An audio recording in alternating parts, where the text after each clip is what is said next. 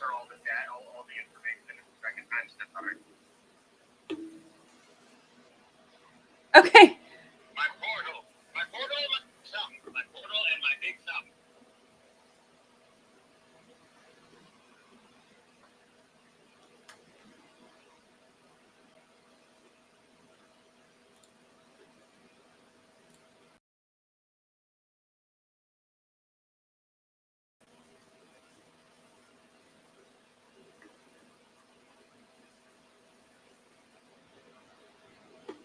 Take two. This is kind of what we were thinking too. Something happened and JT's portal threw us all out. I'm going to retweet the link real quick because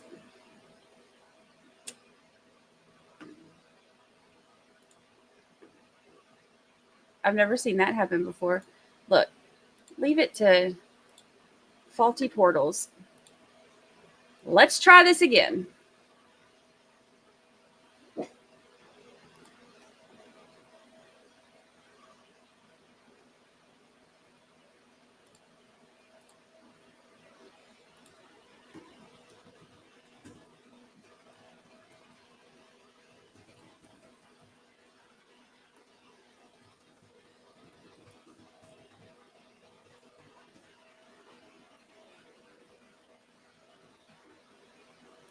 Okay, let's see.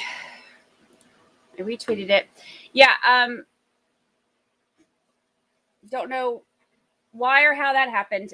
JT's portal threw us out. We'll give everybody a second to get over here.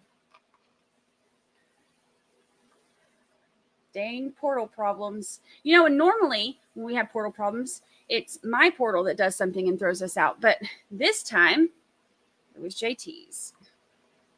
Yep, got portaled out with JT.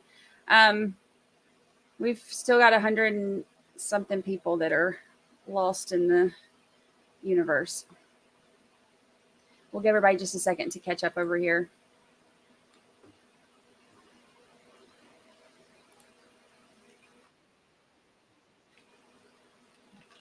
Let's see.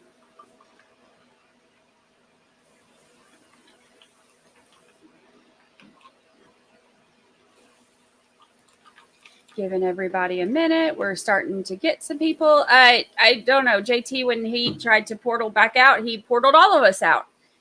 He thought if he doesn't get to hang out, then none of us do.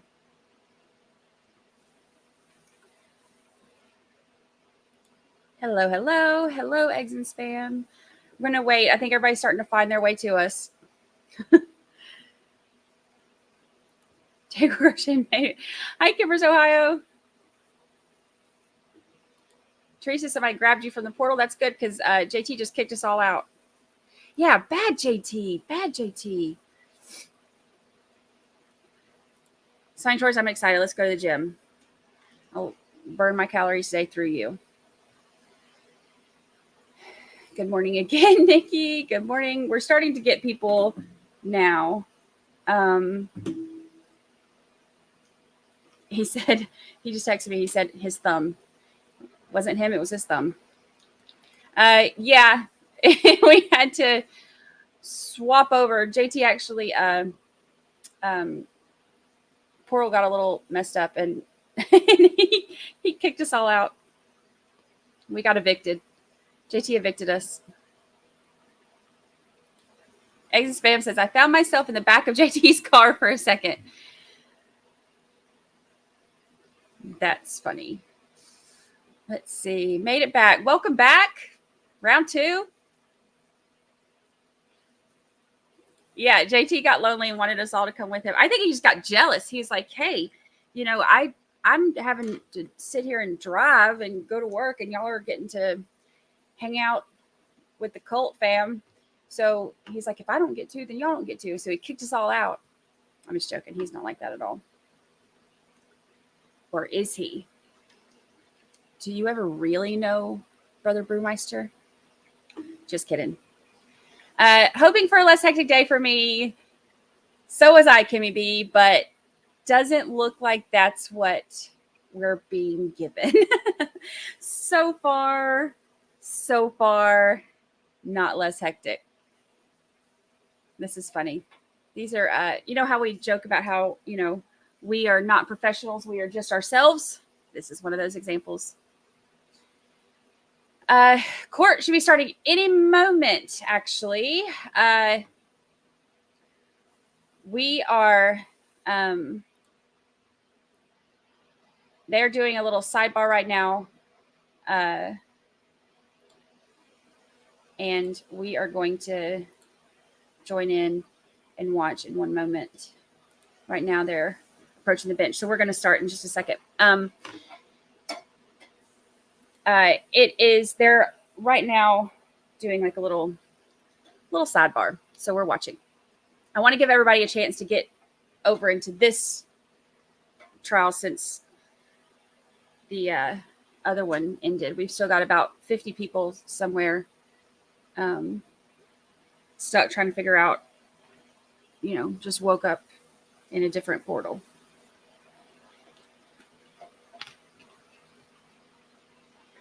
Let's see. It's a good thing we love him. We do love him. Even though he didn't want us to have any fun without him. Just joking. Good morning, Chica 422. Good morning. 80s Music Man said, I'm telling his mom he was driving now. See? He's in trouble now.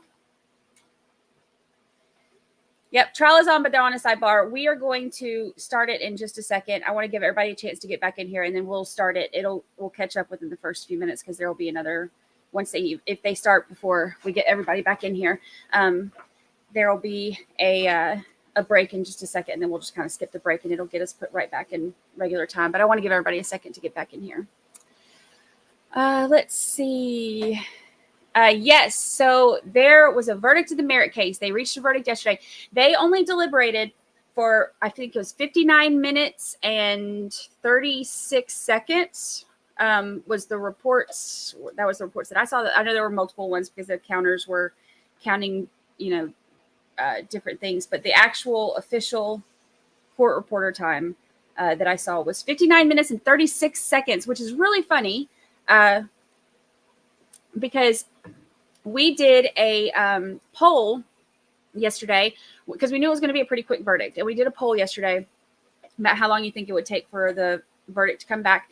And, a lot of people voted 1 hour and a lot of people voted 2 hours. But we didn't have an under 1 hour option. But I guess we should have because he missed it by 20-something seconds. So he was found guilty on all counts. They went ahead and did the sentencing yesterday, too, because Georgia don't play. They want to go ahead and get you out of the way. So they did the sentencing. And he, on top of what he already got for his financial crimes, he was given life without the possibility of parole. And also another, I think, 5 years for the other charge. But basically, between that and his financial crimes and, he's got life without parole. Sayonara, sucker, you ain't going nowhere. You should have been better to your mama.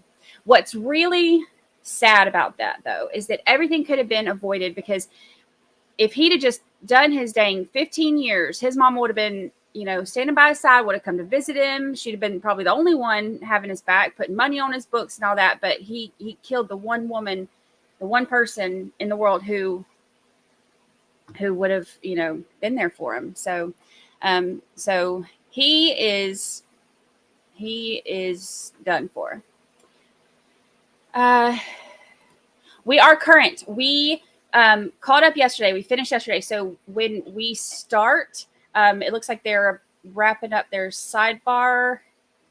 So we should be starting any minute. I want to give a couple more minutes for everybody to get over here, and then we'll start. And then we'll just our first little sidebar break that they do after this. We can just skip it to get caught up, but we've still got about 20 or 30 people that were in the other chat that I want to give them time to get here. All right. So we did catch up yesterday. So if you missed yesterday, because because I know that we kind of bounced back and forth between Merritt's closing arguments, and then, started on this one, and then we went back to Merritt's verdict and sentencing, and then back to this one. But we finished it last night. So yesterday we did the opening statements from both sides, and then an introduction to the chat. Oh, before we do that, before I get into this, I hope they're back now. Let's see. Witness is having car problems and will be late. So they're late getting started. So I guess now we got time to kill anyway. Thank you for that, Hope S. Thank you. Appreciate that. So that gives us a minute. I'm trying to see. I hope that our people, I think we're all starting to last put portal back in. Yeah, feed looks and sounds great today, so we shouldn't have any more problems. Hopefully, as long as they stand in front of the microphones.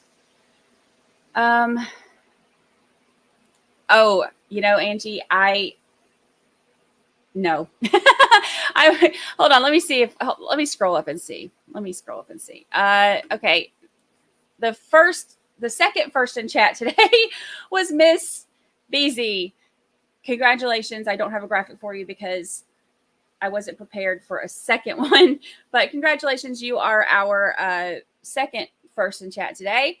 Alyssa K, congratulations. You are the second chat today. And Mrs. Krampus, I'm so ready for this cross as well. I agree with you. And you are the second third in chat today.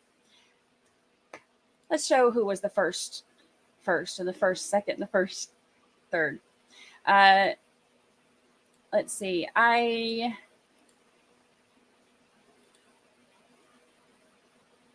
Here we go. Oops. Let me move myself. Let me move myself way over yonder so that y'all can see. Okay. Our first chat today, the first chat today was Portland Trailblazers TV. Congratulations. Welcome to the tailgate party. You were first to tailgate, so you get this shiny, pretty crown and your shiny, pretty throne, and you get to pick whatever color you want it in, except for that it only comes in red because that's what the graphic shows. So congratulations to you. You were the first in the first chat today. Second in the first chat today was 80s Music Man. Congratulations. Welcome. You were the second one in tailgate, and you get your 1975 grandma barstool and a super fancy top hat. Congratulations to you. And third in chat, Queen Olive, Ruth Ann, you get your imaginary beanbag or love sack and a matching imaginary hat. So congratulations to our first, second, and third in the first chat before we got portaled out. Let's see. Good morning. It looks like they're still not really doing much in court. I am watching, I guess, with their witness being late, but I'm keeping an eye on it. Well, everybody is catching up. Let's see. Are there any other questions or anything before I do my little recap of what y'all might have missed yesterday? All right, let me see if I can catch up. If I missed anything, y'all just put it in there again, because I try to keep up with the chat, but then it gets to going and I can't always keep up.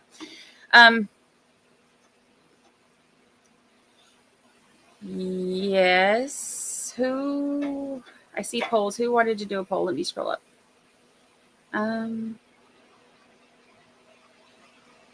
Oh, yeah. I could have slept an hour more. This witness is not having car problems. She is scared of crossing. I don't blame her. Let me tell you right now, I don't blame her, because yesterday was an interesting day, to say the least.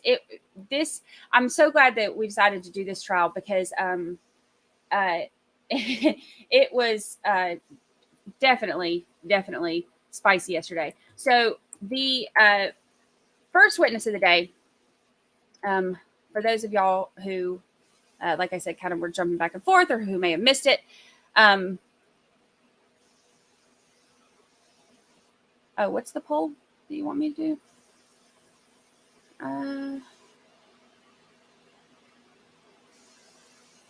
Oh, whether the witness is going to come back or not. I can do that. I can do that. We'll do that while I'm going over the little recap. All right, let's see.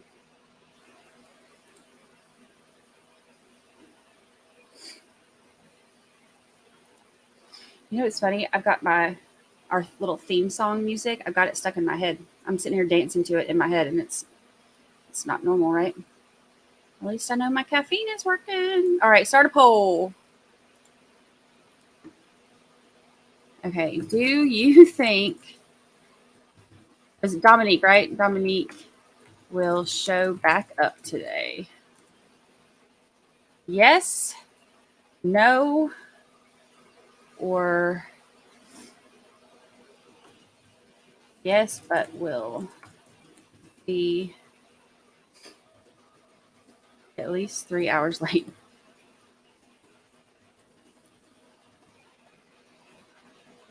All right, got the poll going. Okay, so there we go. Y'all can get your votes on with that. All right, so yesterday, I can kind of give y'all a brief rundown now that we have time, because they delayed it for another 35 minutes. So we've got 35 minutes of them just kind of walking around right now, not doing anything.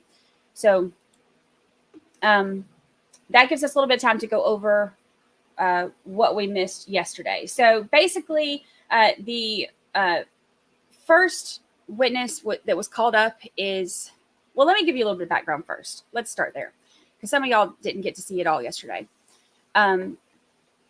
The trial is for Travis. Oh, let me turn this off before it starts blaring in my ear. Travis Rudolph, he played for FSU, then he played for the Giants.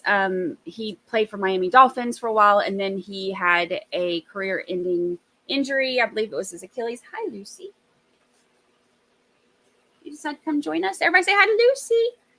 Lucy, say hi. Say hi to the portal people. Say hi. So he had a career-ending injury. So he was living in Florida, started dating the girl that we saw on the witness stand yesterday. Their relationship seemed quite toxic. She is not necessarily a calming energy type, you could say.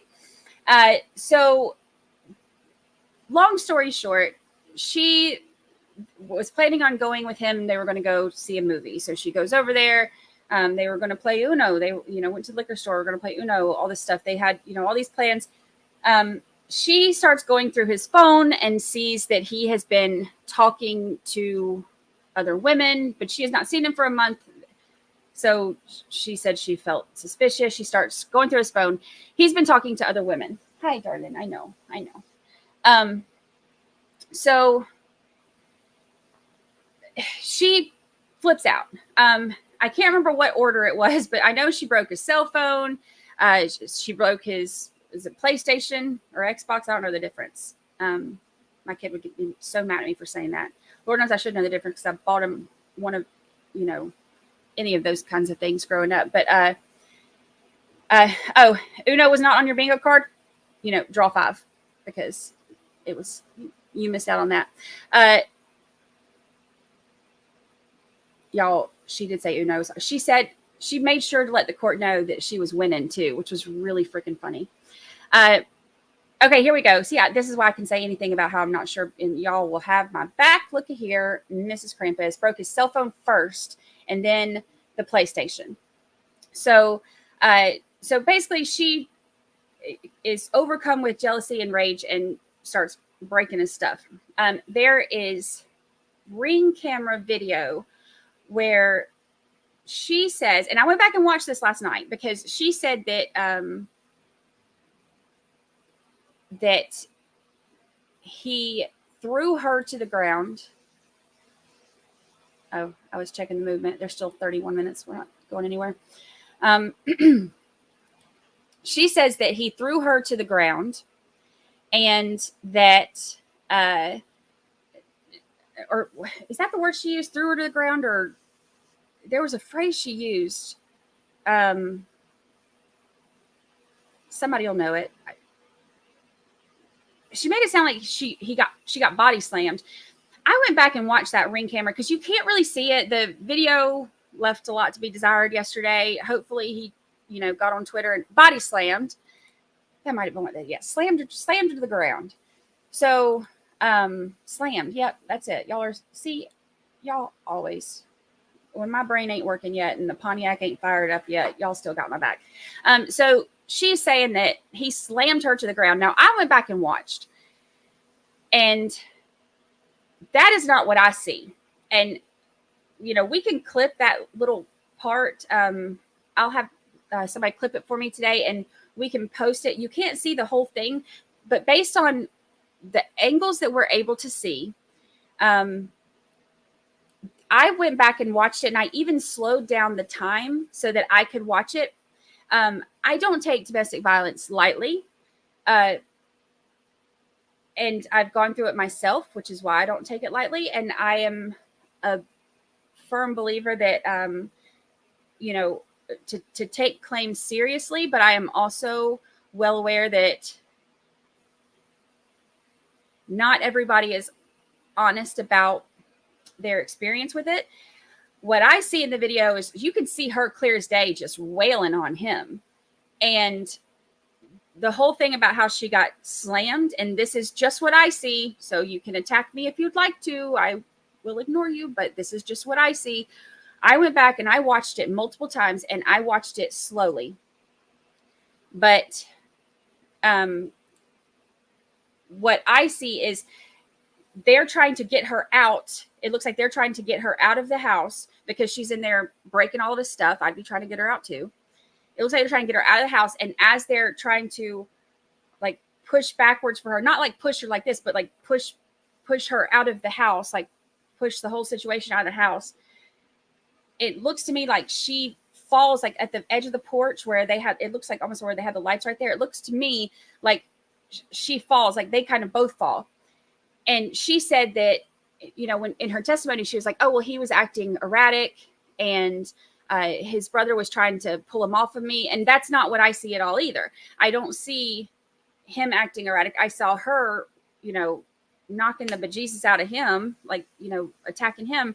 But in this situation where she says she was slammed to the ground, what I see when I went back and watched it in slow motion is them falling. She jumps right back up and then tries to get back into the house. So, yeah, I agree. It looked like all three of them kind of seems like they lost their balance. So that's what I saw. She was not happy with the line of questioning. And,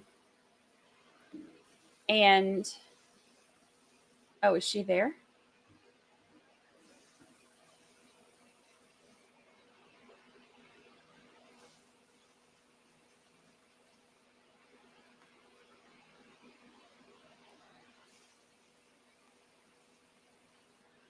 All right, we'll get the feed going in 1 second. I'm going to end the poll, and then we'll get the feed going in just a second. Yeah, if you've ever, I can't say that she was body slammed either. You don't just jump up. If you've ever been body slammed, you know it. I have only been body slammed like that once, and it knocked the breath out of me. But yeah, she wasn't injured either, especially recovering from surgery. She had a meltdown after she saw his phone, period. I mean, she lost her crap. I'm sorry, but um, if somebody were in here breaking my expensive things, especially not even breaking my things, if somebody were showing their fanny in a, oh, I can't say that word because I found out that means something totally different in the South than it does in Britain. Okay, if somebody were in there showing their butt and acting like a, jerk and breaking stuff in my home where my mama is, I'm going to want to diffuse that too. I'm going to want to get them outside too. And, that's what I see when I watch the video. And it does not look to me like he, body slammed her and, was erratic like she's saying. She was the aggressor. Okay, right now they're just talking about press being able to take pics of evidence already admitted. Thank you, Angie. We're going to get the stream going in just 1 second. So that's what I see. So she's trying to say that that is the situation that led to her calling her brother. Now, this is a big part of it too. She calls her brother or is texting her brother, whatever. She actually sent a text to her brother saying for him to go to Travis's and shoot his shit up, I think is what the term was that she used. That text, when they did her phone extraction, was deleted from her phone. So she specifically said to the brother, hey, go shoot his stuff up. And they, he goes over there with 3 of his friends. This is after midnight. They show up, they park down, a couple blocks away as if they're trying to kind of sneak in on him. They put their stuff in the trunk. I know at least one of them had guns. I think maybe there was a second one that had gun. But I'd have to go back and look. I know y'all can probably tell, chat, but there are, texts from the brother where he said that Travis is a dead man walking. And this is right after, the text about going to shoot the place up. So they show up there, fight breaks out. Travis goes and gets a gun. He puts it by the door inside when he goes outside, but he doesn't actually sorry.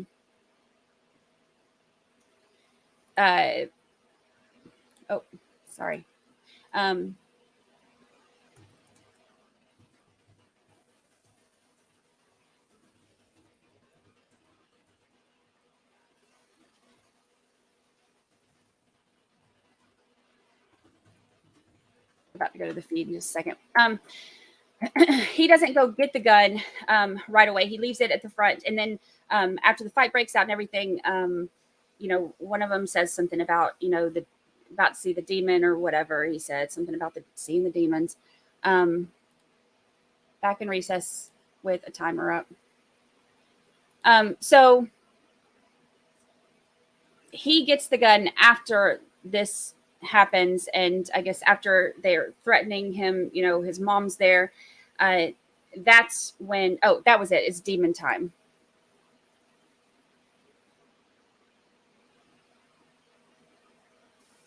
Oh, we're in recess until 9.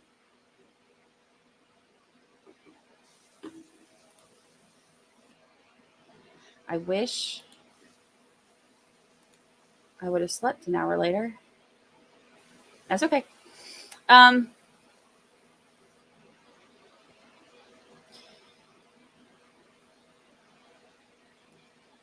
Today we are starting on day 2. Today is day 2.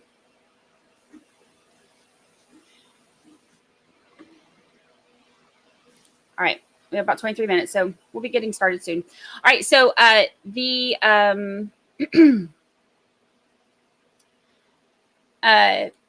after the fight and everything, that's when he gets the gun. He shoots. It's an AR-15. There were 39 rounds that were fired, and it killed one of the passengers, one of the 4 guys who come to jump him. His name is Sebastien. He is the only one who Ooh, the DA's having stern chats with her right now.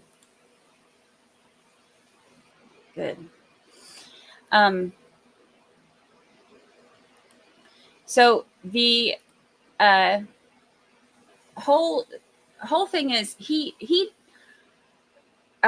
requested a stand your ground law, like to basically dismiss the charges. So he's saying that in Florida it's stand your ground, like they came on his property, as a threat to him. He had the right to protect himself, protect his family, because his brother's there. That's another thing too. His two of the guys were beating up Travis, and then the other two were beating up his brother right down the road, like more towards where the car was. So he sees that it's after they've beat him up. He looks over and sees them beating up his brother, and that's when he got the gun. So he tried to have the judge dismiss it as a stand your ground law. The judge did not dismiss it as stand your ground law, but he didn't say that it couldn't be stand your ground law. He said that he wasn't going to be making the decision. He was going to leave that up to the jury based on just the stuff that he had seen, like the medical examiner stuff and all that. So I think the biggest point of contention on what they're going to do is if it's considered stand your ground because the guys were leaving when he finally shot at them. So that's kind of where the question about this comes in, whether or not it's stand your ground law. Yesterday, the first person on the stand who spent most of the day on the stand was the brother of Dominique, and he did not seem credible. That was kind of the general consensus in chat, but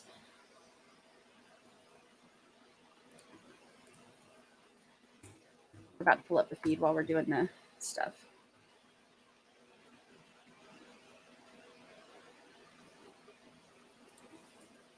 We'll have our little timer on.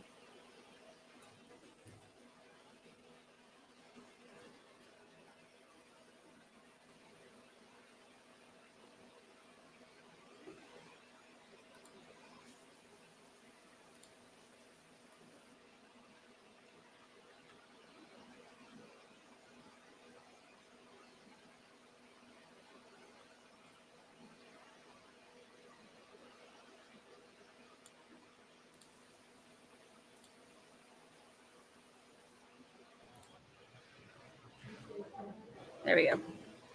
All right. So, hot mics. So he basically did not seem credible according to the general consensus of our chat yesterday. You could tell that he was getting, kind of snippy, especially on the cross-examination. So now his sister is going to be taking the stand for her cross-examination today. And yesterday, now she's a state's witness, and yesterday she was already getting kind of irritated with the questioning. She talked back to the judge. She rolled her eyes at the judge. You could tell that in the beginning she was kind of trying to keep her composure, but then that didn't last. And keep in mind, this is during the direct. This is not even like she's getting mad at the defense attorney. This is during the direct. This defense attorney is dang good too. Her opening statements were very, very thorough. The only thing negative that I have to say is that she didn't stand by the microphone as much as I would have liked her to. But other than that, all right, I'm going to end this poll. Let's see. But she did a dang good job. So I cannot imagine what it's going to be like today when they do the cross-examination on Dominique. She's going to be upset. She was hostile. Yep, she told someone she had 20/20 vision too. All right, so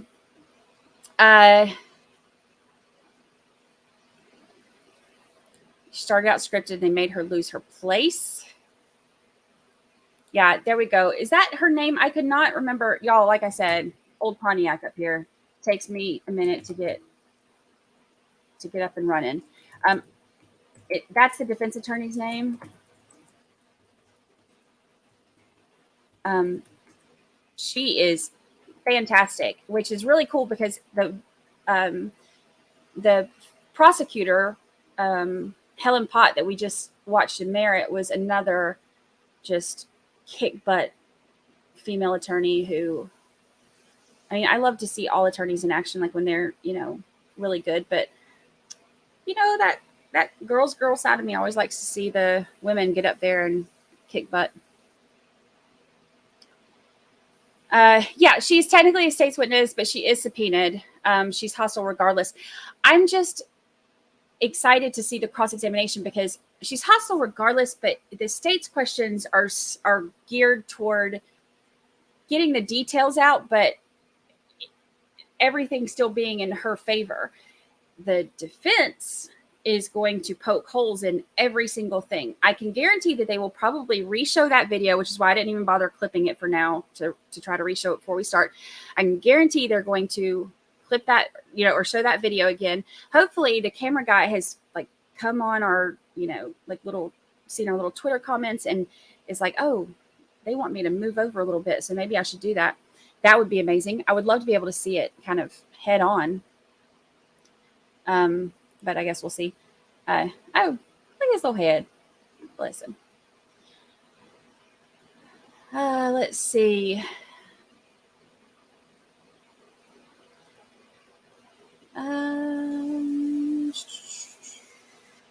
Yeah, she doesn't seem credible to me. She, especially based on what she said versus what I saw. Oh, yes. And she has a whole husband. She has a whole husband that lived at home the whole time she's with Travis, dating Travis. She has a whole husband. So she's mad about Travis talking to other women who the defense attorney said were friends. Who knows? Who cares? But she has a whole husband living at home.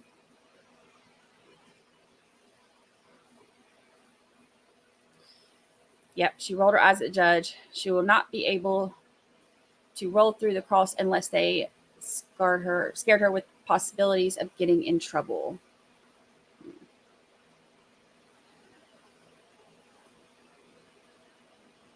Maybe she'll come in today with a new attitude. Dean Sparks, welcome. How is sweet little baby Justice doing? Sweet little baby Justice. Yeah, I love that defense attorney. She knows her stuff. You can tell that she was on it, doggone it. She wasn't letting the thing get by her. And I cannot wait to see her cross-examine Dominique.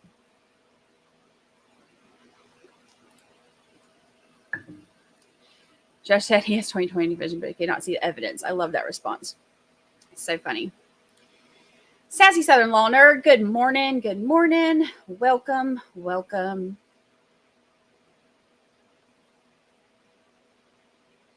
Welcome. Welcome. Yeah. Okay. So if y'all didn't watch the Petito hearing yesterday, Recovery Addict has it on his channel. So make sure you go watch that. If you put in !RA, it'll pull up his info. Make sure you go check that out. I watched it last night, right before I laid down. I had it going on. I say watch. I didn't really watch. I listened. I was doing other things, but I listened to that yesterday. But Recovery Act has that on his channel, so go check that out. The final result was that they released the letter. Oh, I have the letter. Y'all want to hear it? We'll do that while we're waiting with our 11 minutes. So the burn after you read letter that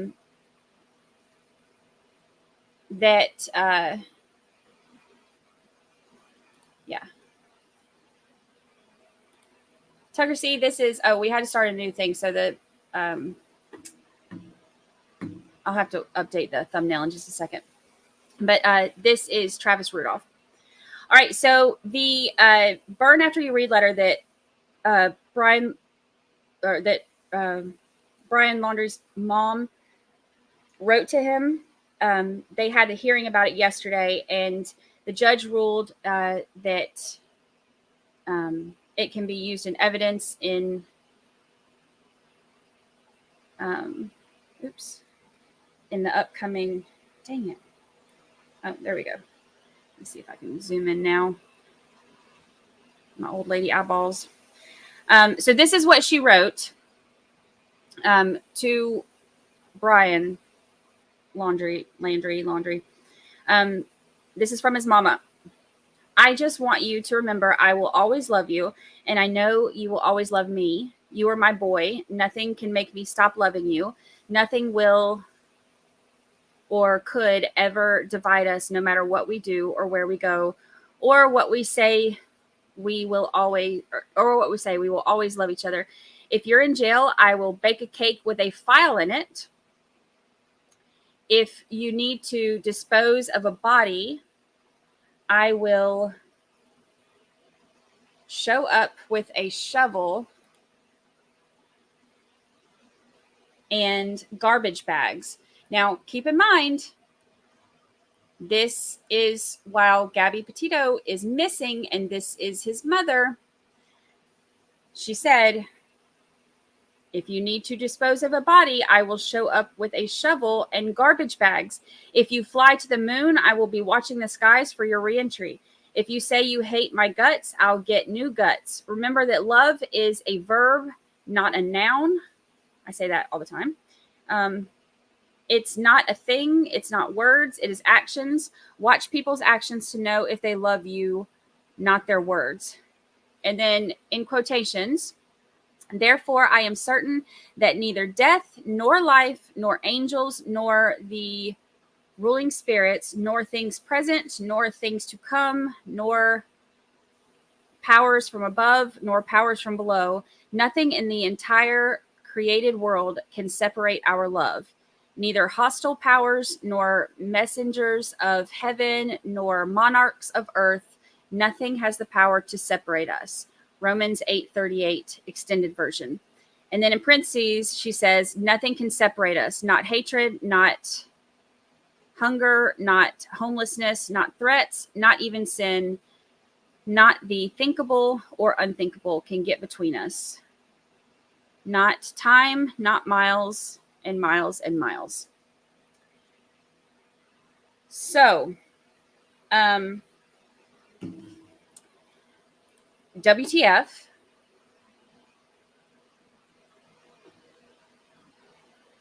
I can't imagine. Okay, the mom claims she wrote that before he left on the trip with Gabby.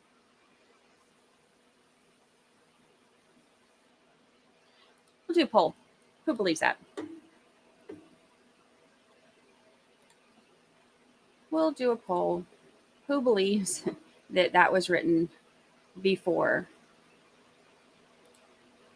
Because I'll be honest, I don't.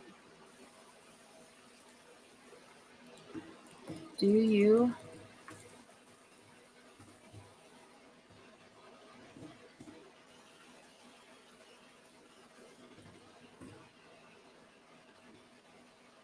Believe the burn after reading letter was written before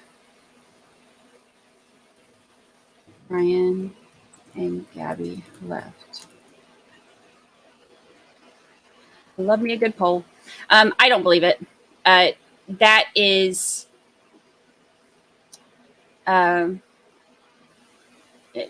I mean, to me, it doesn't make sense. I could be wrong. This is just my instinct. Mom is trying to say the letter is referencing his favorite childhood books. I have some favorite childhood books, and none of them talk about my mom helping me hide bodies with garbage bags and a shovel. But I mean, I was raised, in backwoods Georgia. Maybe we just didn't have access to those kinds of children's books. Maybe I'm wrong. Uh, who knows? How do you get a letter when you're traveling in a van? Well, there you go.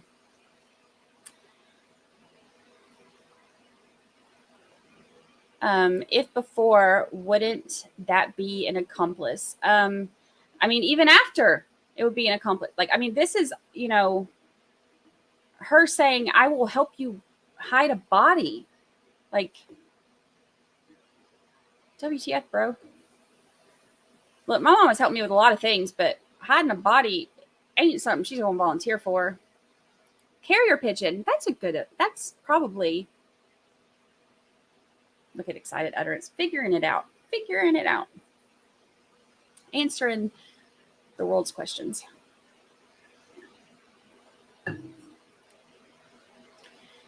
Oh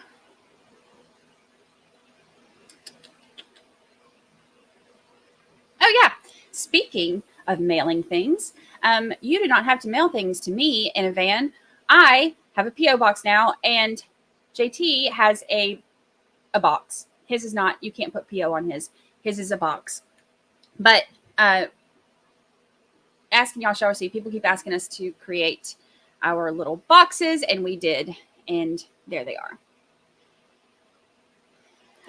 Yeah, the burn after reading, little suspicious, ain't it? Little bit suspicious.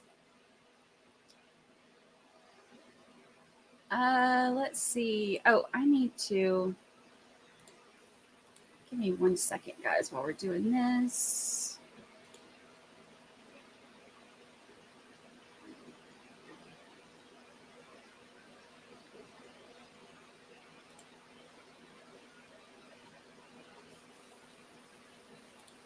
Oops.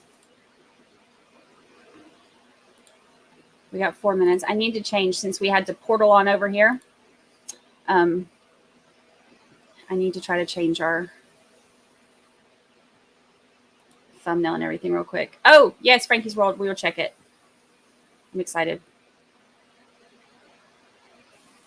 All right, let's see. Let's see. Let's see if I can change this here.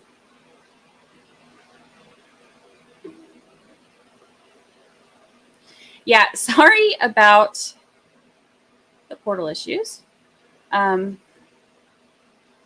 It was a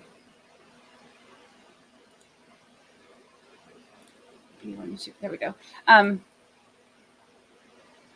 Little issue with the portal this morning. All right, let's see. There we go.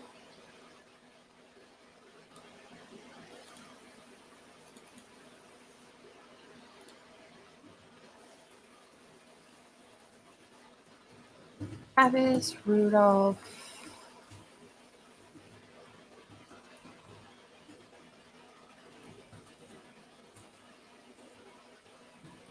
Murder trial. Day 2.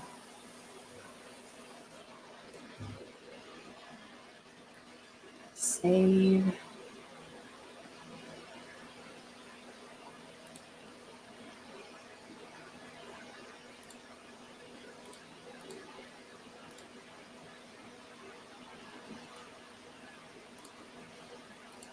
Submit. Okay, I think I've got.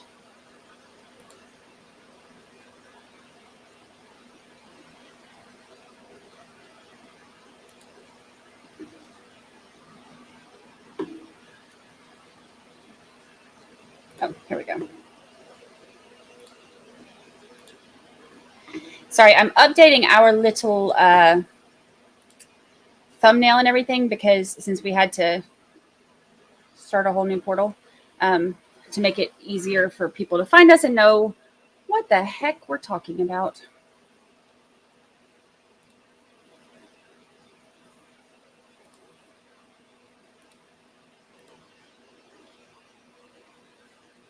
right, let's see if that did it. Dun, da, da, da. Yep. All right, got that done. Yeah, I hope. So here's the thing with the audio. The audio is great when they're standing by the microphones. Like the ones that we were hearing yesterday, the ones who were standing near the microphone, we could hear them so clearly and so well. The beginning of this one, the judge was actually seeming like he was getting annoyed because he told them over and over, you have to talk into the mic. You have to talk into the mic. You need to, we need to get this on record. You have to talk into the mic. He told them over and over, and which was so annoying to have to try to watch, them do it for 1 second and then freaking disappear again. That was rough. I had said yesterday in chat, I wanted, because we're watching them, I wish we had like on Ring cameras where you can just hit the little button and be like, you can just leave the package right there. That's what I wish I could do with them, and just be like, hey, talk into the microphone, grab it. Please grab it.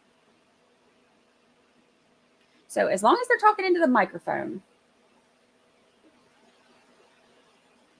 I spelled Rudolph wrong. Oh, did I make a typo? Oh, yep. Here's 2 P's.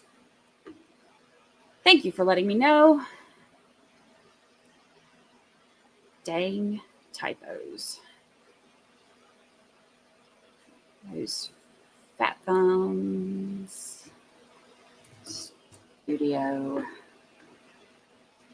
Thank you, thank you. See, I can always count on y'all to help me out. Lord knows I need all the help I can get. All right, edit title and description. Take away 1 P. It was Rudolph. All right, that should be good. Let me refresh. There we go. Okay. Thank you for that. Always looking out for me, guys. There we go. The microphone is on our end. Like I have it unmuted. So as soon as their audio, as soon as they turn their mics on, you'll hear it. I don't have it muted. They do.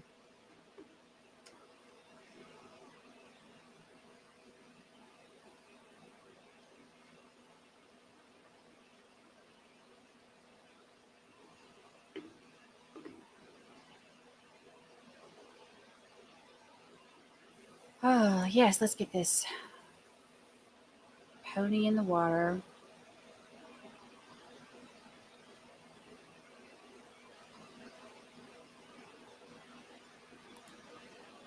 Sentence to death. I saw where the jury recommended death sentence. I believe it's technically still up to the judge for the sentencing. I think it's June 26th is the sentencing hearing. But, normally they do go with the jury's recommendation, which is the whole reason that they have one. Yeah, we need wireless mics on the lawyers.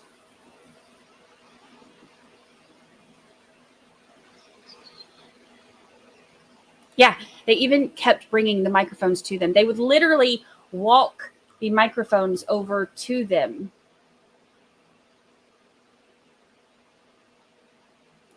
Which you'd think that would make them be like, oh, yeah, I should use this. But no. They need to get the ones that you have to plug it. Okay, see how this is, my headphones are plugged into my thing. I can only go so far, or it'll do my head like this. That's how they need to do their mics. You need to have them to where if they try to walk too far away from their mic, it'll just yank them on back.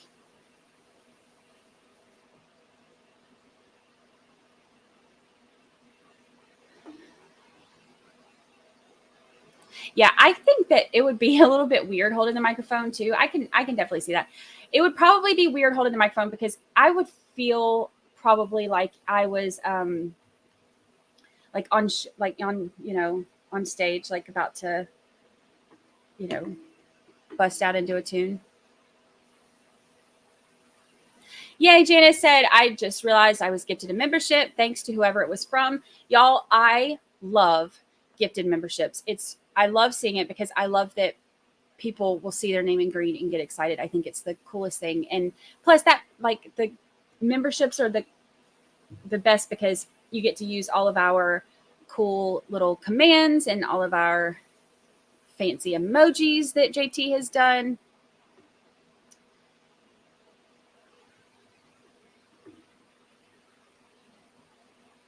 So, and we had some new ones yesterday. I can look real quick and see. I was thinking this and I was like, I'll say that. And then somebody will be like, I can't believe you said that. So I'm glad you said it for me. Let me look real quick. I will tell y'all how many. Our little channel is just growing. I love it.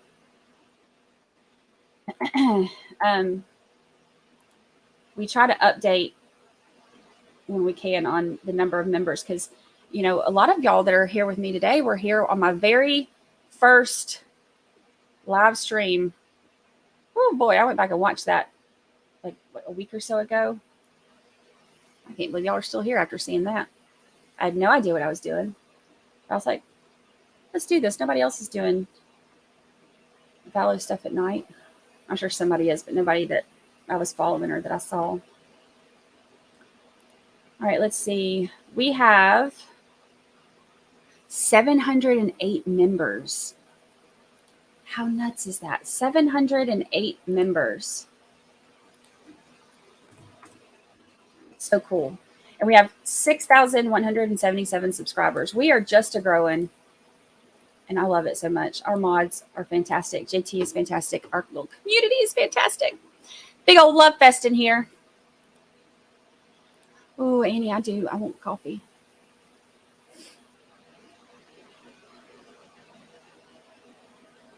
All right, they're bringing Travis back in. Oh, Shih Tzu Mom, you know they did. No matter how much the judge could tell them not to, you know they did.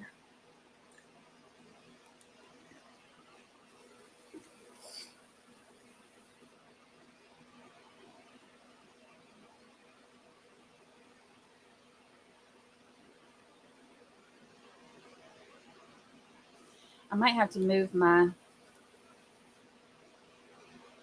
camera again. I'm trying to put myself to where I am the least in the way.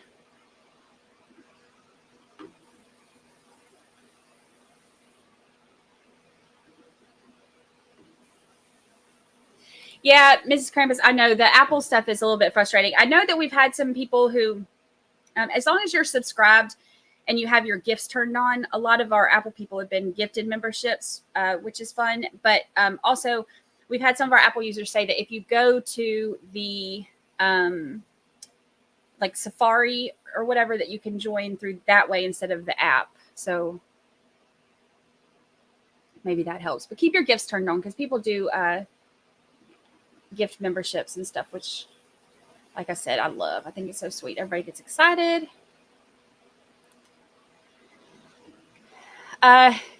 Your channel and RA's channel are my first channels that I joined. Thank you. Thank you. Thank you. We are glad you're here. RA was the first one that I ever joined. And I will be a lifelong member. He is fantastic. Okay, so the reason that they confronted him was because one of the guys was the brother of the girlfriend who said that she said she called her brother mad and said, Travis disrespected me and that he put his hands on me. They'll show the video again. Her version of it is not what I see with my view of it. But that's her story. And she called her brother and she texted her brother and said for him to go shoot Travis's place up. And the brother texted back and said he's a dead man walking. And then him and 3 of his friends went over there. I know at least one of them had a gun, maybe 2 of them. And they showed up a little after midnight, and they were going to, I guess, defend her honor.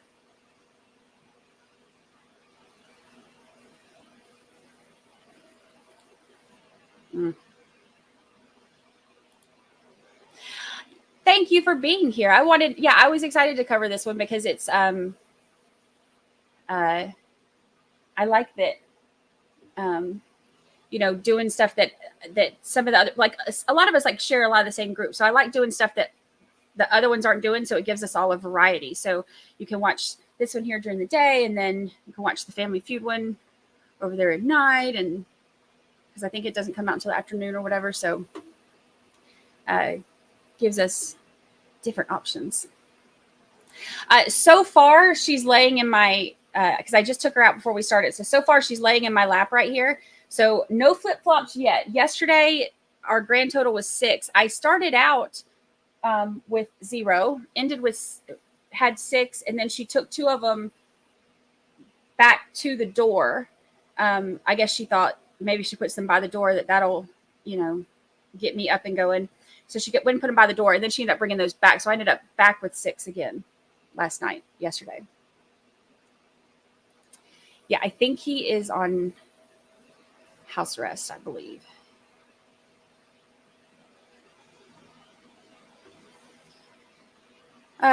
No, she didn't say she needed help. She was already gone from there. She just wanted him to go shoot Travis's place up. She just wanted revenge. She wanted them to go cause a scene. JT is my partner in true crime. He is my senior production manager here on the channel, and helps me with all of my stuff that I do. Pretty much everything that I do, literally everything. And he is also the night court channel night court show that we have on Mondays, Wednesdays, and Fridays. That's I like to go in the beginning and kind of stay for as long as I can. But now that I'm streaming during the day, I don't get to stay the whole time. I get real tired. But he hosts the night court stuff. Right now we're doing the throwback. It's all throwback trials that we're doing on night court for now on Monday, Wednesdays, and Fridays. But he's doing Jodi Arias right now. He does a fantastic job, and that on top of all of the production stuff that he does, and he's amazing. We love JT. I could not do this without him. Y'all, I cannot hide my face. If y'all see somebody on here that I think is full of crap or something that happens, you will see it on my face, which is probably a bad thing for me to be doing YouTube now when I can't hide my face. I cannot fix my face. So when she was doing stuff, I'll go back and watch sometimes, and I'll see, I'm like, oh gosh. Or people will screenshot, and I'll have like the craziest faces. There are a few attorneys who come in here, and I love it when we have the attorneys and get to ask questions. I have a few that, and I love it because when stuff happens in the chat answer or ask questions, they're all up on top of it and they're answering, which is awesome. And I get to, put their little, highlight their answers on here.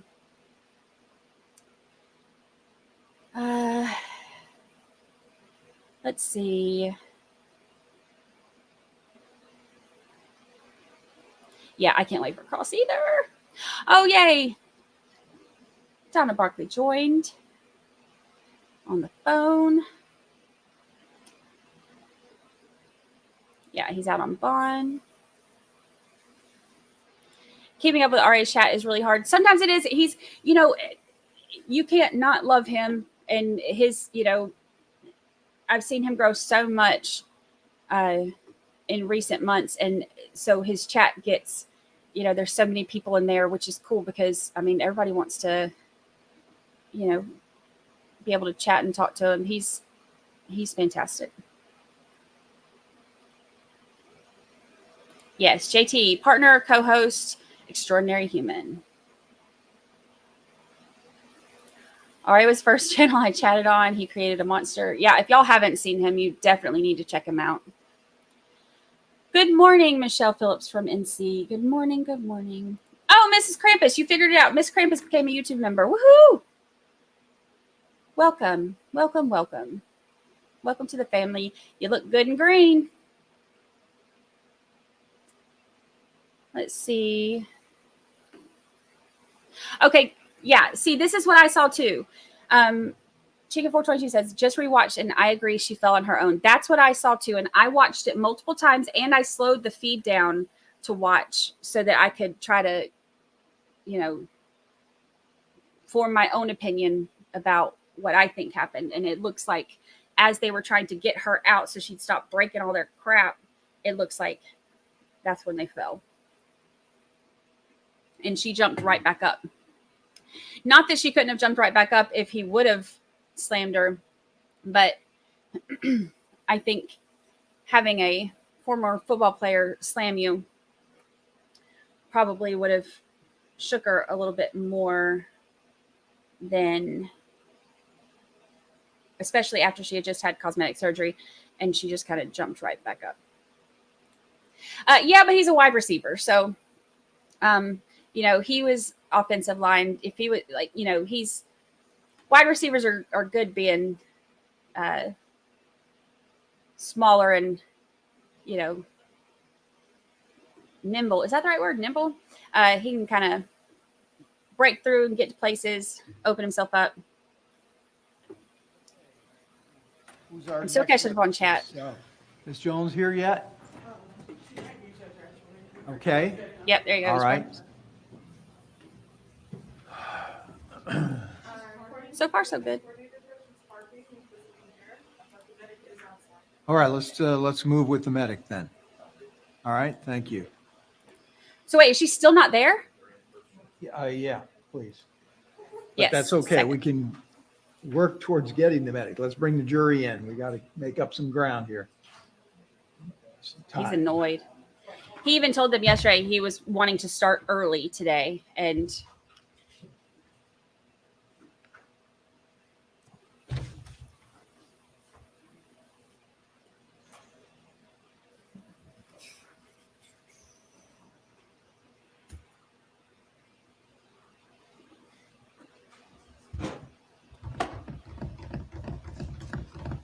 yeah, check out Matthew Harris Law, Ivan, and Weather Watch too.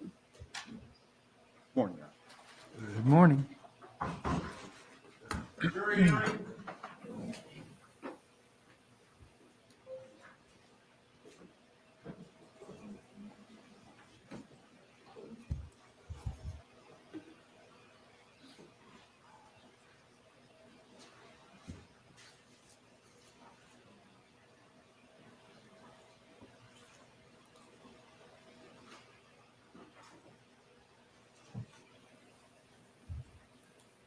She definitely. All right, welcome back, Got that folks. ball Everyone rolling. take your seats.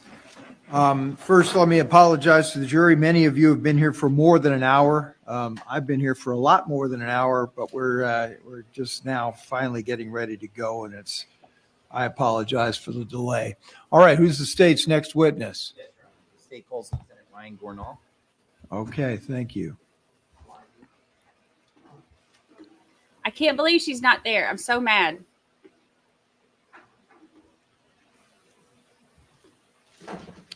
I'm still catching up, y'all. I want to make sure.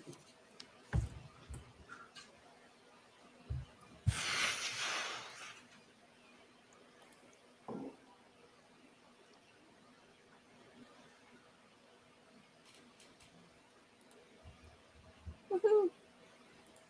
Hi, Mammy P. You're late, but so is the witness, so you're good. We're just now getting started on the first one. And Dominique is not there, apparently. Do you solemnly swear or affirm that the evidence you're about to give will be the truth, the whole truth, and nothing but the truth?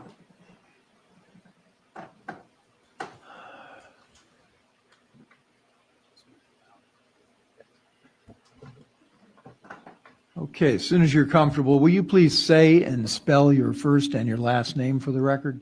Ryan Gornall, RyanGornall. All right, thank you very much. You may inquire, Mr. Classy. All right, good morning, sir. Good morning. Mr. Gornall, what do you do for a living? I work for Palm Beach County Fire Rescue, currently a captain. How long you been working with that Did agency? you say GORNALL? Almost 16 years. What type of training do you need to get to do the type of job that you're doing right now? Well, before getting hired, we do EMT, Fire Academy, and also paramedic certifications to get hired on. And then there's always continuous training that we do throughout the department, medical and fire-wise. Is that how he said he spelled it? And when you started back 16 years ago, how did you start out with the agency? What position? What position? You get hired as a firefighter EMT. You said you're a captain now? Correct. I want to take you back to April 7th, 2021. What position did you have, if it was any different at that point with fire rescue? At that time, I was a lieutenant. And what are your primary responsibilities in 2021 as a EMT? Okay, so as a lieutenant, I was in charge of the rescue truck, the transport vehicles that take patients to the hospital, basically. So typically we're a 3-person unit, and I would be in charge of that unit. Okay. Now, speaking about April 7th, 2021, were you on duty that day? Yes. Okay. And were you called out to assist with medical intervention for a person at 545 West Jasmine Drive? Correct. And did you respond to that scene? Yes. Okay. Who went with you to go to that location? Well, my crew, and then I believe our engine crew, and also an EMS captain, and several deputies were there. And I think that's about it. Okay. And do you recall approximately what time you got to 545 West Jasmine Drive? I believe it was shortly after midnight. And when you got to that scene at 545 West Jasmine Drive, who did you see? Who did you treat when you got there? I remember there being several deputies on the scene already, and then I remember seeing a male in the front yard, kind of being cared for by some of the deputies on scene. Okay. And so that male that you saw in that area, was he lying down? Was he sitting? Do you remember? I remember him sitting upright, kind of in a little bit of distress, but he was sitting upright. He wasn't like flailed out on the ground or anything. And was this a man by the name of Tyler Robinson? Correct. And you spoke about it, and I think it's obvious, but was he unconscious, semi-conscious, awake and alert? He was awake and alert. So once you get there, what do you start doing in terms of medical intervention with Mr. Robinson? So we get there, we see that he's awake and alert, which is obviously a good thing when we get there. So we see the multiple gunshot wounds to his back. With patients like this, we typically like to move fast and get them to the hospital. So I believe we were only on scene for a couple of minutes. We put him on our stretcher, we put him in the back of our truck, and we try to get going as soon as possible. We take vital signs, and that's pretty much what we do as paramedics. We get vital signs and we treat those. If they're out of line with normal vital signs, then we can treat those appropriately. Okay. Now, you mentioned gunshot wounds that you noticed. Do you remember, as you sit here today, exactly where you noticed those gunshot wounds? I do. I remember them being on the back. I think one to the upper right shoulder or back area, and then I believe one to the lower right back area. Okay. Now, in terms of specifics, is there anything that could help you remember exactly where you noticed that those things were, those gunshot wounds? Just according to my report. And now what I'd like you to do, I'm going to ask the question. In terms of the first gunshot wound that you noticed, do you remember exactly where it was on his body in terms of right, left, shoulder area as you sit here right now? I remember it being on the right side. That's what I remember. Was it in the back right side, front right side of his shoulder? I remember it being on the back right side. Okay. And then in terms of additional gunshot wounds, do you remember anything about his right middle back?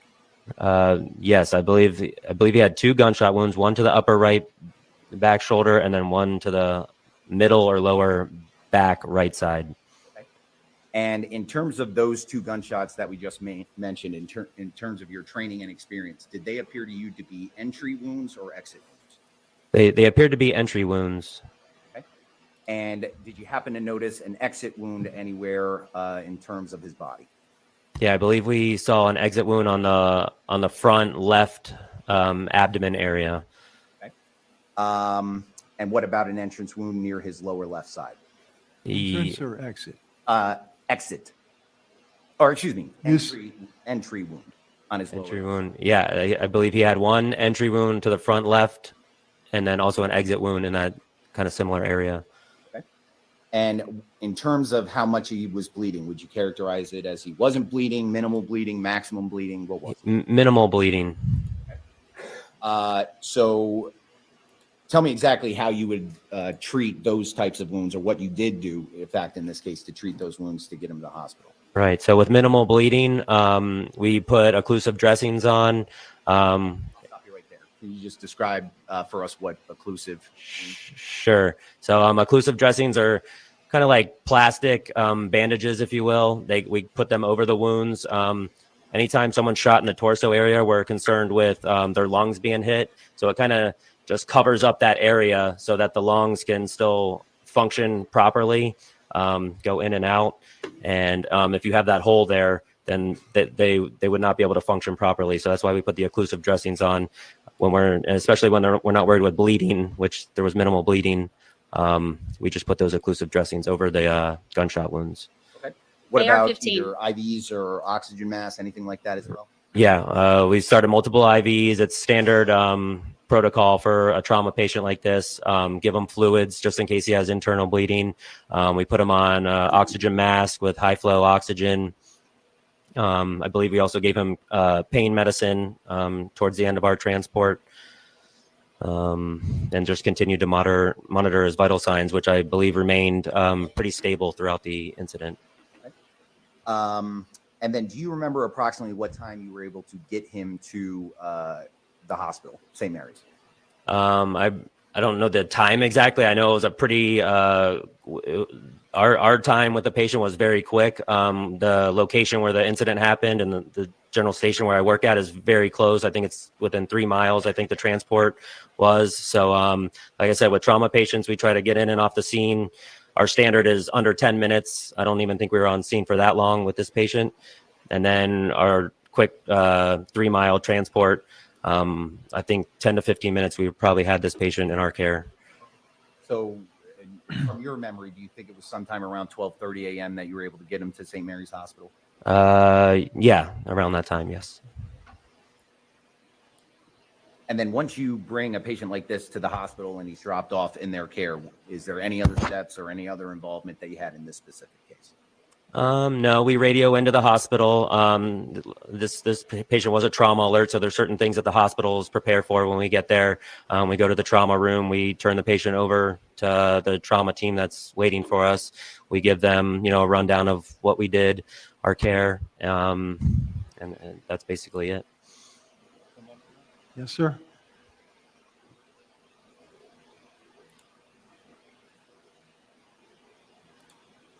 I don't think I can move the chat. I'm trying to do it. I don't know that I can do it in StreamYard.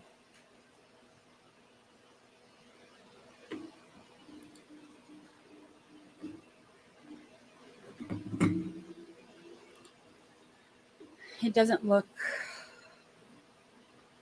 like I can.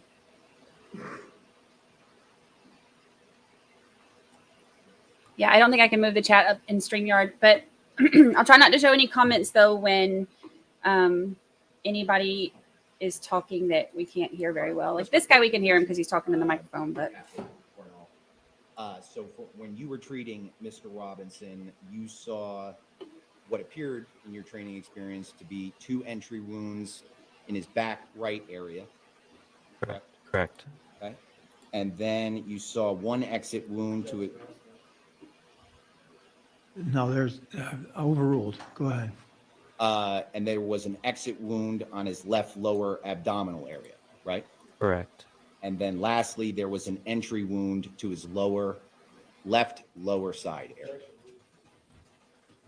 It is. I can rephrase. Freeze. Yep. Sustain, rephrase. What, if any, entry wounds did you see on the left lower side area? I believe there was one to his left lower abdomen area.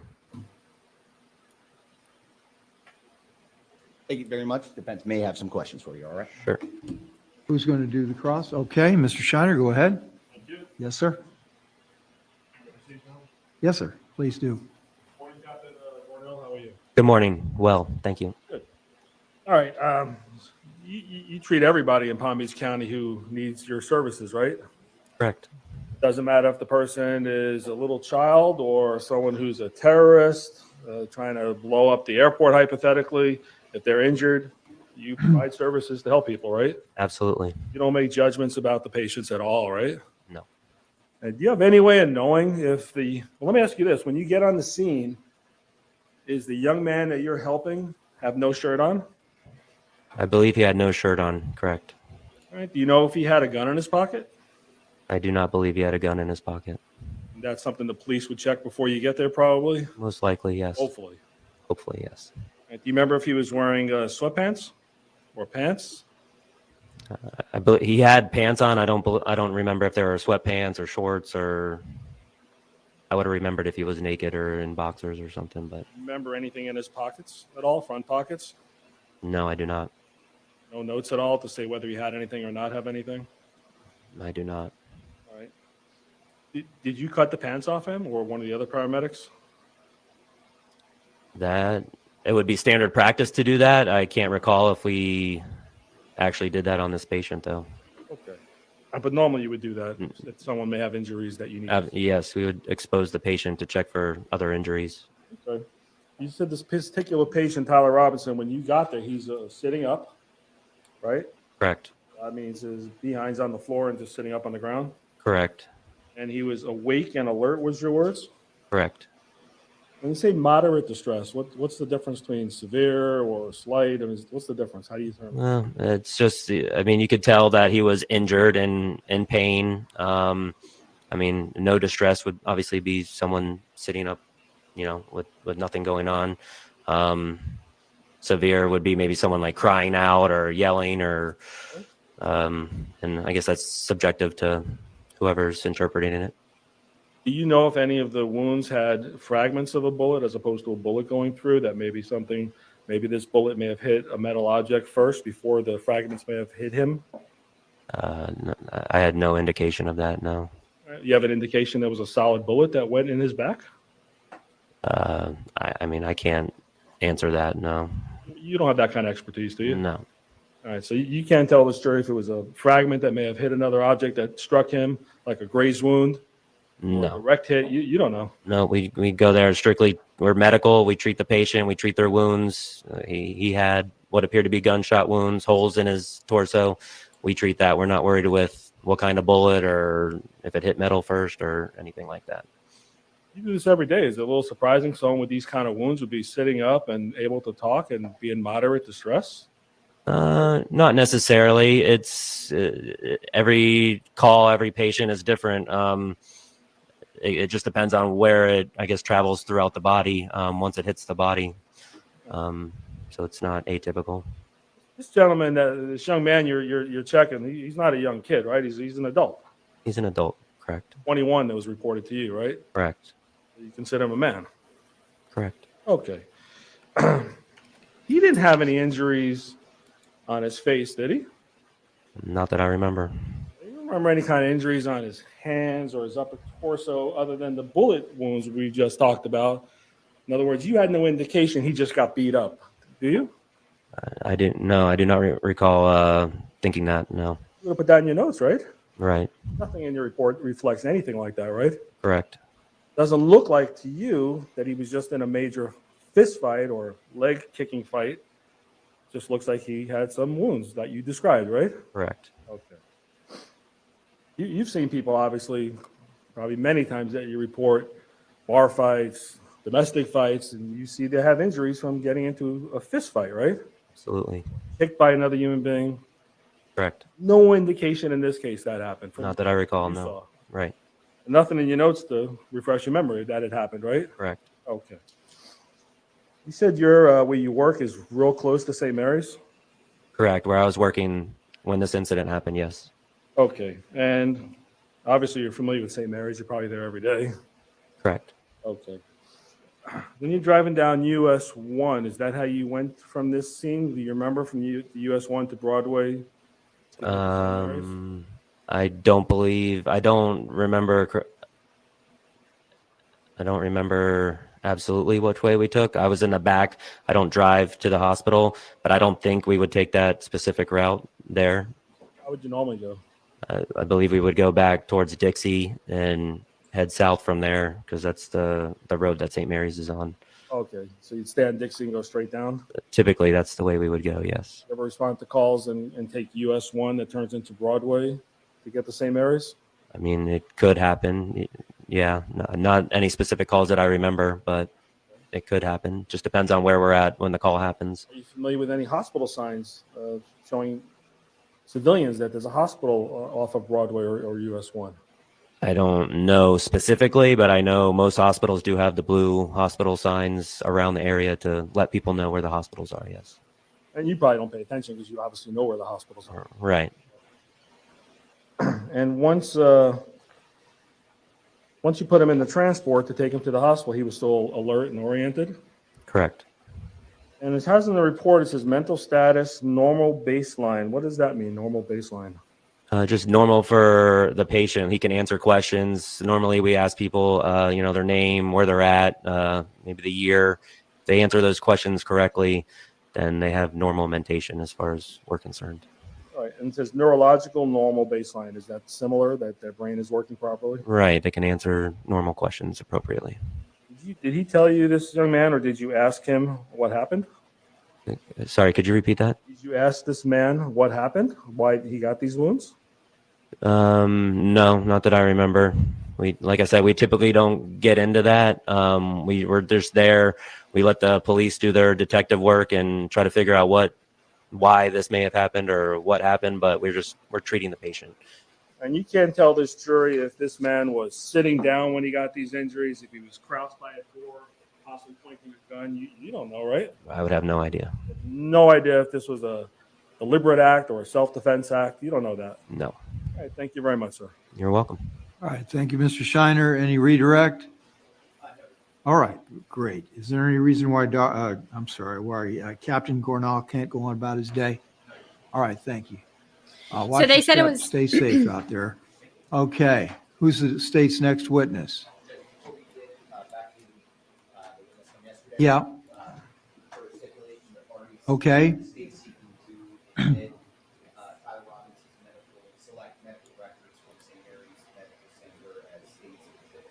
All right, and you said there's no objection? No objection. All right, wonderful. He said the word select. I'd like to be for. Okay, that's fine. Partial, okay. An excerpt from the records from treatment St. Mary's of Tyler Robinson, right? All right, and that's state 9? All right, thank you. Number 9. Sounds like a Beatles song to me. It was an AR-15. I'm sorry? Yes. Okay.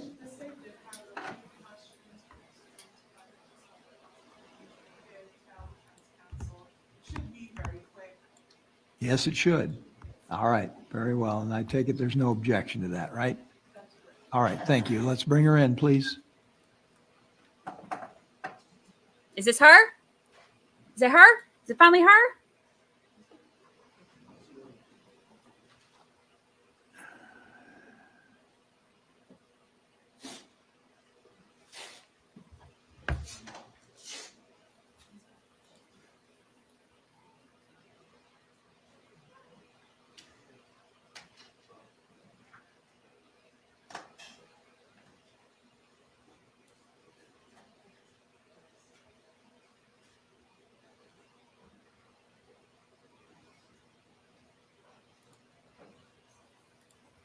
I try to move myself over so I'm not covering the witness stand. I want to see her when she rolls in your lane. Oh, I hope the judge fusses at her. Well, he won't because the jury's in there right now.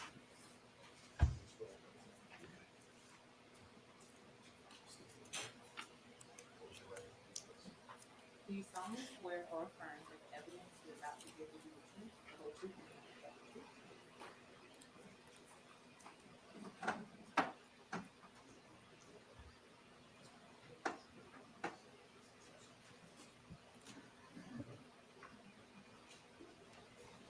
All right, Ms. Jones. All right, Ms. Edwards, you may continue the direct examination of Ms. Jones. Oh, I'm ready. Good morning. Good morning. Yes, I apologize to the jury as well as the judge. I know you guys are on a time limit, but Yeah. Something happened with my vehicle. Okay, so thankfully the vehicle got fixed and you're here. Thank Yeah. you. So last evening when we left off, we were talking about How a series of text convenient. messages that you got from Torini, and you said that you did not take her seriously to mean that your brothers would be in danger if they went over there, your brother and his friends. Correct. Did you know whether or not Mr. Rudolph had any firearms? Yes. And how many firearms did Mr. Rudolph have? Two that I know of. I know he had an AR-15 and I know he had like a regular handgun.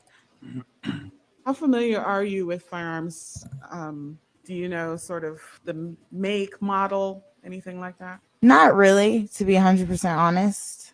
So you knew one was a handgun, meaning it would be held in the Correct. shorter gun.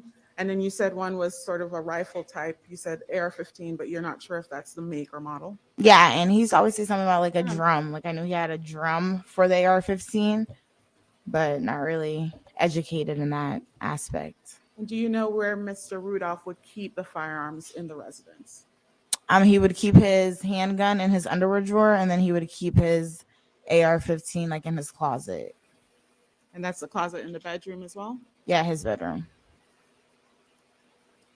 After the course of what happened on the night, early morning hours of the 7th, really going into the next day, did you do any web searches about laws or anything having to do with that? Yes. And why were you doing that?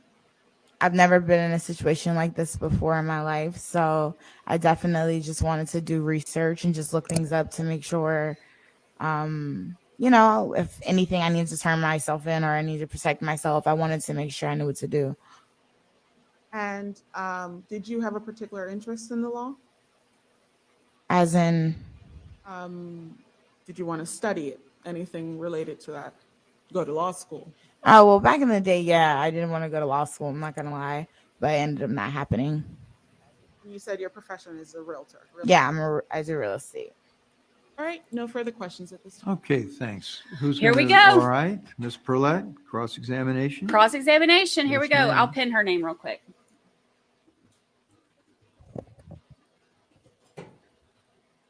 Here we go.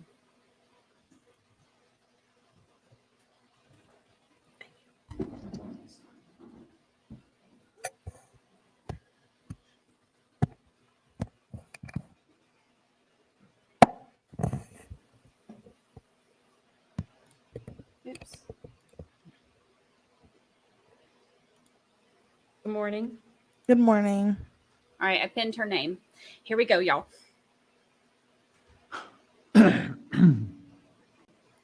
When you met Travis Rudolph, you knew that he had been in the NFL. Is that correct? Correct. You knew he played for the Giants, and then he played for the Dolphins, right? Later on. Right. But Not initially did I know that, no. at some point during your relationship, you knew that he had a very lucrative contract with the NFL, correct? I knew nothing about his contract. Okay.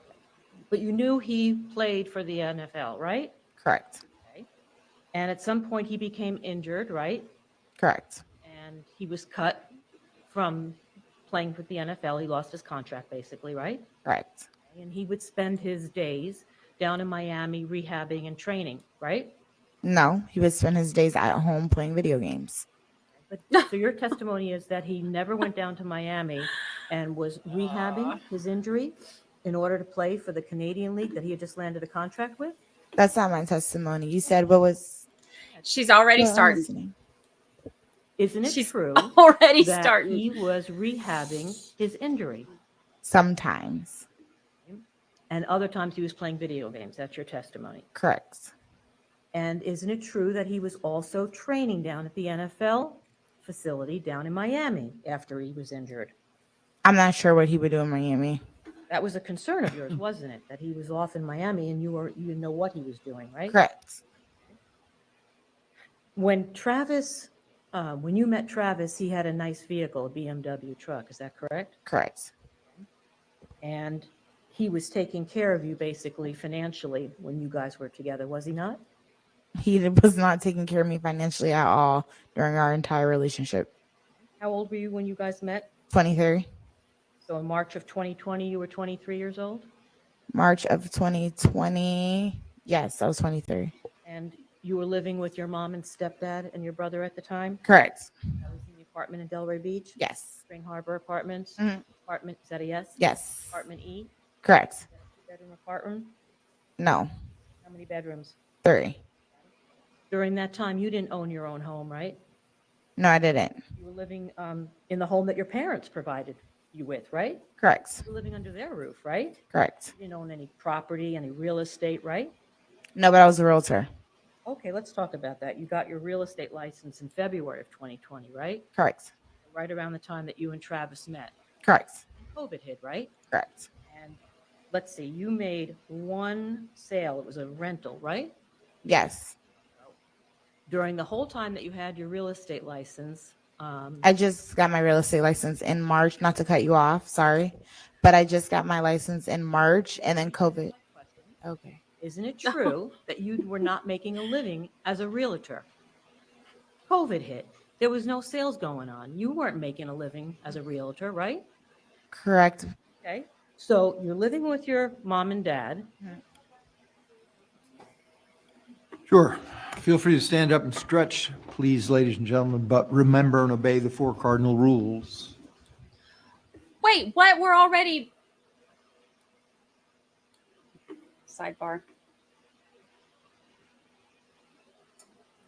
Y'all, I'm so excited. I've been waiting on this. As tired as I was yesterday after my 11-hour streaming episode, my whole marathon, I was so tired, and I still had trouble going to sleep because I could not wait for this today. And I was getting stuff done. So exciting.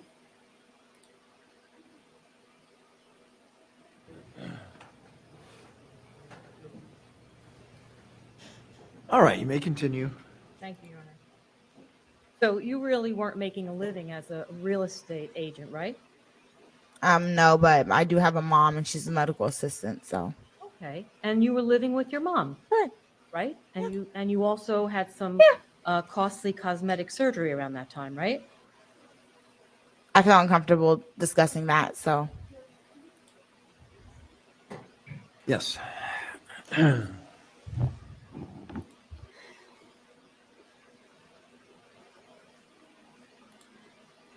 That's why she doesn't want to discuss it. She doesn't want to talk about how she paid for her cosmetic surgery.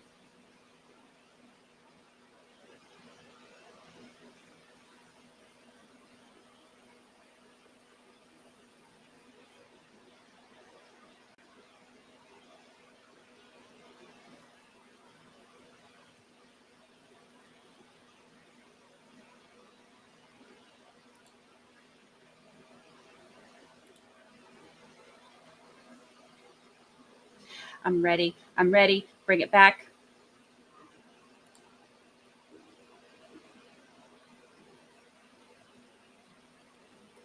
Well, Sheila says, a BBL is a Brazilian butt lift. They make your dunk bigger. During the time you had cosmetic surgery, did you not? I did have cosmetic surgery. Okay. And it's your testimony that even though that you weren't making a living as a realtor, you were not relying on Travis for any financial help, correct? Correct. In fact, yesterday you testified, you told this jury that you never, he never financially supported you 1,000%, right? Correct. At that time, you were also sleeping over his house pretty much on a daily basis. That's what you told the jury yesterday? Correct. And it was during this time that you and Travis were dating that you were actually married to another man, Andre Chinsang. Is that correct? Legally separated, but correct. Well, you were still legally married, weren't you? But could be married and separated. Okay. So we were separated. Right, but you weren't divorced, let me put it that way. Correct. Okay. So if you're not divorced, then you're still legally married. Is that correct? I thought separated was a thing when it came to marriage. I thought you can either be married, separated, or divorced. But if you want to get technical, like very technical, yes, we were not divorced. Okay. And while you were dating Travis for this year or so, year and a half, you never told him that you were married to another man, right? No, I didn't. And you testified yesterday that you and Travis had a conversation about marriage. Is that right? That's what you told this jury yesterday. That you and Travis, at some point, you had a conversation about marriage. You remember that? I didn't necessarily say we had a conversation about marriage. We basically were discussing has that came up about a future, and I said that things have came up that weren't that serious, but yeah, conversations were had About marriage. That was your testimony. not specifically about marriage, just about a future between me and him, kids, things, etc., stuff like that. You're telling this jury today that you did not say yesterday on direct examination that you and Travis had a conversation about marriage. Is that what you're telling this jury? No, we had a conversation about that. Yes, we did. Okay. And you had a conversation with a man said, "Okay." about marriage, and you're still married to Andre Chusang. Is that correct? Correct. You lied to Travis. You misled him, did you not? Travis never asked me if I was married. So you have to be asked a question in order to get an answer or to be told the truth. Is that what you're telling this jury? I'm just telling the jury that the conversation about me being married never came up, so I never spoke on it because I felt like it was not my personal business to speak on. So what you're telling this jury is Not your that personal unless business. somebody It's asks your you marriage. A specific question, you don't have What? to tell them the correct or What? honest answer. That's what you just told them. I'm not telling you guys that. I'm telling you guys that in relationships, you have a past. It might not be clean. It might not be the best past that you have, but I decided to leave the past of my relationship behind me. When I started dating Travis, I felt like I didn't need to disclose that because it had nothing to do with what me and Travis had going on. You had a whole husband So at you're home. Talking about marriage and you're married. That's not You past. never told him, right? Isn't it true you never told him? I never, no, he Oh my gosh. answered. Next question. You please. said that yesterday you told the jury that your relationship with Travis wasn't an open relationship. You remember that? Correct. It is literally So her personal the business. implication or the understanding Literally. was that this was a relationship that was exclusive between the two of you? Correct. And Andre didn't fit in this at all. Haven't spoken to him in 2 years. You got divorced from him after Mr. Rudolph's arrest. Is that not correct? Yes, because it was already in the plan before Travis got arrested. You knew in April of 2021 that Travis had received a contract with the Canadian League and was leaving for Canada in the following month in May. Did you not? Yeah, I knew that. Okay. And he got a contract to play football. He was excited about that. He was leaving for Canada in a couple of weeks, right? Yeah. Okay. Yeah. And he wasn't taking you along with him, was he? I didn't ask to go. I had my own. I was a realtor. I was starting to get back into real estate. Okay. During COVID when you weren't making any sales, right? He wasn't taking you with him, was he? No. He was leaving you. Right? He was leaving you. He was going off to Canada and he was leaving you here in the States, right? Yes. Okay. He had no interest in taking you with him, right? I don't know exactly. Overruled. Go ahead, answer the question. I don't know what Travis's intentions were Did he of ask taking you to me. go with him? He used to say things like that all the time, but that's hearsay. So I'm not going to say that. Hold on. You're telling us How's she going to tell the Let me ask attorney you it's this. hearsay? this man never planned on taking you with him to Canada. Isn't that true? I don't know that for a fact. Did he ever tell you he was taking you to Canada with him? He would say things like that all the time. You can come visit me, things like that all the He time. wasn't taking you with him. He had no intentions because his I don't know that. So you're asking me a question and I'm responding to you. I do not know if he had intentions or not taking me. you didn't have a plane ticket to go with him, did you? He didn't have one either. He didn't even have a passport. Did you have a plane ticket to go with Mr. Rudolph to Canada? He was not leaving until May, and no, I did not have a plane ticket. This all happened in April. At the time of this incident, did you have any means of transport or a plane ticket, anything showing this jury that it was his intention that you were moving to Canada with him? No. And you knew in April, when you guys were dating, that it was his plan to just go work in Canada for a short period of time, and his hope was to get back into the NFL. Isn't that true? I didn't know his ins and outs. I knew he had a contract with the CFL, and that's the most that I can say to you. That's all I really know. So he never discussed with you his hope that he was going to come back to Florida and work again for the NFL? That was never a discussion? He has said things like that, but I don't know exactly his intentions of what would have happened. Well, he did say things like that. There was a discussion with you about that. You just There, said that. there was a discussion. Overruled. Didn't you just say that you guys had a discussion about that? Yeah, we had a discussion. So hard? It's not. I'm just trying to make sure I'm answering the questions to my best ability. That's it. All you have to do is tell the truth, and it'll be. I am telling the truth, but you're asking. Question. Thank you. Okay. You were hoping that when he got the contract with the NFL, that you guys would then be married, like you told the jury you guys had discussed. And, No. and you would benefit by his millions of dollars that he was going to be making from the NFL. First of all, I didn't even know how much money he was being offered. Next question. You guys had broken up in April 6th of that year, right? You were basically finished. I wouldn't say that from the text messages that were shown yesterday. Well, what about in your mind? Not about the text messages. Isn't it a fact that you guys were pretty much over? I said I wanted a break, but you know how relationships are. Relationships are iffy. You might say you want to break one day. The next day, you guys might be relationships are iffy. You might say you want to break one day. The next day, you guys might be back together. So Well, you told the jury yesterday that you hadn't seen each other for about a month. You remember that? if you don't see someone, it doesn't mean that you're not with them. Well, you weren't with each other during that month. You weren't having any We were still relations during that month, we right? were talking every day, FaceTiming every day. And some days when he would come back down, he would come pick me up and I would see him. Correct. But you would agree that if you don't see somebody for a month, and prior to that, the implication is that you were seeing them before that, that the relationship has taken a change in course, has it not? Because I had surgery.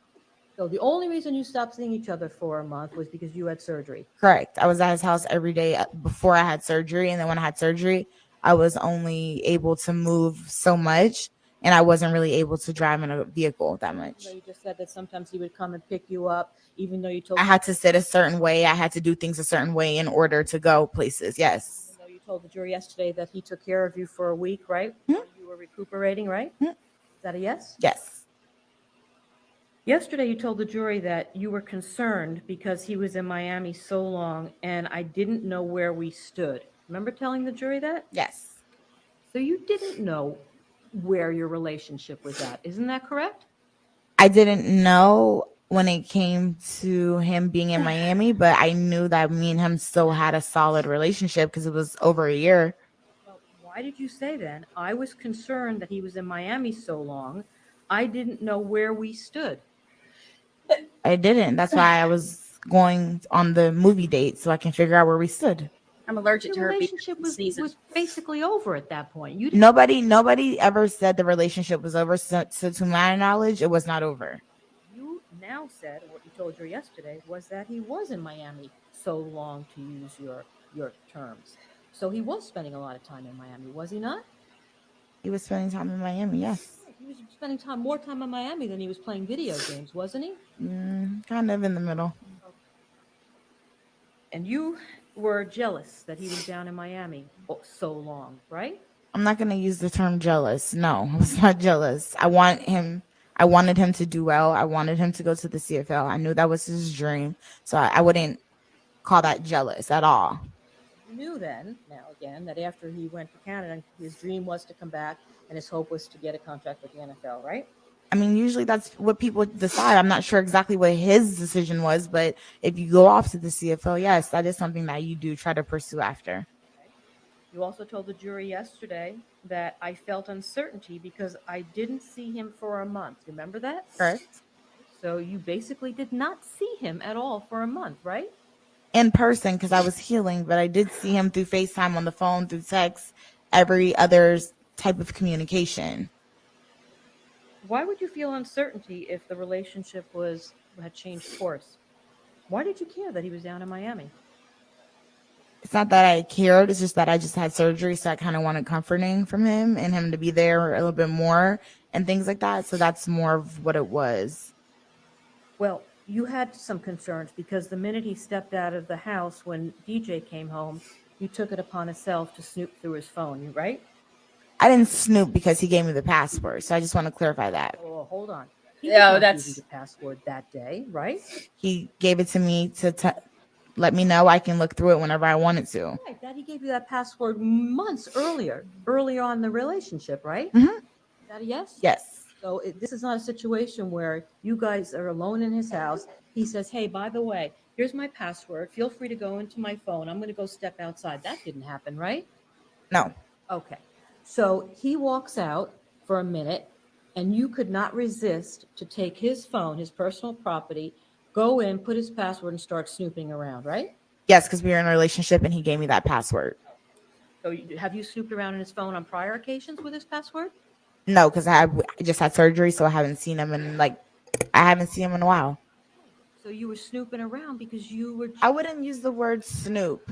Well, you wouldn't because it sounds bad. But that's what you Overruled. did. You were snooping around because you were concerned about him seeing other women down in Miami. Isn't that the bottom line?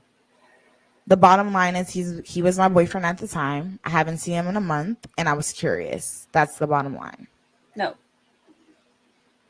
You're You jealous. didn't want to lose him, right? Of course not. And when Travis said that he found Kyla's body more attractive than yours, you became infuriated, right? No. You didn't? No. You weren't upset that he found Kyla more attractive than you? No. When you saw the text from Kyla, you told the jury yesterday it was time for me to go. You remember that? Correct. And when you saw the text from Kyla, Travis was still outside, right? He was out with his brother. You were looking through his phone when he was outside. Correct. So you waited for Travis to come back into the house to confront him, did you not? I more so didn't confront him. I just went into the room to grab my things. So you didn't walk right out the door, did you? I went to go grab my things, and he seen his phone on the couch, so he kind of put two and two together. You waited for him to come back in so that you could confront him. Isn't that what's happening? I didn't confront him. He kind of confronted me about the situation because he seen his phone was open. You wanted to hurt him, and that's why you stayed in the house so that you could confront him and then destroy his property. Did you not? No, I wanted to grab my things and I wanted to leave. Well, you immediately went off on him, didn't you? No. Yesterday you told the jury I was hurt. I was not angry. You remember that? Yes. You were actually very angry, were you not? I was more so hurt than angry. But you were also angry, weren't you? I was more so hurt than angry. It's okay to say you were angry. We all know you were angry. We saw the video and the text.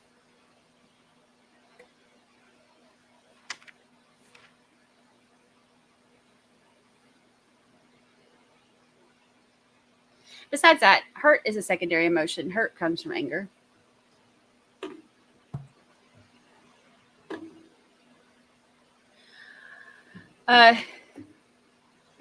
If you want, I see you want Lucy's input. Lucy, do you like her? Give me 5 if you don't like her. Good girl. She didn't like her.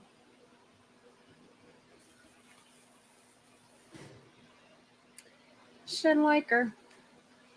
Lucy knows best, y'all.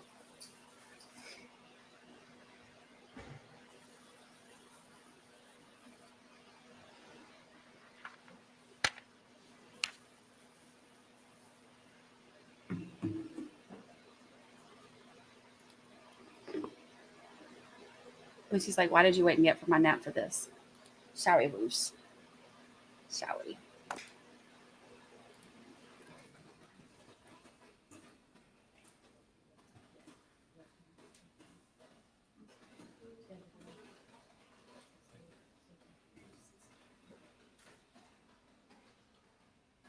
Do you remember giving testimony under oath on November 8th, 2021?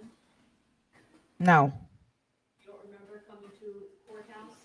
I remember, but you have to kind of refresh my memory. Remember coming to the courthouse, right? You were subpoenaed. For the self, You were subpoenaed to come to the courthouse, and you gave sworn testimony. Do you remember that? was it the deposition? I'm just Sure. with Feel free the, to stand up and stretch, ladies and gentlemen. This is going about how I kind of thought it would. She is not happy. And I am loving it.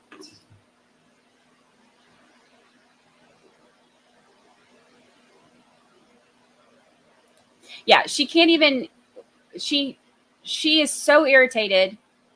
She wants to cut it all off. She's getting defensive. She's getting uncomfortable. She's fidgeting. She's late. Oh, goodness, goodness, goodness.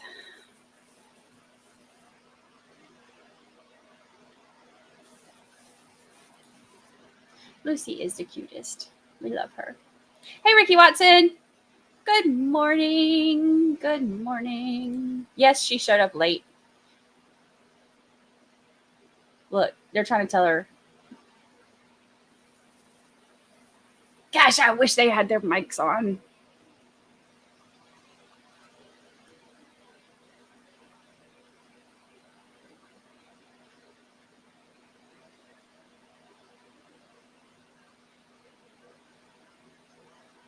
Where's our lip readers when you need them? Is Diane in here?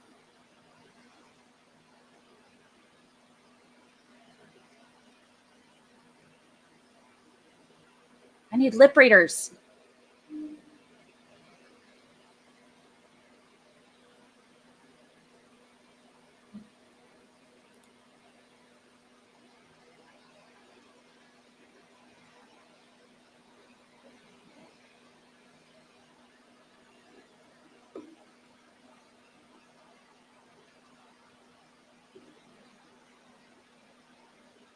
I need lip readers.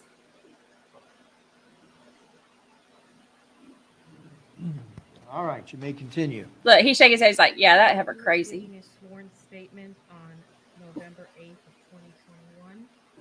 yes. And do you remember being asked similar questions about whether you were angry after you noticed that he was talking with Kayla?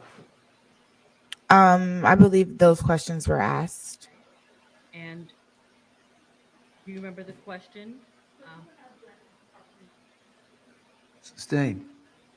Wasn't the question asked of you, and that made you very angry? Sustained. You got to show her the document. Sure.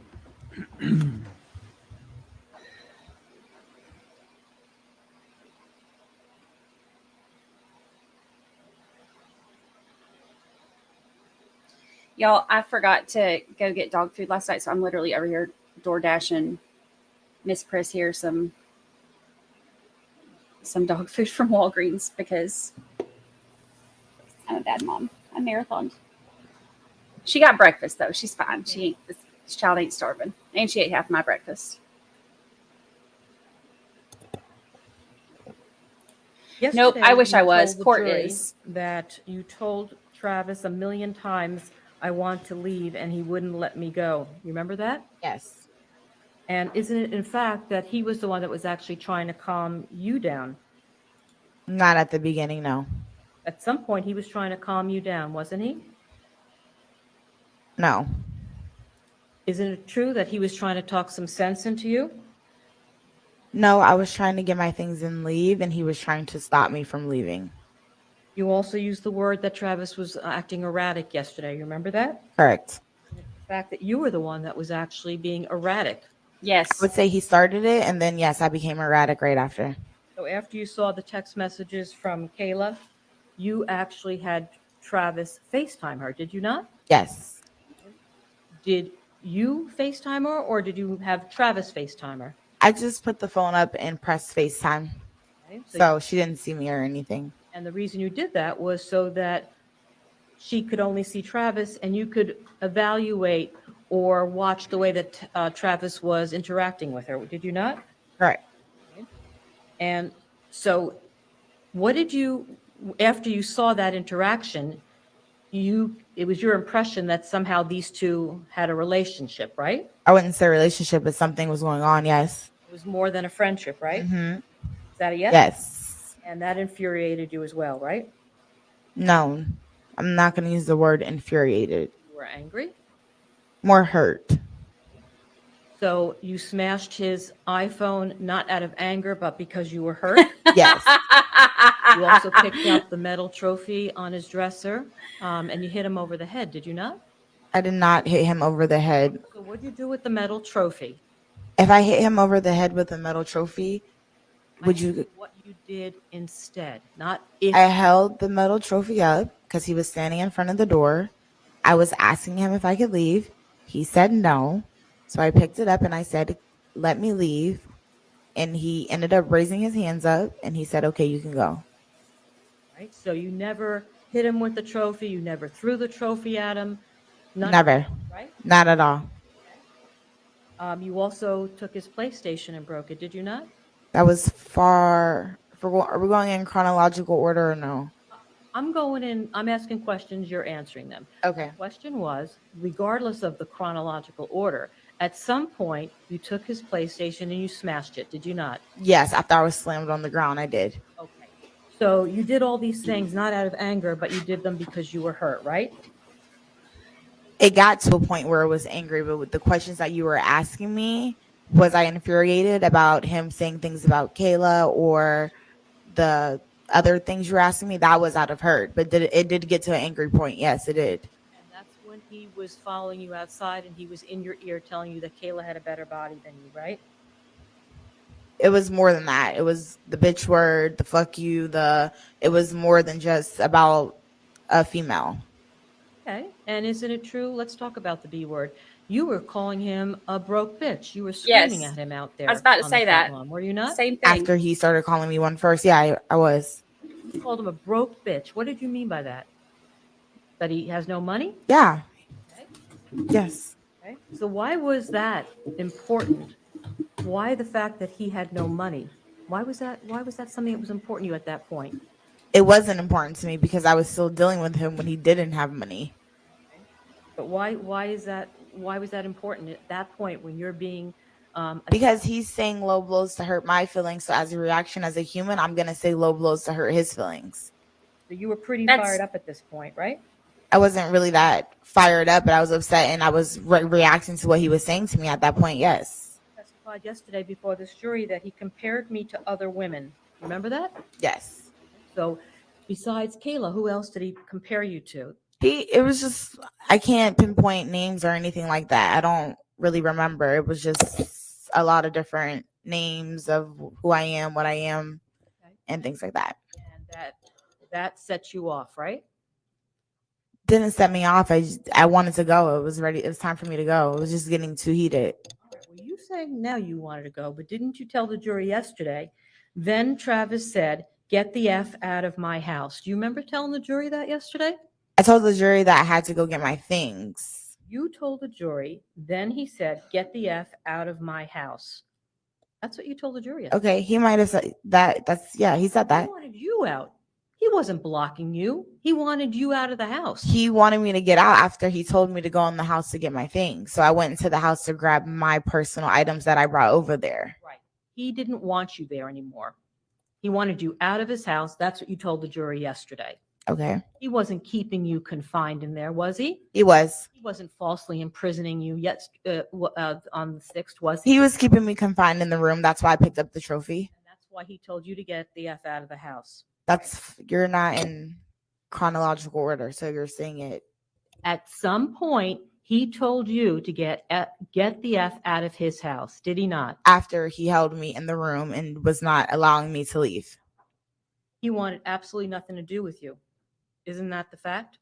I wanted absolutely nothing to do with him. And isn't true, you told this jury yesterday that Travis said, I don't like you anymore. You remember that? You remember telling this to the jury yesterday? He was saying, I don't necessarily remember him saying those exact words, but he was saying a lot of things. Like I said, as Then why'd you tell the jury yesterday? He said, I don't like you anymore. he probably did say that. He was saying a lot of hurtful things. So he did say that, right? Okay. So yeah. Right. So he It's told fine. you to get the F out of his house and he didn't like you anymore, right? Okay. Is that true? Over a million other words, but yes. Okay, well, I'm asking you about those specific words, not the other million words that he said. Yes. So he said a million words? Not a million, but he said a lot of other You just things. told the jury he said a million words. So is that true? He said a lot of other I'm things. asking you if you're He said a lot of other things. I'm asking you if your testimony right now that he told you a million words, if that's an exaggeration or if that's the truth. Obviously, he didn't say 1 million words, That's what you just told them. but he said a lot of other things to me. Are there other things you've exaggerated about during your testimony? Not at all. I've been extremely truthful. All right. So despite the fact that he told you these things, you want the jury to believe that he was the one that was blocking you during this event. Asked and answered, sustained. Next question, please. Travis, you didn't want to leave because what you were doing was interested in destroying his property, right? No. Yesterday, you told the jury, I was saying stuff, but Travis started, right? Correct. And isn't it a fact that you are the one that actually started this whole thing by sneaking and looking into his phone? I didn't sneak and look through the phone if I have the password. But he didn't tell you could look at his phone, did he? But if someone gives you something and tells you are allowed to look at it, I don't believe that is called sneaking.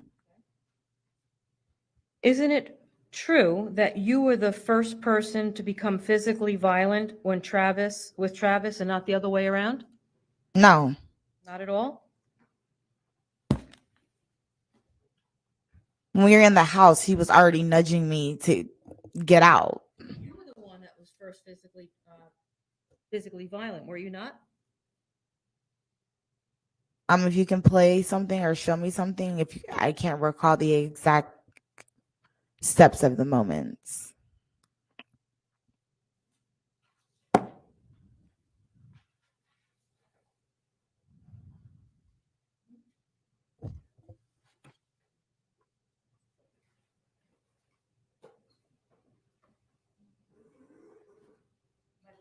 You may. This is November 8th, 2021, 6:75.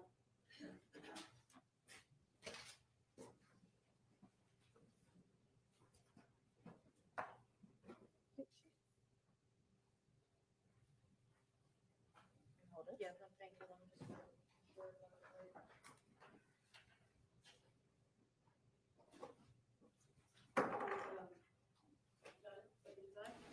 Inciting a riot. Back on November 8th, 2021, you provided a sworn statement. Remember that? Yes. And you were asked similar questions, the questions that I'm just asking you now. Yes. Do you remember me asking you those questions? I'm reading. Give me one moment, please. Well, I'm asking you, do you remember? I'm trying to read them so I can.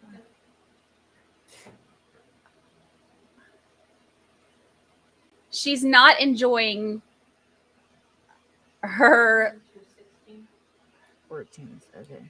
her morning of questioning. Sharon Ken Sharp, thank you so much. Thank you for the $5 super chat. Thank you. Okay. Let me look it up. Let me see if I can find it for you. Okay, so you were the first one to become physically violent with Travis, not the other way around. Answer, correct. Yes, that's correct. You remember that? Yes. So you were the first one to become physically violent with Travis, right? Mhm. That's what you told us under oath on November 8th of 2021.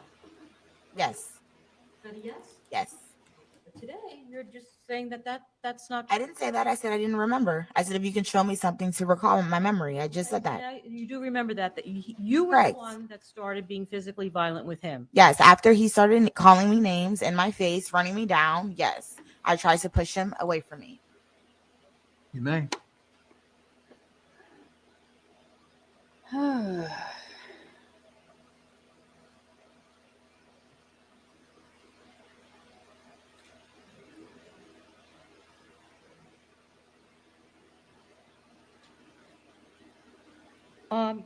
Yesterday you testified to this jury on direct examination that Travis manhandled you, right? Mm-hmm. That Yes. You've also testified that he picked you up off your feet and slammed you to the ground 2 times. Is that correct? Correct. Is that correct? Correct. Oh, So he Show the video. literally picked you up off your feet and then slammed you to the ground on 2 occasions. Correct. Does anybody have this And you information on the jury testified that composition? I he don't have was it. disrespectful yesterday. That's the moral of the story. Is that correct? Correct. Isn't the moral of the story is that you sent your brother and his friends to go kill Travis? No, the moral of the story is him putting his hands on me. That is really the basis of everything. And I didn't send my brothers to kill him. You just sent a text to go shoot up his shit, right? I didn't say shoot him. You sent a text to go shoot up his shit, right? Correct. Tell the jury what the shit is. When you're angry, you say things. I'm sure everyone in this courtroom has said something when you're. I'm trying to speak. If you want me to answer your question, you have to let me answer your question. Well, if you were responsive to my question, I wouldn't have. All right. Answer the question, please. Okay. Can you repeat your question? Question was shit. What does shit mean in the context of that text? Anything but him. Okay. So it could have been his brother. No. It could have been the house. Nothing violent toward a person. It could have been his mother's house, right? I was upset and my adrenaline was running and I said something that I didn't mean. That's the bottom line of that. I didn't mean for my brothers to do any of that. That's why when my brother left the house, he did not have a firearm on him. So you're not answering my question again. Okay. You told the jury that shit meant anything other than a person, right? That's what you just told them. Remember that? Okay. Can I clarify the jury?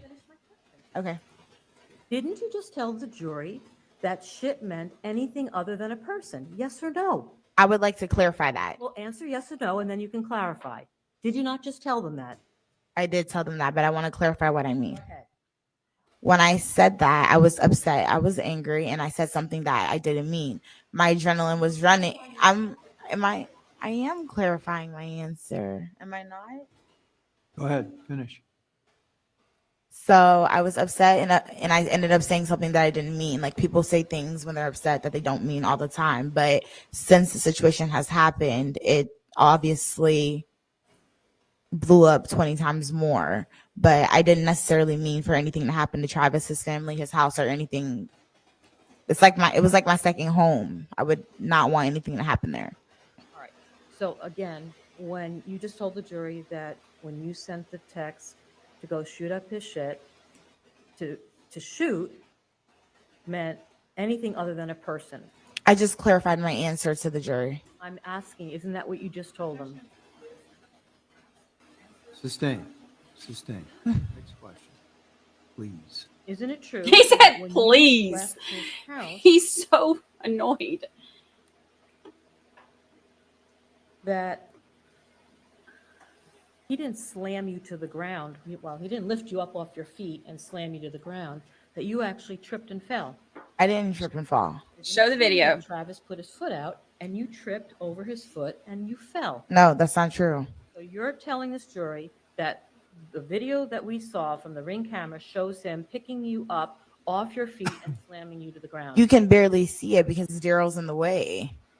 So it's the video does. The video that we seen yesterday, you can barely see the full physical between me and Travis. But the video is the video, right? Correct. But nightly, You're not suggesting to the jury that that video was tampered with, right? no, not at all. But I'm just saying the angle of it wasn't, you couldn't see the full testimony of what I'm saying. Well, we saw you. Mm-hmm. Is that a yes? Correct. We saw Travis, right? Yes. We saw you fall to the ground, right? And you saw Daryl in front of the whole entire thing. And we saw you on the ground, right? Correct. We saw you jump right back up, right? Correct. And then we saw you storm into the house, right? Yes, he was saying to get my things. It's like a doorbell You camera. told Keyshawn that Travis slammed you to the ground 2 times, right? Correct. You also told the police that Travis slammed you to the ground several times, right? Correct. You also told Tyler that Travis slammed you to the ground a couple times. Correct. And you also told that to Tierney and Linda, right? Correct. And to be clear, Tierney is Tierney Coleman, Travis's sister, Correct. and Linda is his mom, right? Correct. So you told basically everyone that night that he picked you up off your feet and slammed you to the ground. Correct.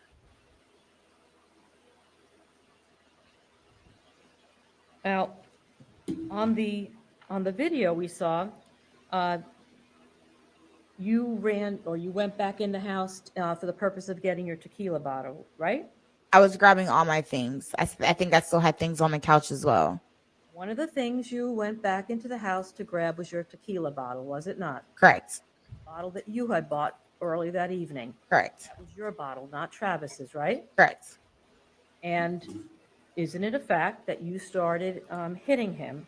And we saw that on the video yesterday, that you started hitting him with your fists. Yeah. Yes.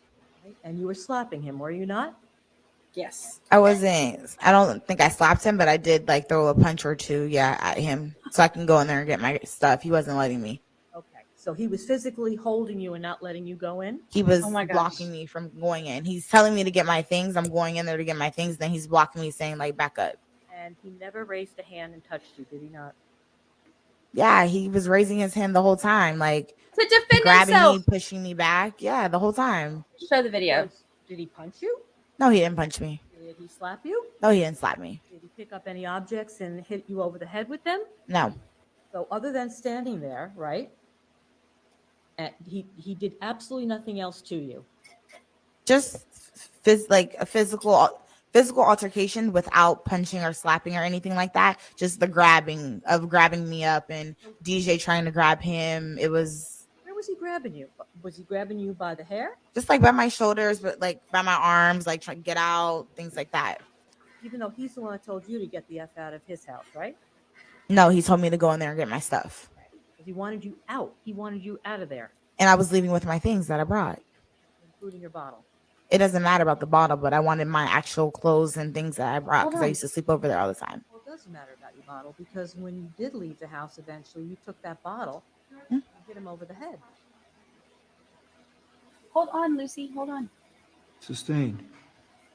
Isn't it true that after you left the house, you picked up a brick outside on the lawn? I picked up a lot of things and I threw a lot of things. I'm not 100% sure about everything, but I was throwing things. Yes. And you picked up that brick. It was your intent to smash Travis's car window, was it not? It wasn't my intention. I was just frustrated and angry and I was throwing things. Including the brick, right? Correct. Why do you want to smash his car window? Like I said, it wasn't intentional. I was just throwing things because I was upset. And when you were throwing things, you were also screaming things at him, like you were going to send your brother Keyshawn over to kill him, right? Never, ever, ever said the word kill at all. Okay, so when you were yelling at him, telling him that you're sending your brother Keyshawn over, it was just to shoot up his shit? I texted that message. Yes, I did. When you were screaming and yelling at him while you still were at his house, and telling him that you're sending Keyshawn over, what exactly did I never threatened him. The messages between me and my brother were only between me and my brother. They have never seen those messages, and so everything has came out. This day you're aware that Travis's car window was smashed, right? Correct. You do it? Yes. When did you do it? Right before I left. While Travis was still outside? I don't know if he was outside or inside, but he was still outside yelling. Okay, so we saw some video yesterday after you left. Mhm. Travis is still outside. You remember that? Yeah. So your testimony is that while he's outside, you smashed his car window, right? No, I wasn't there at that point. I think I was already on my way home at that point because I didn't see those videos when he came outside with no shirt on and all that. That was my first time seeing that. So when did you exactly smash it? After you were on the lawn, picked up the brick, DJ and Travis came, they took the brick away from you. You remember that? Correct. And then you got in your car and you left. Did you not? Yeah. All right. So you didn't break the car window at that point, right? I was throwing things, so it could have hit it at that point. So it's possible that you hit it while Travis was still outside, or had he gone back in the house? I'm not sure. You also, when you left the house, you called your brother Keyshawn. You remember that? Yes. Okay, and you were still crying and upset when you called him, right? Yes. And then you also called Tyler Robinson when you left Travis's house, did you not? Yes. And you were crying and upset at that point as well. Yes. And you told both of them that Travis had picked you up and slammed you to the ground, right? Yes. And that he had disrespected you. Yes. And you also sent a text message to Keyshawn at roughly 9:45 that Travis dropped you to the ground. Do you remember that? Yep. And in response to that text message, Keyshawn sent a group text message to you and Tyler Robinson that Travis is a dead man walking. Is that correct? Yes. And that's the message that you deleted from your phone, right? No, I deleted the shoot his shit up message. And you also deleted the dead man walking message. Oh, I'm not sure. I don't remember if I did or not. Why did you delete messages so that this jury couldn't see them?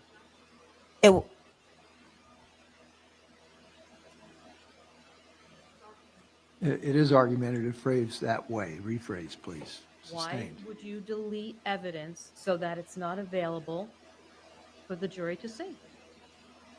The evidence wasn't deleted for the jury not to see because clearly I'm standing up here right now and I'm admitting that I did delete the messages and I'm confessing that I did turn my phone into the police enforcement. It wasn't for the jury not to see. After all these actions had happened, you have to understand how that looks. It looks ridiculous. Beforehand, if nothing like that happened, it would have just been words that were said. People say things when they're mad. Their adrenaline is running all the time. So that is the reason why I deleted them after I came to the conclusion that there was a shooting. And you were concerned about that. You had a guilty It doesn't even conscience, make did you not? sense. I still have a guilty conscience to this day. And I will say that to the jury, to everybody in here. Of course I do. And That was never my intentions for no one to die or for even for him to be sitting over there right now. go shoot it up, whatever the shit was, right? Like I said, I made a terrible choice of words during that time. I was 23. I was young. I was dumb. I made a very, very bad decision when I said those words, but it was never my intentions. You deleted those text messages because you know that they were incriminating, right? No. I deleted those text messages because it actually happened and I was confused and What actually happened? Travis shot at them. Okay. So I immediately thought in my head, they're going to think this is, I planned something. Like that's immediately what I thought in my head. You were worried about you getting arrested and you getting in trouble and setting this whole thing into motion. No, I was worried about saying the wrong thing and it actually something coming out of it. That's what I was worried about. And you deleted it. Correct. And when I was asked for it, I gave it to them. Well, after you deleted those text messages before you gave your phone to Detective Vanderland. And Detective Vanderland asked me, did you delete anything out of your phone? I'm not asking you what she said. My question was that you deleted those text messages before you gave your phone to law enforcement. Is that correct? Correct. And those text messages were never found on your phone because you deleted them. Is that not correct? I don't know that. And the only reason that we have those text messages is because they were found on your brother's phone, on Keyshawn's phone. If you know, do you know? No, I don't know. So to this day, as you sit here, you have no clue how those text messages were discovered by law enforcement. Because we know No. they weren't on your phone. Right? No, I don't know how. It ain't because you volunteered the information.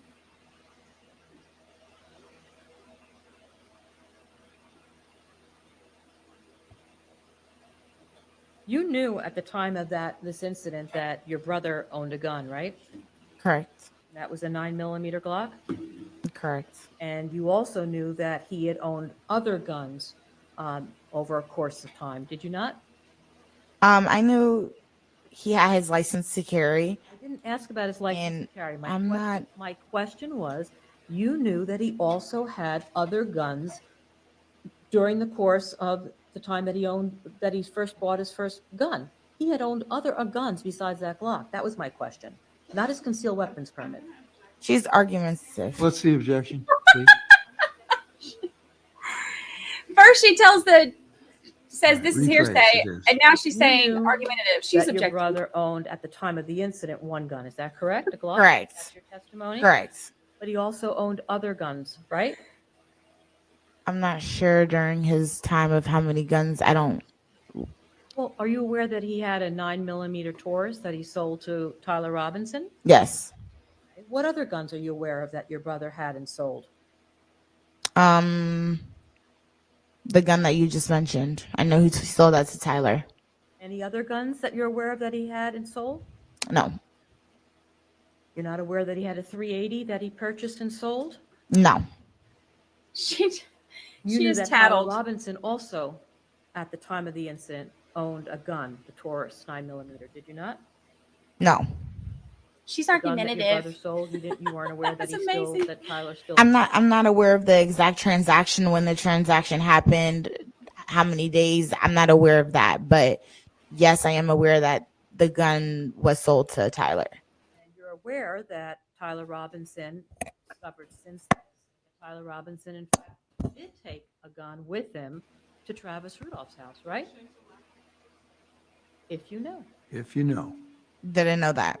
So to this day, as you're sitting here, you're telling this jury, hold on, you're telling this jury as you sit here today under oath that this is the first time you're hearing that Tyler Robinson brought a gun with him to Travis Rudolph's house. Is that what you're telling the jury? No. So when did you learn that Tyler Robinson brought a gun to Travis Rudolph's house? I can't remember the exact time I learned. But you know that now, right?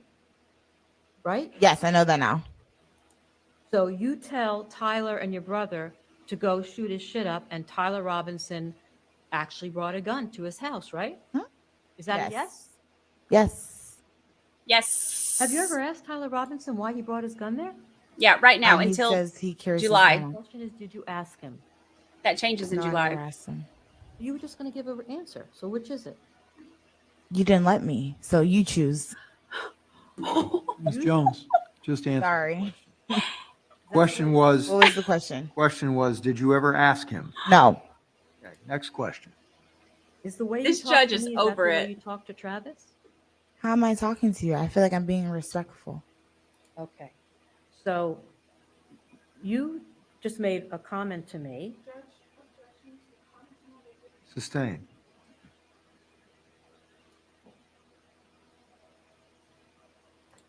Judge is over their crap. He wants to put them both You in didn't timeout. call the police and go smoke a that night cigarette. to report that Travis Rudolph picked you up by your feet and slammed you to the ground two Yep. times, committing a battery on you, right? No.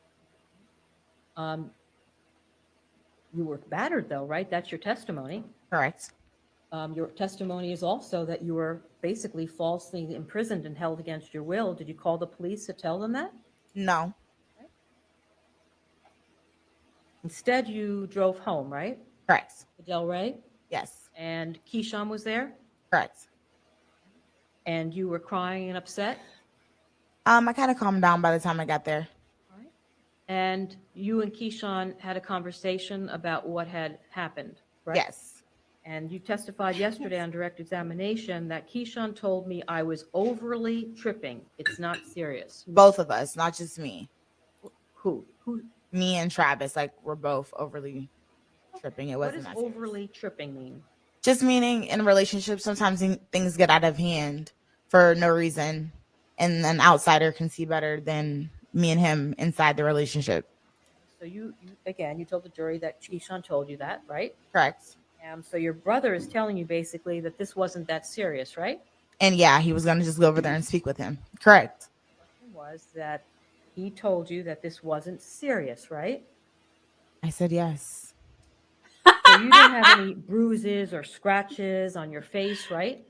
No, but I did have injury. You didn't have any bruises or scratches to your arm, did you? No, You didn't have any bruises or scratches on your neck, right? no, but I did just have. Any bruises or scratches on your back, right? No.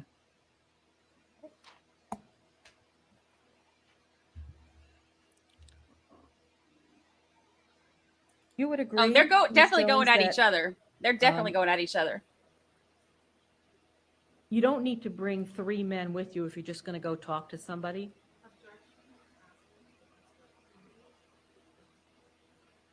Sustained. You testified that you were the one that told Keyshawn to go talk to him, right? Correct. So it wasn't Keyshawn saying, I'm going to go be your protector and take care of this. You're the one that encouraged him to go do that, right? No, when I told him what happened, he instantly is like, I'm gonna go holler at. I'm gonna go talk to Travis. You just told this jury that it was you who told him to go talk to him.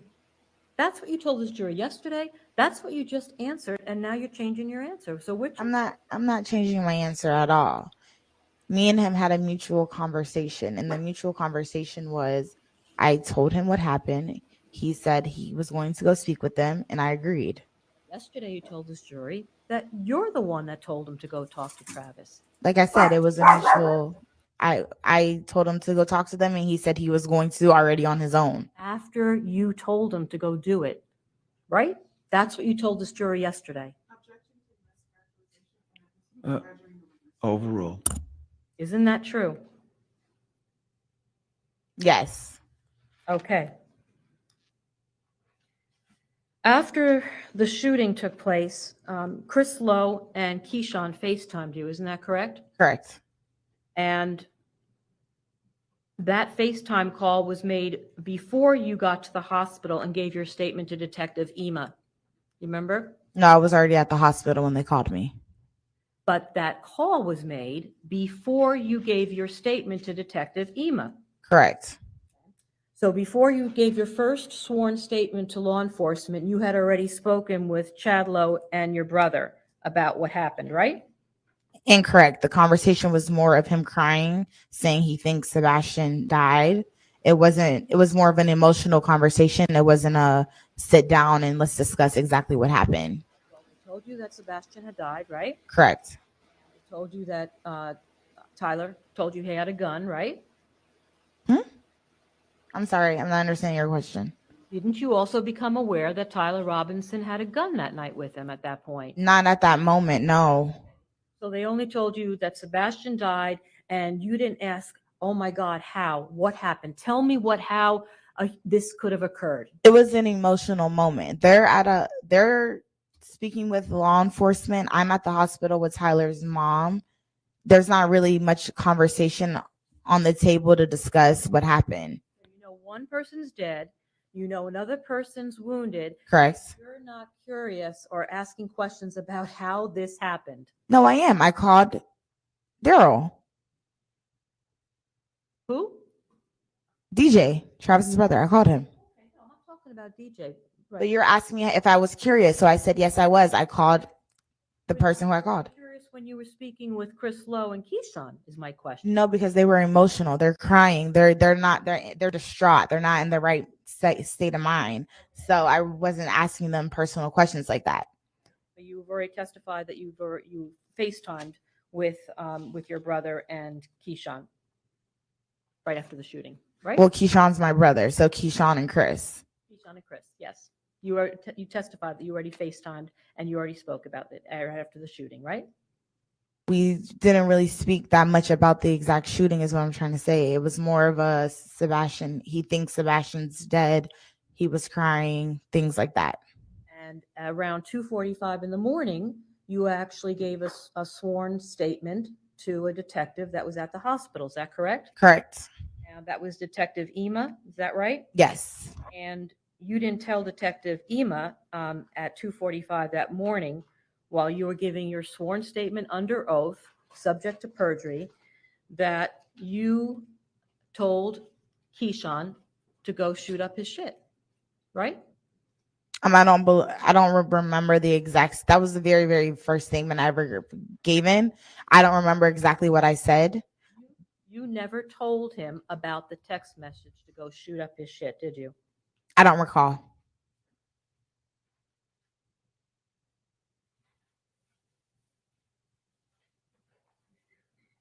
Did you ever tell Detective Ema that Keyshawn texted you and Tyler back that Travis was a dead man walking? Do you remember ever telling him that? I don't recall. Is it true that you didn't? I don't recall.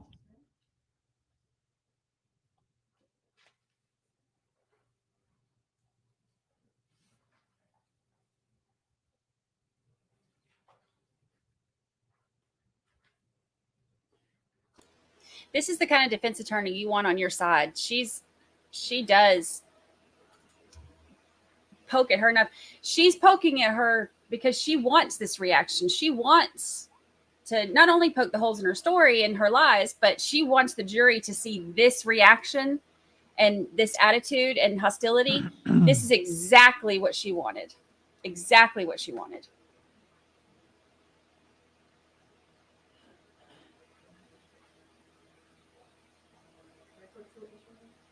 You may. You want to show the state what your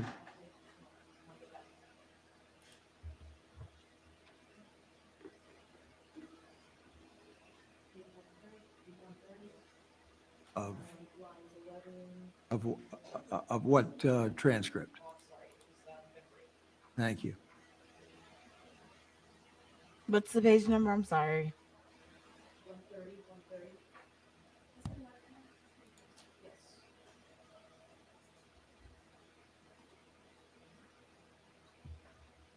Send it to me, Melissa. Send it to my email.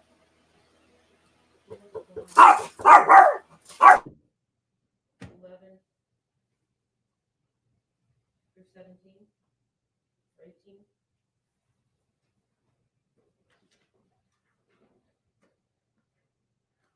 I'm sorry, I'm starting page 129. 129.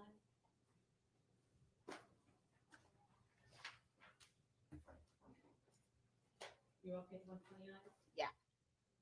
Start around line 17, please.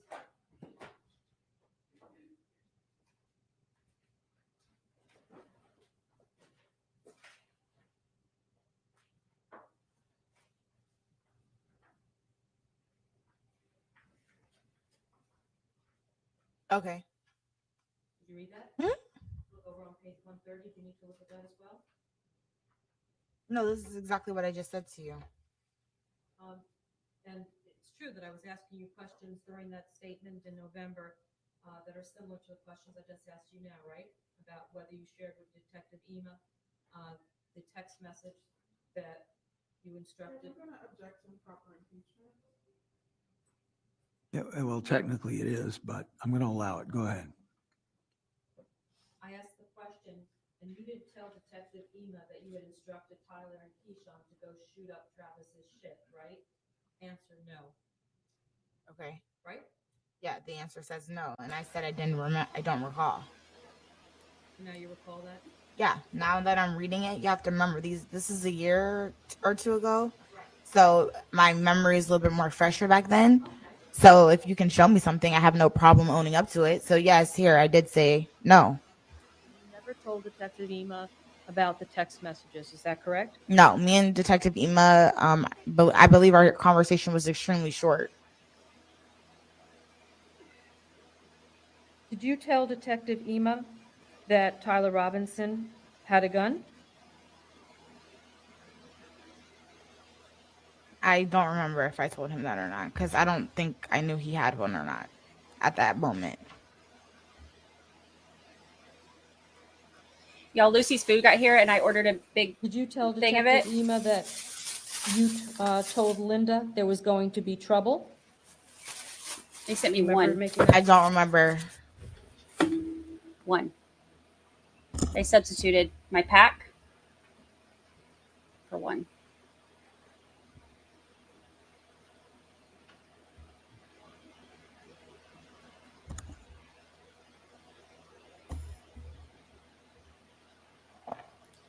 Lucy doesn't like her. You have November 8th statement there.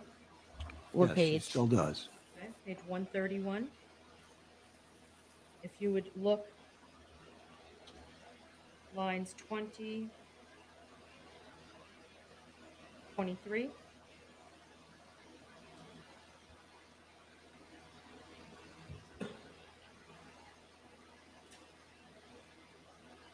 You didn't tell Detective Emma that. You did a chance to look at that? Okay. Does that refresh your memory about what happened, what you said to him? Not really, but Keyshawn was. My Uh, question is, no, it doesn't. my question was that you didn't tell Detective Ema about Linda, that you had spoken to her, and that you told her that there was going to be trouble, right? At this moment in time when I'm talking to this detective, I'm just learning and finding out about everything that's going on. I might have missed a lot of details that I then came forth and spoke about, but you're asking me nitty gritty details that at the time when I'm speaking to a detective, I'm not going to remember or recall because I'm just not finding out someone died. So the details that you left out to Detective Ema were nitty gritty. I'm not saying nitty gritty, but there are details. But I'm speaking on a death at the point when I'm talking to the detective. Someone's dead. I'm not really worried about what text I sent or what text someone else sent. When it came time for us to speak on that, I spoke on that. And I was 100% honest about everything that I had said. But during the time where I'm just finding out somebody who's very close to me has passed away, that's the least thing on my mind at the moment. I'm trying to figure out what's going on. He was asking you very specific questions, right? Not necessarily. How Just going freestyle. I was kind of rambling and just saying from what I know like has happened from the night. Okay, well, his statement started at 2:44 a.m. and ended at 3 o'clock. So it was roughly 15 minutes. 20 minutes or so. That's what I'm saying. It's not really. I'm fine. And Like, during the course of that statement, he asked you a number of questions, right? All right, feel free to stand up and stretch, ladies and gentlemen, but please remember and obey at least 3 of the 4 cardinal rules. One of them is inapplicable at this point. She is not enjoying this. This is why she was late.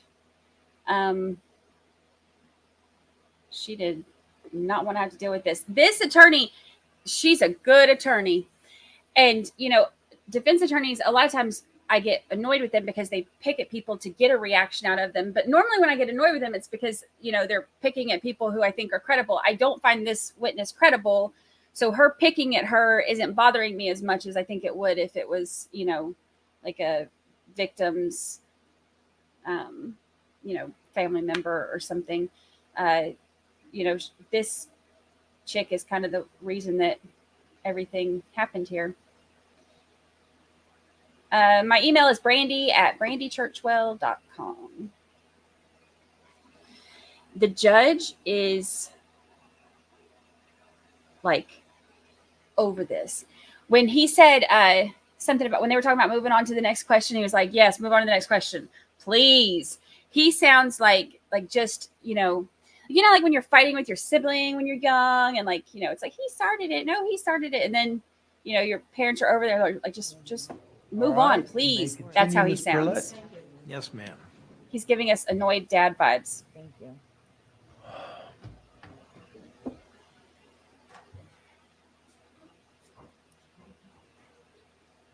All right. All right. So apparently there's a request for a restroom break, and that's fine. We've been at this for a while today so far. So now remember to obey the 4 cardinal rules. Again, cardinal rule number 4 isn't going to be applicable because you all will be in the jury room. But remember, no discussion about the case, no research, and keep an open mind. We'll take, I know there are only 2 restrooms in there, and I don't know how many folks have to use them. So let's be back at 5 minutes after 11. I think that's probably long enough. 5 minutes after 11, folks. All right.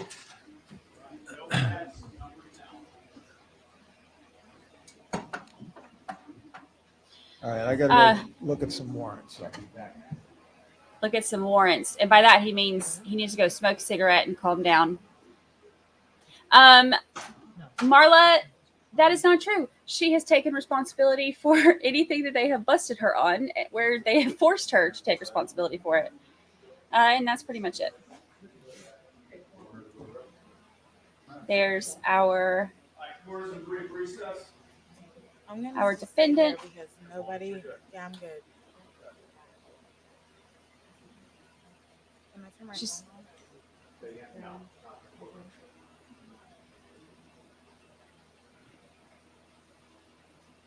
Oh no.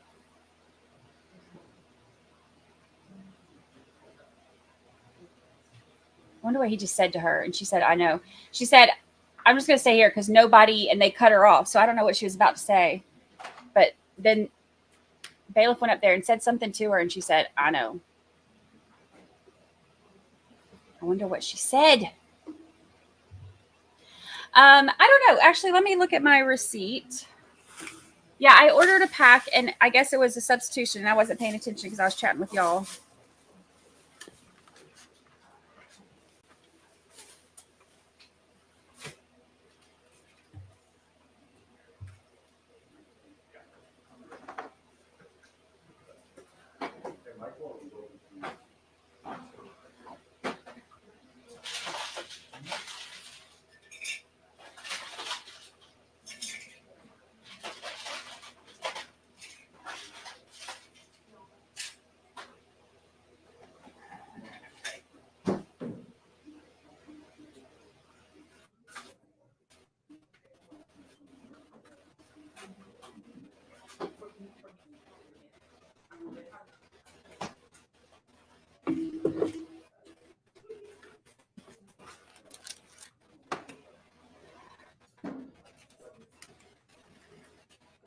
Okay, let's see.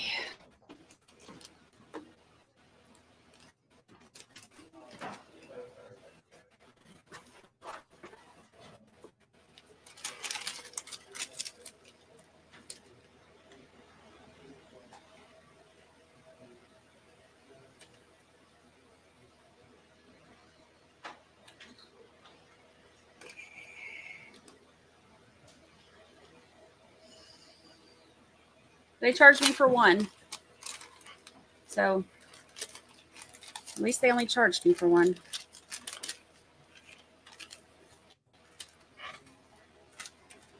But we'll get some when we finish streaming today. Let's see. Watch her be late from break too. It wouldn't surprise me, even though she's still sitting on the stand.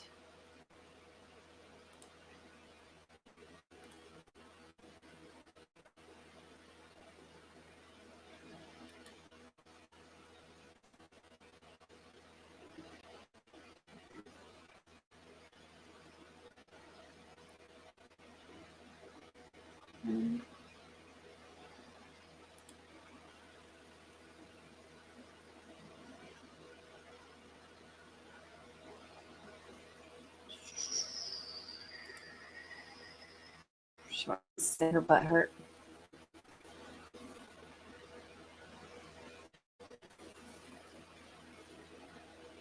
Okay, let's see. Yeah, I mean, from what I've heard so far, it's hard for me to say that at this point. I'm about to open a monster, so y'all ignore this one. At this point, I see things more like leaning towards the defense. Because I can go ahead and tell y'all, if you show up at my mama's house with guns at midnight, and then I look and you're beating up my brother, like, I cannot guarantee how I would. I just made a mess. Of course I did. I cannot guarantee how I would react. So I made a mess.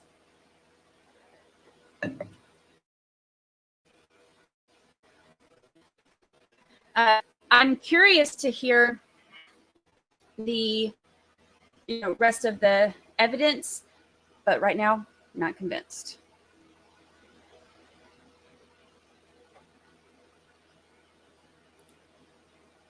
I love a good cross too. The one for Richard Merritt will go down as one of my favorites of all time.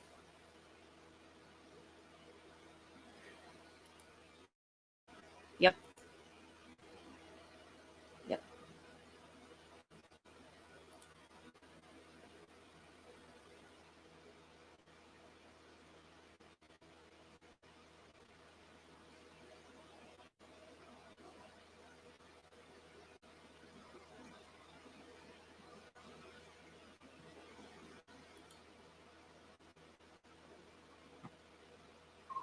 I don't think I can put the subtitles higher.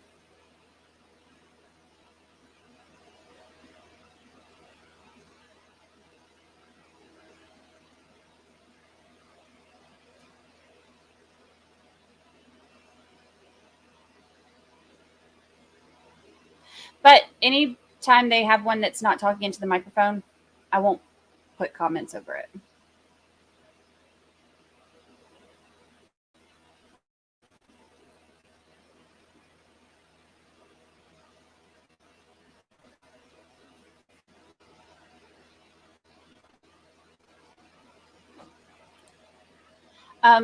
I think that they're going to show the video in this. By the time I can get to the clip and all that, they'll be back. But if they don't play it, then we'll play it during break.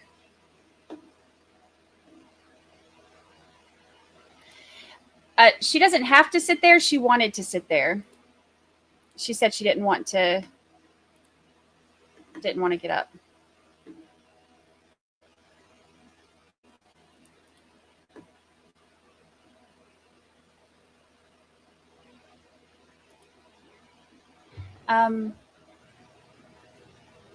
Instead, you drove home, right? Correct. I will look into I that. remember being asked similar questions about whether you were angry after you noticed that he was talking with Kayla. I believe those questions were asked.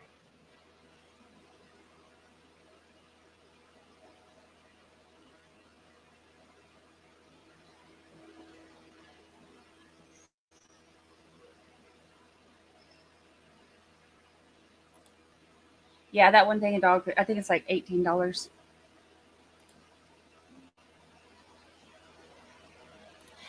That was me. I forgot to mute my mic when I went to get ice.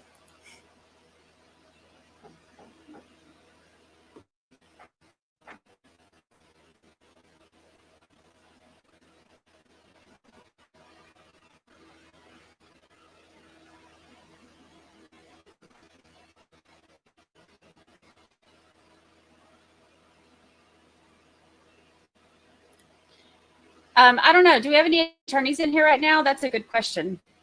I'd like to know that too.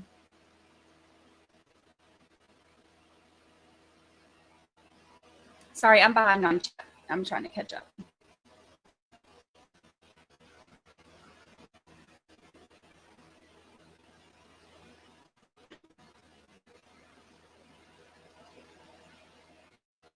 Yeah, they definitely never should have gone there.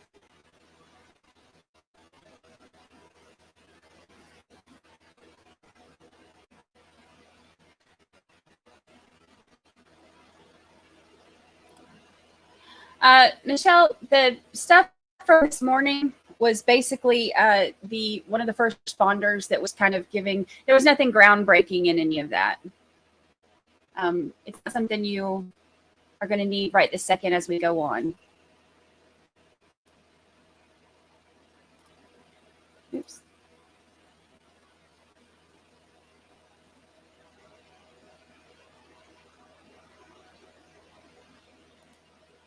They are charging him with murder for the one who got shot and didn't make it, and he tried to originally use the stand your ground law, and the judge said he wasn't going to grant it, but he would leave it up to a jury to whether they were going to grant it or not. So he's claiming self-defense or stand your ground, which is kind of like self-defense. The difference is self-defense is more or less like kind of like in the moment, if you see your life, you know, if it's your life or theirs, that's kind of self-defense. Stand your ground. I mean, I guess it's different in different states, but we have it in Florida, which is where this is, and we had it in Georgia, but it's if somebody comes on in your area, your property, you know, and is presenting a threat to you, then you have the right to stand your ground.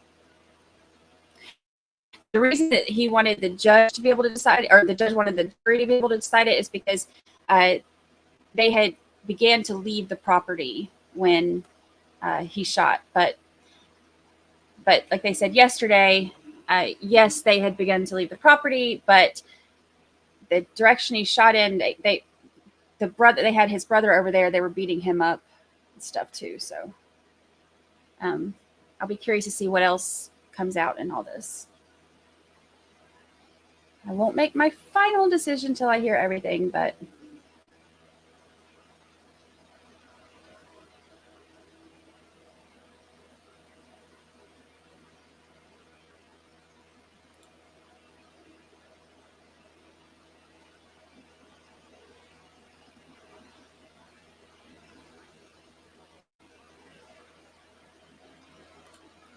yeah, first two witnesses have been caught in all kinds of lies, so can't really trust anything they say. All we can go is the evidence that they're presenting. So I want to hear everything before I make my final judgment. I personally, not looking at the legal aspect of it, just personally, if somebody shows up, you know, 4 people show up to my mama's house beating up me and my brother, I can't, especially with my mama being there, I can't, you know, I can't guarantee how I would react to protect us. Let's see.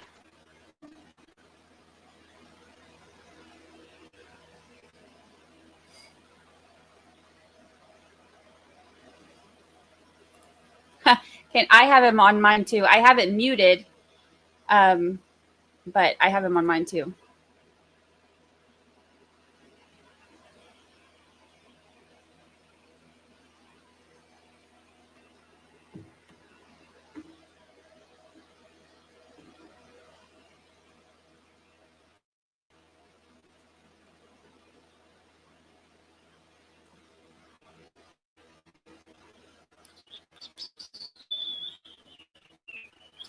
Yeah. The Good Cross is always entertaining. Did you eat, little Missy? Come on. Oh, goodness.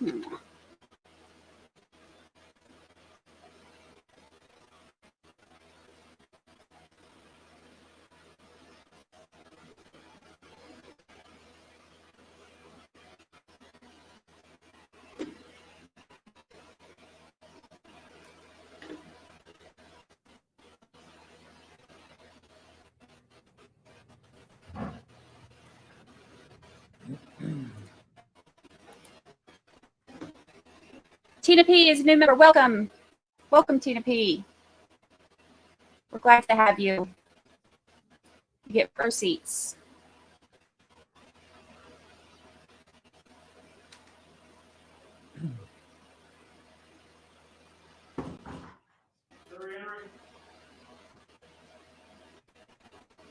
Thank you, plus 60. Thank you.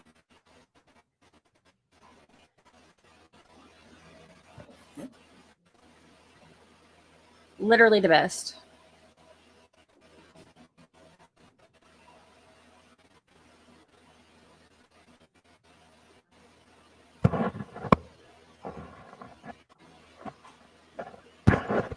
Back, everyone. Everyone take your seat. I wanted to say something. Folks, you see probably that I have a laptop up here. I am paying attention to everything that's going on. Believe you me, I'm not checking the weather or sports news or anything like that. Every week of every year, One judge in Palm Beach County, which comprises the Judicial Circuit 15 of 20 circuits within the state of Florida, is on what's known as duty or duty judge. 24/7, we have to monitor applications for a variety of different types of warrants. So that's my responsibility this week, including presiding over this trial. So I don't want anyone to think that I am not paying close attention because I have a laptop up here. I'm just keeping track of the warrants that are coming in, and then when we take a break, I go back there and I go through the ones that I'm able to go through in the amount of time that I have. Again, just because I have this laptop up here does not mean that I am not paying attention, because I am. All right, thank you. All right, you may continue, Ms. Perlette. Yeah, Jalen, they Talking about your statement to Detective Ema called to testify. He says he has an alibi, so we'll see. after the shooting at roughly 2:45 in the morning. Correct. And you've testified here that you don't remember him asking you specific questions. It was more of you were just telling him everything because of your state of mind was pretty harried because you had just found out that Sebastien was killed and Tyler was shot, right? Correct. Is that what you told the jury? Yes. Okay. And you recall the statement being roughly 15 to 20 minutes in length? Yeah. Is that about right? Yes. Okay, so let's talk about, rather than what you didn't tell him, let's talk about what you did tell him, okay? Okay. All right. During this 15 or 20 minutes, isn't it true that you told him that Travis picked you up and dropped you on your back? Remember that? Correct. Okay. And isn't it also true that you told him, I'm going to have my brother come down here because you obviously need a talk? Do you remember telling him that? Mm-hmm. Is that a yes? Yes. You remember telling Detective Ema, my brothers, plural, never going to come down here on some harmful anything? Do you remember telling him that? Yes. Do you remember telling him about your liquor bottle? Yes. I told him I threw the liquor bottle. Okay. And you remember telling Detective Ema that Travis was in your face talking shit Yes. and you were slapping him? I don't remember that part, but I might have said that. But it did get kind of like very physical at that point.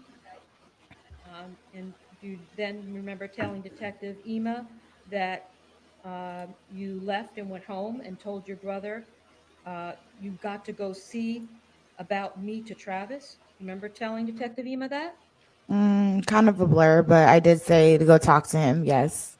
That you told your brother to go talk to him, right? Correct. That's what you told Detective Ema. That's what, yeah, if that's what that says, yes. I don't remember vividly exactly every single word I said, but if that's what I said there, then yes, you can show it to me if you want. You may.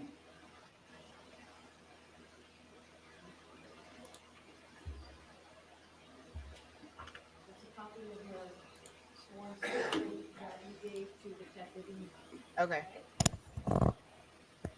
And if you would turn to page 8.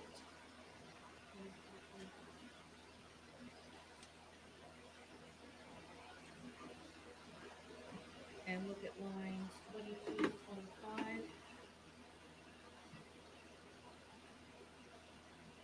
25. I'll have to do like we did when in RA's chat and be like, scratch your head. Tug your ear if you're listening.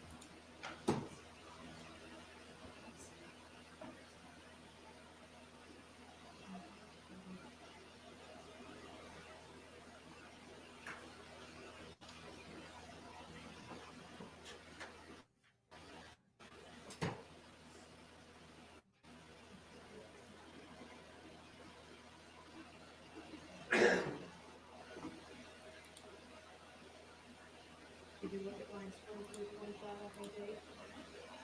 Right. Okay. Oh, on page 8. I'm sorry, I'm on 7. 22 through. Okay.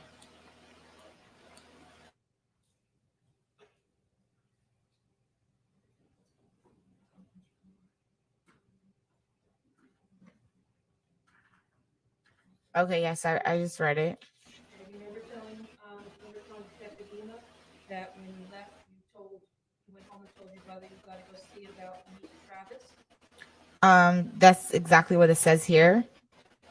But do I remember? Your question was, do I remember correct? Right.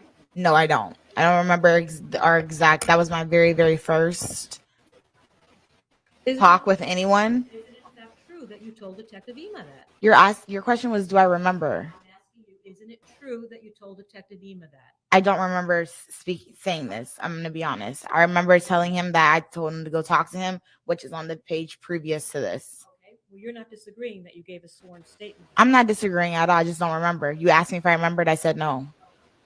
You're not suggesting that what's in there is not correct, right? No. You remember telling Detective, again, we're talking about what you told him. You remember telling Detective Ema that, without being asked the question, my brother is licensed to carry. Do you remember that? I probably did tell him that. Right. So that was an important fact to tell him, right? Just for the simple fact that I found out there was a shooting. Yes, I believed I needed to leave. That's important if your brother didn't have a gun. Why did you want Detective Ema to know that Keyshawn had a concealed weapons permit? I wanted him to know because there was a shooting. Because your brother took his gun with him. No. That's why you wanted Show me where my brother took his gun with him. Show it to me. But you're telling me something that you're asking me a question. I'm letting you know my answer. So if you don't have proof right in front of my face, then you can't sit here and tell me anything. I'm telling you. Okay, enough. Next question. Exactly. Next question. Stop. Your next question, please. Is this how you talk to Travis? Stop. This is how I'm talking to you. Next question. Didn't you also tell Detective Ema that when your brother got to Travis's house, he said, "I'm not here to start nothing with you. I'm here to talk." Remember telling Detective Ema that? Correct. So your brother did give you some details about what happened. No, before he left the house, he told me he was going over there to speak with him. Right, but you told Detective Ema that your brother said to Travis, "I'm not here to start nothing with you. I'm here to talk." So you did have details about what happened more than Sebastien was dead and that Tyler was shot, like you told the jury or implied. Isn't that true? I said I don't recall all of the details that were said that night. I was more concerned about Sebastien being dead. All right. Didn't you also tell Detective Ema that the Travis ran out of the house and trucked my brother? Sustained. Next question. Isn't it true that you told Detective Ema that Travis ran out of the house and hit your brother? I don't remember. Okay, if you look at page 11, please. Mm-hmm.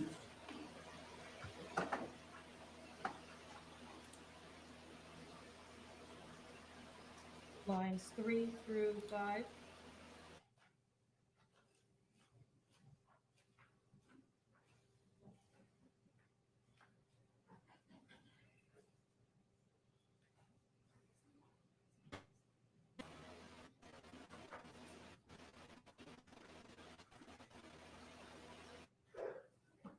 You done?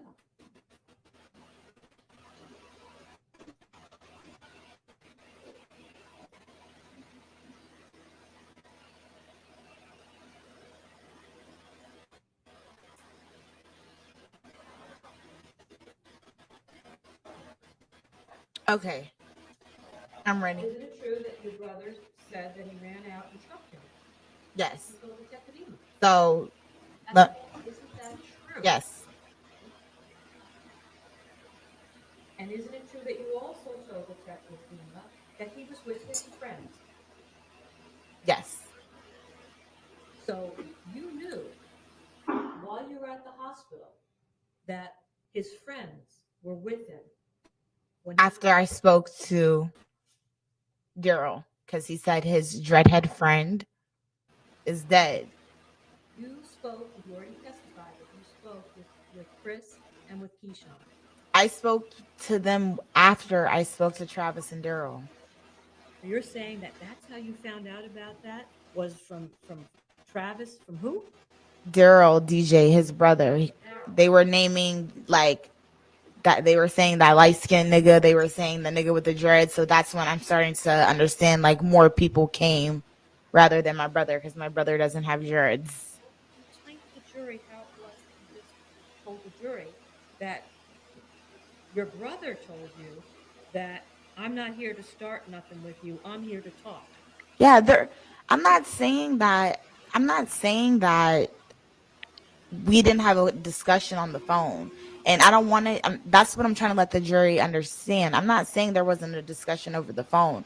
Was it a detailed discussion about what exactly happened that night? No, the conversation was not that long, is my point that I'm trying to get across to you. This isn't a detailed, what I'm reading, this is not detailed at all. Well, this is your detail that you gave to Detective Ema. Which is very minimal because that's all I know. That's what I'm saying. When we talked on the phone, okay, Okay. cool. You told Detective Ema also that it wasn't like that your brother came in there with a gun and tried to start something. You remember that? Correct. Again, you brought up Keyshawn and his gun, right? Look at page 11, please, lines 14 to 16.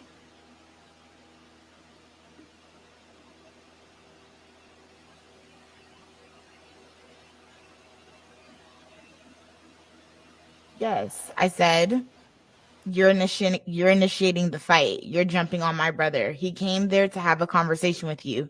He doesn't. It's not like he came there with his gun because I knew he didn't have a gun. That's why I said that. So you talked about Keyshawn and the lack of not having a gun, right? Correct. Okay. Because now I'm figuring out there's a shooting.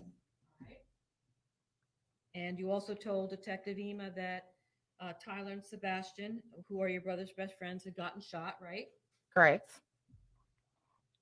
And then you remember Detective Ema asking you how you had so much detail and knew so much? I said I spoke with them. They called me briefly. They were crying. It was a very short conversation. Sure, but you do remember that. And I also spoke with Daryl and I also spoke with Travis. So you remember Detective Ema questioning you about why you knew so much details at an event that you weren't at. no. Okay. Page 12, please.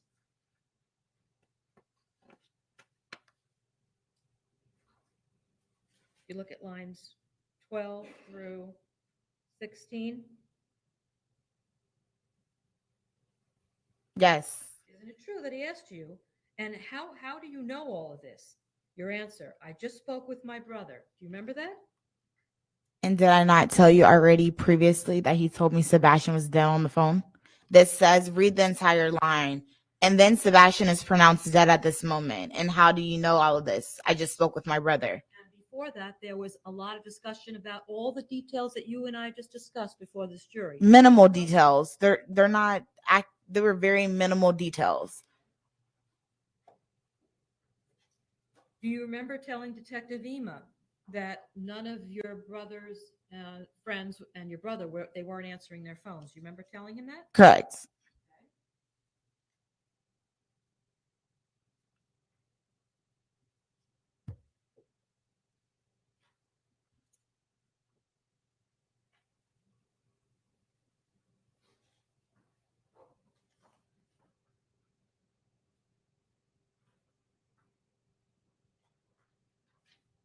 Remember telling Detective Ema going into details about a text message that Tierney Coleman sent you? Mm-hmm. Yes. Yes. Yes. And isn't it true that you actually showed a screenshot of one of the text messages that Miss Coleman sent you to Detective Ema? You had it on your phone and you showed it to him. Remember that? Yes. And that was the only text message that you showed Detective Ema. Isn't that a fact?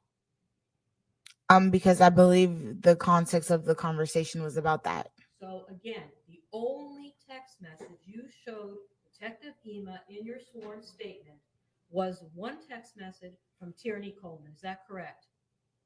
Correct. And the reason you did that was you were trying to portray. No, the reason. Let me finish my question. Is it a question or is it an assumption? All right, just wait for the question, please, Ms. Jones.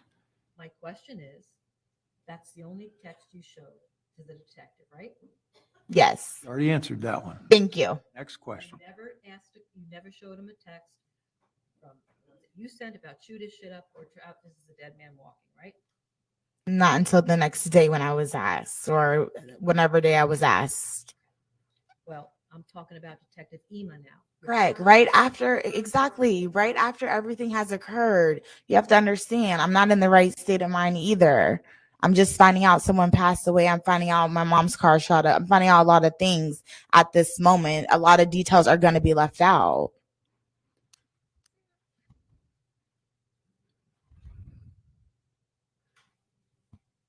All right.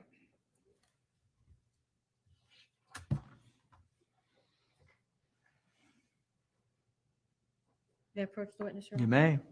Make sure the state knows what you're doing. Yes, Good. I'll go back and put it. All right.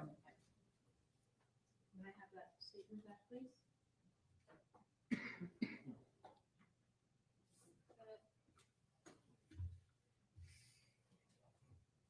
I just handed you what's in evidence of states number 17. That's, remember looking at that yesterday and being asked questions about it? Yeah, but honestly, I'm not really sure exactly what this is. Well, you answered questions. Oh, these are my phone. Oh, these are my phone records. Okay. Okay. All right, you want to just take a look at them? Mm-hmm. You're familiar with that, right? Familiar with what? Well, you just said those are your phone records, right? Your phone log, right? Yeah, I'm realizing that now because I'm seeing numbers that I know. So, Okay, well, we'll talk about that in a minute. okay. All right, and that call log, if you look at the first page, or second page rather, look at the very top. You see where there's some dates? Yeah. Okay, and that call log begins on April 8th of 2021, is that correct? Correct. Okay, and that's the beginning of that call log, is that right? I believe so. Was there anything preceding that page? No. Okay, and go to the end of that call log. The last page, Okay. and tell me where that call log ends. What's the last date? Of everything? The very last entry. What was the date? 4/4/2021. That? May I approach the You may.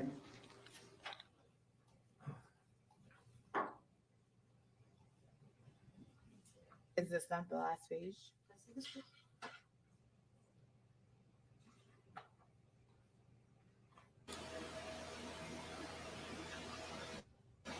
But you want to bet they both want to like punch each other right now while they're that close. Yeah, you guys had it out of order. Yeah, I have it. So yes, like I said, the last entry is 4/4/2021. So the last page starts on April 4th, is that correct? Of Correct. 2021? Mm-hmm. And it goes through what date? The 8th. Okay. And you've testified that you spoke with Linda Rudolph, is that correct? Yes. And isn't it true that Miss Rudolph's phone number is nowhere in that call log?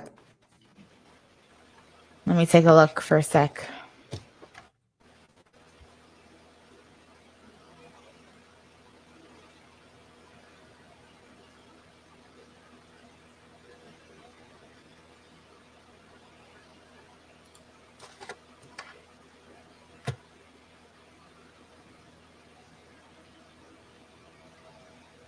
No, I don't see her number. You also testified to the jury that you called Linda Rudolph, is that correct? That's the same Attorney question you just Coleman, asked excuse me. me. Ms. Coleman, you remember that? Yes, I spoke with both of them. And Okay, and can you tell us where Ms. Coleman's number is on your call log that you turned into the police? when I was asked, it's not there. It's not there, that's all I asked, it's not on there. Okay. So, did you delete those? No. When I asked to turn my phone in, I turned my phone in. So, how did these numbers disappear from your call log? Why don't you go ask the police officers or the detectives? Your phone, I'm asking you if you deleted the. I didn't, and I answered your question. You didn't delete them. I didn't delete those phone calls between Tierney, and I didn't delete those phone calls between his mother. You would have to ask law enforcement. turn a different phone over to the Detective Vanderlyn? What different phone do I have? My question to you is, did you turn the phone over that was your phone that you were using on April 6th to Detective Vanderlyn, or did you go out and buy another phone and give her that phone? You have your evidence all mixed up. I had that phone prior when I was talking to Travis. So the phone that I turned in, you're asking me a question, I'm answering. It was the same phone. It was the exact same phone. Tell us how there are the items missing from the call log. That would have to be taken up with law enforcement. You have no idea. When I turned my phone in, everything that was in my phone and things that weren't there, I spoke on. Okay. Now, you testified. May I approach? You may. Wow. You testified yesterday.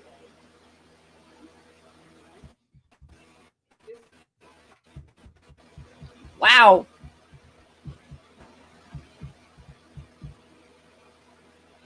That the very next day, you turned your phone over to the detective. You remember that? I don't know if it was the very next day. It was when I was asked. Well, according to your testimony yesterday, you said, Well, the objection is improper impeachment or improper question. So rephrase, please. didn't you say that you turned your phone over to the detective the next day? When the detective asked me to turn my phone in, that's when I turned it in. I don't know the exact day.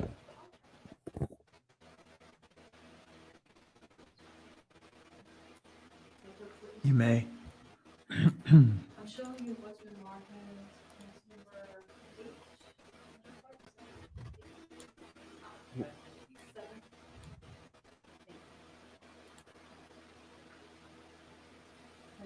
For identification purposes, do you recognize this?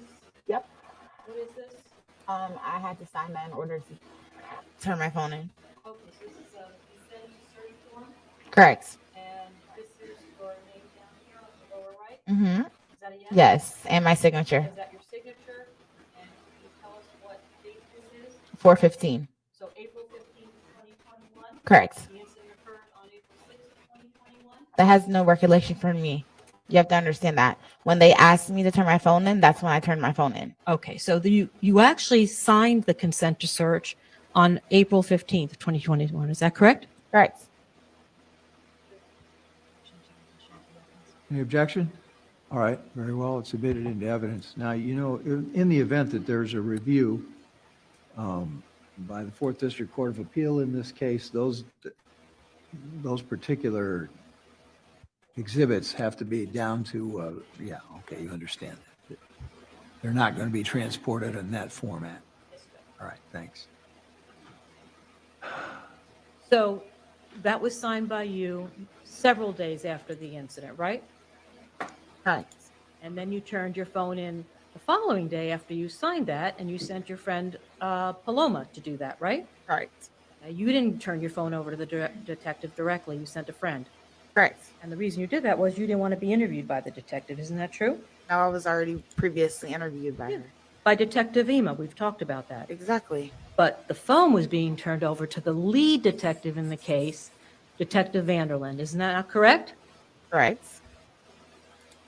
And you never went to see Detective Vanderlyn. You sent your friend instead, right? Right? My friend turned the phone in. Yeah, you said yes. You asked me this already, and I've answered. Yes, my friend turned the phone in. Right, and you told the jury yesterday the reason you had your friend do it is because she lived closer Correct. to the detective than you did, right? Correct. You lived in Delray at the time? Right. Detectives in West Palm Beach, right? Right. About a 20-minute car ride? Mm-hmm. Is that a yes? Yes. You have a car, right? You had a car back then. Mm-hmm. Is that a yes? Yes. You couldn't drive 20 minutes to drop your phone off to the detective? It wasn't 20 minutes from my house, though. How many minutes was it? About 40. From Delray to West Palm? She was somewhere further. It was far from my house. It was traffic time, so I just gave it to my friend the night before, and she just turned it in after work. Okay. That's all it was. Your testimony that the detective told you that you had to come during a specific time that was traffic time. Is that your testimony?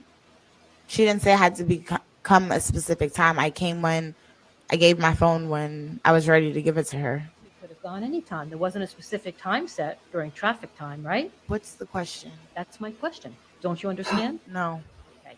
You could have dropped that phone off anytime. The detective didn't say you had to come during a specific time. Is that correct? I dropped my phone off when she asked me to drop the phone off. You didn't. Paloma did. Correct. Messages, not calls. Now it's calls that she's not admitting to. It was You the remember, text that she admitted to. there being some discussion yesterday about text messages with Daryl, DJ. Remember that? Correct. You remember you said on direct examination, I didn't know anybody went with Keyshawn to Travis's house. You remember that? I said that yesterday. Sure did. Do you remember that? Tyler, I knew went. That's it. You said yesterday, I didn't know anyone went with Keyshawn. Do you remember telling the jury that? You were trying to imply, there was a whole line of questioning about this. Sustain. You testified yesterday that you didn't learn about all this until you were speaking with DJ. You remember that? That's what you told this jury. Overruled. Overruled. Answer the question, please. I'm confused. Okay, well, let's try to unconfuse you. Let's start over. Because Hold on. All right, go ahead. You remember Listening. you remember telling the jury yesterday when the state was asking you questions about DJ's text, you guys texting back and forth? okay, that's what you're talking about. Yes. And then you told this jury that the first time you heard about all of this and that there were more people that went there besides Keyshawn was when you were talking and communicating with DJ. But prior to this, you have to remember me, Keyshawn, and Tyler were in a group chat. Remember, you said that out of your own mouth. You also just testified that there was a FaceTime. You told Detective Ema details about your brothers going there. Don't you remember you just testified about that? She's chronologically way out of order. All right. She's just like chatting right now. Start over again. You are. Like, I don't even All understand right. where Stop, you're at. Miss Jones. All right. Next question. Start over again so we can get this cleared up and move on. Your Honor, though. Oh my God. Can I say something? No, stop. Okay. Go ahead. You knew well before you spoke to DJ in those text messages that your brother and his friends went over to Travis's house, right? No. You said yesterday that you began to understand who came to the Rudolph residence after and you spoke with DJ or during the time you were speaking with DJ. You remember that? No. Isn't it true that you texted Keyshawn, Sebastien, and Tyler in a group text at 11:44 p.m. on April 6th? Where are you all at? Can I see? I'm just asking you. Do you remember that? No, I don't recall that. Okay. Do you remember Tyler sending you a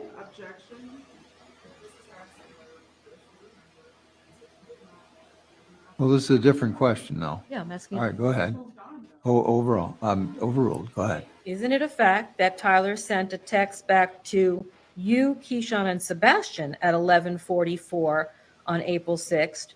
We're on our way right now, RN, right now. Do you remember that? Do you remember that text? Responsive No. reply text, excuse me.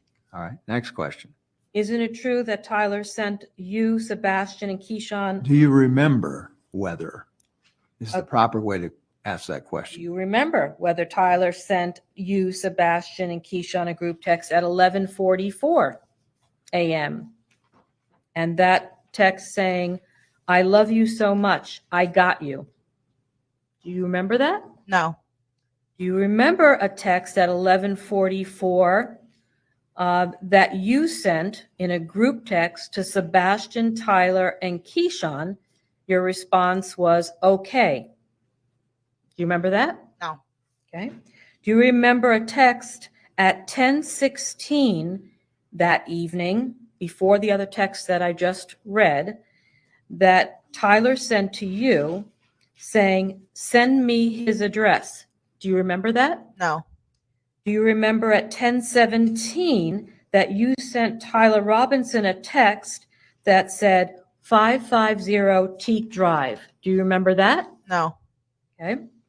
Do you remember at 10:21 p.m. on the evening of April 6th, sending Tyler a text where you said, "Tell Keyshawn, come on"? Do you remember that? No. At 10:24 p.m. that night, do you remember sending Tyler a text? "Okay, you here?" Do you remember that? No. And after the shooting took place, which was approximately midnight, do you remember at 12:58 after the shooting that you sent a group text to Keyshawn, Sebastien, and Tyler? Call. No. Okay. You knew before you spoke to Daryl DJ that group of men were together and that they were at Travis's house, did you not? I knew Keyshawn and Tyler were together. I didn't know Sebastien was there.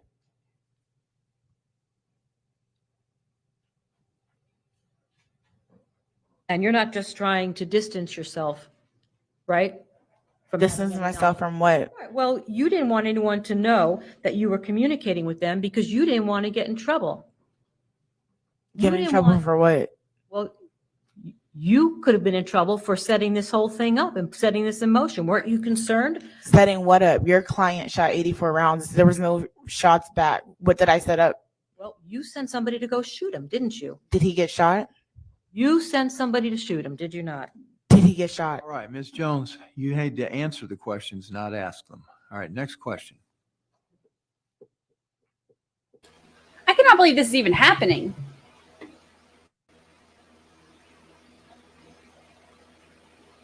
Okay. On April 6th, at 10:24 p.m. before the shooting, do you remember Tyler calling you?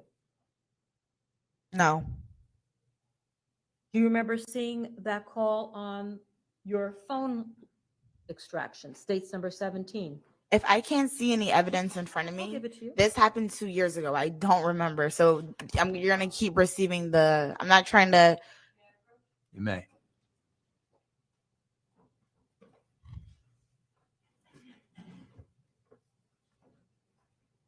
All right, and you've provided Ms. Jones with what? I just provided her with state 17, which is a phone log. Thank you. Okay, so what was the question? Do you remember Tyler calling you at 10:24 p.m. on April 6th? Well, do you remember or do you not? I'm looking through the. Okay, but the question is, do you remember now without looking Question is, through I have to anything? look first. All right, so you don't remember. Is No, that right? I have to look to see exactly the time. It shows you more than just somebody calling you. All right, well, if the Source, lawyers are all it right shows with you that, the- I'm all right with it. Okay, I don't remember. I'm not Okay, even gonna get do into you that. see? I don't remember. My question is, do you see? No. You don't even know my question, so how are you answering no? Do I see the conversation of Tyler calling me? No. Not a conversation, a call on your phone log. No, I don't see it. Okay. Do you remember at 10:52 Tyler calling you? No. Do you know if that's on your call log? Who? That call. Do you see a call on your call log at 10:52 from Tyler?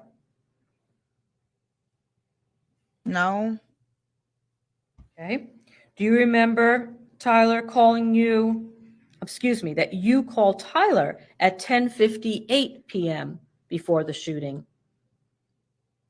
I speak to them all the time, so I don't remember. I'm asking you if there's a call on your call log that reflects that. No, that isn't what you asked her. You asked her if she remembers. Do you remember? And I said no. Okay, and now take a look at that and tell me if you can see a call that you made to Tyler Robinson at 10:58. I don't even know his number anymore. I don't see. So no, I'm going to say no. Well, do you see anything in there that reflects Tyler? You had Tyler's name in his phone as what? in your phone? What was he in your phone as? Tell the jury, please. I don't even see it. I think. No, how did you have him as your contact? What was his name in your phone? Didn't you just hear me say I don't see it? No, I'm asking you how you saved his name in your phone. What was his? I don't remember. It might have been Tai, but I don't see it here. You're still in touch with him, right? So you don't know how you put him in your phone? You have to be specific now. You're using the present tense or the past tense. I can't tell. Ms. Perlette. Okay. At 10:59, a minute later, on April 6th, do you remember calling Tyler? No. Okay. Another call at 10:59 on April 6th. Do you remember calling Tyler? No. At 12:20, after the shooting, now April 7th, do you remember calling Tyler? No. At 12:23 on April 7th, do you remember calling Tyler? No. 12:38, do you remember calling Tyler? No. 1:29 in the morning, do you remember calling Tyler? No. 1:31 in the morning, do you remember calling Tyler? No. Now, with respect to those questions, can you tell me if you, by looking at that document, if you see any of those calls on there that we just discussed? I don't remember his number at the time, so I can't tell you. And again, you don't know what you saved it under, right?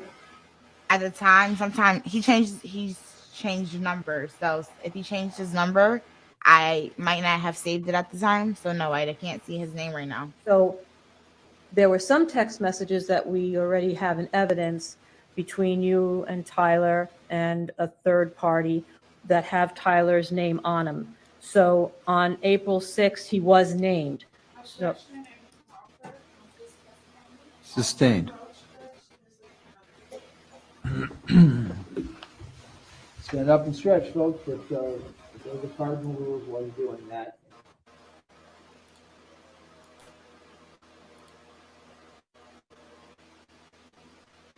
This is insane.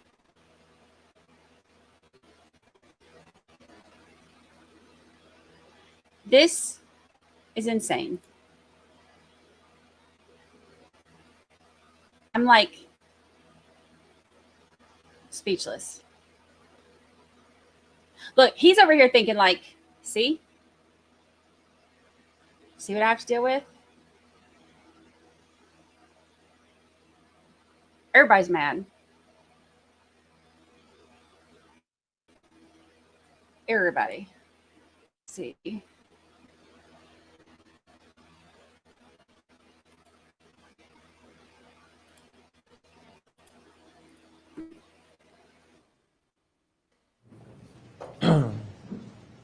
So you recall seeing some text messages between yourself, Tyler, and your brother during the course of this trial? Yes. Okay.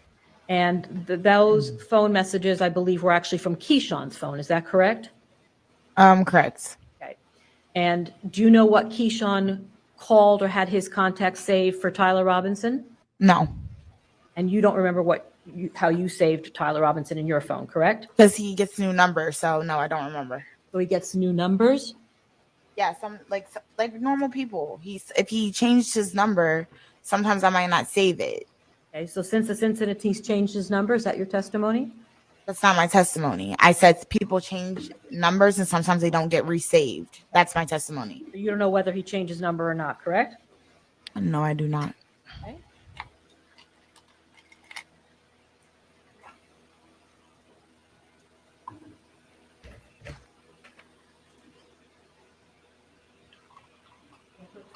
You may. Okay, thank you. No, it is 8. 7 is the big oversized consent form. Showing what's been admitted to evidence as states number 8. Take a look at that, please. I'm just going to remove that.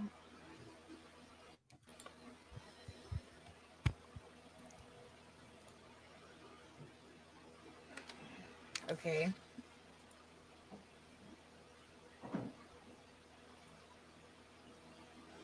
You familiar So- with this search yes. history? Yeah, it's my search history from my cell phone. Your search history from your cell phone, right? Correct. And the first page, it starts on April 7th of 2021. Is that correct? Correct. And the very last page concludes at April 15th of 2021. Is that correct? Correct.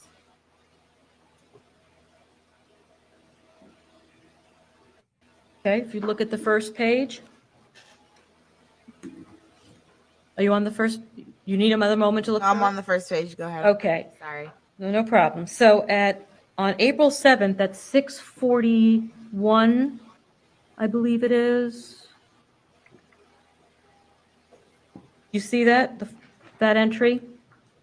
It's about a quarter of the way down on the page. Stand your ground law. Right. You researched on your cell phone, stand your ground law. Is that correct? Correct. And that was at 6:41 in the morning, right? Yes, after everything happened. Right. A couple of hours after you spoke to Detective Ema, right? Mm-hmm. Is that a yes? Yes. The same day on 4/7/21, at 6:41 in the morning, you also searched stand your ground law in Florida. Is that correct? Correct.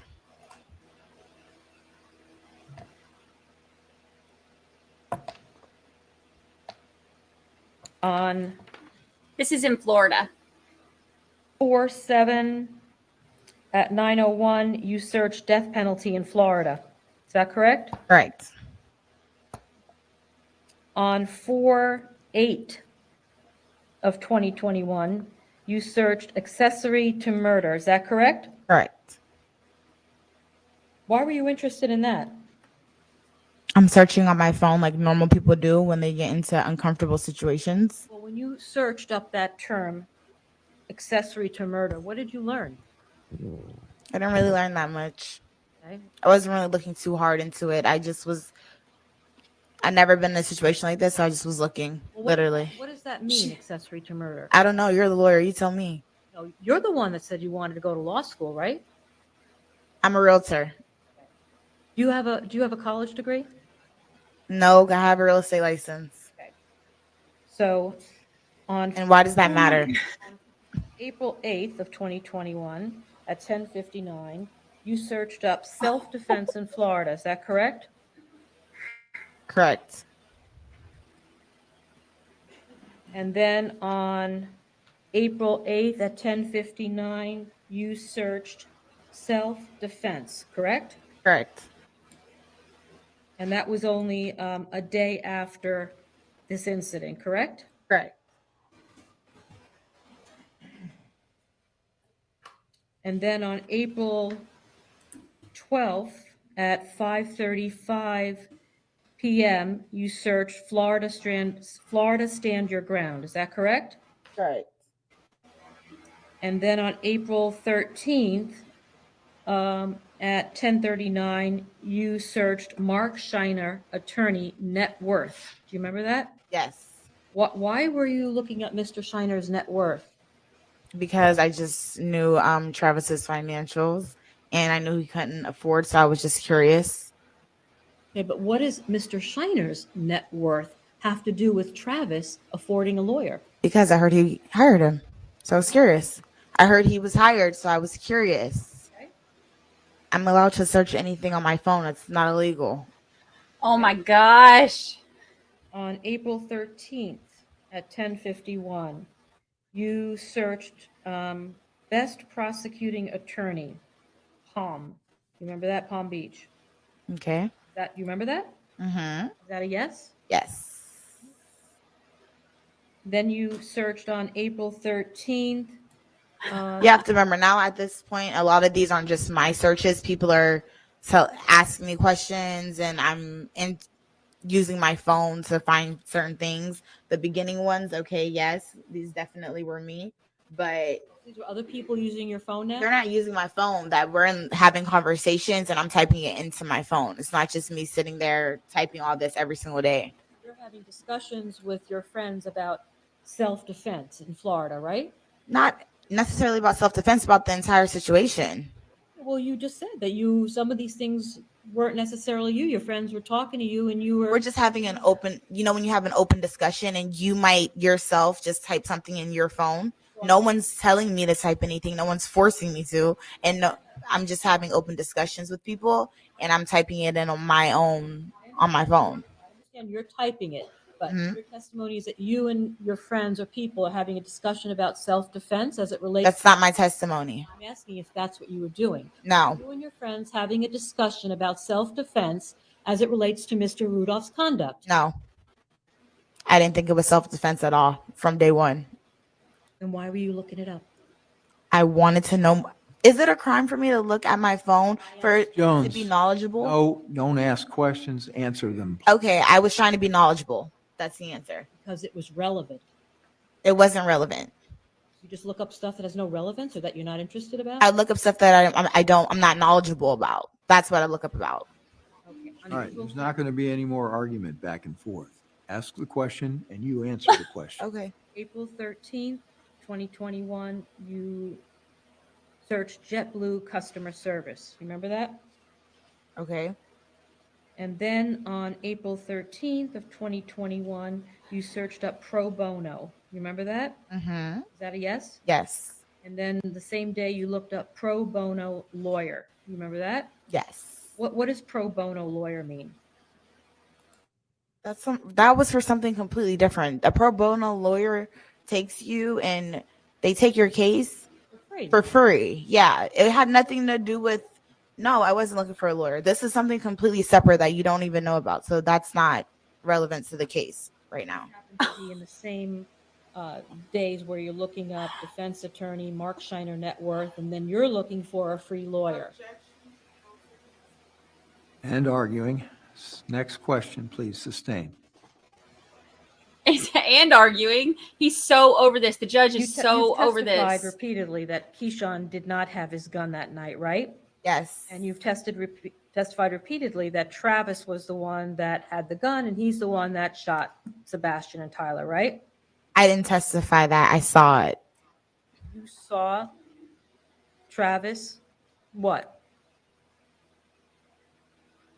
I saw Keyshawn not have his gun.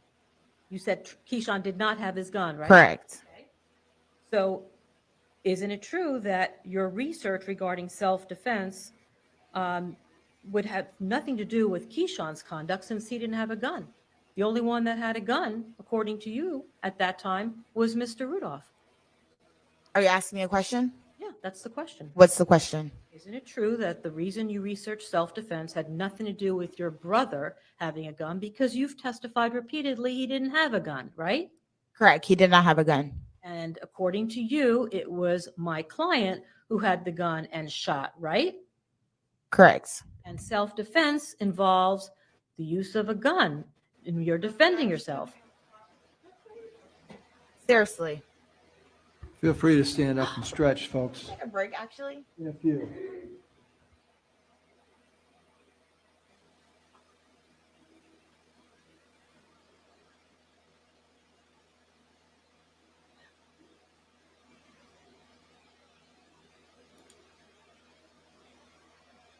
She's pissed. All right, next question on a new subject. He told her, take a seat. All right, well, we'll take a restroom break then for, well, wait a minute, it's almost noon. How much longer have you got? Literally 2 minutes? Less than 2 minutes. Okay, go. Until I'm done to go home. Well, after redirect if there is any, but we'll take a restroom break after Cross is finished. Okay. Go ahead, Ms. Burlett. You looked up self-defense because after speaking with everybody, you believed that somebody was acting in self-defense, right? Last time on that one. Weren't you? No, Then why did you look up self-defense? because I have an iPhone and I can look up anything I want to. On direct examination today with Miss Edwards,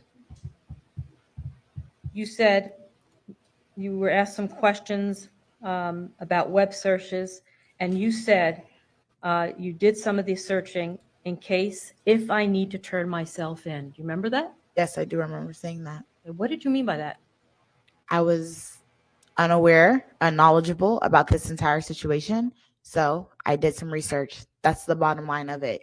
Could we please move on from this question? Because you believed you had some culpability that you had. If I believe I had some culpability, I would have never came. I would have came in with a lawyer, a paid one, not a pro bono one.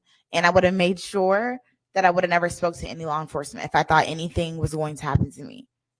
Did I do that? No, I completely, from day one, agreed, turned my phone in. Anything that was asked of me, I did. So no, you have it incorrect. And that's the last time I'm speaking on that. So you turned your phone in over a week later after you deleted items from it, No, when they told me to turn my phone in, my phone was turned in. and items were deleted from it, right? And they retrieved them is what I heard. And you were concerned still, though. Who wouldn't be concerned? This is not a normal situation. Of course I'm going to be concerned. That's why you said I needed to do this research to see if I had to turn myself in. I research everything. I research any little thing I research. I have no. I'm a knowledgeable child. I'm sorry if you felt like this was inappropriate to research. All right, thank you very much. Before we take that restroom break, let's find out, is there going to be any redirect? All right, okay, so we will take a restroom break then for 10 minutes. We'll be back at 12:10. Ladies and gentlemen, I want to try to finish with this witness before we take a lunch break, all right? Pardon me, leave your pads, remember and obey the 4 cardinal rules. No research, no discussion, open mind, and you won't run into any of us, so we don't have to worry about that one. He wants her out of there. He's like, nope, I want her done before lunch. I want to enjoy my lunch knowing that I'm not going to have to come back to her mess. This is insane. I bet the defense attorney and the witness are not going to get lunch together. Wow.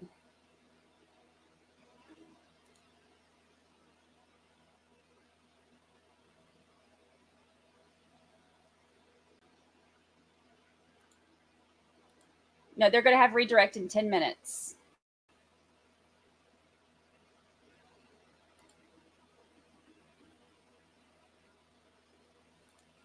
She's a knowledgeable child. That's why she looked up, Googled to see if she's an accessory to murder.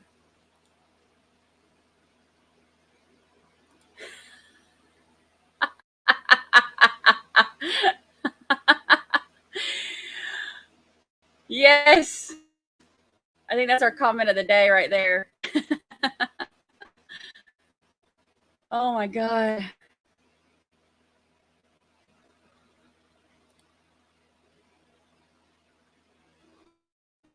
Look, he is 100% right now. Like, see? I told y'all.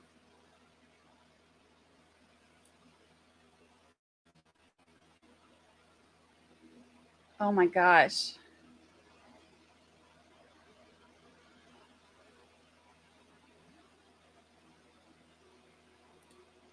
You think you think the witness handled the attorney well? I'm curious to hear your take on that because I respectfully don't even agree a little bit. So she did exactly what the attorney wanted her to do. She lost her cool in front of everybody multiple times. So the attorney and the witness were both rowdy. But see, the attorney can be. The witness, they don't want, like, you know, the prosecution doesn't want the witness to get like that because they don't want her to appear not credible to the jury. And with her being kind of the one who instigated this whole thing, that works in the defense's favor for her to get up there and lose her cool. So this attorney, even though some of the stuff she said, you know, they objected, it was sustained. She did exactly what her job is to do as far as poking all the holes in the story and getting her to lose her cool.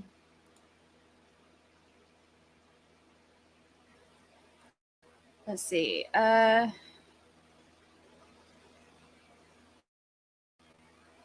It's got to be 5 something. Yeah. Nobody from court is going to show back up after lunch. That's funny. Let's see.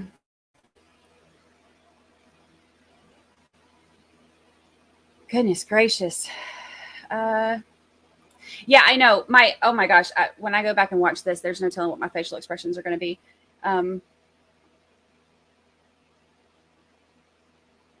Let's see. Oh my gosh. JT, what did you miss? Everything. You missed our entire next WTF show. That's what you missed. Insane.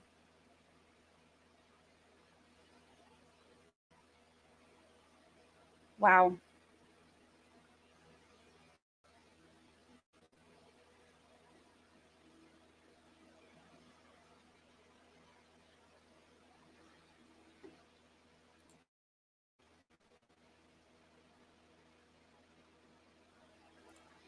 Lisa Labate, I think the attorney got everything she needed from that LOL. She allowed her to destroy herself. The attorney did exactly what she wanted to do. She got her rattled. She got her combative.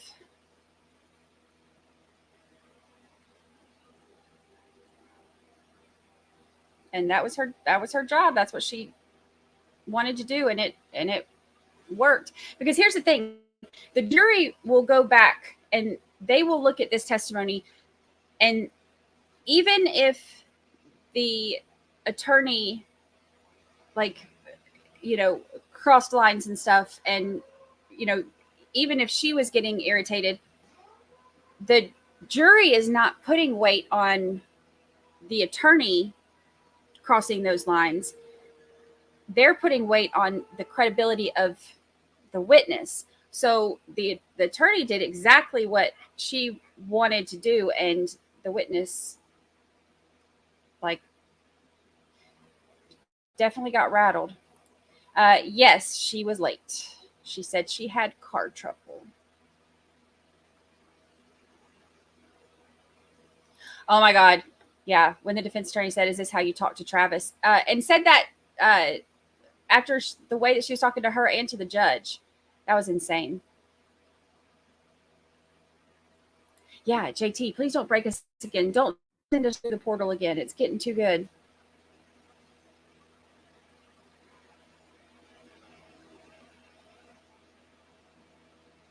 Yeah. Good point. Good point, Kathy B. This attorney only needed one juror to believe his story. And to me right now, again, I haven't seen all the evidence. I won't make a final decision, but to me right now, I'm leaning defense. She is a great defense attorney. Let's see. But she's what'd she say? A knowledgeable child? Is that what she called herself?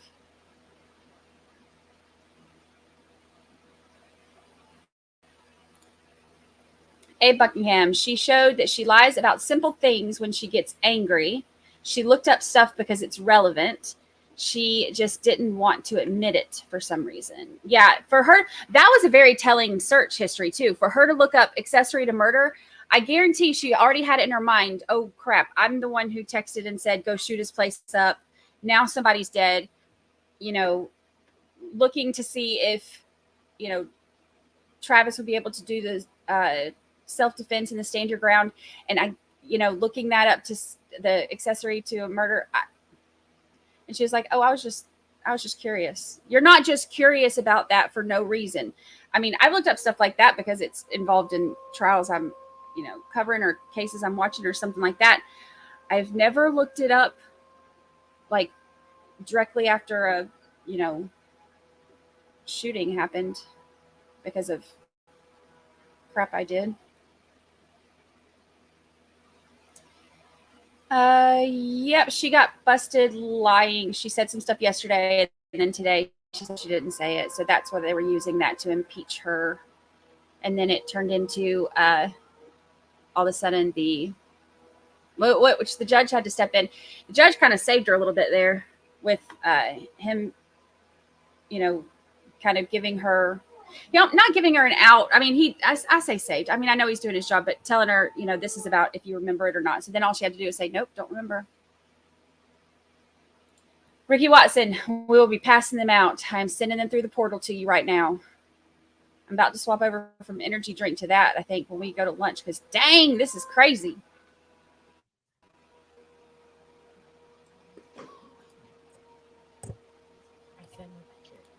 Can we have a poll who benefits the most out of this witness? Yes.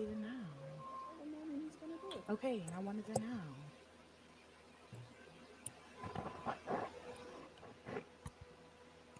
Did you hear that?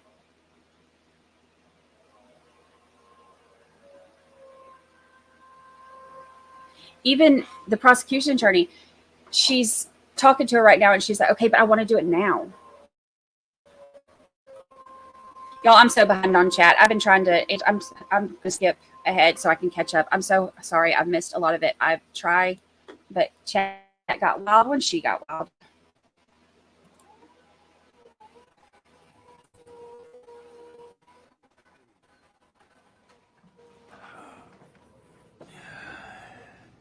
Hear that sigh? He's like, oh, hell.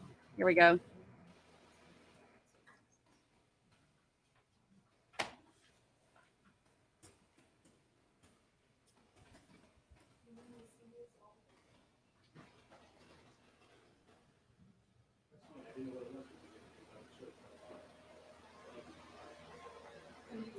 That may be what she said. What?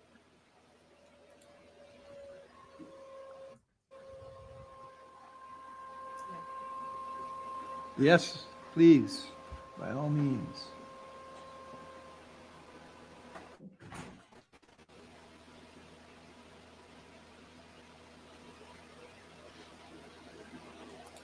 Oh, this is a good one because she keeps saying 100%.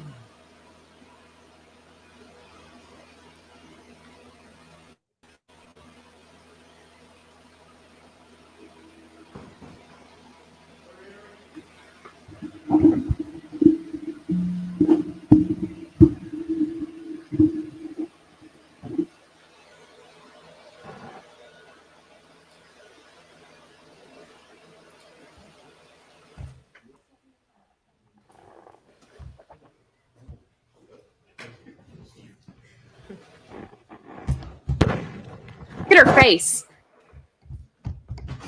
All right, welcome back, everyone. Take your seats. All right, you may commence with redirect. Mm-hmm. Ms. Jones, did you love Mr. Rudolph? Like, really love him? Yes. Did you want Mr. Rudolph to die?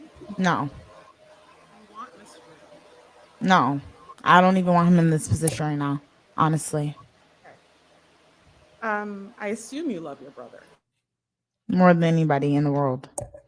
And that you loved Sebastien. Yeah, I did. And do. And that you loved Tyler. Yes. Sustained. So I think the question everybody wants to know is that if you loved everybody, did you orchestrate a murder of your boyfriend? Overruled. Did you? No. I didn't expect anybody to get injured that night. I want to talk a little bit about some of the things you were asked about on cross-examination. When you met Travis Rudolph, was he still the NFL star with all the money that he had from that contract? Sustained. What was Travis Rudolph's financial state at the time when you two started a romantic relationship? If you know, do you know the answer to that question? Yes, I know the answer to that question very well. Answer. He didn't have money at all.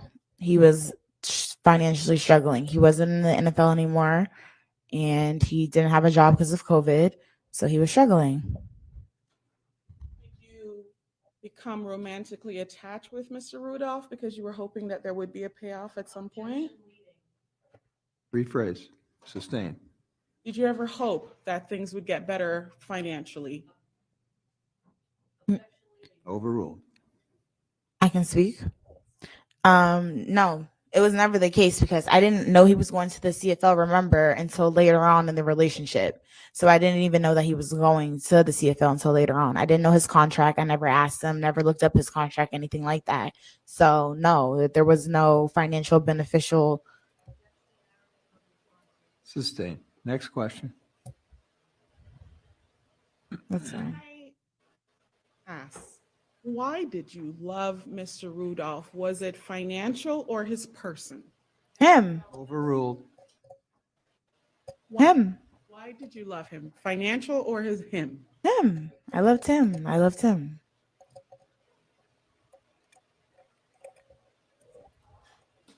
You were asked about the video camera footage from the Ring camera on the day April 6, 2017, sort of as it got darker and Daryl Rudolph was present. Do you remember that? The Ring video of you actually getting put on. Yeah. Sorry. So you referenced that there were two separate times that you were put on the ground. Obviously, we watched one. Correct. Where did the other one occur? Same place. Daryl was trying to push him back and get him away. And it happened same place, just a different timing. And did you do anything to manipulate the recording system so that it didn't capture that? No, I don't. I thought it was going to all be captured originally because it is a ring light, but I guess it doesn't work that way. All right. So when you're talking about getting put on the ground by Mr. Rudolph, what exactly physically happened to your person? So sure, I had cosmetic surgery. I'm not going to sit here and act like I didn't. It's 2023. My back and my bottom part of my butt was physically hurt because I was only about 6 weeks post-op, so I was still healing. They tell you about 8 weeks, and I was injured. Second time he slammed me, I was out of breath from his slam. So what I want to know, and what I'm sure the jury is interested in, is the mechanics of what actually happened. Where were you held and how were you put to the ground?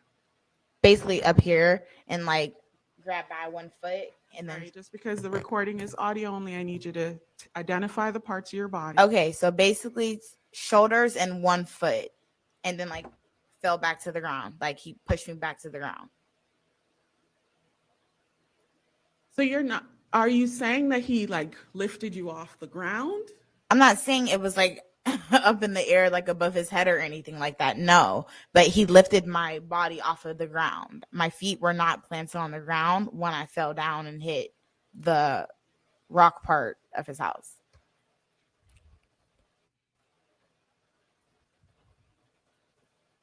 I want to talk to you about some of the things you were asked about your phone records and what time people called you, and you said you didn't remember.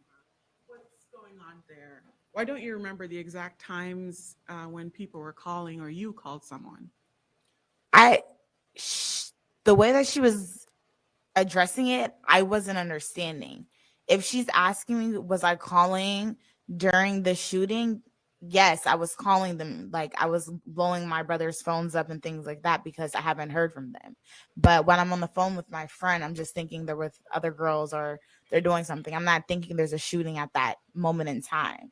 Her chronological order kind of confused me because she's discussing the hospital phone call, then she's discussing the house phone call. There were several different phone calls that were had. Okay. So just so it's very clear for the jury, did you call your brother Keyshawn after he left the house in Delray? No. So you never called him? He left the house. So let me just make sure we're understanding. Yeah. I'm talking about you get home from coming from Mr. Rudolph's residence. Okay. Keyshawn is now leaving your residence in Delray. Okay. Did you ever call Keyshawn Jones, your brother, between the time that he left the residence at that moment until whenever else was the next time you saw him. Yes, I blew their phones up because I didn't hear anything from them. So you were, when you say blow their phones up, are you talking about multiple calls? I'm calling multiple times. Now, earlier in the cross-examination, you were asked why those calls were not on your call log. Do you remember that question? Yeah. And during your direct examination, we had discussed that. Do you recall that, about the fact that you use multiple apps to make calls? Yeah, so that's another thing that I don't think she really understood.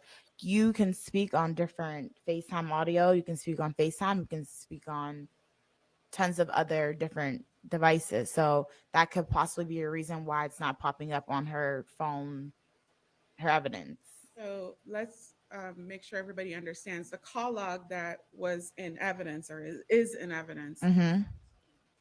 What form of calling is that, if you recall? It's probably going to be regular phone call. So any calls made on, say, WhatsApp, Instagram, or anything else would not be captured there. I don't think it would, no, to my knowledge.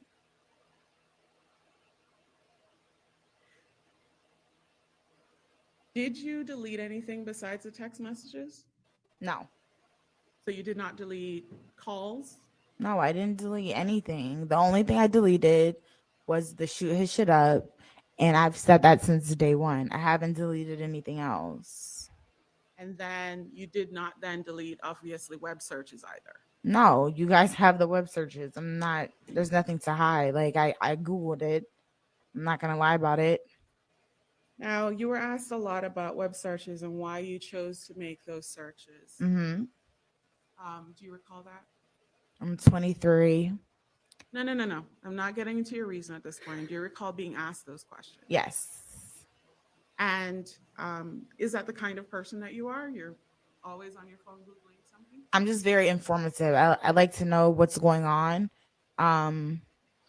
Just like my brother, I'm extremely intelligent. I like to know what's going on. I like to be aware of my surroundings. I like to play chess, not checkers. So I definitely Googled whatever I Googled because I wanted to just be aware of what was going on. I've never been in a situation like this before.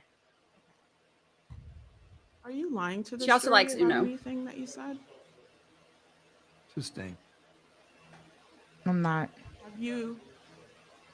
Jury, disregard that last statement, please. Next question. Miss Jones, did you send your brother Keyshawn Jones over to Mr. Rudolph. Rudolph's residence to kill him or shoot him? Absolutely not. And it sounds absurd and it sounds crazy for anyone to ever think that. Except for that her text message said it.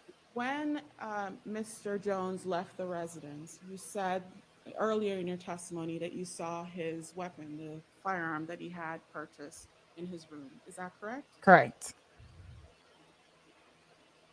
Who did you know was going with Keyshawn to the residence Tyler. that Travis lived at?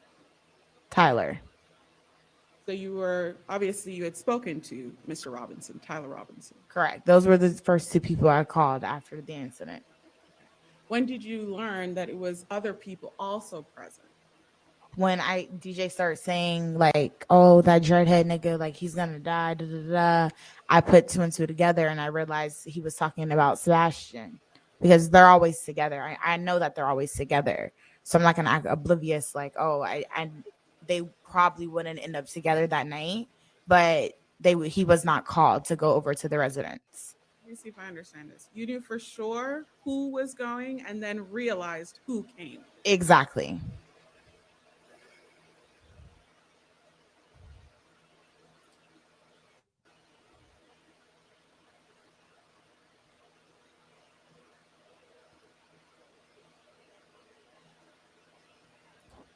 Did y'all see JT Portland?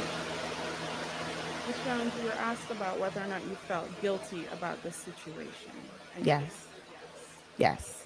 Explain to the members of the jury what you meant. Of course. 100%. 100%. So basically, I'm the type of person I'm just gonna say right now, I don't really wear my emotions on my sleeve, but Keyshawn, okay, Overruled. Go ahead. Finish your answer, please. The type of person who doesn't wear my emotions on my sleeve. So I might come off kind of cold, or I might come off like the situation hasn't affected me, but it has. Even on Travis's behalf, because I do love him. Is there an objection? What's the objection? The legal objection is what? I'm not calling. Overruled. Just finish the answer to the question, if you will, please. I want you to tell the jury why you feel guilty. I feel guilty because this situation should have never ended the way it should. That's why I feel guilty. Do you feel guilty because you wanted this to happen? I didn't want this to happen. One moment to confirm. Yes, ma'am.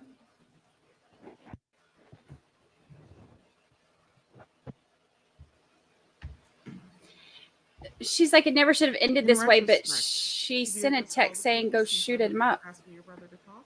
Definitely. Nothing further. All right. Very well. Thanks. Any reason why Ms. Jones can't go on about her day? All right. Thank you. Ms. Jones, watch your steps. Stay safe. All right. Now's a good time for a lunch break, ladies and gentlemen. We need to take apparently a little longer than I allowed for yesterday. There's been a request that we start off at 45 minutes if that's long enough. If it is, raise your hands, please. 1, 2, 3, 4. Okay, so an hour then? Is that good enough? All right, looks like it's virtually unanimous at an hour. So it's 12:25. We'll round it off to 12:30. So be back, please, at 1:30. Remember and obey the 4 cardinal rules while you're out there. It is conceivable you'll see one of us out there. So duck us, we'll duck you. No research, no discussion. Keep an open mind. You've heard a lot, but not nearly all of it yet. All right, see you at 1:30.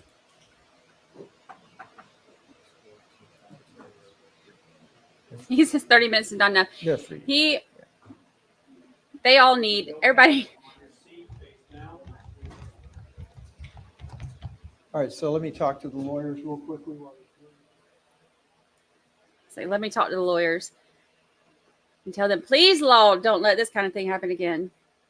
Judge is over it. I'm waiting to see if there's a hot mic moment. I bet. I wish I knew the witnesses like Snapchat or something. I would, because I bet first thing she's going to do is get out there and be like, I can't believe. She's not great at hiding her emotions, but man, this was look, y'all, we said it all along. This was going to be a crazy. We were all excited for today because this was going to be a crazy cross, but this actually surpassed my expectations. This is incredible. One of the big questions while they're at lunch is whether or not, because she says that he slammed her to the ground, and I watched the video last night. I don't see it like that, but we can watch it and see if y'all want to see it again and see what you think.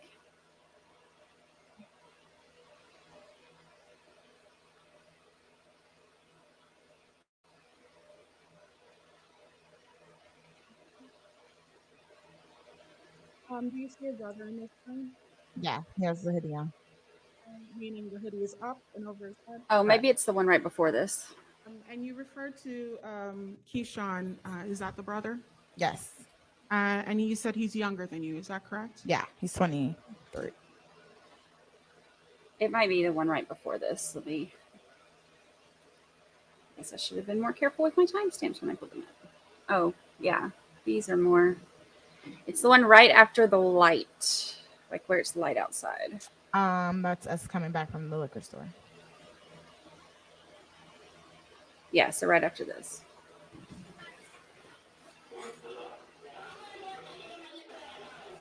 Okay, this is where There she goes.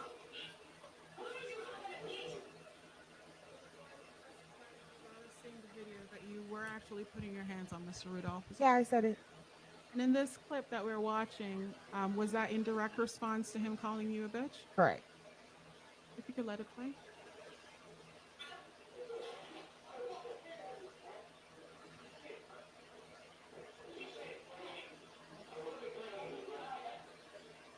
All right. These two gentlemen who are in the frame right now, caught them in movie. Watch that one more time. I watched this multiple times last night. No. To me, and I slowed it down and watched it. To me, it looks like this is when she had just broke his stuff and he's trying to get her out. And to me, it looks like as he's trying to like get her out of there, that they fall.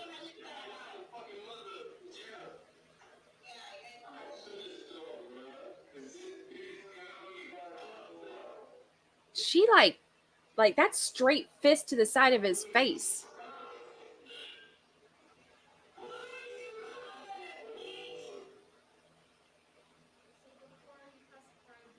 Seeing the video that you were actually putting your hands on Mr. Rudolph. Yeah, I said it. And in this clip that we're watching, was that in direct response to him calling you a bitch? Correct. If you could let it play.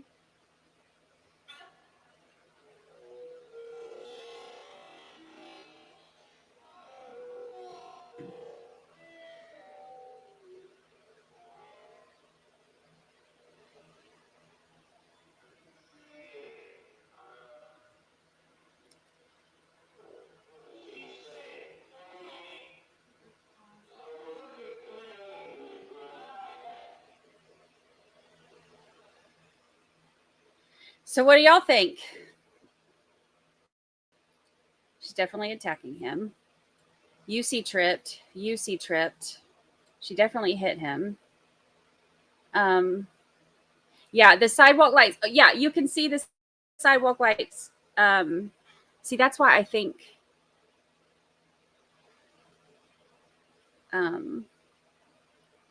yep, she tripped, then she fell. Looks like a trip to me. See, that's the same thing I thought. That's a good point too, Shelly. That's a really good point. Yeah, see, that's what I thought too. I went back and looked multiple times and in slow-mo.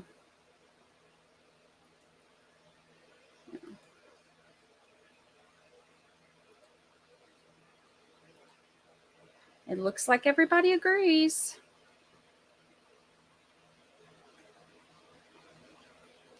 I'm gonna watch some of this.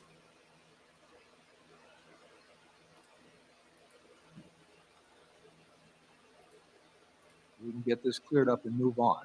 Your Honor, though. Oh my God. Can I say something? No, stop. Okay.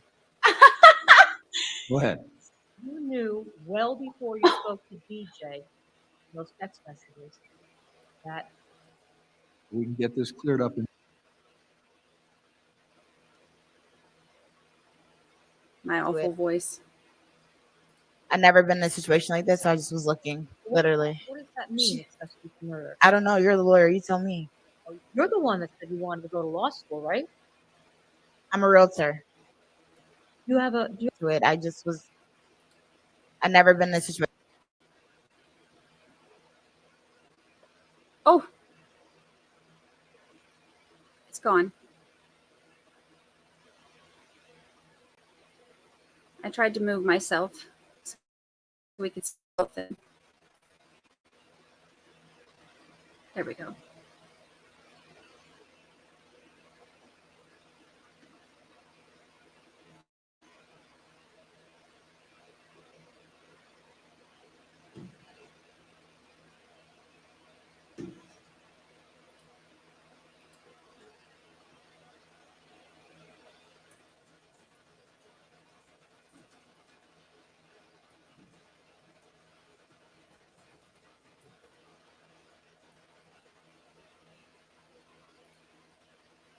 Okay, sorry.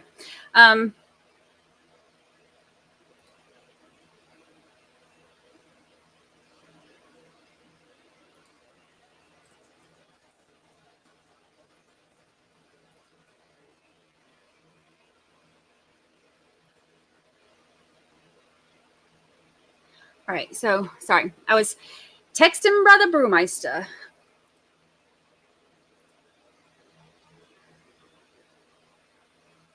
That judge, having a little bit of internet in and out stuff while they're working on my stuff. So I might get fuzzy, but the stream won't.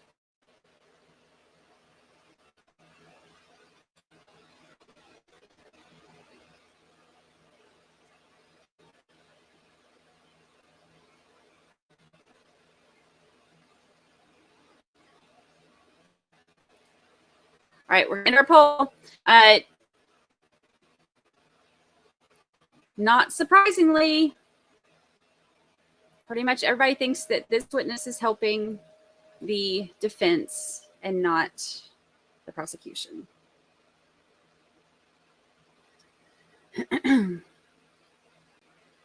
Let's see. Oh,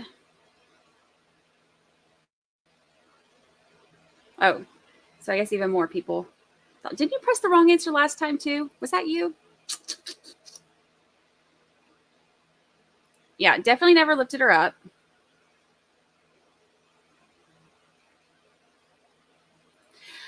Gabby Smith, I definitely think that he was pushing her out of the house.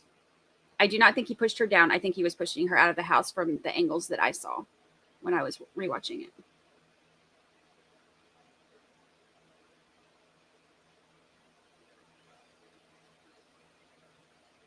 Yep. I think he was pushing her, getting her out of the house. He was pushing her out of the house and she fell, and you can see the lights. Looks like she fell. That's the way I see it.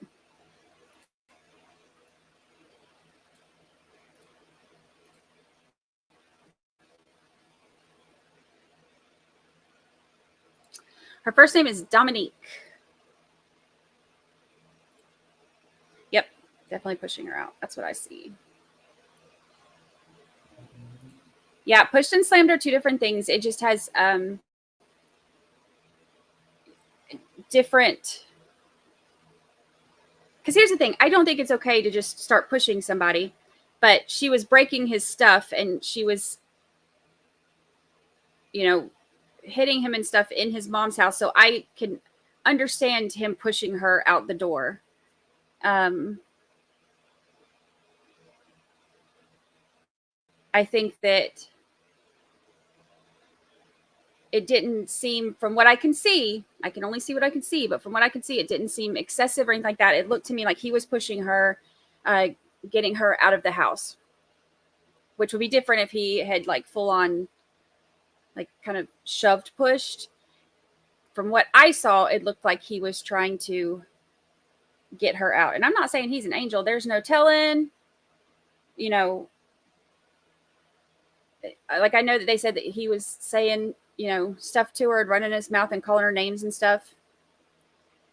So I'm not saying like he's an, innocent little angel. I don't know anything. All I am going by is what I can see in the video. Let's see. Push out of house, not on the sidewalk.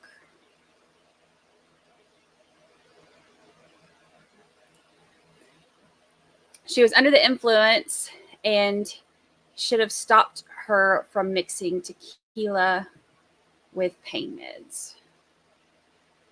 I've never mixed tequila and pain meds, but I would imagine that would make it hard to keep your balance too. Let's see.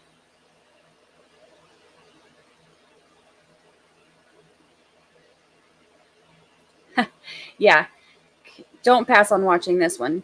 And anybody who thought they were going to pass on watching this one after today, I'm sure they're going to want to go back and catch up.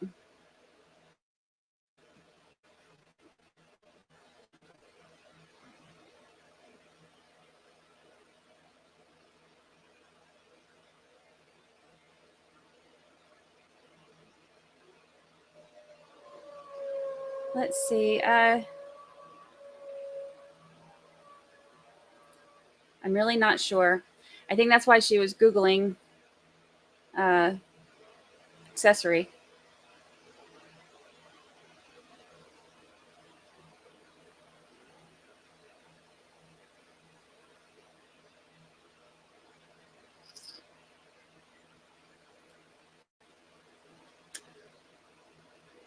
What is your thought about the judge? I think that the judge is over it. I think that he, every judge handles his courtroom differently. I'm surprised that he let them get as far gone as they did. But you can tell he's over it.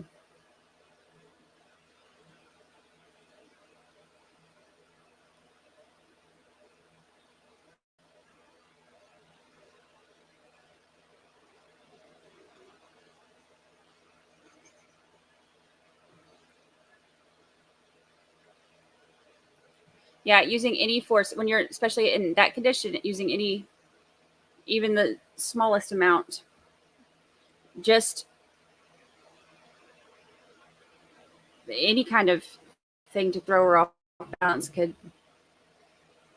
cause them to fall, plus the lights that were on there. I know the lights moved when they fell.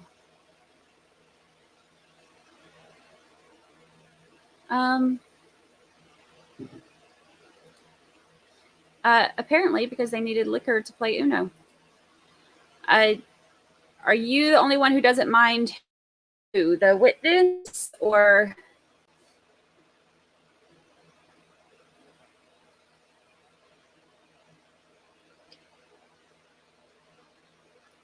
Yeah, I didn't see him push her down. I saw him push her out, like out of the house, but not down. I agree with this. She texted that very specifically, and I don't know what else there's to say. Those were her instructions. Yes, that was his house or his mom's house. They both lived there.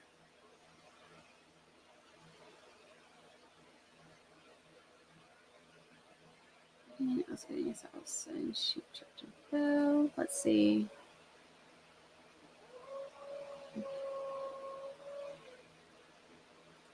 I thought that they would. I truly believe they were going to show that again, and I'm actually really surprised that they didn't.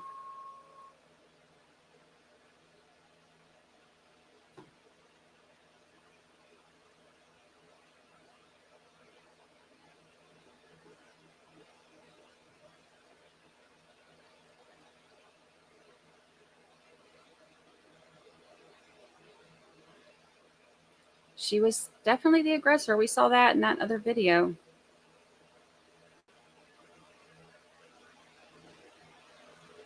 He was back in that big old trunk out of the house, the brand new one. Listen and learn, that's how I saw it. They just did the redirect. The prosecution just got up and did a redirect, and then they let her go so that she is out of the court.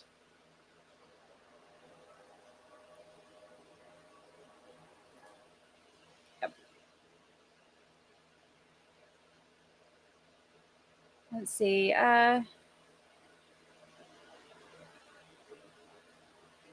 Seen altercations like in this video. It never stops when someone falls. The anger overtakes and the hits keep coming. What she claims on body slam is not logical to me. Yeah, it didn't look like a body slam to me either. And she did jump right back up and was ready to keep it going.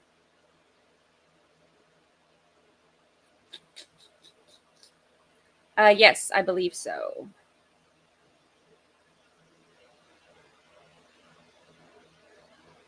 Sorry, I know I'm behind on chat, but I like to try to see everything y'all say.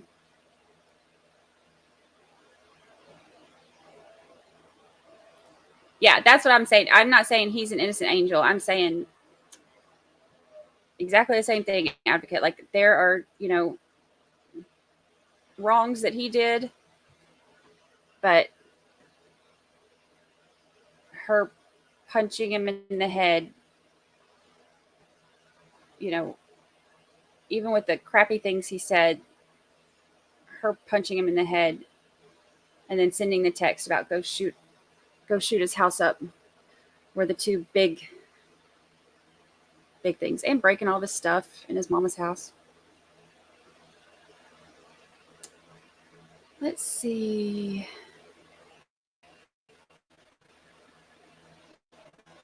I think he made us the 100 emoji. I think 100%. She kept saying 100%. 100%. Terry, I thought the same thing. It is amazing that only one person lost their life. That's lucky, honestly. They would not let that come into evidence. I think it was probably either him or maybe her husband. Who knows? JT made us a 100% emoji, a peach, a side eye, and an OMG. I don't know. That's a good question. I think probably. Depending on how it goes. If it gets to the point where they're like, you know what? There's, nothing you could say that could make this go any worse for the prosecution. I guess it depends on how it goes. I think that, the thing about testifying in your own defense is if you're guilty, it's a bad idea. But if you're innocent, it can go either way, really. It just depends on, because you could get up there and tell the honest to God truth, but if the jury doesn't like you, then they'll think you're lying. Thank you, Ricky Watson. I appreciate it. Sleep deprivation is working well on me these days.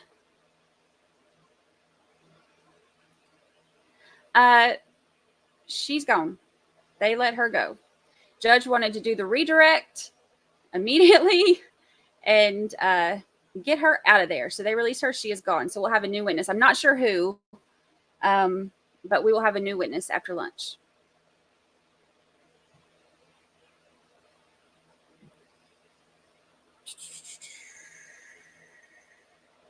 Yeah, that's true. That's true. We don't know if it was truly said. We know that that's what she's saying.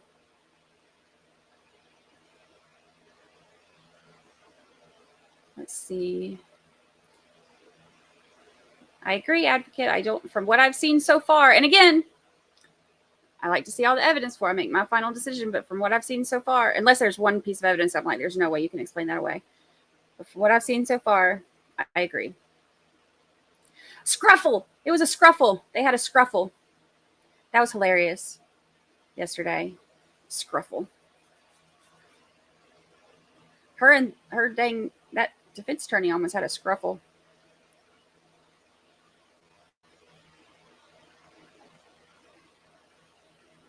Oh, his team has said he will testify. Well, there you go.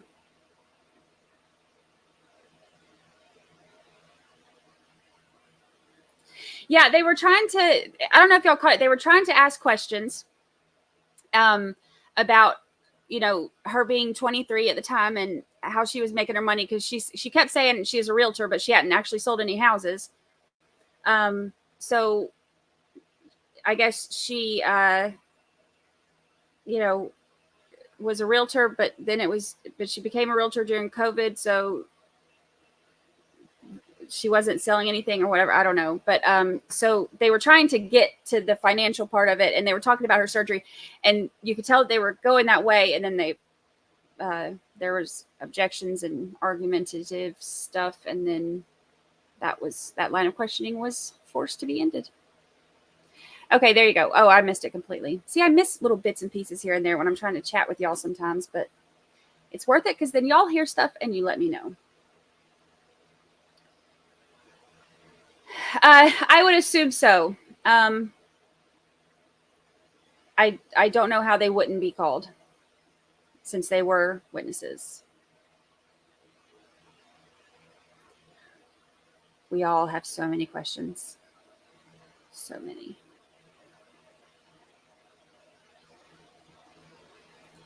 Center of gravity was off? Maybe? Could be. No, nothing major. I mean, nothing that we hadn't already heard. There was no new developments from anything. Yeah, after a 17-minute interview of everyone. Oh, yeah, that's the one thing, which we kind of knew that because they were leaving, but that was the big like their main reason for having him on there. The wounds appeared to be entered from the back. So bullet in the back is a problem for the defense. So here's what they're saying about this. The bullets are in the back because they were leaving, which is why the judge would not go ahead and grant the stand your ground. He wanted to leave it up to a jury. So, but the defense, I believe, is saying that, when the two guys were jumping Travis's brother, they were, because keep in mind, they parked a couple blocks down.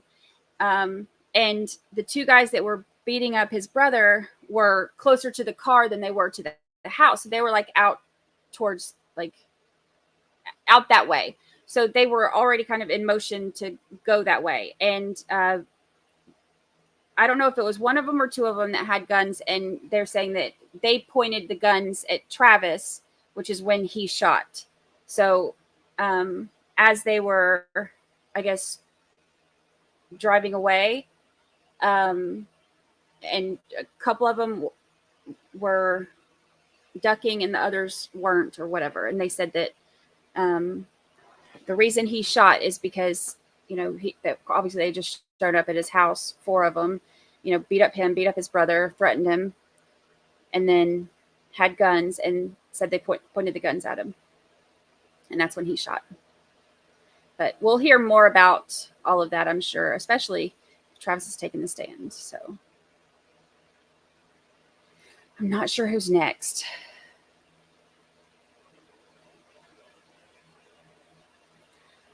Oh, hello, husband. Hello. Pro bono butt lift.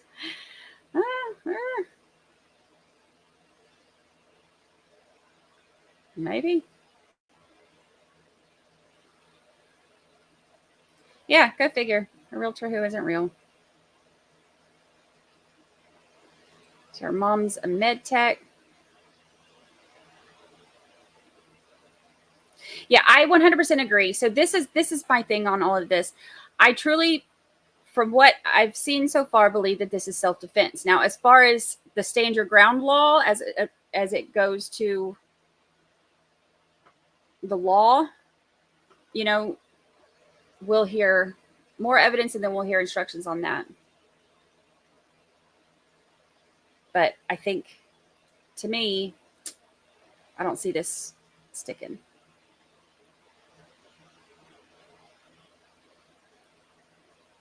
Okay, I'm trying to scroll down a little bit. I'm trying to get caught up. 39. Oh, to each their own. It's funny, though, that she said, she's a realtor so many times, but then I guess had also said that she wasn't actually busy with it or selling houses or something. I don't know. But when the attorney said, did you go to college? Do you have a college degree or something like that? And she was like, why does that matter? It was funny seeing her kind of snap back about it. Which, I mean, honestly, it doesn't matter to her questioning, but it was funny seeing her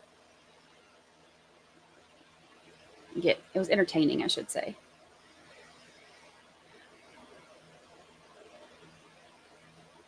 Yeah, that's the biggest thing.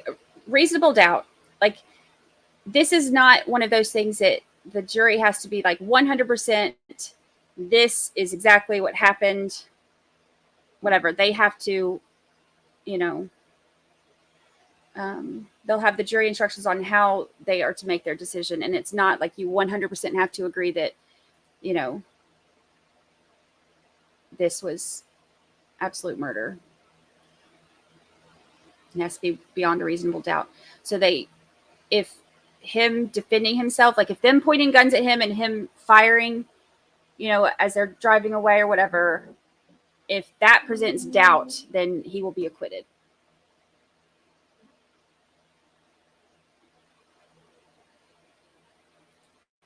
Yeah.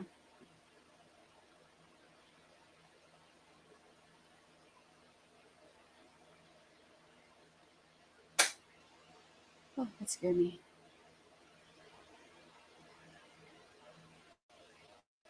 Yep, it was a whole big mess.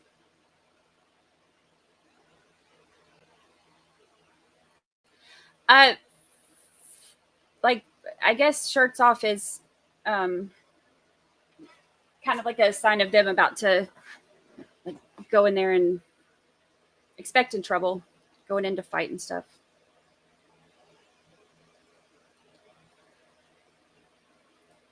Hello, hello, hello. Sorry, I'm still catching up.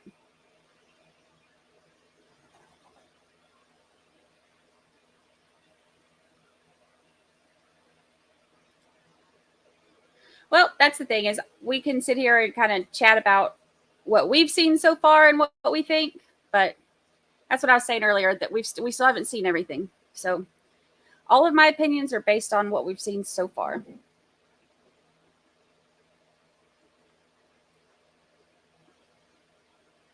Let's see. Yeah, she said he fired 84 rounds, but it's 39 that's in evidence.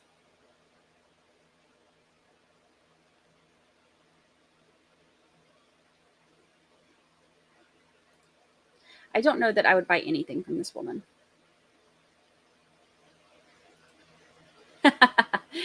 I hope so too, Lexi, because it was highly disappointing getting one single dog food. Just one. Yeah, I noticed that too. And on the break, like right up there, making sure. Lady in Gray says, we start with innocent. These witnesses have not moved the needle for me. I don't know. It looked like it had a photo with angel wings, but it looked like a female. So I was thinking, I mean, I couldn't tell. I couldn't see close enough, but it looked like a female to me. So because originally I was thinking, oh, well, maybe it's, maybe it's Sebastien, the victim, who passed, but it looked like a female. So I'm not really sure. There you go, Abe. Clothing can be grabbed in a fight and used against you. Shirts off to avoid that.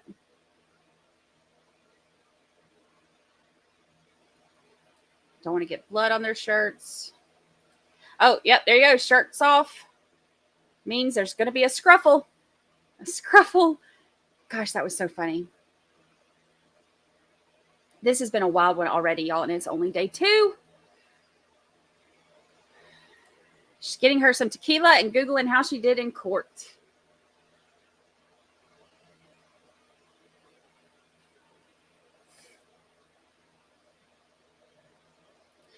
This was an AR-15 that he had.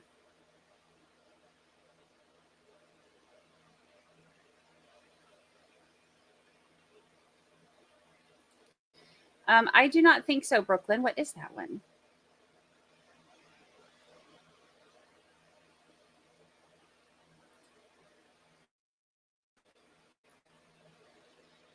I am not really sure. I'm not sure how many days they have allotted for this one. But, I mean, right now, we've only got Dominique, her brother, and then the one first responder. That's all we've seen so far. Yesterday was, the majority of yesterday was spent with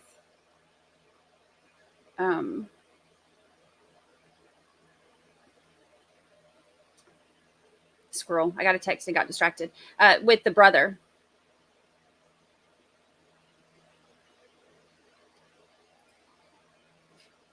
I'll have to look into that one. Well, I haven't been, but JT told me I have to today. So I'm going to take my camera off in just a second and grab some food. But yeah, these have been 2 really interesting ones. I've been really enjoying it. The only thing I'm not loving about it is that I'm having to catch Recovery Addict in the evenings. So now I don't sleep.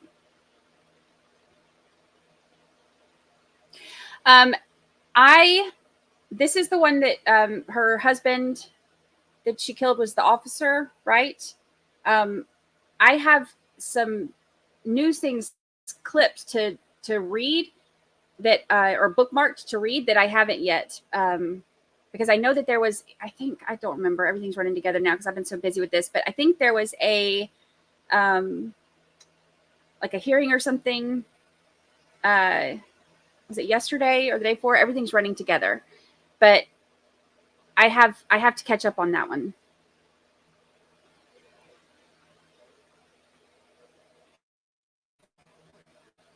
He has a pretty lengthy witness list. That doesn't surprise me. I'm not sure who the next one is. I hear them say it. It doesn't surprise me as a bigger witness list because I think that he's going to have a lot of possible character witnesses.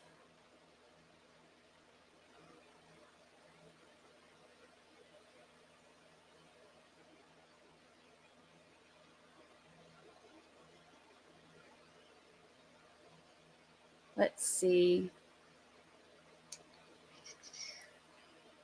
Karen Reed is innocent, framed by police, I think is the idea. I've got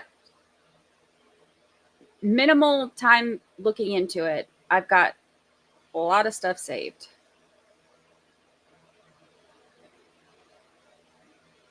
I am about to. I'm trying to get caught up on, as soon as I get caught up on chat, I think I'm almost to the end.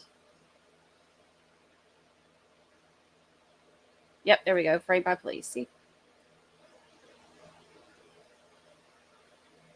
Okay. All right, I'm caught up on chat. All right, I've got a little less than 30 minutes before we come back. I'm going to take my camera off for a moment and grab some food. Let's see.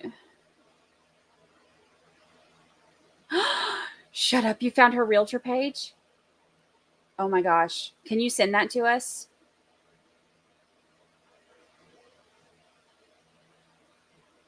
The link? I want to see it. I'm curious. I wonder if she sold stuff now. This is hilarious. Yeah, I want to see that. Maybe if we can get the link to JT, he can pull it up for us and show us. That's so funny. Okay, I'm going to take my camera off for a minute.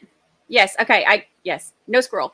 I will, because you know me, I will get sucked right back into this. I'm going to take a little break.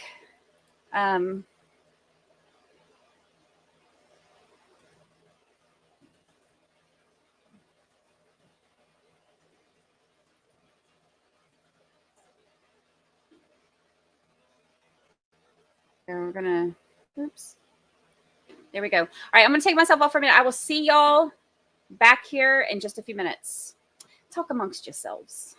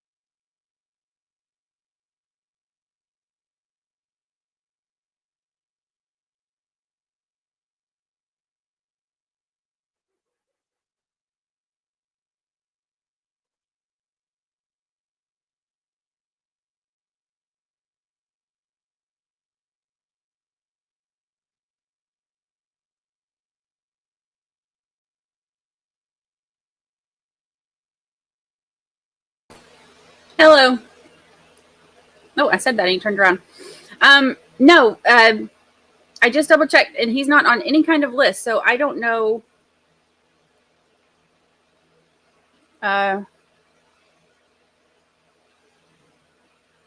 He's not on any of the list. All the mods say he's not on any list. I don't know what's happening.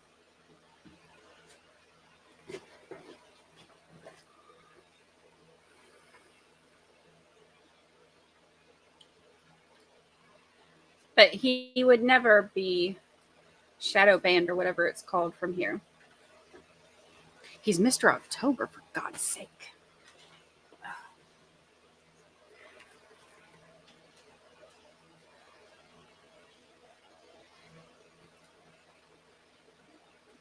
Hi, Aussie Gardner. Thank you for super sticker. Yo, I feel like Travis is blowing us kisses. Did you see that? He blew us a kiss. Did you see that? Lucy saw it.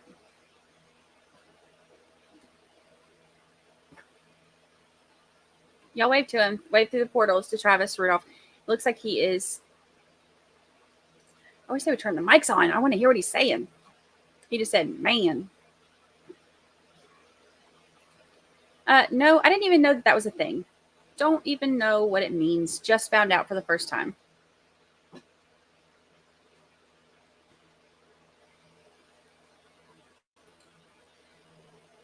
I don't even know if that's a possibility. I don't know how any of that works. But he's not on any of our lists. He's friend of the channel and will always be. Oh, go to the website. You could just do it the same place where it says the trial daddies. Just you can submit it the same place where it says that and just do trial mamas instead.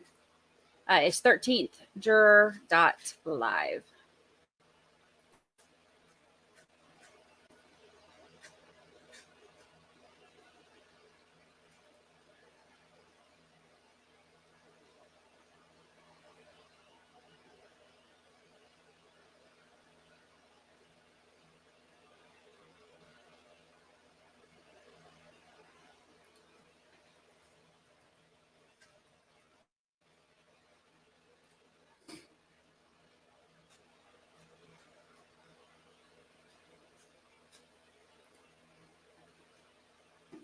Let's see. Yeah, there's kids in the hallway. And they're doing construction at one of the condos. I hear it somewhere over here. And I can hear, I feel like they're always doing construction on that one.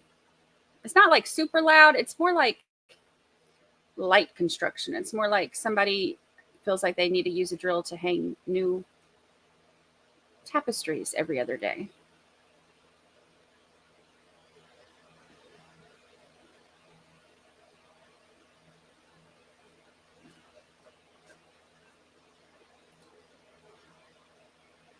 I don't know then. I'll have to try to get somebody else to look at it because I have no idea.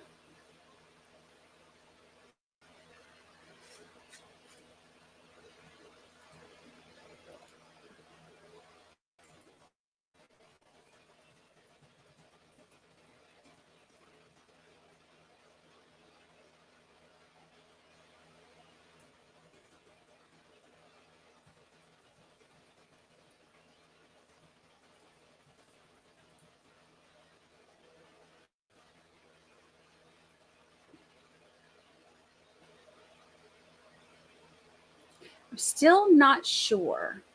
I'm not sure who's up next, but we're ready. Maybe it'll be as spicy as the last one.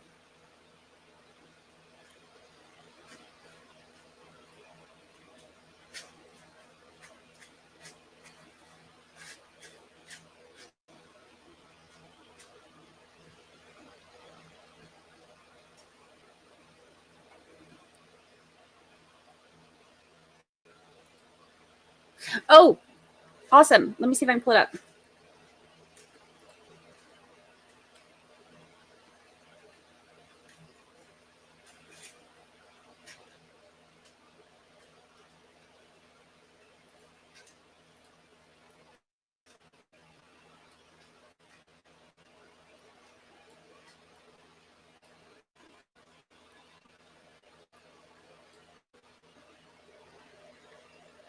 Yes, Dominique is done.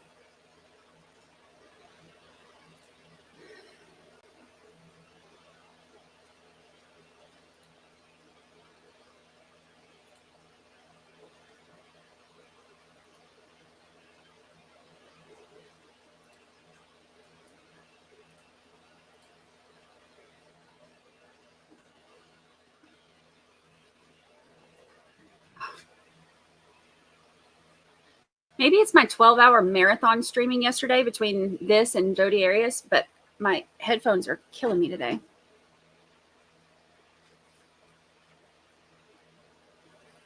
Mostly this ear.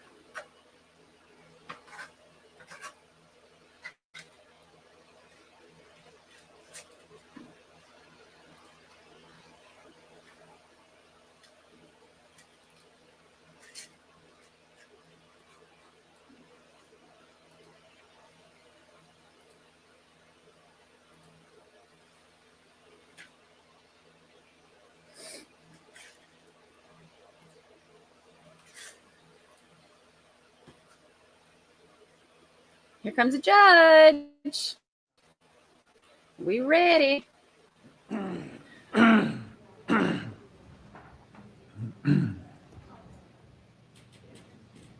like, no more Well, actually, nonsense. something we can handle before the jury comes in.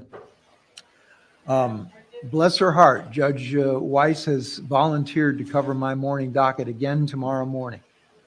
Yeah, we do. Both of us, because you were on my trial on Friday as well, right? Or is that somebody else now? A week from Friday. Yeah, that's what I thought. Okay, but you've been noticeably quiet every time I've mentioned next Friday, and the fact I got to. Yeah, okay, well, that's true. That's true. However, we can't put that one off. All right, so we should be able to get started. The long and short of it is we should be able to get started tomorrow at about 8 again. So, so long as the jury's able to get in.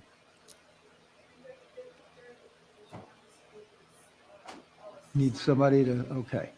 Or if I say TREAT or POTTY. Yeah, yeah, we talked about that before. Oh, yeah, that's fine. That's fine. Yeah, that's fine. Okay. You're going to have him here before we bring the jury in? You want to do it that way? That's fine with me. As long as he's sworn in front of the jury. Yeah, that works. All right.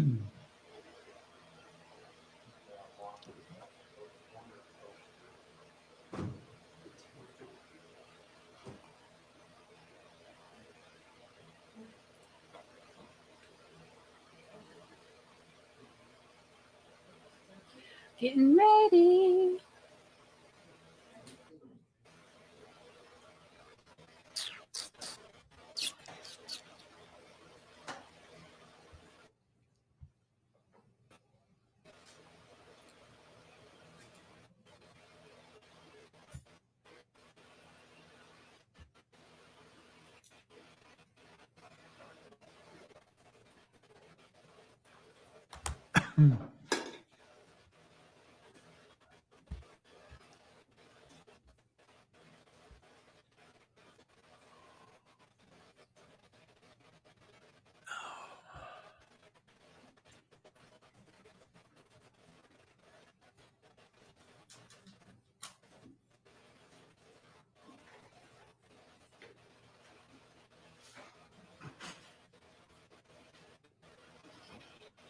He keeps looking back. Yes, by all means.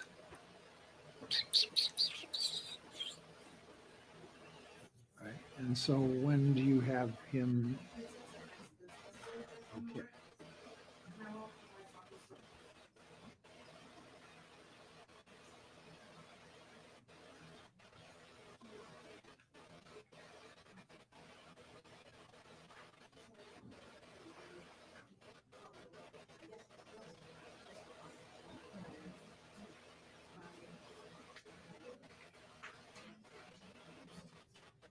Yes.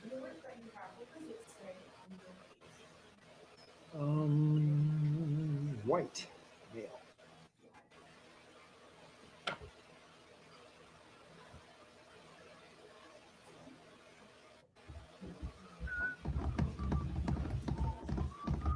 For real. Even if I say, sometimes if I say Potty, she can still understand that.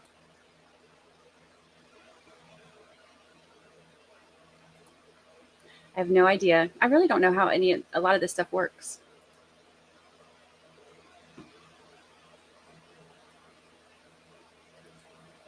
We are in Florida. She brought me 3 this morning. So now they are all back in the closet, and we'll see how many we have by the end of the stream.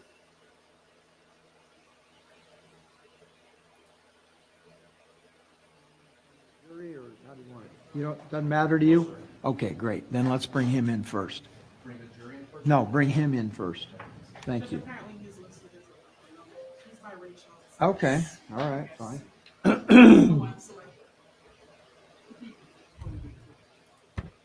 Or plastic, Okay. like plastic wrap stuff.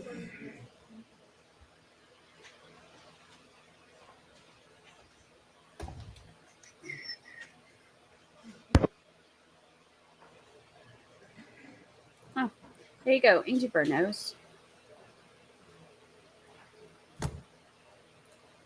Yeah, we have it. We'll try to pull it up. Okay, watch out for the state.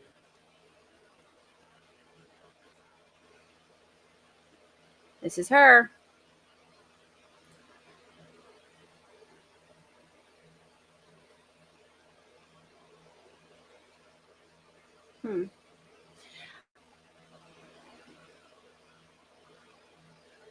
Florida's best realty.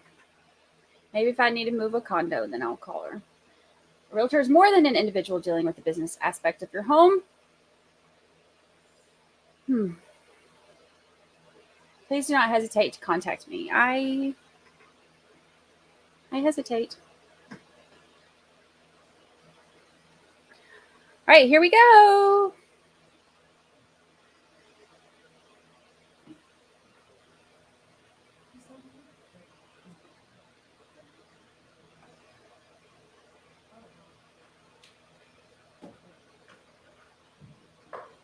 Stay seated, folks.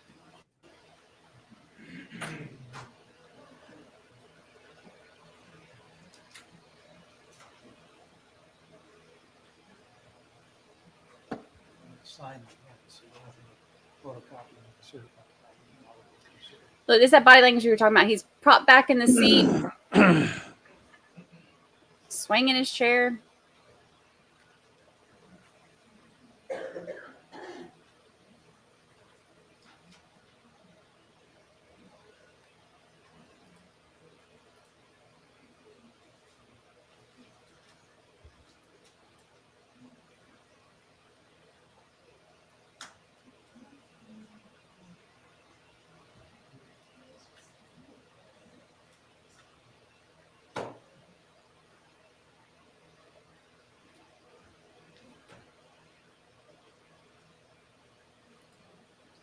Super hostile.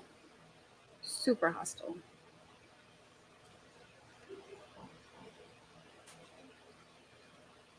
Oh. All right, so. Yep. Thank you.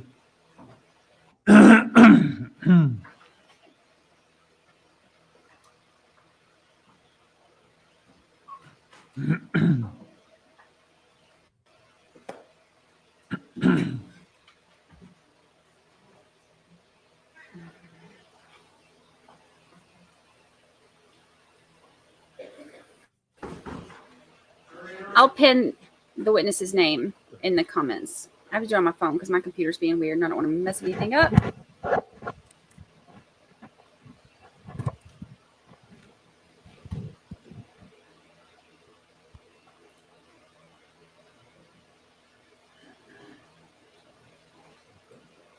I think they said in openings that he is going to.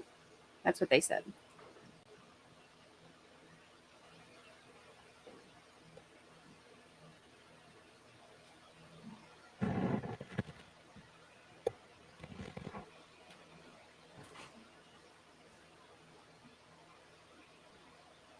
All right, welcome back, everyone. Go ahead and take your seats, except for you, sir. You've got to be sworn in.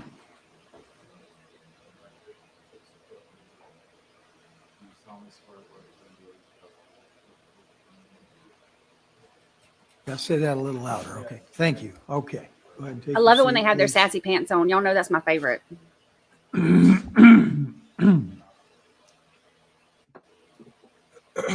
Okay, when you're comfortable, will you please say and spell both your first and last name for the record, sir? My name is Christopher Lowe, ChristopherLowe.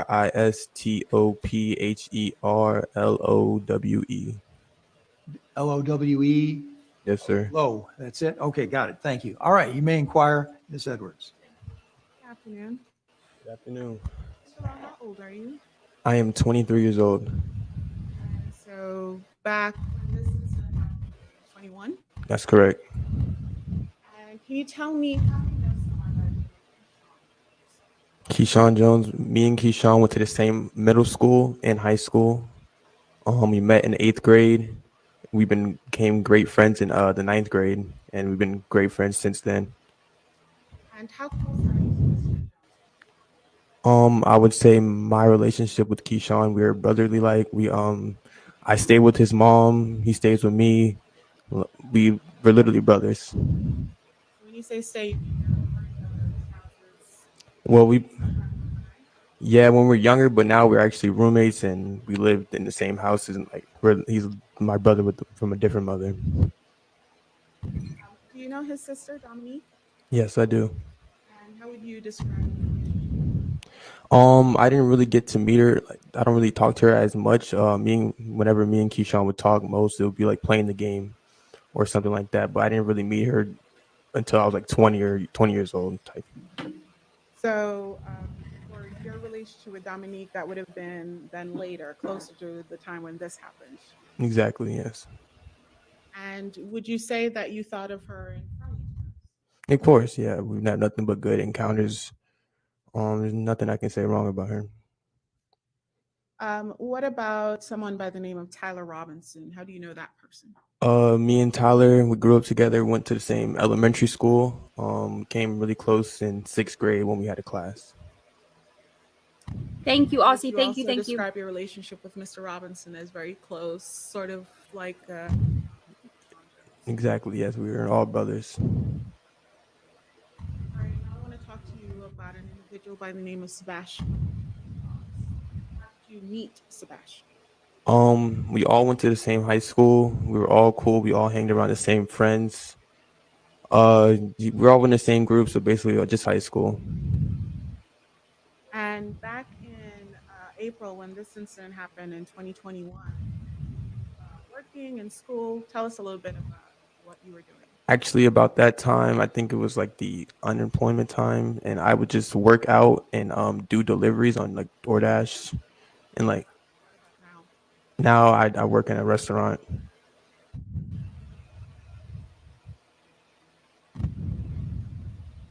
He's breathing into the mic and she won't talk into hers. The day, April 6, 2021, when this all started, do you recall whether or not anyone reached out about something happening to Dominique Jones? Yeah, so I would say around 10:30 or 11 o'clock at night, I received a phone call from Tyler saying that Travis Rudolph put his hands on Keyshawn's sister. And did you have an immediate reaction to that, or what happened? Well, at first I was confused, but since I thought he was joking, but not like anyway, I thought I wouldn't know what was happening, but I was just thinking about her recovering from her surgery that she had, and it was just wrong for me to hear somebody putting their hands on her. So when you say you were confused, were you acquainted with Mr. Rudolph, Travis? No, I never met him, never seen him, nothing. Did you know that Dominique even had a boyfriend? I've heard of him, but never knew nothing about him. You had no personal interaction with Mr. Rudolph? No. You mentioned that you knew that she had recently had surgery. Were you aware that she was still recovering from that? Yes. Did you at some point meet up with Mr. Robinson on the night of April 6th of 2021? Yes. So once I heard the phone call, once I got the phone call from Ty, I took a shower, and then I just went to his house. When you say Ty, I assume you're talking about Tyler Robinson. Yes, correct, Tyler. And when you got to Mr. Robinson's residence, do you know whether or not anyone else was present, any of your friends? It was Tyler, his brother, and his brother's friend. So Mr. Robinson, Tyler, hit Tyler's brother, Yeah. and then whom else? His brother had a friend over. I'm not sure So some other gentleman. exactly. And was Keyshawn there yet? No, What about Sebastien? no, he was not. While you were at Mr. Robinson's residence, was there a discussion about a plan as to what you all would do, if anything, about what you had heard regarding Miss Jones? No. And what was She got a new butt. discussed, without going into grave details, just general topic? Honestly, we were just sitting on the couch, playing the game, listening to music while we waited for Keyshawn and Sebastien. How would you characterize how you were feeling at that point? I wasn't thinking about the situation as much in that time. I was just hanging out, waiting for Keyshawn and Tyler, but just still like destroyed by the news. Right. At some point, did Keyshawn Jones arrive? Yeah, Keyshawn arrived.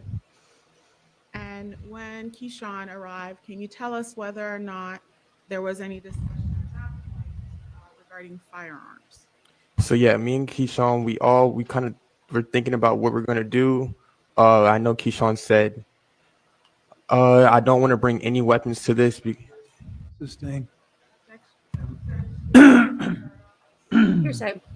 You may. If there's an applicable exception, I'll listen to it. Feel free to stand up and stretch, ladies and gentlemen. Yeah, that was the surgery. She got her new butt.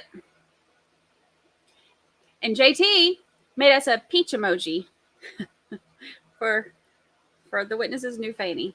Not fanny. I can't say that anymore. It's that Southern coming out of me, but I can't say that because it means something different in the UK. And we have a lot of UK people who are in our chat. Thank you, Lisa Wilmot, for letting me know that. It means something totally different there.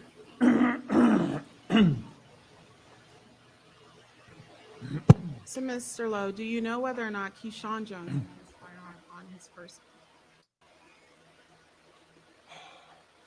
I do not 100% know, but I know that we had a conversation where he said, we are not going to, I can't say that? Okay, Nope. I don't know. Without telling us what any other person said, did you see him produce a firearm at No. any point during your interaction that night? No. All these people What are mad. about Sebastien? Did you All of see them. him produce a firearm at any point in your interaction that whole night? No. They're going to make all hostile.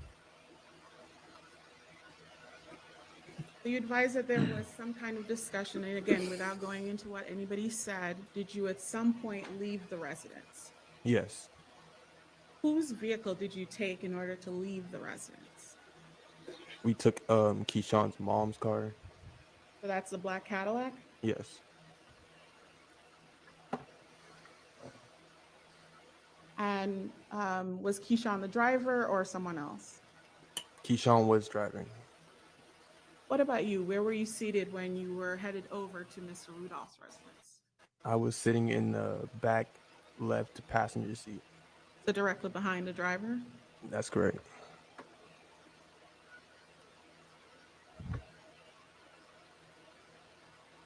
Did you see Mr. Robinson with a firearm? No, I did not. At any point throughout the night of April 6, 2021, going into the early morning hours of April 7th, 2021, same question I've been asking about the others, did you see Mr. Robinson brandish, pull out a firearm at any point? No, I did not. Now, can you tell me what the plan was once you got to Mr. Rudolph's residence? There wasn't a plan. We didn't really think about anything to do in a certain way. We just showed up, we parked, and we just knocked on the door. Do you know why the decision was made not to park directly in front of the Rudolph residence? I don't know. I wasn't driving, so I can't tell you. Was there any discussions about that? N- No, we was just playing music, and then we just ended up parking. When you exited the vehicle, do you recall whether or not you put anything inside the trunk of the vehicle, the Cadillac? No, Where did you keep your cell phone? If you I kept my phone in my pockets because I had zippers on the side, so I know it'd be safe. You said you had zippered pockets. Yeah, like Adidas pants, they come with zippers on them. They're wearing Adidas pants with zippers, and the phone was inside the pocket. Correct. Did you have anything else in your pockets that you can recall? Possibly keys, but I don't think so.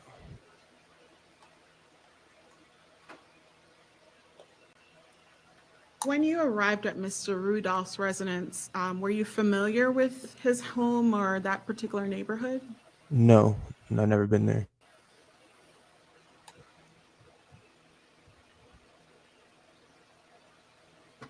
When you got to the door of the residence, what happened? I don't remember who knocked on the door first.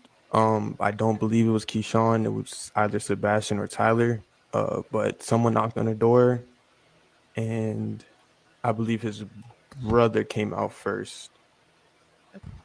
You said, I believe. Did you know the individual that came? No, I didn't know him. So some other male, to your knowledge, not the defendant. Exactly. And when the young man opened the door, how was his demeanor towards you all? Now she's He at the wasn't microphone. completely aggressive. I think he kind of knew why we was there, but he wasn't. He was just kind of talking. Okay. So seemed relatively normal. Exactly. What about, did anyone ask to speak specifically to Travis? So yeah, we were just requesting Travis. We didn't really know who he was or who that was. Yeah, we just wanted to talk to Travis. Okay. When you say we, I just want you to focus on what you know and what you said. Okay, so I was not saying anything. I seen Tyler and Sebastian say, "Where is Travis?" Okay. Did at some point the gentleman that they believe to be Travis exit the residence? Yes, I think that was after his mom came out, but then yes, he did come out. When Mr. Rudolph exited the residence, and of course now you know who Travis Rudolph is that correct? Yes, I know that is. So when Mr. Rudolph exited the residence, can you tell me about his demeanor? He came out with his shirt off, already mad, and he was already riled up. You showed up at his mama's house at Did you see midnight. any of the I'd be people coming that out you were with riled up too. approach him, Mr. Rudolph? No, we were really trying to have a conversation, but I feel like he came out on with a different type of energy and timing. Like, At some point after Mr. Rudolph exits the residence and you are all now interacting outside of the residence, can you tell me what took place? Was there any conversation that you recall between Mr. Rudolph and you all? so there really wasn't much conversation. It was more of like just talking back, like arguing back and forth. But within a couple of seconds of into it, he just looked at all of us and then he body slammed Keyshawn. What do you mean by body slam? He charged at Keyshawn, he picked him off the floor, and he slammed him. Are you talking about picking up off the floor, like all the way up, or describe for us so we understand? I would say it was more like a scoop. He grabbed his legs and then kind of take him down. So sort of similar to a tackle. Exactly. When you saw that, what, if anything, was your reaction? Well, everybody, once he picked up Keyshawn, Then I would say Tyler jumps in, his brother jumps in, then me and Sebastien, we all just jump into a fight. So if we're understanding you correctly, at this point, it's essentially a brawl right there in the front. Correct. Okay. Do you see anyone at all with any kind of weapon at that point? No, I do not.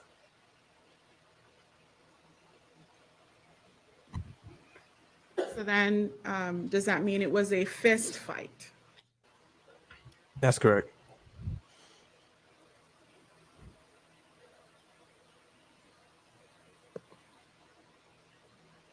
Mr. Lowe, why did you accompany Mr. Jones over to Mr. Rudolph's residence? Keyshawn is like my brother.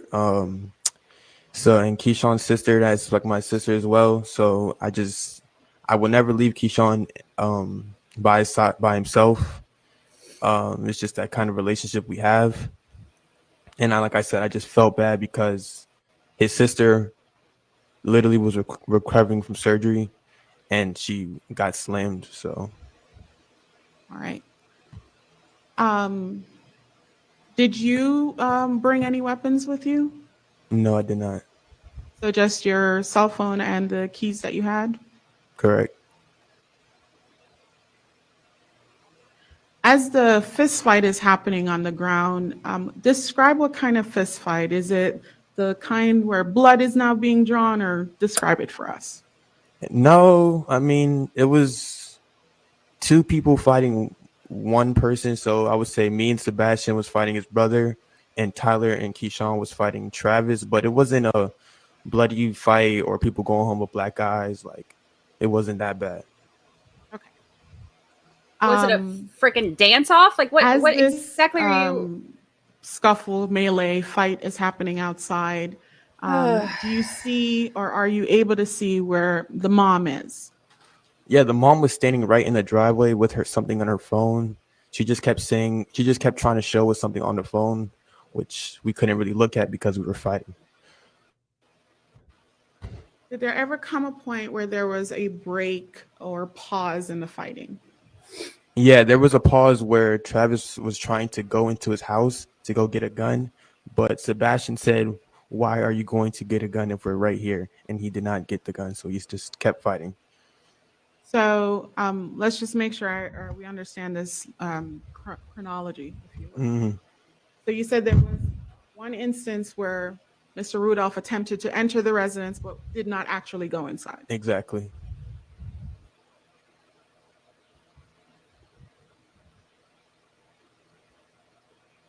At any point during all of what you just described to us, from the point of knocking on the door to the point where we just ended with Mr. Rudolph not going into the house, do you recall whether or not there were any weapons at all outside, any knives, firearms, anything?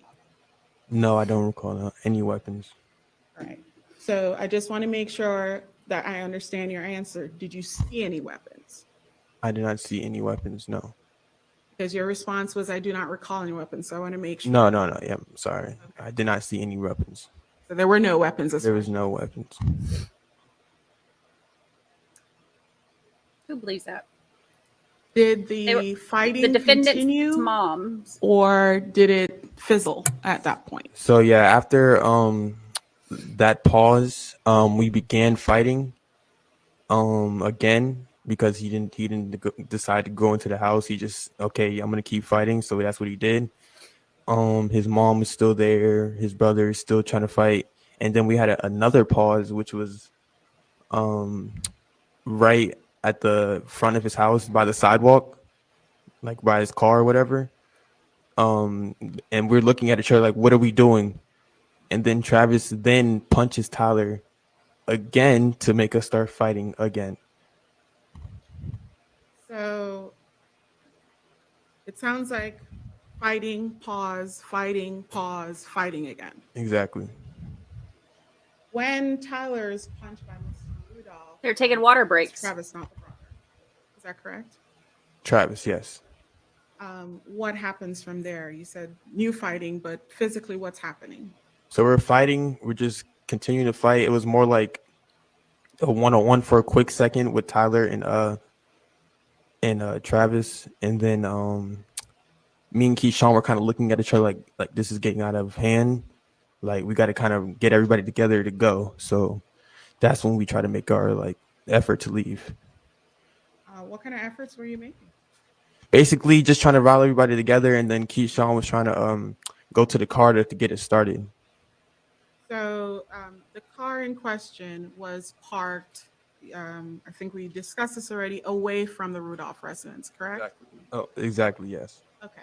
So did you actually leave the area of the Rudolph residence? Yes, I left the area and I went down to where the car was parked. You went down the streets. Exactly. What about Keyshawn?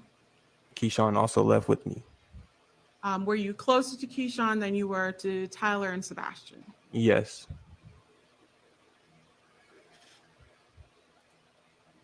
Water breaks. Did you notice the brother and where he was in relation to either you and Keyshawn or Tyler and Sebastien? Yes. So when me and Keyshawn left, and we kind of left Sebastien and Tyler, so I noticed that, and I turned around to see that Sebastien was still fighting his brother by himself, while Keyshawn was still starting the car up. I left the car, went back to there, and then helped Sebastien in his situation. So let me see if I understand this correctly. Where is that fight happening between Sebastien and the brother? It's outside of his house, but not directly in front of it. It's in the street to the left.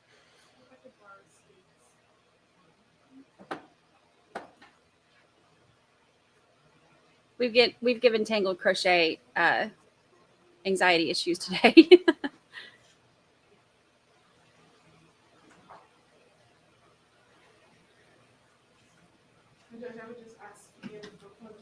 You may.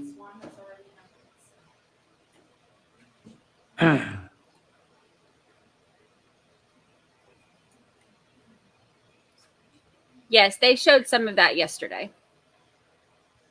Actually, Deputy, yes. Thank you. But he's got beautifully shaped eyebrows. Okay. So I'm going to be handing you this larger map. It states 1B. And I want you to take a look at it and let me know whether or not you are now familiar with this area where the incident happened, such that you could identify the residence where Mr. Rudolph lived at the time. I could identify it. All right. If I could have the witness step down and be able to publish for purposes of aiding in his testimony. Yes, you may, and I suggest using the wooden pointer. Thank you. That's here as well, Judge. Thank you.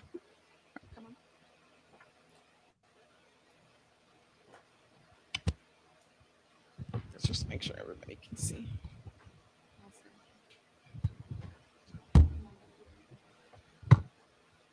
All right, make sure, there you go. Thank you. Okay. So, Mr. Lowe, can you identify for us with the pointer whereabouts Mr. Rudolph's residence was? Lives right here. Okay. So when you're talking about that fight happening between Mr. Rudolph's brother, Daryl, and Sebastien, whereabouts is that fight taking place? I would say this is happening somewhere around this area. I just remember this tree casting a shadow on the street, and they were fighting inside the shadow of the tree. So it had to be somewhere right here. So based on where you're pointing now on the map, it looks like the Rudolph's property has not ended. Exactly, yes.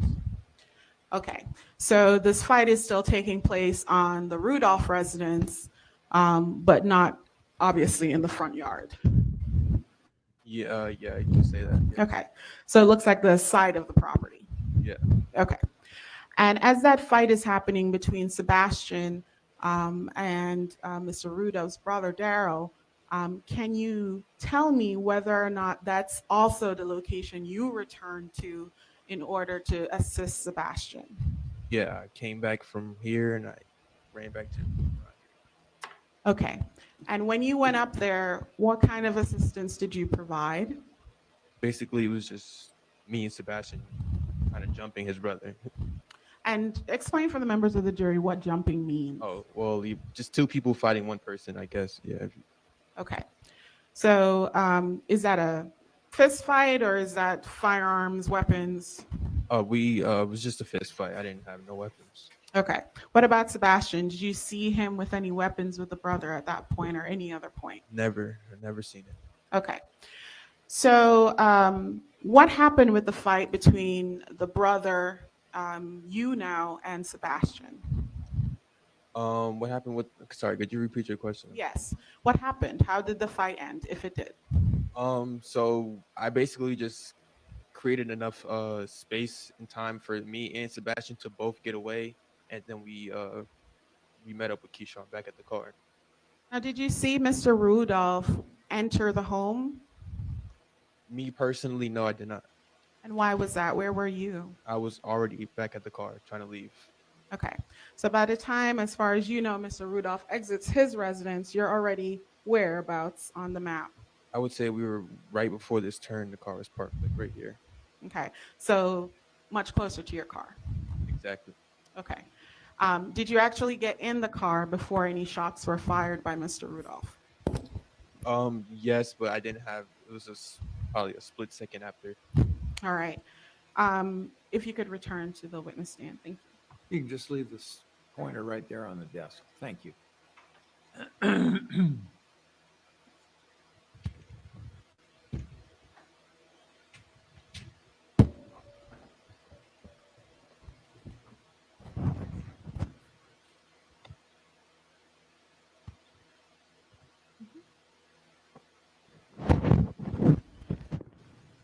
I need her to speak into the microphone and him to stop right. breathing into the microphone. I am also going to be utilizing that ring video. Could have a moment to set that up, Jeff? Sure. Oh, here we go. This is the ring video we were talking about. They showed this yesterday. Oh, yeah.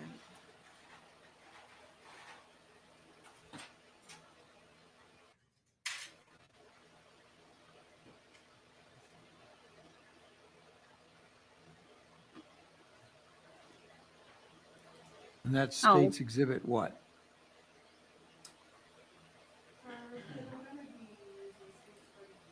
$32.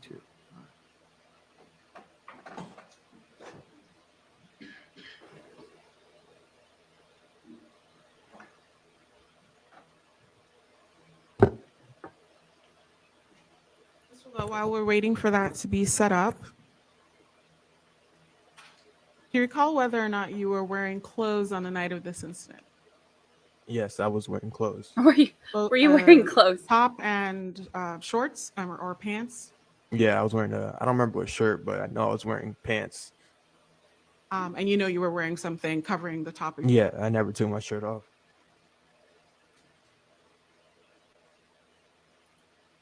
They were parked 2 blocks away. Back then, was your hairstyle differently? Yeah, I just cut my hair. And how was it styled then? Did you have short cut like this or dreads or anything else? Or Yeah, I had dreads. So that's the locking type style? Yeah, I had long dreads. And how long were they about that time? Oh, they weren't that long actually. At that time, it was 2 years ago. They were probably like down to my forehead, so not too long. So enough that they would be like sort of halfway down your face, but not enough to come to your shoulders. Exactly. Yeah, I mean, ain't none of them cornbread fed.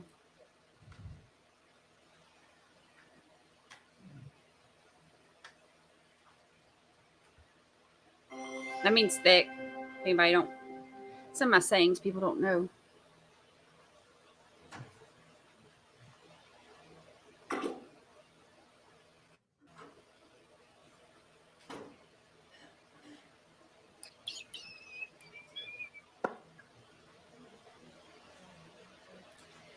Here we go. Get ready. Everyone lean to the left like we were doing yesterday, trying to see the video.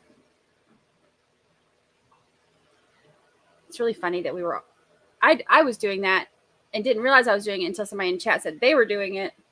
And then we realized we were all doing it.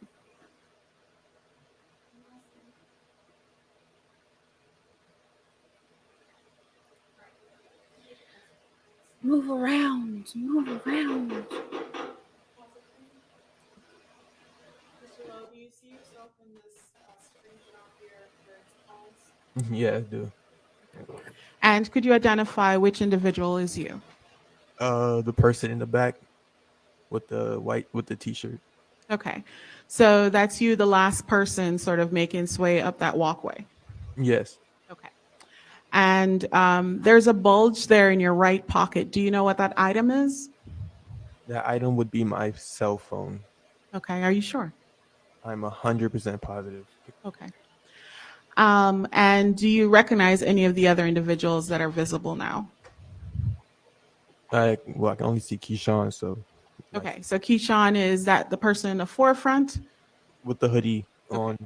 So Keyshawn had his hoodie up? Yes. Okay. If you could keep playing. Move, lady, move.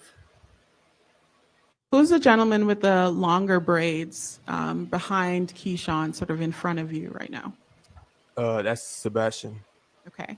And where is Tyler? Tyler's on the right side with his shirt off. Okay, so that's the gentleman with his shirt off. Yes. Okay. And I see you shaking your head. What's that about? Honestly, I just never seen this footage, so it's actually just news to me. Okay. All right. If you could let it play. Objection, you're in the way.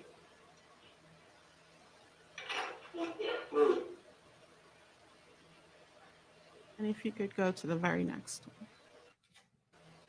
Down in front.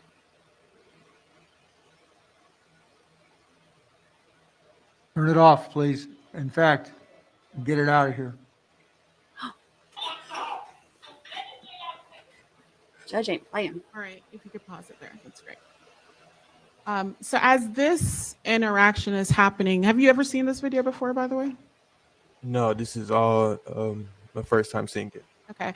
Do you recognize the individual that's in the forefront of the video right now? Yes, I do. Okay. And who's that? It's Travis. All right.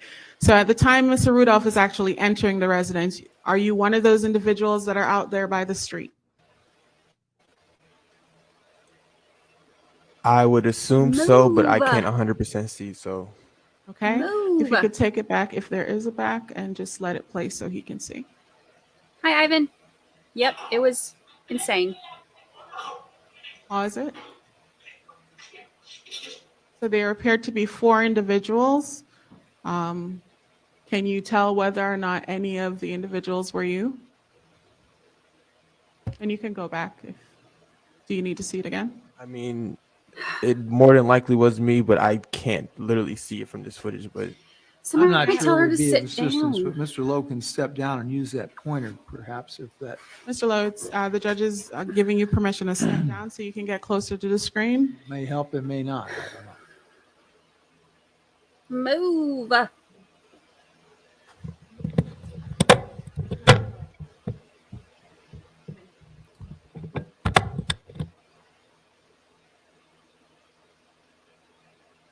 Okay, if we could play.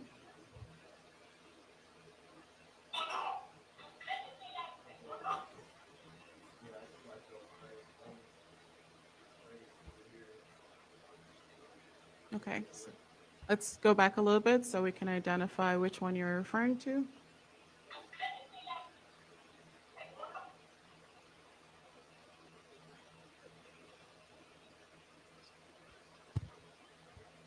Okay, so back up a little bit if you could with the video.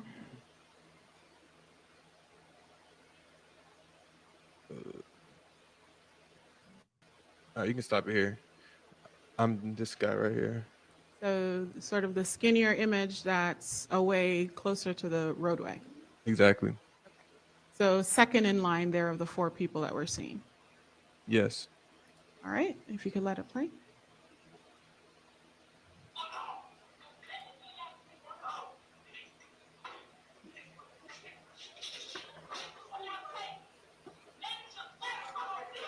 You could pause it. Did you see Mr. Rudolph coming out here? No, I did not. I was set on getting to the car. Okay, so you are already running back to the car at this point. Exactly, because earlier I already seen him try to go for his gun, so I knew that this time he was going to get it for real. Okay, so You're heading out of town, basically, running back to the car. I was trying to get gone. Yes. Okay. If you could let it play.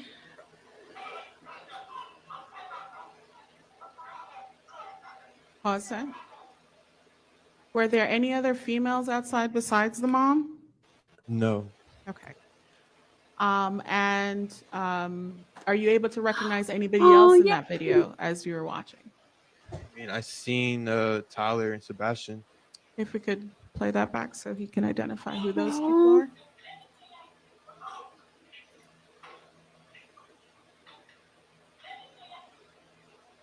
All right. Are you able to tell us of the other individuals with you there, who's who?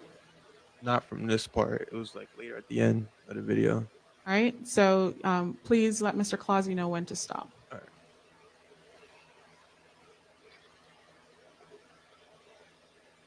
I think it's just better if you let it play and then he'll stop you. Yeah.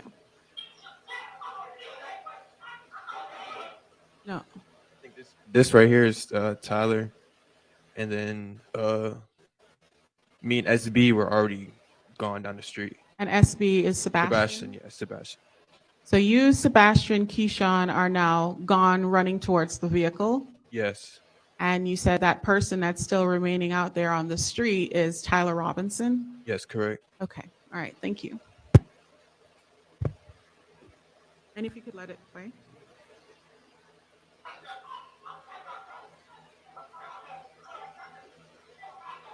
Pause it there. Did you hear?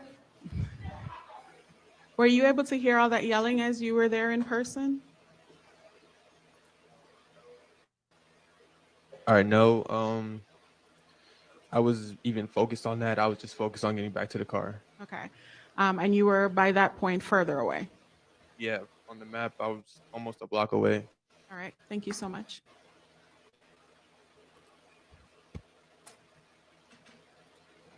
Gabby Smith, I was doing it That again. person, the voice that was saying, you got that. Did you recognize that voice? I couldn't clearly hear, but I believe that was Tyler. We can play it again. Yeah. And it's sort of just towards the end of that video.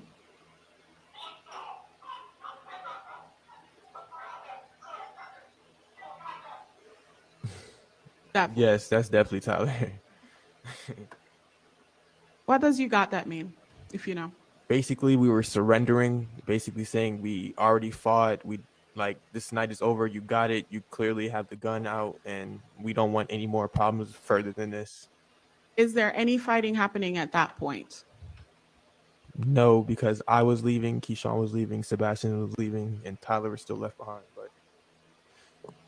And obviously we can see Tyler on the video. He doesn't appear to be engaged in a fight with anyone. No, I mean, yes, that's correct.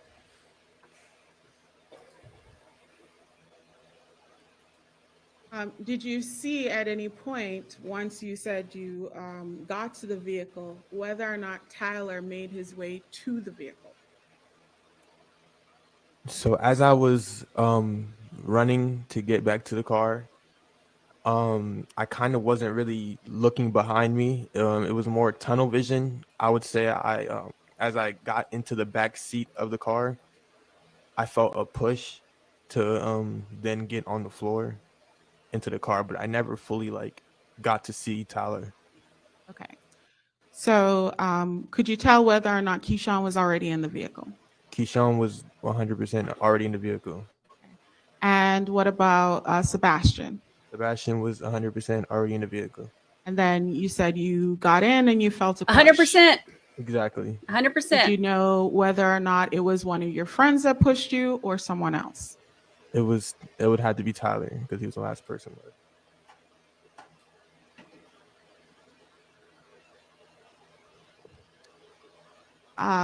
Do you know if Tyler actually fully made it into the vehicle?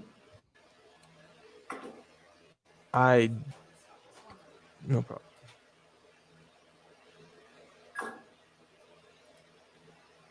Yeah, they all say that, 100%. Everybody in this Sorry trial. about that.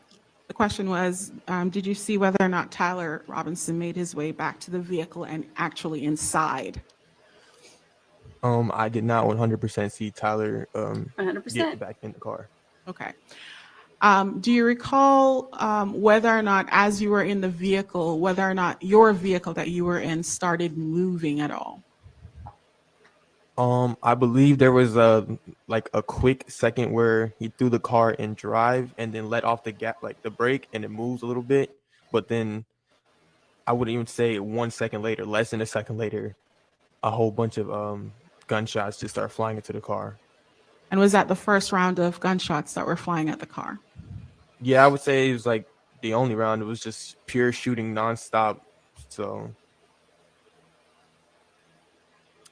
So it sounds like, was Keyshawn the driver again? Keyshawn was the driver. And where was Sebastien seated? Sebastien was in the front passenger seat to the right. And you said you ducked down. What way were you facing?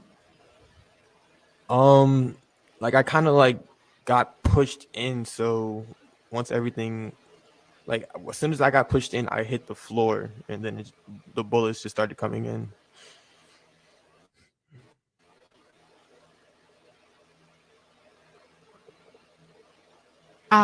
What happened with the vehicle? Did it ever make its way to actually speed off?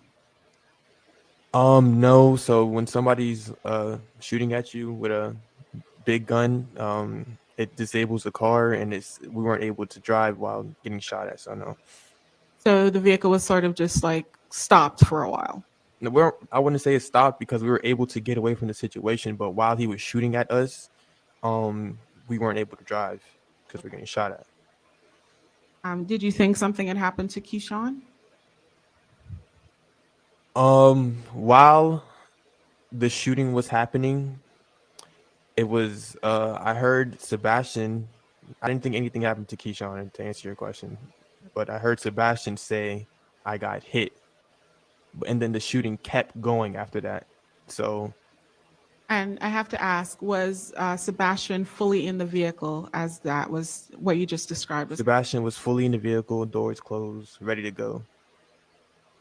What about the door next to you in the back seat? Was that open or closed? I do not remember. I was laying down, trying not to get shot. So obviously, there are two doors at the back of a Cadillac. There would have been one on the left and one on the right. So right behind the driver's side and the passenger side. Mm-hmm. Were both doors open or just, if possibly, one? No. We got in. Me and Tyler both got in through the back left door, and from the back left door, I dove onto the back right side. If that makes sense. So then that would have been over on the driver's side of the Cadillac? Could you what? Sorry, the side where Keyshawn was. So his door. I got in through the back left door, and I jumped down into the back right side on the floor. Okay. So I moved over. Understood. No, I don't. Sorry. Judge, I'm going to ask a clarifying. Okay, go ahead. Okay. So when you jump in, are you essentially jumping closer to where Sebastien is seated over on his side of the vehicle, or are you closer to where Keyshawn is seated on his side of the vehicle? I was closer to the right side of the car on Sebastien's side. Left or right, I think. Sorry. I was closer to Sebastian's side, the passenger side. Okay. So you dove in and went to Sebastian's side. Exactly. Okay. So you dove in from the driver's side of the vehicle, headed toward the passenger side. Yeah. Got it.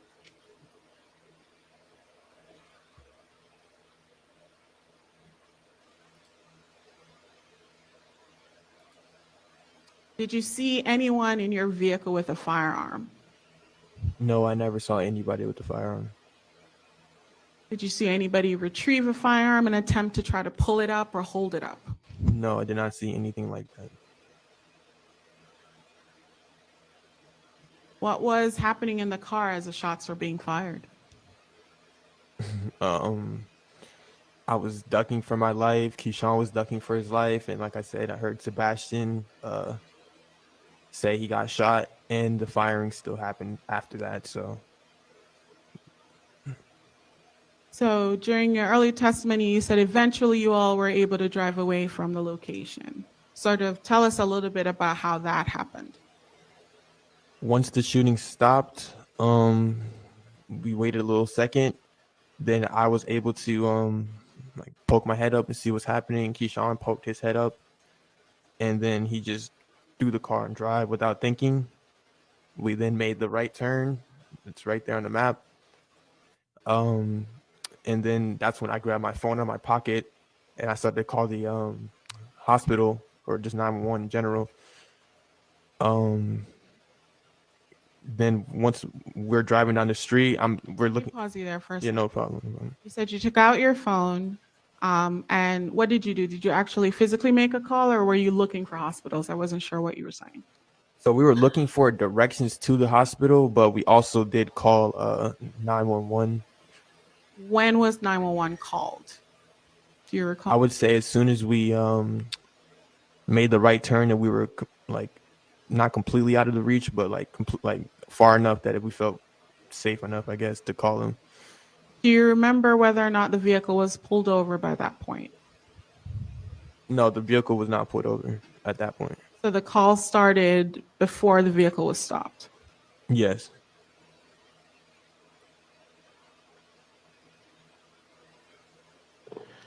Did there come a point where the vehicle did stop or become inoperable? Yeah, so after the vehicle got shot up a lot, the car just stopped working, so we were forced to just pull over to some abandoned building or whatever building that was. How were you feeling? There was a lot of emotions going through all at the same time because I really didn't know what just happened. At that exact time, my one objective was just to try to help Sebastien because, like I said, he said he got shot and then he wasn't really moving that much or anything. So he wasn't responsive at that point? No, he wasn't.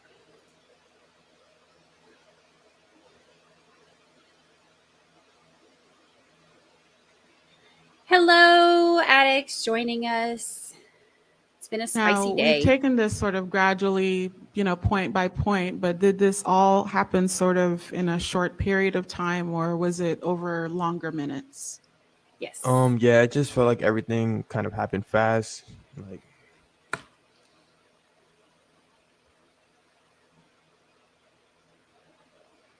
by the time you got to the location where the vehicle was now inoperable, did you exit the vehicle at any point? yeah, as soon as we pulled over, I got out of the car. I went to the front side where Sebastien was sitting, and I was kind of not like shaking him, but like kind of trying to touch him, like trying to see if he was okay. And then that's when I heard the police car right behind me, so I waved them down, and then they pulled over, and then they helped us. So then if that front passenger side door where Sebastien was seated was open, that was opened by you? Yes.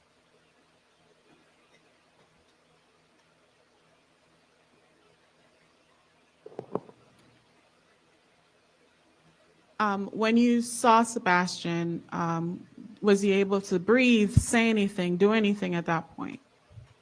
No, not really. When the officer was flagged down and came over to where you all were,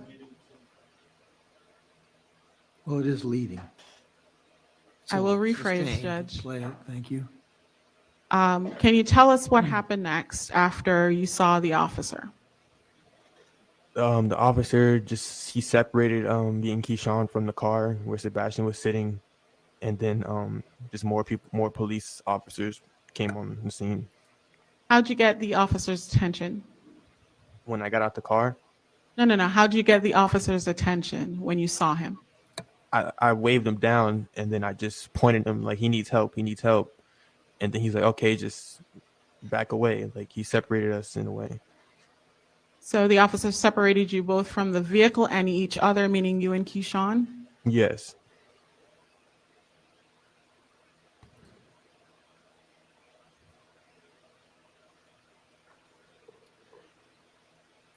Did you know whether or not there were any hospitals close by? Were you able to figure that out, either you or Keyshawn with the phone? No, because it didn't even matter because the car stopped working. Even if there was one 2 minutes away, we wouldn't have been able to get there. And did eventually paramedics arrive and, of course, law enforcement? Yeah, paramedics arrived. More police officers came.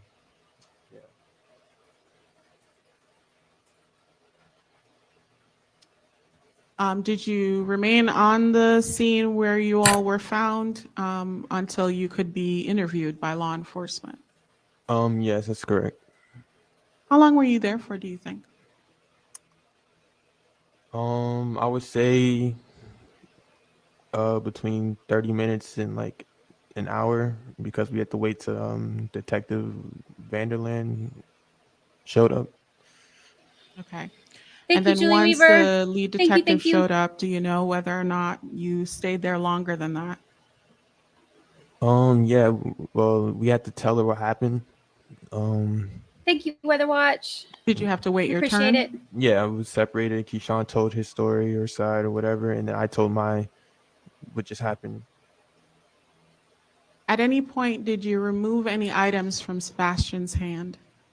No, I wouldn't have never even had time because the police officer was right there within 10 seconds. And as you were shaking Sebastian, did you see anything in his hand? No.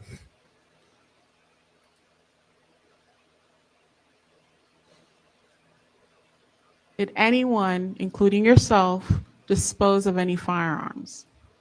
No.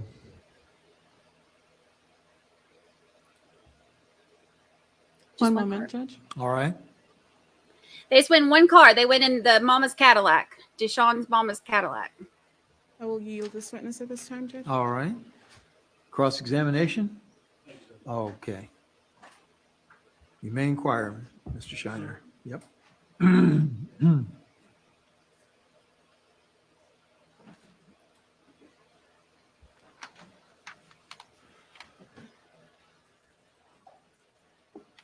Good afternoon.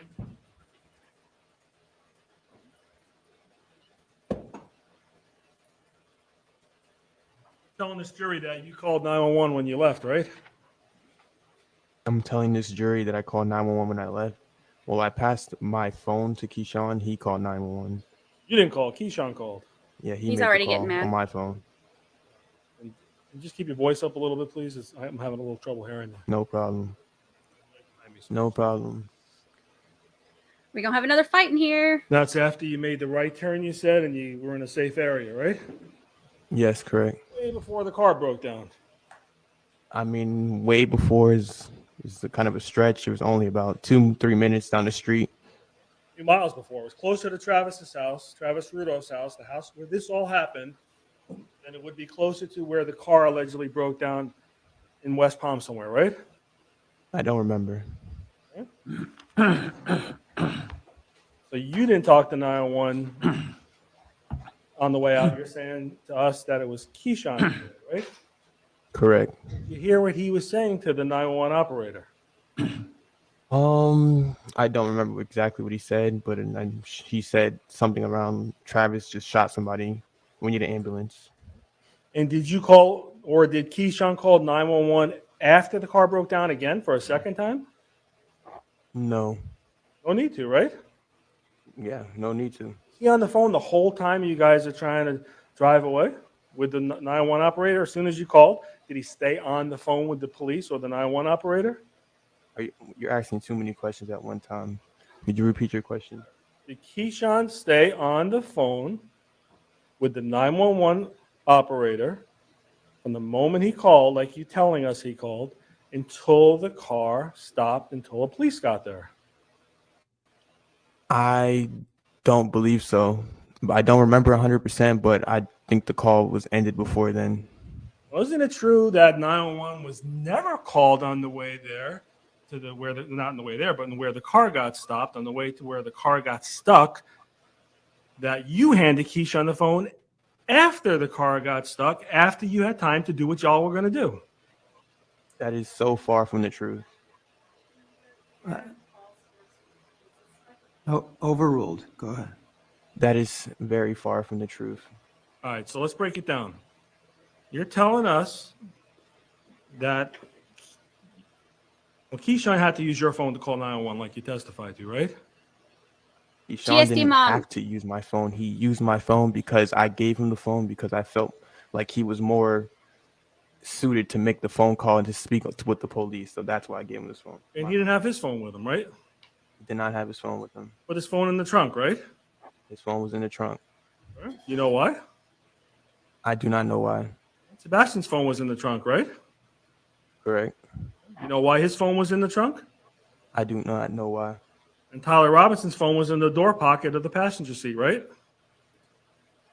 I honestly do not know. Okay. You know where Tyler Robinson's phone was at all during this incident or after the incident? Thank you, John Henson. Not really, no. Okay.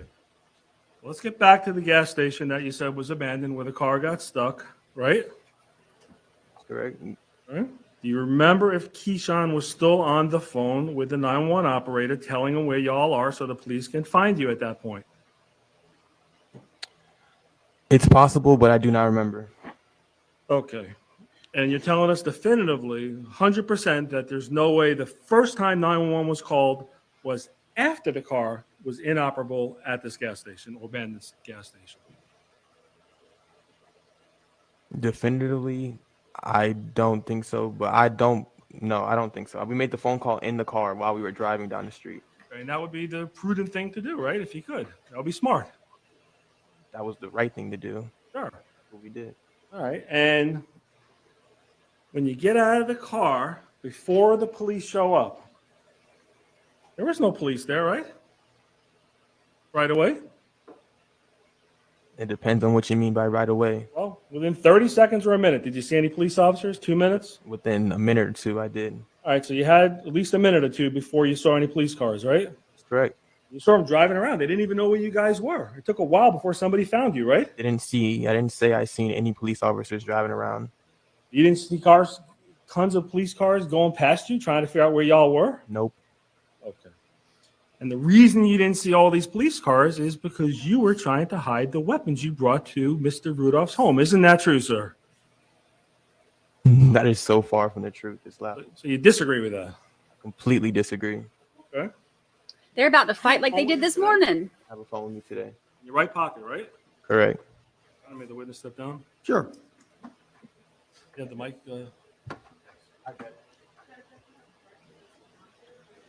Thank you for the gifted memberships. Thank you for the super chat, super stickers. Thank I y'all don't so know whether much. it is or not, but in any event, I'm going to allow it. Go ahead. Face, please. Take your hand out of your pocket if you don't mind. Thank you, sir. Where's your phone? In your right pocket? All right. What kind of phone? Talk in the mic if you don't mind. Right here. That's your phone in your right pocket? Yes, that's correct. Obviously, it's not the same pants, right? Correct. Okay. And is that the same phone or the same type of phone you had back on April 6th or April 7th of 2021? This is the same phone. Exact same phone. The exact same phone. Okay. And the police never took that phone from you? They never took my phone. To this day? To this day. They never checked it to see if you called 911 or who you texted or who texted you back, right? They never checked my phone. They never asked you for it? Never asked me. To this day? I just said that, yes. Okay. Let me show you. Let me get the pointer. You may. Put evidence as defense exhibit number 4. A little closer. Take a pointer. Show me where you are. All right. And you're telling us here, this in your right pocket, that's your phone? That is what I'm telling you. Okay. Not a gun. Not a gun. You think it's funny? I think you're funny. I'm not joking around. You must be. All right. Well, isn't it true you put a Keyshawn's gun in your pocket before to check it out to see how it fit? That is not true at all. You've never done that? Not that night. Or previous to that night? Maybe. I've held this gun before. In your pocket to see how it would fit, right? Not that night. Previous night is my question. Okay, yeah. Maybe a different night, yeah. Okay. Let me show you one more picture.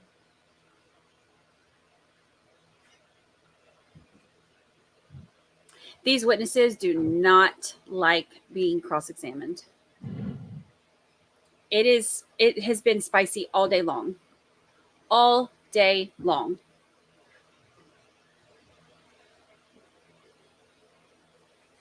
He said, "You think that's funny?" He said, "I think you're funny." Whew. That what you want? Yes. That's what it is. It's my phone. Can you explain to the jury why you're standing in the back? Somebody had to stand in the back. I just stood in the back just because. So when I had to stand in the back, because you had to line up to make sure this was going to carry out what you wanted it, right? No, I just wasn't familiar with the area, and I was just, as you see, looking around. You took cameras when you got there, right? I did, actually. I appreciate it. Barbara, I think that I kind of think it's the opposite. I think that he's being this way because this reaction that he's getting, that's what he wants. He wants the jury to see this as a not credible witness. I mean, security cameras on this house. He wants him to lose his cool. He wants to rattle you guys him. all decide to go to for whatever reason you went there. Right? Are you asking me a question? Hey, so the security cameras on the home of where Mr. Rudolph lived, right? Oh, yes. When I walked up to the driveway, I saw the cameras. Right, and you didn't know if they were recording or not working, right? No, I have no idea. You didn't want to get in trouble, so you stayed to the back, right? I don't even know how to answer that question. Like, I don't know. Well, you were concerned that you could possibly be caught on camera if you did something improper, right? If I was worried about being on camera, when I seen the cameras, I would have just left instantly. Well, you wouldn't leave instantly. You're there to help your brothers no matter what, right? Exactly, but if I was worried about being in trouble, I would have just left. You weren't worried about being in trouble, right? I was worried about Dom, actually. Yeah, I was kind of blinded. Kind of blinded. You did things without thinking the way you should, right? Now that the result happened the way it did, yeah, I kind of could say I didn't think. You didn't give a F about what was going on. You were going anyway. Those are your words, right? That's not necessarily true. Wasn't it true you told Detective Vanderlyn that? You didn't give an F? I don't remember saying that. All right, let me give you a transcription of your statement. I approach the witness. May? I'm going to refer you Christopher to Lowe. line 14 to 18. Page 8. What? Which?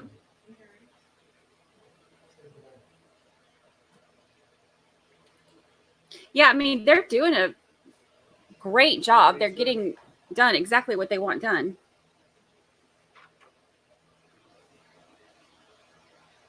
Line 14 to 18 or anything else that helps you in that area. Just read it to yourself, Mr. Lowe. Lines 14 through 18? Yes, sir. Yeah. Page 8? Yes, sir.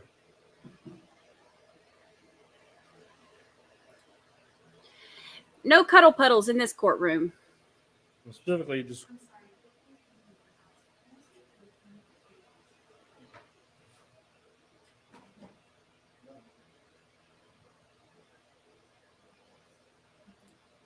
Quick version. The former NFL player had a crazy, aggressive ex-girlfriend who they got into a fight. She called her brother and said, go shoot his place up. So her brother and 3 of his friends showed up midnight, parked a couple blocks down, went there. At least one of them had a gun, possibly more. They jumped him. Ended up, his brother came out, jumped his brother.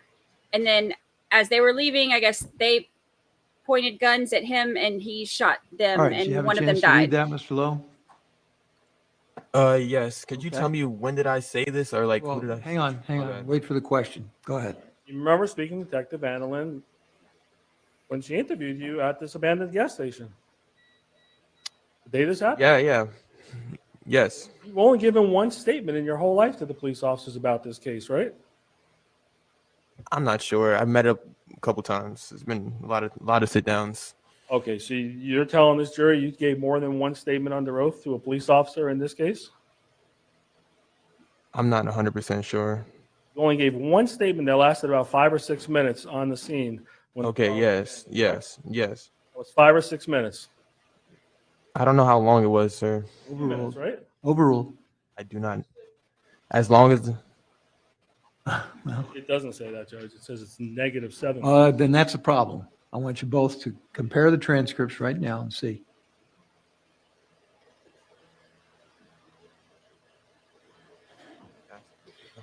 The judge is over everybody's mess today. He is over it. Oh, yeah, they went there for a talk. Little heart to heart, armed with 4 of them at midnight, parked 2 blocks down the road, and then banged on the door. You can hear on the ring Okay, video, what? just banged on the door. Yes. Feel free to stand up and stretch, ladies and gentlemen, please. Just for a quick chat. Hug it out at the end. Let's see. The idea of, or the whole, I guess, debate on this is whether or not it was self-defense. So it's either self-defense or murder. So in Florida, they have a stand your ground law where it's basically like self-defense. If you're, if you're on your property and you're being, you're feeling threatened and, in danger, then they have stand the ground law for that, to where basically like if, you're endangered and you shoot somebody, you won't be charged for murder because you're standing your ground. He tried to do stand your ground for this. The judge said that he's not going to make that decision because the car was pulling away when he shot them. Or shot at the car. Or maybe they were walking to the car. Okay, continue. Like that. And then he's letting the jury decide. Initial detective, you didn't give an F. You were just on your way. Yeah, this happened after everything happened. Give me yes or no. Refresh your memory. That's my question. All right, yeah. All right, that's what you told the detective. You didn't care. You were going no matter what, right? Yeah. Yes, right? Yes. Okay. You're going to handle business with your brothers, right or wrong. You're taking care of business, right? Wrong. I was just going there to support my friend to make sure he was okay. All right. We'll talk about that. Okay. All right. So let's start from earlier that night. The testimony that, correct me if I'm wrong, that Tyler called you and you drove to Tyler's home, correct? Correct. With They your called car. him a dead man walking. I when they drove went to his Tyler's house in my car, correct. What kind of car did you have at the time? It was a 2012 Honda Accord. Where did Tyler live generally at that time? Where was that? It was off of Belvedere and I can't even remember the other street. Belvedere and some other place. It was like 10 minutes from my house. All right. And what were you doing when he called you? I just got home. I was in my house doing whatever. Were you with your girlfriend? No, By yourself? I was by myself. All right. And what was your plans that night? Did you have plans? My night was actually coming to an end because it was around 11 o'clock. Why? You worked that day? Worked out? What? It's nighttime. That's when the day ends. You're a young guy. You probably go out sometimes, right? Yeah, you could say that. You also used to work at a club last time we met as a bouncer, right? I did used to work there at a club at that 2 years ago, a year ago. Bouncer, right? Correct. It means you physically have to remove people and use force if necessary if they're not behaving properly, right? Correct. You work out, right? Sometimes. You worked out for many years, haven't you, sir? That's what I thought too. They were in the I car. wouldn't say that. Not consistently, at Exactly. least. How tall are you?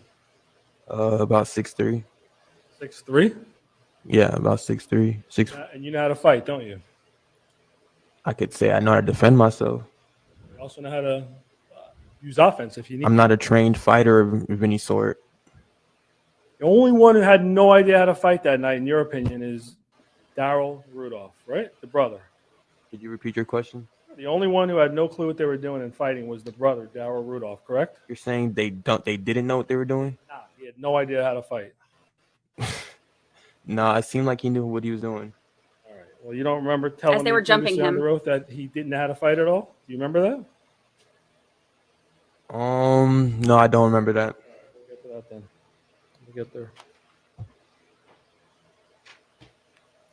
No, none of the testimony matches. Even from moment to moment, their stories change.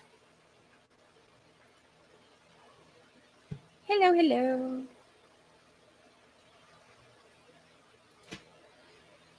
The only reason one admitted to having a gun is because they found it in the car. They all had guns. That's why I say at least one was. We believe more. They have not asked any questions. I don't know if that's a Yes, thing in ma'am. Florida, but they take notes. They can take notes. Let me get the microphone. Let's do this.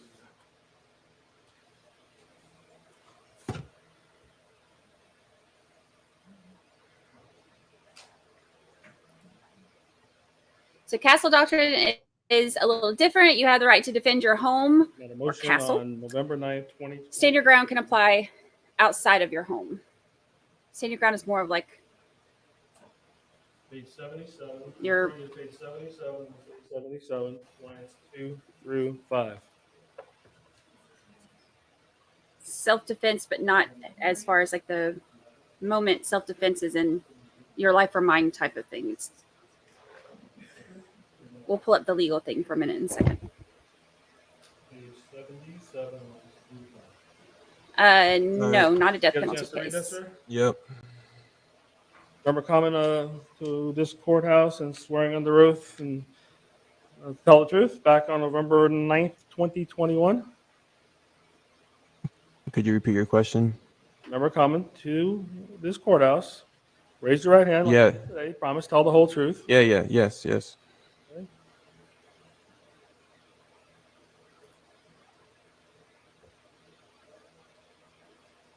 And isn't it true you were asked?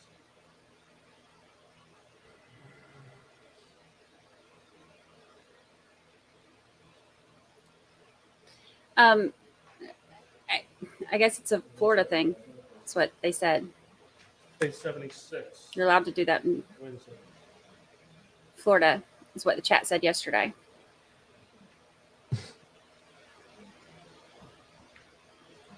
Go back to page 76. I apologize. 76, lines 24 to 25. He looks so excited to be up there, y'all. Then go to 77. Read from lines 1 through 7. All right. Isn't it true you were asked, now my client's brother, that guy didn't really know how to fight, did he? And you said he was trying to gouge my eyes out. I said, that wasn't my question. He isn't really a fighter. He doesn't know how to fight. Isn't that true, sir? And you said correct. Remember that? I don't remember it, but it is here. So, yes. Well, that's true. He didn't know how to fight. He was clueless, right? I wouldn't say clueless, but he's not a professional fighter. So, You answered on that day. And there was no jury here that Mr. Rudolph's brother did not know how to fight, correct? That's how you answered that question. I said he was trying to gouge my eyes out. And then I asked you, he really wasn't a fighter. He didn't know how to fight. Isn't that true, sir? And you said, correct. Wasn't that your answer? Correct. Yep. That's my answer. All right. So are you saying now he really knew how to fight? I just don't believe he's clueless, like you said. And when it comes to fighting, You got the word clueless. Isn't it true? He didn't know how to fight at all. He didn't know how to fight. The brother of my client, Mr. Rudolph. that's an opinion. I could say yes. I say yeah. He knew how to fight. Wow. All right. You want this jury to believe today he knows how to fight, correct? That's what you're saying? Fighting is just fighting. It's not like you got to be good or bad in a street fight. Well, there's some people that don't have a prayer if you get into a fist fight with him, right? He's not that guy. You want the jury to believe he knew how to fight? Honestly, they can believe whatever they want. What's your testimony, sir? You're sitting here under oath. What's your testimony? He knew how to defend himself as well. When he was trying to gouge my eyes out, he knew how to do something. They jumped him. I'd be trying to gouge somebody's eyes too if I was getting them off of me. They You jumped never him. met this man in your life, did you? Correct. What right did you have to get involved in another adult man and adult woman's relationship? What gave you the right to be involved in this? He abused my best friend's sister. So then you become an enforcer when that happens? No, I become a protector and a helper. Protect someone when they're in trouble at that moment, right? Correct. You become a vigilante when you wait a few hours and go with a posse to somebody's house. That's not true. Sustained. Rephrase, please. I don't agree. Sorry. Protected Sorry, I misspoke. Not in the Dominique car. while she's They in the ditched it. comfort of her home where she could call the police or go to the hospital since she's so hurt like you think, right? Could you repeat your question? You're protecting her while she's in the comfort of her home or wherever she is. She's not with you guys, right? Well, it's sort of a question. She's not with you. He was not with us. Correct. All right, and she's not with Mr. Rudolph as far as you know, right? Correct. Not being held hostage. Correct. She's not being trapped anywhere where she can't get out, right? Correct. First of all, you don't even know what happened that night personally, do you? I know it happened. I just didn't see it. You were not there, so you don't know who's telling the truth, not telling the truth, if it was real or not real. You don't know, do you? It turned out to be the truth, so I did know. Okay, so even if it was real, you have a right to be her protector when she's in her house, fully protected, right? Correct. Why don't you call 911 to protect her and put this guy in jail if he's doing these things that you think are really true that happened? Why don't you do that? That's not how I decided to handle the situation, and it wasn't my situation. So, You made it your situation. You just said you're her protector. made it is not the word I would use. All right, so how are you going to protect her by going over another grown man's house at midnight and park a block and a half away? How are you going to protect her at that moment, sir? It wasn't necessarily protecting her in that situation. It was more like defending her honor. So it's not protecting now. Now it's about chivalry, her honor. Is that what you're telling us? Correct. Her And what honor. gave you the right to do that? I don't know. My mind. I woke up and I wanted to do it. You would do it again, wouldn't you? No, I won't. Actually, I really won't. You had no idea that Keyshawn was sending messages to Tyler and his sister that Travis is a dead man walking. You didn't even know that when you got there, right? Correct. That was the biggest surprise of everything that you found out later on, right? Correct. You didn't know that this young lady that you're protecting her honor told her brother and Tyler Robinson, or maybe you did know, tell me if you knew, that she told her brother, Keyshawn, and Tyler Robinson to go shoot his shit up. Did you know she made that statement? No, I did not. You didn't go to protect their honor. You were part of a group of guys who were going to put a hit on somebody, right? Sustained. You were going to go kill my client with your friends, weren't you, sir? That is so far from the truth. You're going to beat him to a pulp or shoot him if you can get away with it, right? That is so far from the truth. Well, how do you protect somebody's honor, in your words, with four guys at 12 o'clock? My words were defend her honor. Sorry? My words were defend her honor, not protect them. Your words now. Why didn't you use your words over the telephone? Call Mr. Rudolph if you wanted to use your words. I don't have his phone number. Ask your dear friend Dominique, who you're protecting her honor, for his phone number. No. Why not? Well, you use words over a phone, can't you? This wasn't a talk over the phone matter. You can use social media if you want to use words, right? I don't have social media. You could borrow one of your friend's phone if it was so important to use words to try to rectify her honor, correct? This wasn't an over the phone matter. This was an in-person matter to defend her honor. Those are your words, right? Correct. You told the jury how you defending her honor. By showing up to her abuser's house and asking him questions. What gave you the right to do that? Are you a counselor, a marriage counselor? Sustained. Are you a marriage counselor? Am I a marriage counselor? No, not legally, no. How about illegally? Or just on the side? No, no. You ever done this before and go to another man's house and ask what happened with your relationship and why you did so and so? Did you? He said more just on the No. side. Nobody forced you to drive over to Tyler's house, did they? Correct. Well, after this was all over and you took an Uber with Keyshawn, right? Yeah, the police department called a Uber. All right. And you took it back to your house? No, we went back to Tyler's house to get my car. Of course. That's where it was, right? Correct. Wasn't at your house. Not at my house. Keyshawn was with you when you went back to Tyler's home to get the... Correct. Right? Correct. You knew my client had guns, right? I did not know he had a gun with 100 rounds in it waiting to kill somebody, no. I knew he had a pistol or something. Right, so you want this jury to believe that he was waiting to kill somebody, right? That's what you just said. That's why you buy a gun to defend yourself, So people who have guns are waiting to kill somebody? to defend themselves. You just said he had that gun with 100 rounds so he can kill somebody, right? If he felt like he had to use it, that's what he had it for. He didn't come out the door shooting at you guys when you were there, right? He did not know. He didn't come out when he came out with a gun. He didn't shoot at anyone, did he, sir?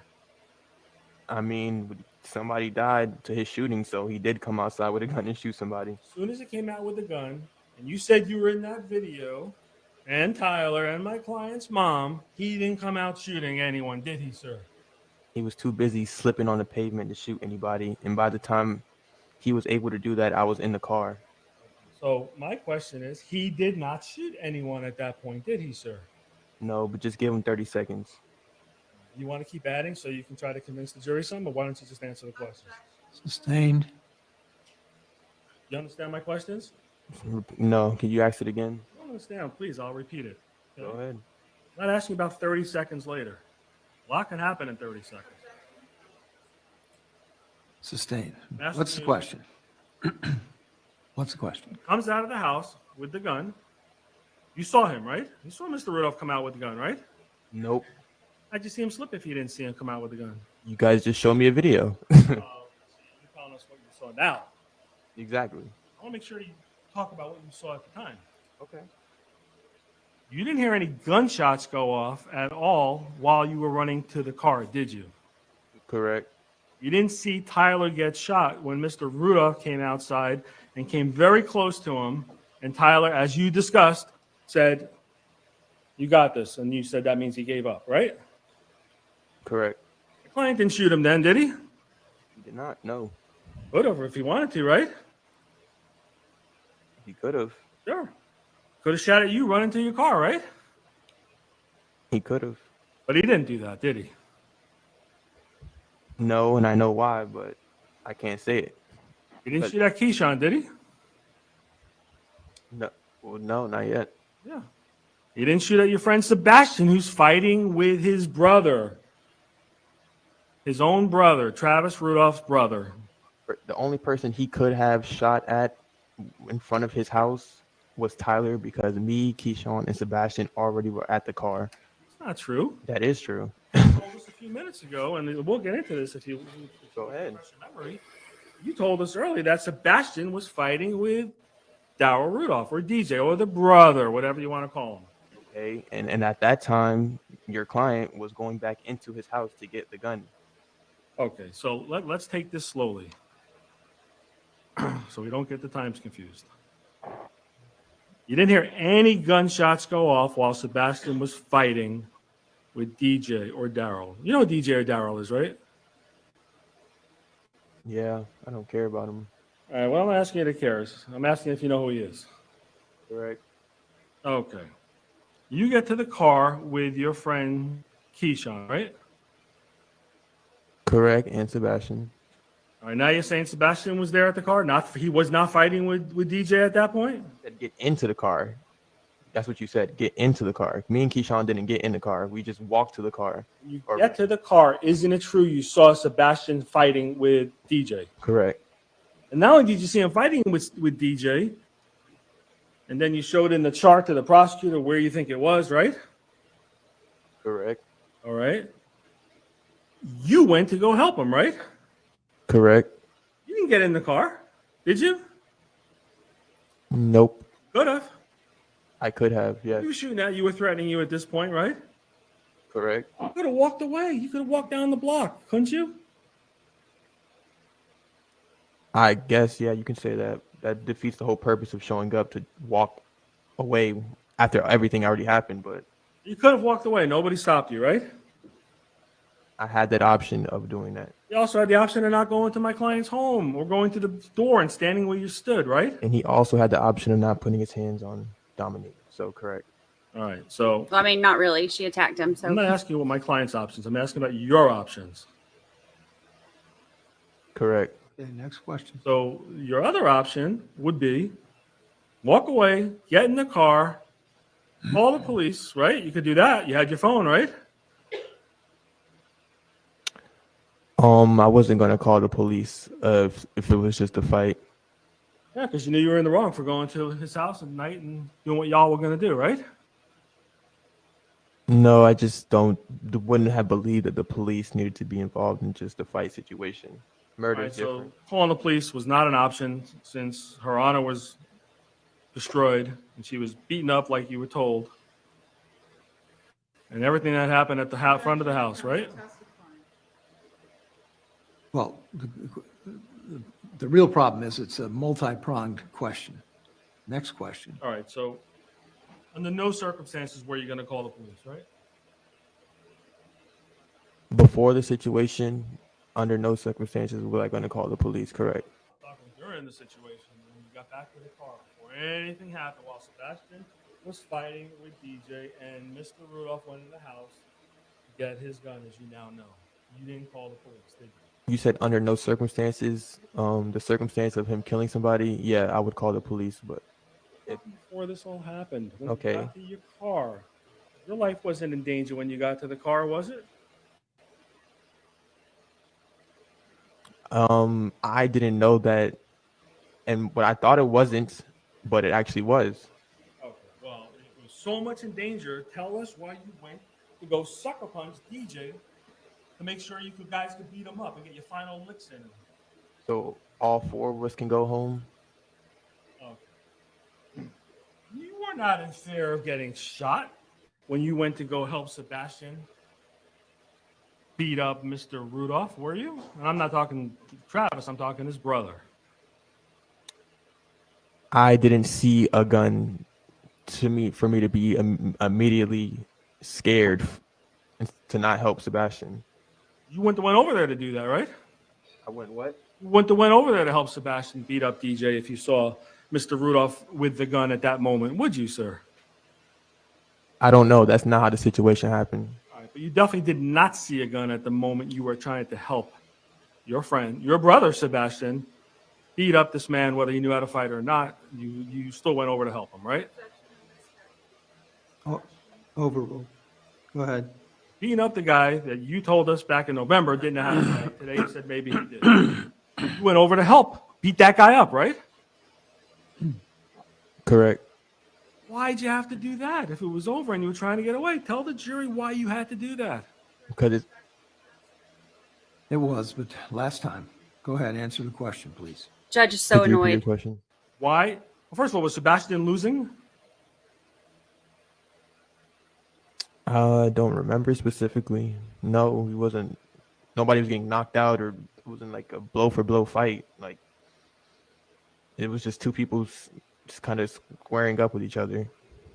So why did you have to go That was a over good there question and by defense. try to knock him out by sucker punching him in the head or face? Because Keyshawn was getting the car ready, and while he was doing that, Tyler and Sebastien were not at the car yet. So I went to help him. You get the last licks in or do something to Mr. Rudolph's brother, right? to help Sebastian. He didn't need your help, did he? 2 is better than 1 You weren't going to give anyone a fair fight that night, were you? I didn't go there to fight But that's what y'all did. because of your client. Okay. Not because of anything you did, is what you're telling us. That's exactly what I'm telling you. Okay. Your friends all had guns with them, didn't they? Wow. No. Sir? Yeah, well.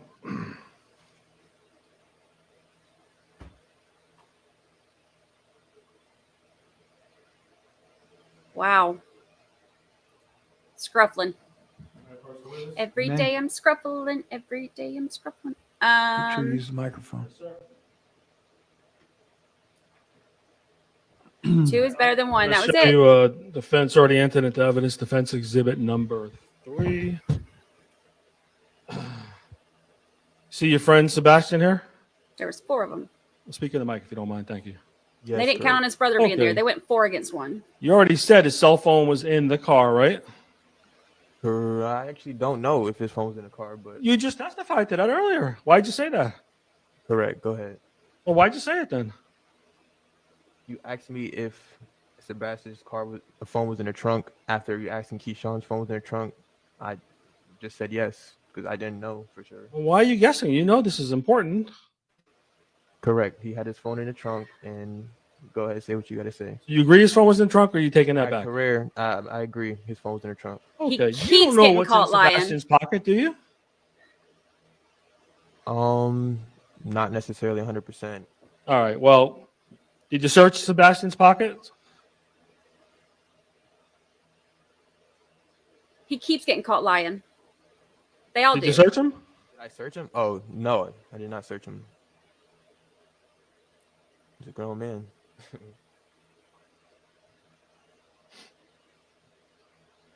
He said he's a grown man. You know what was in his pockets when the police and the medical examiners got there? What? Oh, I'm asking if you know. Oh no, I don't. You know there wasn't a gun in his pocket, right? I 100% know that. You guys tossed the gun when you got to the gas station or on the way there, right? So where's the gun? Good question. Where is it? You tell me. You know the situation better than me. You were there. Seems like it.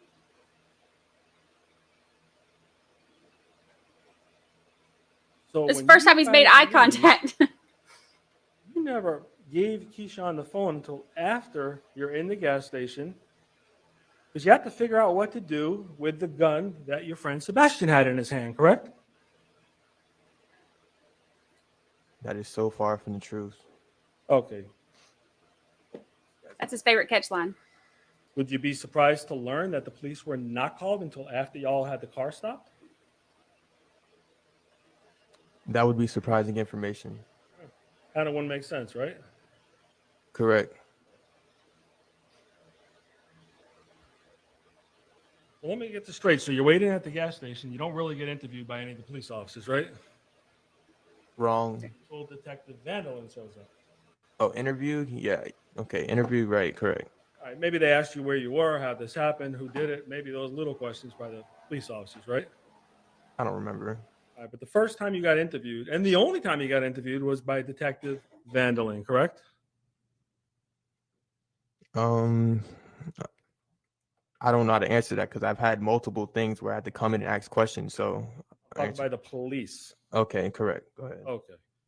And Detective Vandalin never came back another day to follow up with you to ask you any more questions other than the whatever she asked you at the scene, right? Where the gas station was. I don't 100% remember. Just be honest. Maybe she did, maybe she didn't. You don't know. 100%. 100%. Correct. Okay.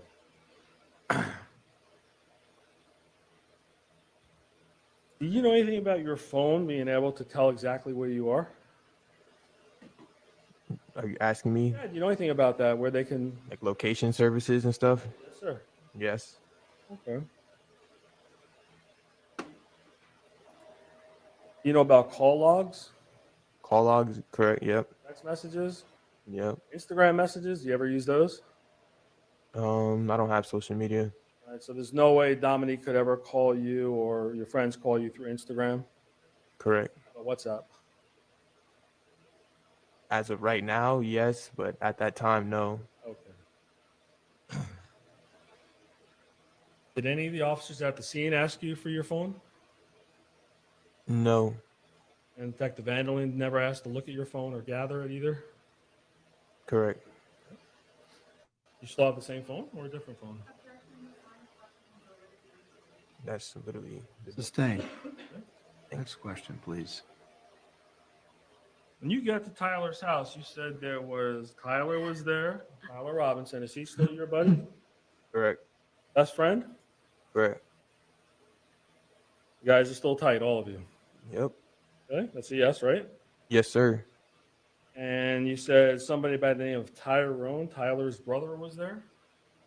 At Tyler's house. Sir? Correct. Is he a grown man? Is he a grown man? Yeah, he's a grown man. The reason why he came or didn't come with you guys? I said before, he was hanging out with his own friend, his own business. You know or have any idea? Did you guys share with him what was going on? I don't know, 100%. You were there. Did anyone talk to him This about? was 2 years ago. I don't remember that. I almost died. Did the police ask you about this gentleman named Tyrone? No, What was Tyrone's friend's name? I think his name is Nick. Nothing else you know about him? Nope. Police have asked you about anyone who was at Tyler's house that night beside you? You said the police never asked me? Did they ever ask you about who else was there? I guess, yeah, they just asked me who was there and just said the same thing. Right.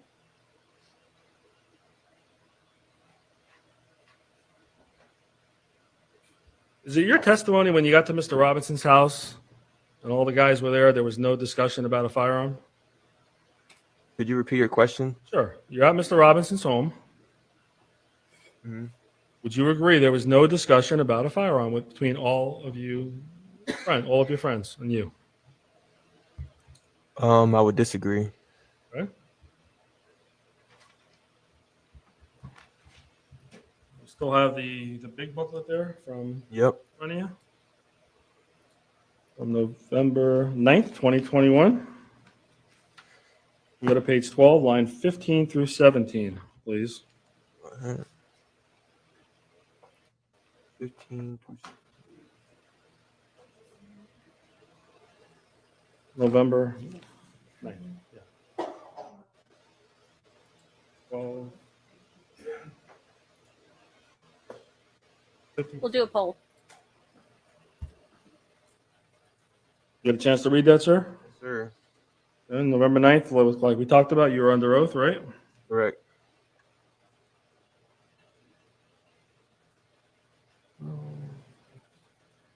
Isn't it true you were asked, okay, when you were at Mr. Robinson's home, was there a discussion to your knowledge about firearms? And your answer was no. Isn't that what I just said? Did you read it? No, I know that, but your question before this, I said I disagree. You said, did I agree? All right, let's get this straight. Would you agree that none of you guys talked about a gun at Mr. Robinson's home? There was no discussions about a firearm while you were at his home. Correct, correct. Okay, so you agree with that? Yes. Okay. When you get to the house, Mr. Rudolph's house, did you GPS it on your phone? No. You know who did? More than likely, Keyshawn. You guess it or you don't know? I don't know. Okay, did anyone GPS it? I just said I don't know. You don't know, that's okay. I don't know. All right. Did you pass the house, Mr. Rudolph's front door, before you parked the car? Thank you, Rhonda. I didn't know what his house looked like. All right, well, you do now. You know now, right? I do know now, yes. All right. So isn't it true you passed the front of his house before y'all parked? I don't remember. Can't remember that. I don't remember. That's something so small out of that whole night. Well, it's not small if you're casing a place and looking for cameras or looking how to do something. So if you don't remember, Sustained. isn't it true you guys passed the house and were looking for cameras or seeing if there was anyone outside and where you should park? That's true. Okay. And why would you do that if you're just there to have a conversation about somebody's honor? Why would you do that?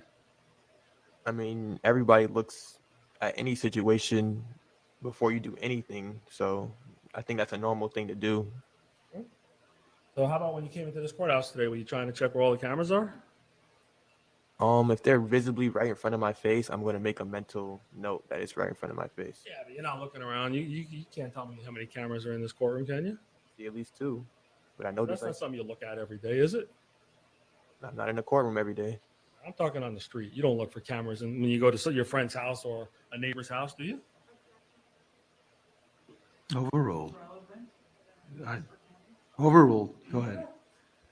Like I said, if I see it, then I take a mental note. I don't look for it. All right. Well, you knew there was going to be trouble that night. That's why it was important to figure this out, where to park, where the cameras are, right? You knew it.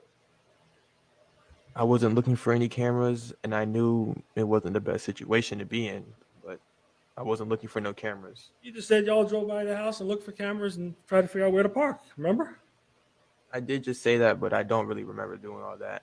So that's a guess, or you're making that up? No, it's not a guess. We had to drive by it. I don't really remember doing it, but I'm assuming that they parked the way they did for a reason, or Keyshawn parked the way he did for a reason. You had to drive by Mr. Rudolph's home, correct? I don't remember. I just told you I don't remember. Why do you keep saying things? Now you're telling me now you don't remember what you just said. I don't remember driving past his house. I remember parking in a certain way. Okay. That's what I said. Isn't it true there was parking in front of the house where Mr. Rudolph lived? Could you repeat your question? Isn't it true there was plenty of parking in front of the house where Mr. Rudolph lived? The front door, there's parking adjacent to the front door, right on the street. You could say that, yes. I don't want to say that. You tell me. You were there. I mean, yeah, Is that a yes? yeah, You have to say yes. yes. Maybe misinterpreted. If it's Sorry, yes. Go ahead. Thank you. Isn't it true there's parking directly across the street from his house when you got there? I don't know. You don't care either, do you? Not really. Didn't make a difference to you. Not really, no. How about when you turn the corner? Remember your brother Keyshawn making a U-turn to park the car? I don't remember. Just be honest. If you know, why did y'all get out of the car and then he moved it again? Do you know? I don't remember getting out of the car and moving it again. I'm not saying you did. I'm talking Keyshawn. No, I don't know, because I don't even think that happened. Okay. Well, isn't it true when you got out of the car, you and your friends were looking for cameras to see if any neighbors may catch what was going on?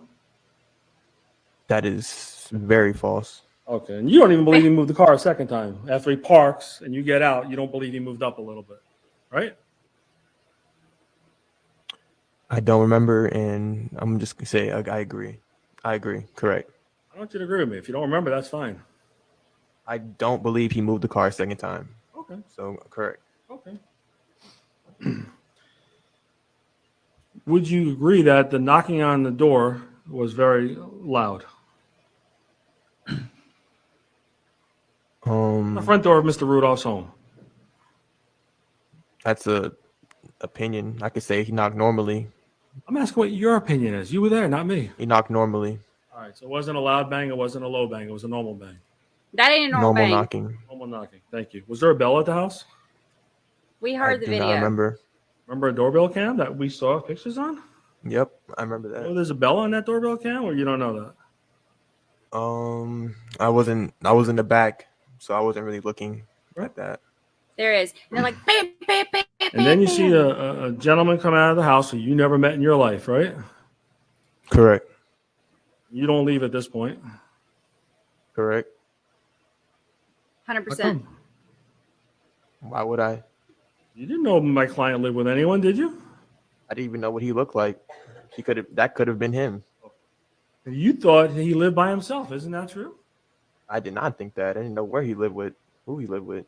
Right? So somebody told you he lived with his mom and his brother, or you didn't know that? I did not know he stayed with his mother. You need to, for real, Matthew Harrislaw. I did not know he stayed with his brother. So you were surprised when the brother opened the door, right? Or you didn't know if that was Travis or the brother at that point?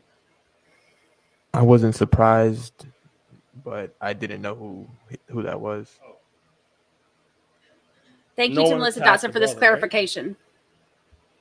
At first, when he came out, nobody beat him up or hurt him, right? Correct. Why were you cognizant, or why were you aware there was cameras facing you?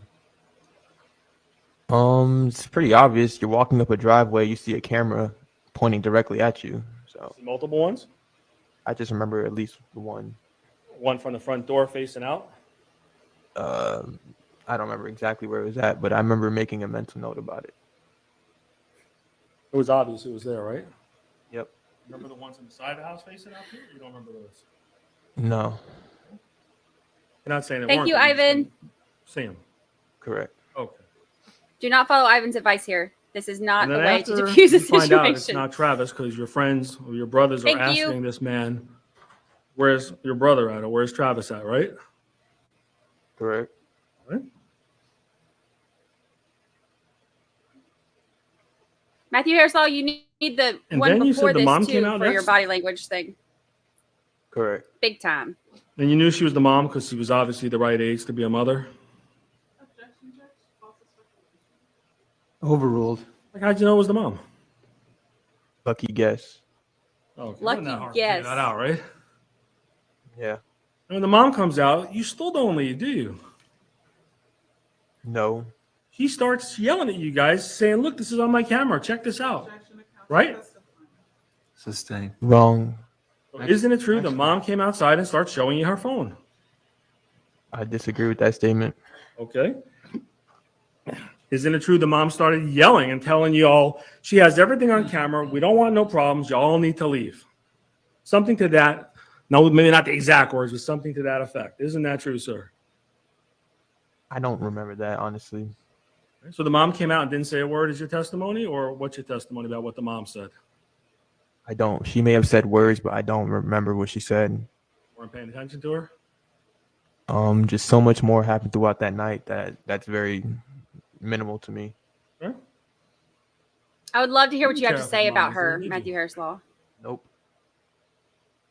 Because you were going to take care of business, right?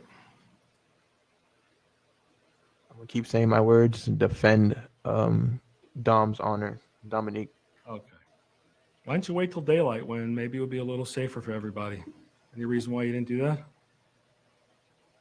This wasn't my plan or anything like that. I just got a phone call and I just went along with everything that was happening. But it said no, right? I had the option to say no. There's no way you would do that, right? Under different circumstances, I don't know. For that situation, that exact situation, there was no way I was saying no. You would agree it was kind of a long fight, right? I don't know what a long fight is. So your words previously, you want me to show you where you said them? Yeah, please. Same statement. Go to page 24, line 20 to 25, please. What lines? 20 to 25.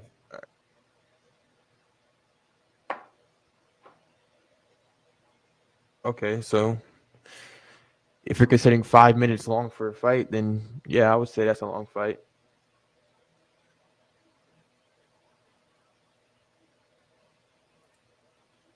That's what I said, 5 minutes. Thank you for Super Sticker Nurse for God. Thank you. Thank you. Thank you. I appreciate it. All right.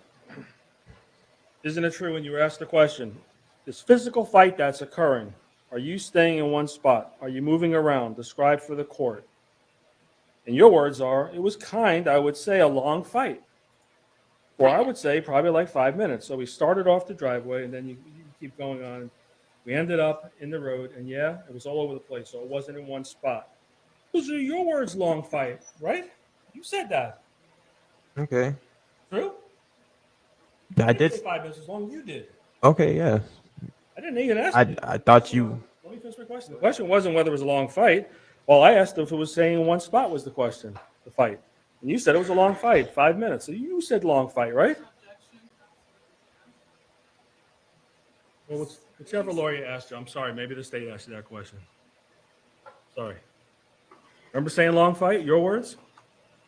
Correct. Okay. Now you want us to believe it was a short fight, right? Well, the word long is subjective, so. Okay.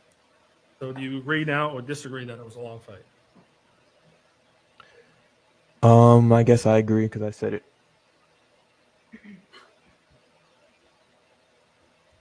Nurse God, welcome, and also Nurse God, Fight Nurse ended forgot up just started get at to the the front membership. door, right?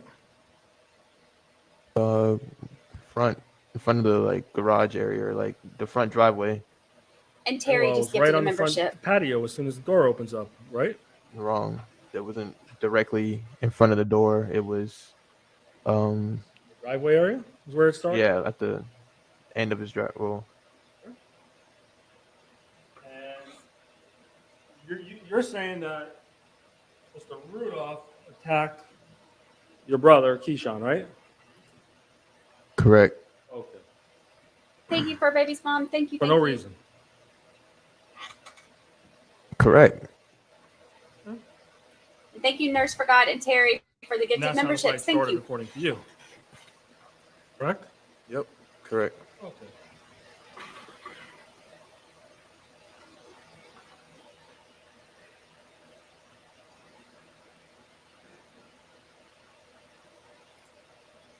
Hello, welcome.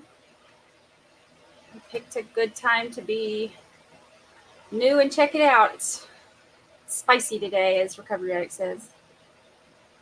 You've been to gun shows before, right? Like a viewing of gun. Is that what you're saying? You know what a gun show is? It depends on what you mean. Like people selling guns. Selling them, displaying them, Yes, correct. things about guns, buying, selling, all kind of things. Correct. Hundreds and hundreds of vendors in the South Florida Fairgrounds. Yeah, yeah, correct. You know what I'm talking about. I just wanted you to be specific. You've been to gun shows before, right? Correct. You have interest in guns, don't you, sir? At the time of the incident, I had no interest of guns. After the incident, I gained an interest for guns. You went to the gun shows before the incident happened. Isn't that true? Have I ever been to a gun show before that happened? Yes. Did I have a gun? No. You had Keyshawn's gun be in your pocket, not the day this happened, according to you, but before that, you put the gun in the pocket, right? Correct. Not this day, but when he got it. We love RA over here. Do you agree or disagree that Dominique Jones' relationship with Mr. Travis Rudolph is none of your business? Thank you, Angie. It is, but I'll allow it. And then we're going to move on to something else. Would you agree with that, sir? Would I agree that their situation has nothing to do with me? Their relationship, no problems. Has nothing to do with you. Only up until the point when somebody begins to put their hands on somebody. If it has something to do with Keyshawn, then it has something to do with me. So, Was she injured, Dominique? I'm not 100% sure. Saw her when it happened. After it happened, right? Later that night. You see absolutely no injuries on her at all, did you, sir? I did not see it. No. You would agree. I mean, obviously, people wear hoodies for different reasons. Usually, it's cold or it's just a habit, right? Right? Correct. You would agree that your friend Keyshawn, who you know very well, puts his hoodie up when he starts getting mad or angry, right? Correct. Okay.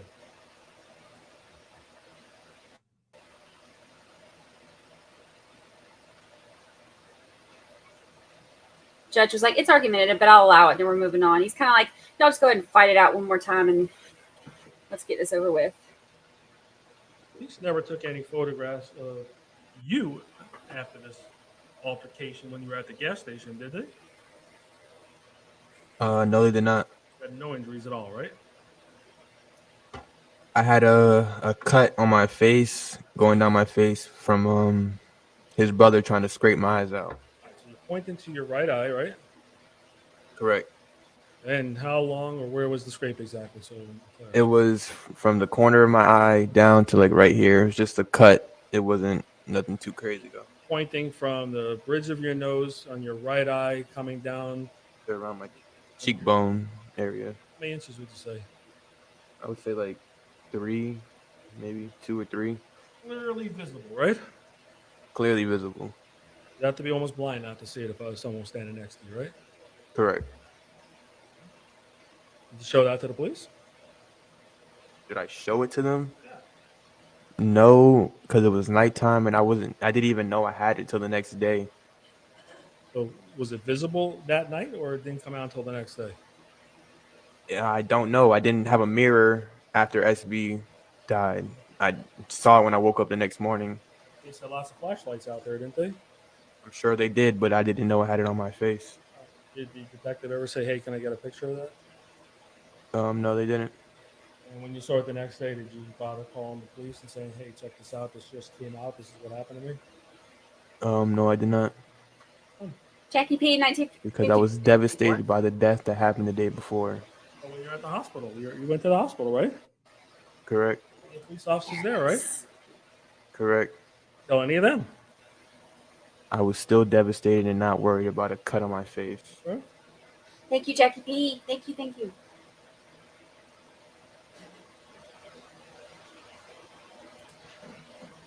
Welcome, Marco. You look good and green. When Mr. Rudolph comes out of the home with the firearm, now you see him with the gun, right? Wrong. I never saw him with a gun. Okay, so it's your testimony you stopped beating up my client's brother, Daryl or DJ. Why? Because I wanted to leave. And if you wanted to leave, why did you go over and give him a sucker punch? Because not everybody was at the car and I was helping Sebastien. Okay, so you didn't see Mr. Rudolph come out of the house with the gun. Correct.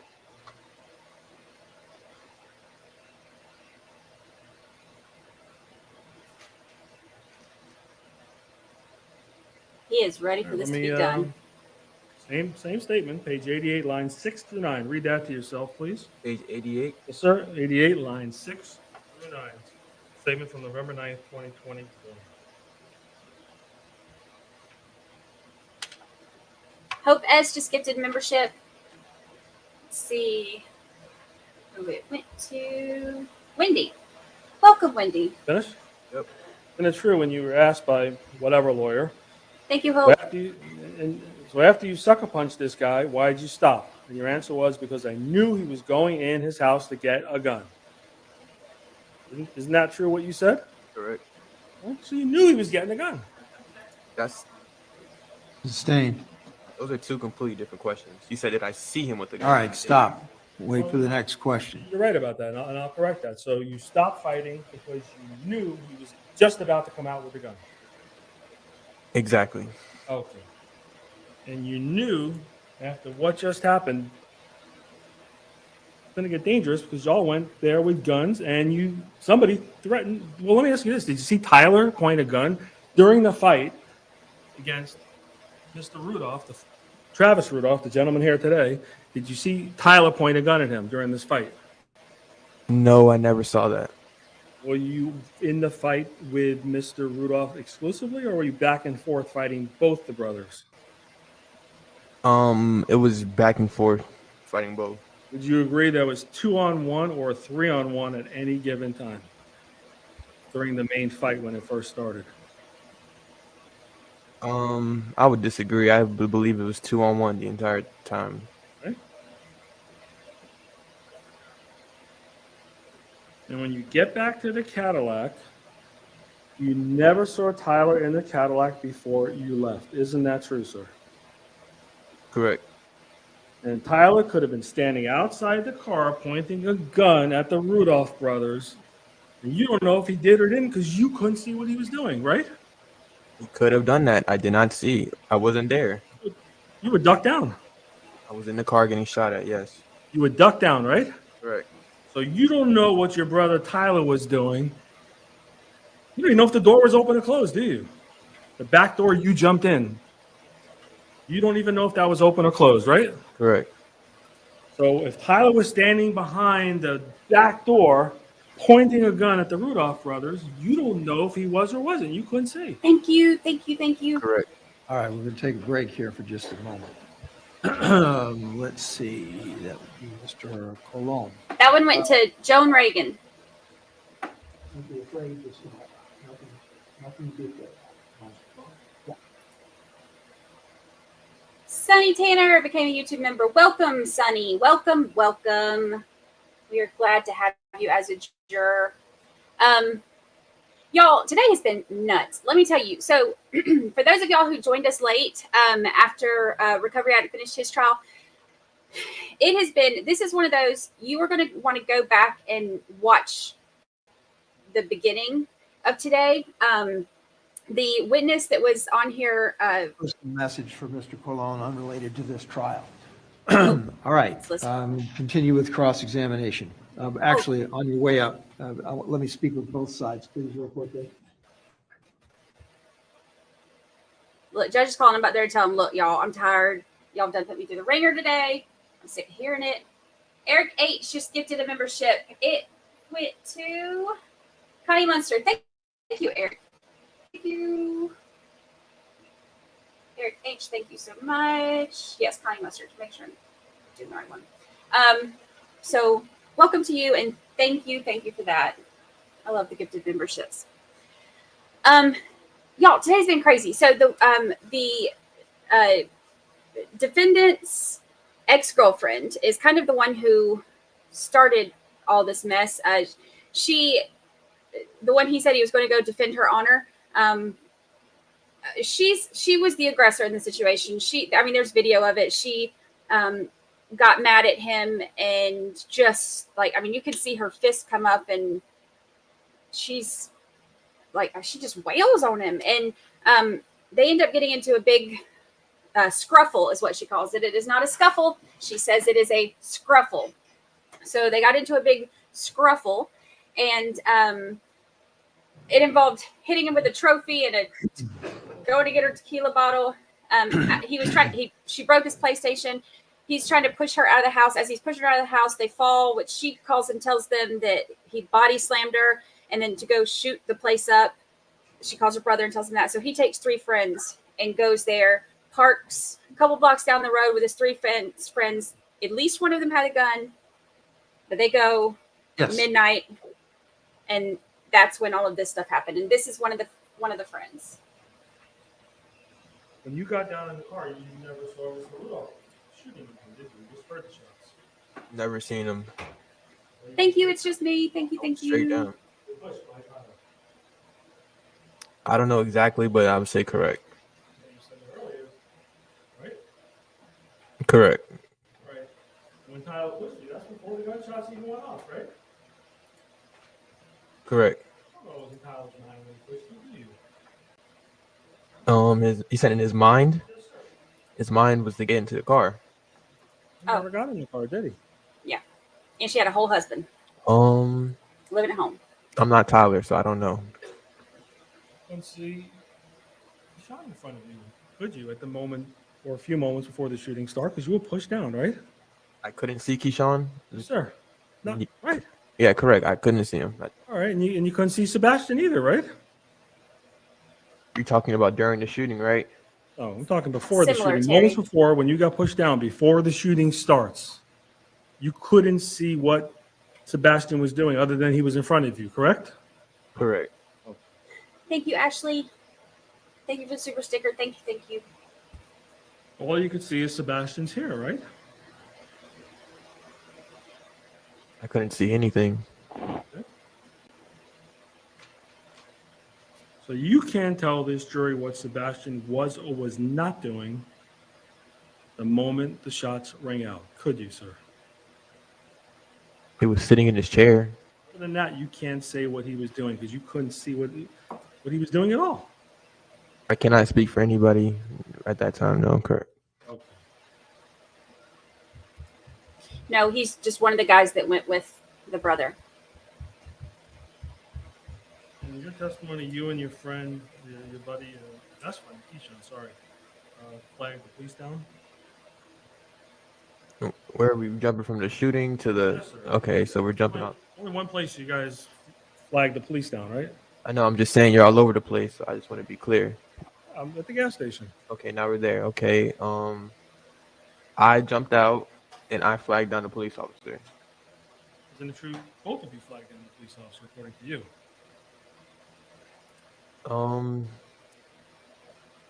I don't remember if I said that, but I know that I I'll find it. was the one who did it. Page 95, line 3 to 11, please. See if that refreshes your memory. No, husband and her are now divorced. Lines 3 through 11.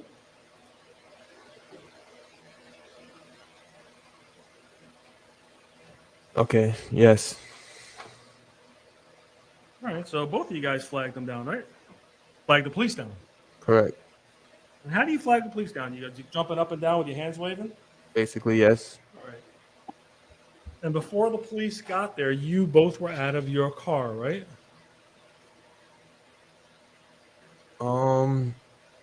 I don't remember where Keyshawn was at specifically, but I know I was outside of the car. Okay. Did the police ever ask you where you went before they showed up in terms of the gas station? No.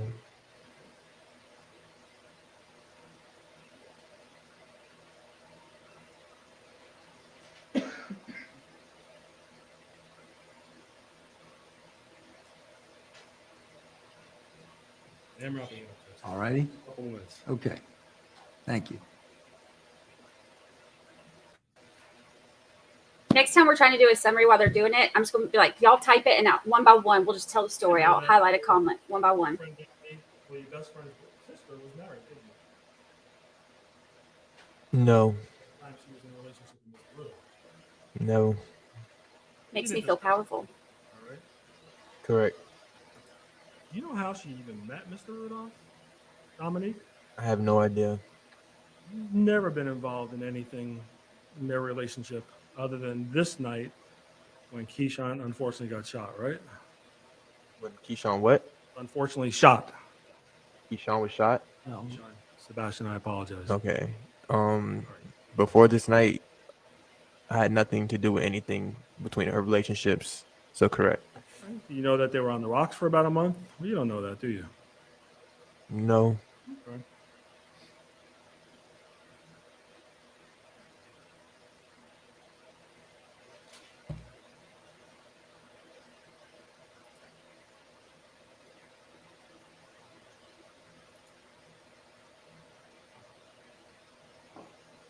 Besides Tyler calling you, who else called you or texted you or instant messaged you or whatever words you want to use communicated by your cell phone before you that night? Anyone else? Besides, before everything happened? Or, yes, sir. Let's start with before. No, there's no one who called me besides Tyler. Okay. And no one texted you, instant messaged you, FaceTimed you, whatever words you want to use. Nobody. How about right after? After everything happened? Yes, sir. After the police let you go and you went back to Tyler's house to get your car, sir. Receive any calls? Text messages, instant messages, FaceTime, No. Instagram? No. From nobody? No. Nobody. Whole night? The whole morning? I don't remember if anybody called my phone specifically, but I know Keyshawn was getting calls. And did he have a new phone at that point? If you know. So maybe they were calling my phone for him because he didn't have his phone with him. And so we probably spoke to... No problem. I want to know if you remember. If you don't remember, that's okay. All right, I don't remember. Okay.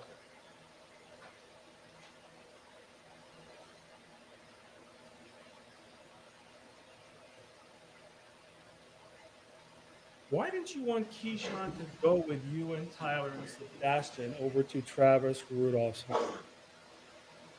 Why did I want them to Why come would with? you not want Keyshawn to go with you to Travis Rudolph's home? Did I say I didn't? Could you repeat your question? Yeah. Did you want, let me ask you another one. Did you want, before you went to Mr. Rudolph's home, did you want or did you not want Keyshawn to go with you? It was his situation. I was going if he was going. If he wasn't going, then I wasn't going.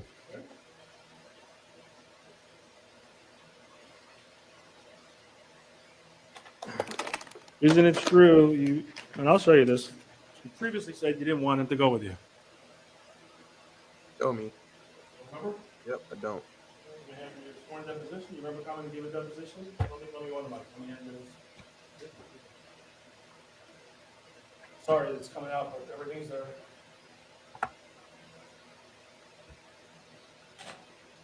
Remember giving a deposition, a sworn statement Yes, on July 27th, 2021? correct. And those prosecutors there? Correct. Me? Remember that? Yeah. Ms. Perlette, is that a yes? Yeah. Ms. Perlette? Who? Perlette, this other lawyer? I don't know. Remember a court report? Remember a lady typing everything down that we were all saying? All right, so you're giving a statement under oath. What's the, All right, Go so you ahead. gave a sworn statement under oath, right? Correct. All right, if you can go to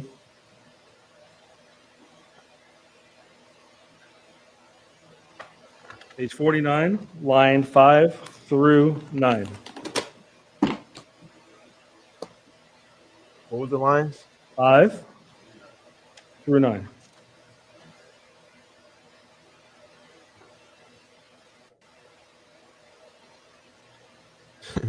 You just misphrased me so bad. Okay. Okay, so you take that a different way, No, right? ask your question again. All right. Same question, because you just said something completely different. Yeah, you know what? I take that back. You're correct. I know. I'll give you that. Yeah, you Sassy didn't want him to pants. go in there by himself, is what you said. Exactly. So Oh, okay, because Take your book back. he has a career, right? future. He yeah, said, "Take your Yeah. book Hardest back." guy and you threw know. it. exactly. Wow. Why would you be worried about his career or future under these circumstances? Why? Why would I be worried about his future or career? Yeah, before any of this happened, why would you not want him to go by himself and worry about it? Since he's the smartest guy you know, he has a great career ahead of him, promising career in your mind. Why would you not want him to go by himself? Because Keyshawn is in school, medical school to be exact. It's a very intense degree to get. He shouldn't have to have distractions like this in his life when he's trying to be much greater than something like this. That's why I was worried for his future. You knew something that was about to go down, right? Yes. No, but I could say I know it's not the best situation to be in.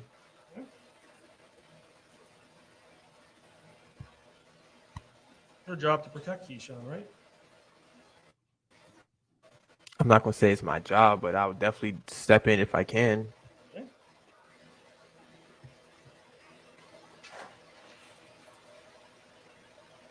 You weren't going to let this slide, right? What do you mean? What allegedly happened to Miss Jones, Dominique Jones. You weren't going to let that slide, right? Correct, I guess. You're calling the police. You don't. That's not how you operate. There was no chance you were calling the police to report what happened to Dominique, right? Correct.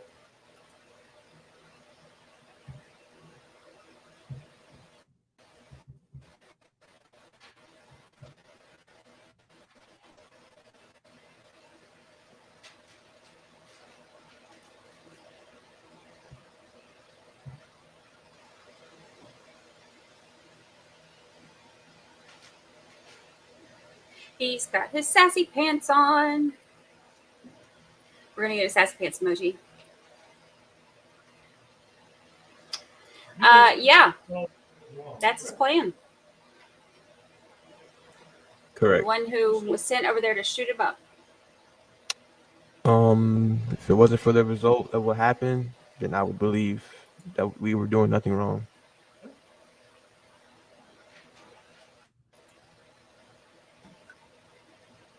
I'm glad y'all are here with me.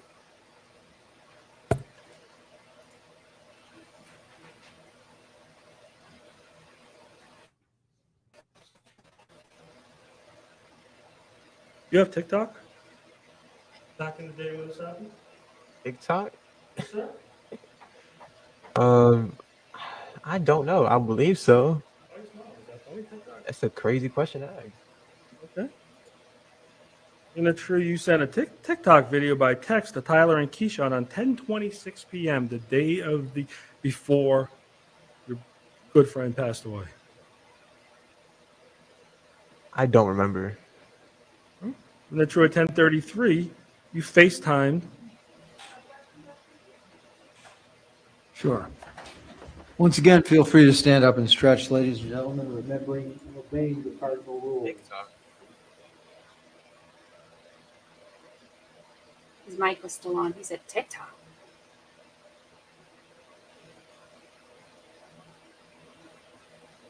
So you see Travis going up to the stand with them. He's gone up there for all the sidebars with them.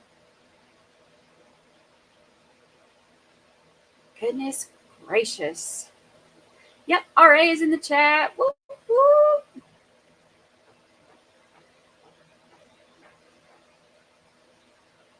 Let's see. Yep, he said he doesn't have social media. Of course, he said a lot of things and then turned around, in the next line of questioning and found out that he was wrong. And then they've caught him in it a couple of times and said, wait a minute, but I thought you said this. And then he denies it. And then they go back and say, okay, well, these are your words. The witnesses so far have been not credible and not respectful and kind of hostile and sassy. If you joined us after Recovery Addicts stream, when you get time, y'all go back and watch the sister's cross-examination. Her direct was she's a state's witness, but her direct was sassy, but her cross today was like super spicy. See? Yes, please. Around 10:30 that night, the night before, on the 6th, before the shooting happened. Remember Tyler FaceTiming you? No, I don't remember that. How did he call you? Do you remember? I don't remember. But somehow he contacted you and told you what's going on. Yeah, either FaceTime or regular call, but All right. You know anyone named Hack or Hacksaw? yes. Who's that? It's just a mutual friend that we all have. Did you see Tyler talking to someone named Hacksaw while he was FaceTiming actually in the car on the way to Mr. Rudolph's home? No. You see Tyler even using his phone on the way to Mr. Rudolph's home. No, probably he was probably on his phone doing something, but I don't remember. You ever become aware that Mr. Hack saw, what's his real name? Do you know his real name? His real name is Hackshaw. Real name. His last name is Hackshaw. What Yeah. about first name? John. John Hackshaw? Yeah. He the same age as you? Around, yeah. Where does he live? Roughly what area? I prefer not to say. Palm Beach County? Yeah. Any reason you don't want to say? He has nothing to do with any of this. Right. Do you ever come aware that somebody may have, if you know, someone invited him to come to 550 Teak Drive before this happened? I have no idea. Did you see him over at that area when this whole incident happened? No, no, not at all. Or about after it happened, did you see him in the area? I didn't see Hackshaw for no.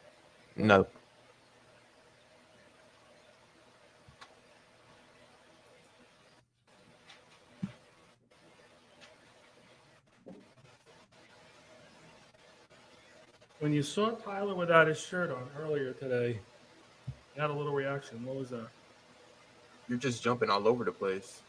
The timeline. You understand the question? He doesn't have to stick to a particular I know, timeline, this so is answer the exactly why I question. did that. That's why I did it. You understand the question? I understand the question. You didn't. Why'd you have a reaction when you saw him without his shirt? Oh, you're talking about that. Yes. Oh, no, I didn't have a. Actually, I did have a reaction, but it's just funny seeing the footage. I have never seen the ring camera footage of that night, so that's why I had a reaction. You surprised he took his shirt off?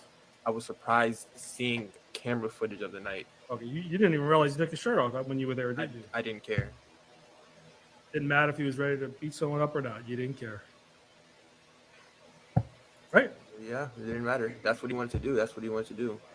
You know, I'm not sure. growing up and as a guy, when you take your shirt off, you're ready to fight usually, unless you're going to the beach or taking a shower, right? No I think they secret, say he's on right? house arrest, but I'm not Did sure. you say We'll that? check. I'm not going to say that taking your shirt off signifies that you're going to try to fight somebody. In this circumstances, would you agree that's what he was doing or don't agree? I can agree that someone may believe that. That he believed that. Tyler, if you know. No, I'm talking about your client may believe that somebody's trying to fight him with their shirts off. It was pretty cool that night, right? It wasn't hot. Don't remember. You didn't take your shirt off, did you? Correct? Did you see Tyler having a gun tucked in his waist No. when he was at the house? No. You didn't see a gun at all, is your testimony, right? I did not see any gun. From Tyler. Correct. You know now he had a gun, right? I found that out, yes. Because the police found it, right? Correct. You would agree or disagree, let me ask you this way, that there was punching, kicking, and a lot of screaming, that you guys were fighting loud enough for the neighbors to hear it, right? I would say, I guess, yeah, I agree. You guessing or you agree with Yes, I agree. that? Okay.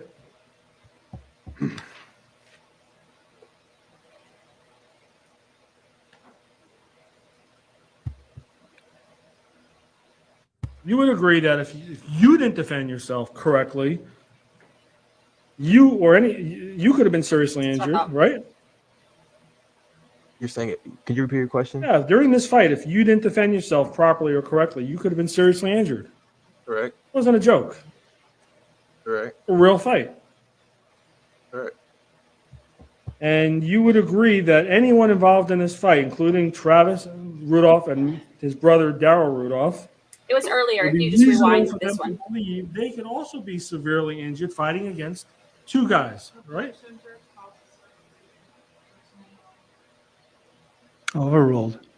You were there. You saw the fight. Don't you agree that they could have easily been seriously injured if they didn't try to defend themselves?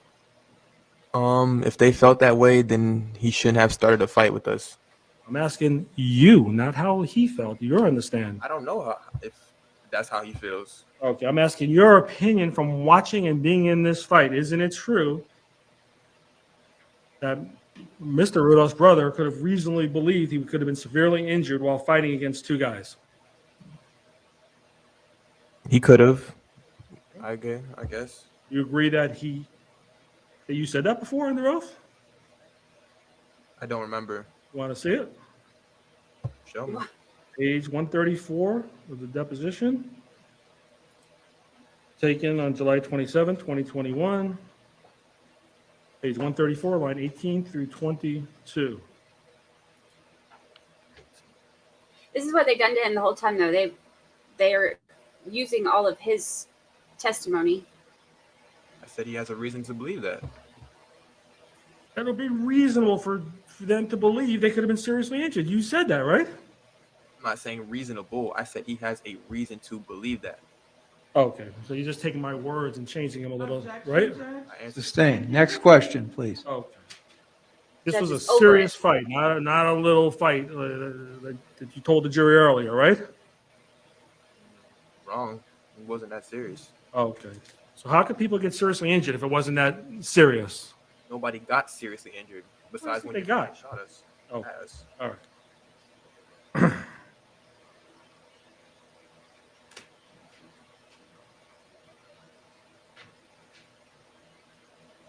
her testimony is in the same stream. We didn't stop for lunch, so it's You in the agree same some stream. If areas you- during this fight, it was dark out and it was a little hard to see because things were happening so fast, right? Could you repeat your question? Yeah, where this fight took place in many different parts of the in front of the house and the driveway, multiple places, right? Correct. And when it got away from the house, it was dark in some areas, right? Correct. Pass. And things were happening so fast, correct? Correct. He said pass. Skip this question. It's like the sister said, that's all I'm going to say about that. They just decide what they're going to answer.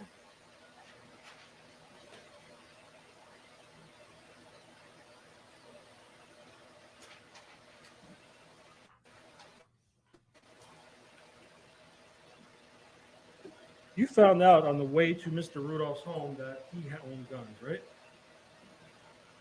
Yes, correct. And you still went. I was in the car. Could have got out, right? Because, hey, buddy, let me off. I'm not going with you guys. Right? Could have. Still went, no matter what. Correct. And when the shots rang out, there was only 3 men in Keyshawn's black Cadillac belonging to his mom, correct? I can't tell you what was happening while there were shots fired, but I can only tell you what happened after the shots stopped. Go to page 198, lines 10 through 24. With your deposition dated July 27, 2021, please. Page 198, lines 10 through 24. 8.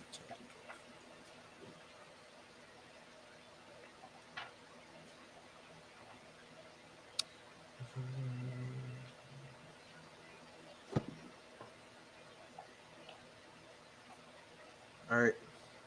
There was 3 of us. Do you agree, you said under oath previously that there was only 3 of you in the car when the shots rang out, correct? Correct. And the only one not in the car was Mr. Tyler Robinson, correct? Correct.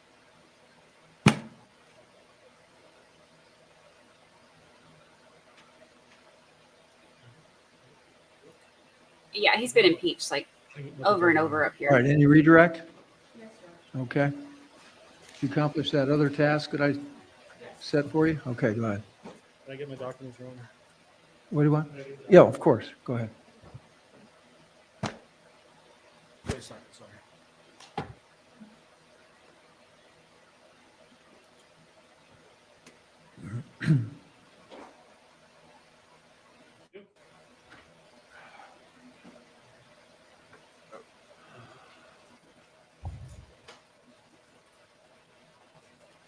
Judge, as I start my redirect, state would be requesting permission to publish states 31 to assist in this part. 31, all right.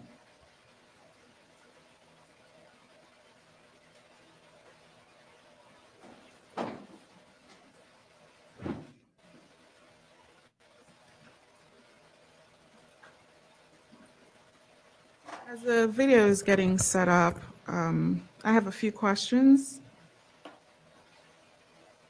You, during your cross-examination, said that the jury can believe whatever it wants to believe. Why did you say that?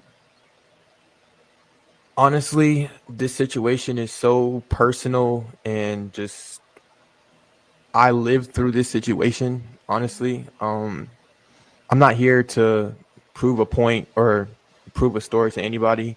I'm just here to answer the questions. All right. Now, there are moments in the cross-examination that you were asked about various statements that were made. Did you recall with perfect clarity those statements that had been given over the course of the 2 years since this shooting? I'm sorry, could you repeat your question? Did you remember with perfect clarity all the statements that you've provided over the 2 years since the shooting?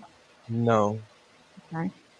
I want to, for instance, go to one of the last things that you were asked about. And this is about who was in the car at the time the shooting started, okay? If I may approach the witness again with states, I'm sorry, not state, it's a deposition transcript, same page 198. All right. It should be the shooting.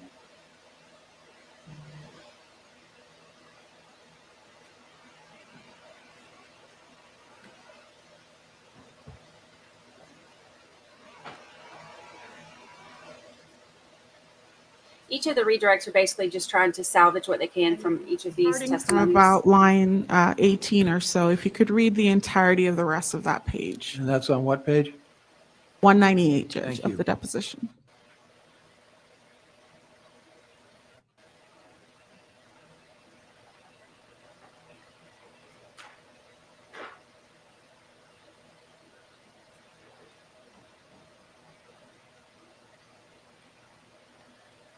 Are you finished? Yeah. Okay. So you were asked by Mr. Shiner whether or not there were 3 of you in the car or not. Do you recall that question on cross-examination? Correct. I'm sorry, the objection is? Overruled. Do you recall that question? Correct. Okay. Was your answer complete at you knew that Keyshawn, Sebastien, and yourself were in the vehicle? Was my answer complete? Yeah, meaning is that all that you said regarding that issue? Or is there more in that page? I said I couldn't track him because there was a bunch of shots going on, so I couldn't completely tell you where he was at. So the answer to the question is you knew they were definitely there, but you couldn't remember where Tyler was because of all the shots coming at you. Exactly.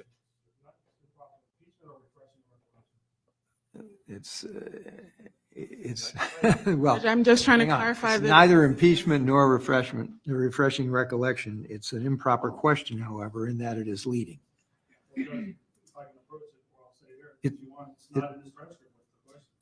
I'm sorry? No. The question was a leading question. All right, try another. Yeah, I Sure. was looking at that too, which is crazy. Go ahead, show him. All right. Show him.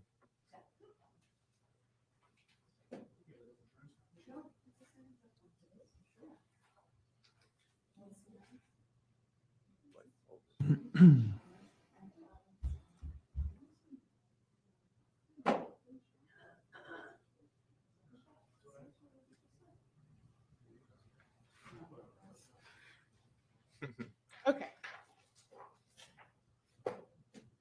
So can you tell us if you knew exactly where Tyler Robinson was when the shots started? I can't, Okay. And why is that? because I was getting shot at. So it could have been next to you. Could have. Could have been outside the car. Could have. Sustained. Do you know if he was next to you? I do not know. Do you know if he was outside the car? I do not know.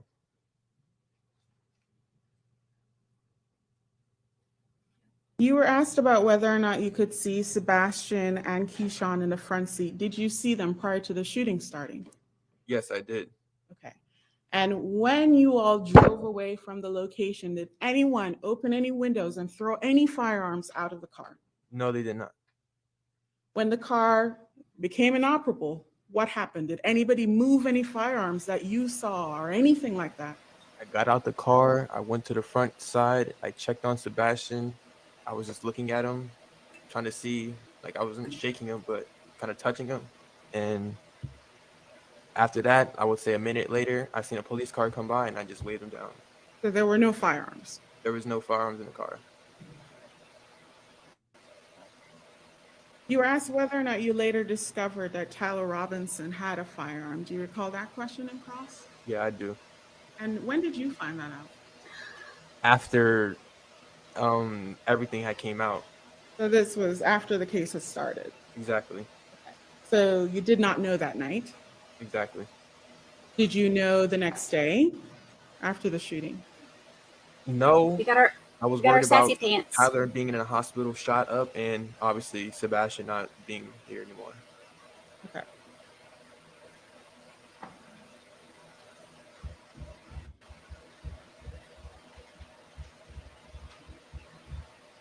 Got our sassy pants emoji.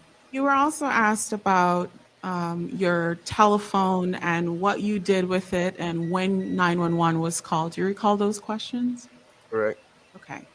go over it on the break in a Do you second. have an exact memory of what time or what period of time that the call was made?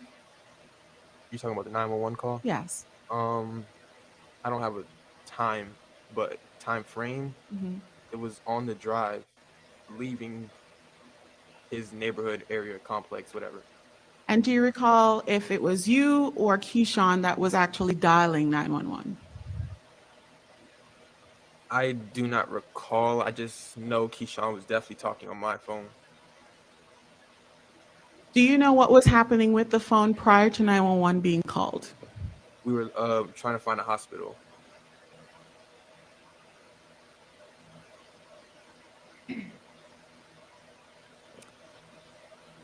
Why did that stop at some point, that trying to find the hospital?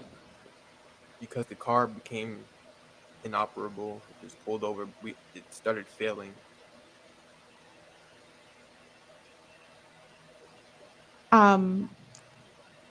You were asked about whether or not you waved down an officer. Do you recall that question? Yes. Okay. Is there any reason why you would have been afraid to wave down an officer? There's no reason at all. Were you concerned about your friend? I was concerned about his life, yes, but as far as trying to hide things, no, I was not.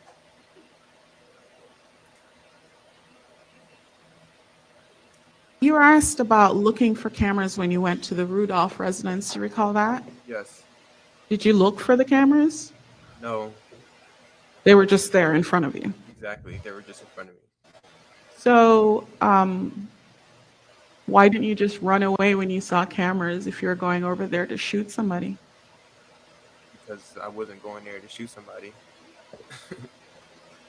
I was going there for a conversation. Did you ever get the impression from anything that happened from the moment you got into Keyshawn's car to when you got to Mr. Rudolph's residence? That's a time period I'm talking about. Did you ever get an impression that you were all going to go shoot up Mr. Rudolph's house or Mr. Rudolph? No, we even had a discussion that we're not bringing any guns. This, So, Judge, this door Hearsay was is- open during cross. well, that's true. You did. So I'm going to allow it. Go ahead. Repeat the question, please. Did you ever get the impression that you were going over there to shoot up either Mr. Rudolph or his house? no, I never had the impression because we discussed that we're not bringing any guns. We don't want it to go down like that.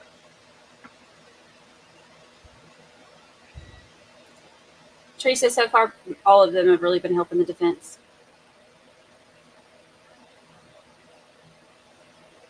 They are not cooperative, and they've all been When you impeached say on you the stand. don't care about Darrell Rudolph, what do you mean by that? You don't care if he lives or dies? I personally do not care about him, well-being, nothing. And why?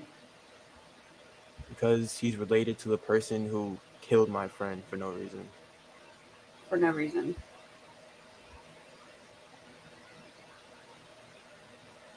I think that's the hardest thing for everybody, You were except asked is he's about taking no Mr. responsibility. I guess brother Darrell Rudolph's None of fighting them are. ability.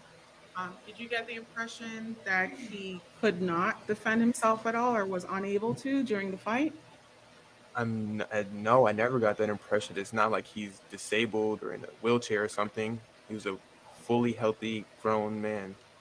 Was he punching back? Yes, he was. Was he scratching back? Trying to get my eyes out. Yes, he was. Because there were two attacking You him. were For those asked joining about the in. severity of the fight. Were you seriously injured? No, I was not. What about Tyler prior to the shooting? No, he wasn't. What about Keyshawn prior to the shooting? No, he wasn't. What about the brother, Mr. Rudolph's brother? No, he wasn't. What about Mr. Rudolph, Travis? No, he wasn't. What about Miss Linda, who was outside as well? He was untouched. What about Sebastien? We were all good. Nobody got seriously injured at all. Wasn't that type of fight, right? Exactly. It was a. I don't even know how to say it. I couldn't hear that. What? It was a regular fight, like Okay. without bruises and black eyes and bloody noses. for them, because it was multiple of them against. Right. They went 4-on-1. They didn't count on his brother being there, so it ended up being 2-on-1 and 2-on-1. But Judge, for the that's why record, they were. CS31 was a surveillance video from the neighborhood. All right. They weren't going for a cuddle puddle. Oh, let me see if I can move myself. If you could Oh, wait, please I'll have to. tell me if you can see the image on the screen. Okay, All right, we're or do gonna you need to start step leaning down to the to be left able to again. better see it? Okay, wonderful.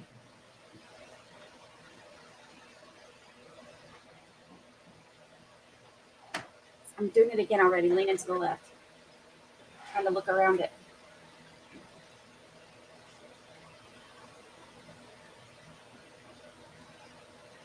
Okay, so we can see the car pulling around. Is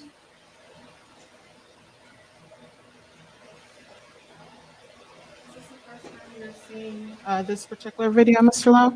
Correct.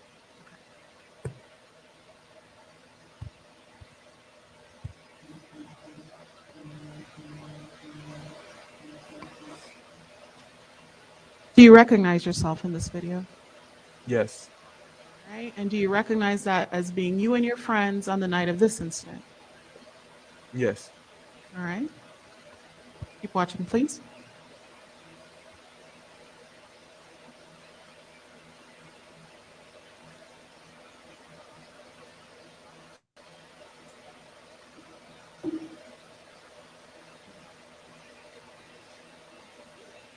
Are you outside or inside the car at this moment?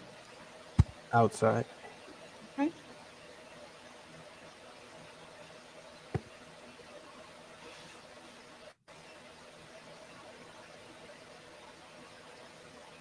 Do you even remember that, Keyshawn, moving up a little? No. So when you were asked whether or not Keyshawn moved up, were you lying when you said you did not recall that? No. Overruled. I think so. No, overruled.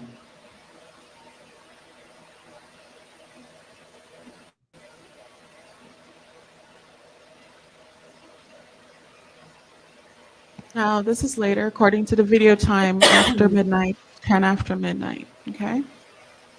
I want you to watch closely.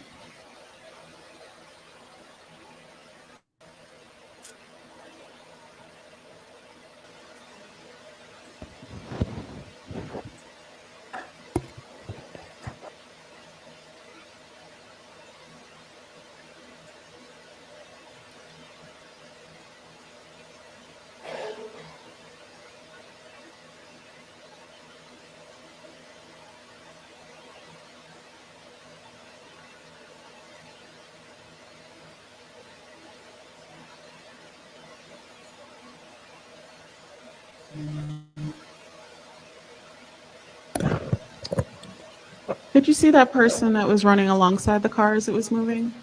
Correct. Okay. You don't know who that was, correct? I do not know. Okay. And at that moment, as far as you know, Mr. Robinson was not in the vehicle. Correct. Okay. Can you recognize the individual that you see there? No. If you could back it up a little bit for me, please. Right here? About where the vehicle is leaving. Yeah.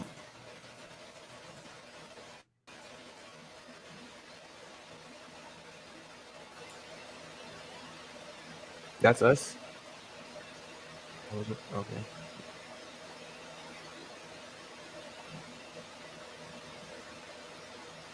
Here we go with people standing in the way again. Yeah, that looks like Travis. There you go. Move over, buddy.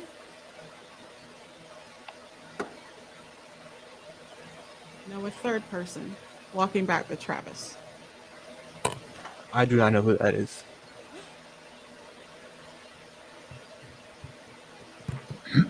Is it fair to say that when those shots started, they did not stop for at least a while? That is completely fair. Just kept coming. Yeah, maybe generous. felt like forever. Okay. And you could tell there was an impact to your vehicle or no? Not like at the moment, but I mean, the glasses, the windshield's all shot up, and I know the car got shot up a lot, so I could assume that it's messed up. I don't want you to assume anything. Okay, so Do you remember hearing impact on the vehicle? yes.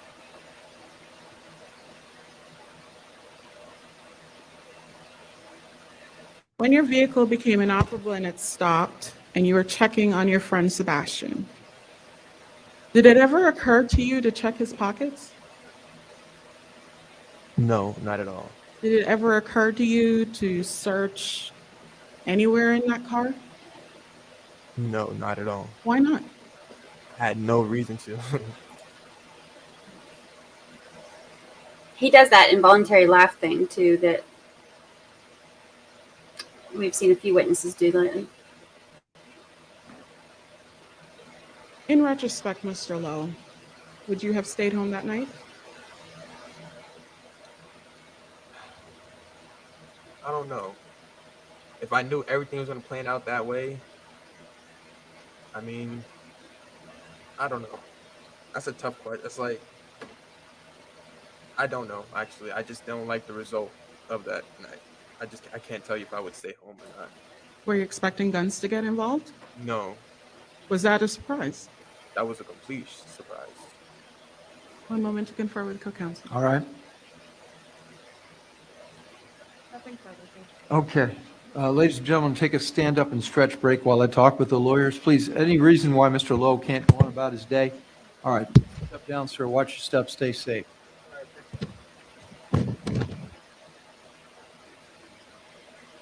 Whew.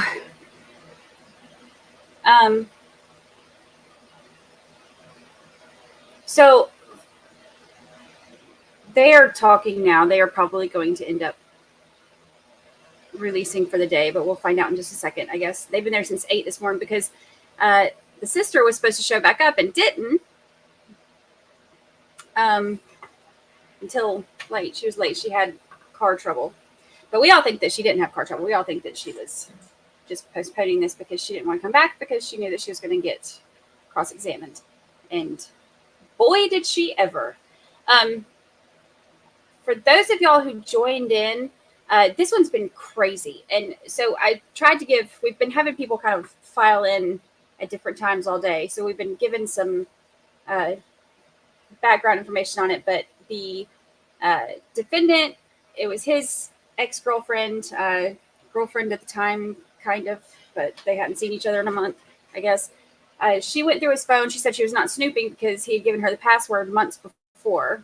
So when he got up and did something, she went through his phone, but it's not snooping, according to her. Saw that he had been talking to other girls who were apparently friends, but she got mad, made him call one of them so she could see his reaction. Ladies and And gentlemen, we're going to put on direct examination only one witness. I am assured that we'll, hang on one moment. oh yes, they're doing one more. We talked about it. Apparently he's indicated.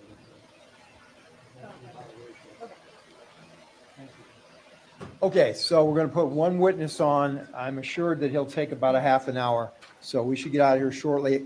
What? You need it? Yeah, we're going to do that too. I just wanted to let you know long range. All right, so we will take a restroom break. How long do you think? 10 minutes? No more. All right, 10 minutes then. Please be back by 4:40. Remember to obey the 4 cardinal rules while you're back there. At least the first 3. No research, no discussion, and open mind. All right, now, well, I'll wait till the jury is out. Okay, so then I guess we're going to be another 30 minutes. Okay. Alrighty, so that gives us a few minutes for me to kind of explain to those of y'all who've been coming in. So the girlfriend who saw his phone and got mad, flipped out, lost her cool. She has a whole husband at home, like that lived in her home at the home that's the home. And he's a whole husband at their whole home, but she had been dating him, and but she got jealous because he can't have girlfriends, so she got mad. The ring videos show her as the aggressor. My flip-flop pile over here has gotten big. There are videos where you can see she's just, they fussing, and he calls her, he's saying, open the door, you know, because she's being a B word. And when he says that, she just clocks him. And then you can see her like just, she's the aggressor in that video that we see. So they get, well, okay. And so she says they were separated, but he was living at home. So, I don't know. Oh yes. I love this. It's like, we're doing like the whole story thing. So she never told Travis that she was married. She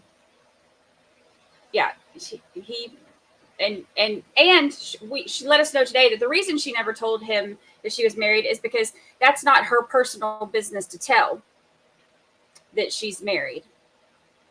And also that that's in the past, and she wants to leave the past in the past, even though it's her current husband at home. But that's in the past, and it's not her personal business, except for that that's literally exactly what personal business is. But that's okay too.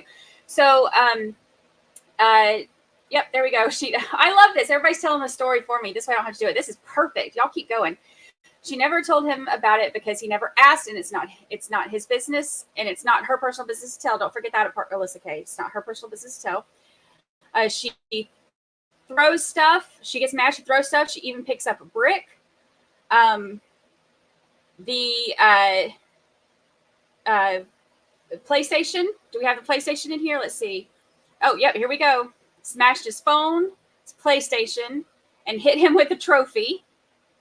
And then as she's doing all that, he wants to push her out of the house. So he goes to try to, push her out of the house. And there's ring video of this too. And we watched it again today on one of the breaks, so we could, I think on lunch break, so we could, and we even slowed it down and watched it together. And the general consensus in here, nobody believes that he picked her up and body slammed her. And the reason we don't believe that is because that's not what you see in the video. It looks like he's trying to push her out of the house because she was breaking all this stuff. And when they get towards the edge of the porch, it looks like they fall. She jumps right back up and, is still upset.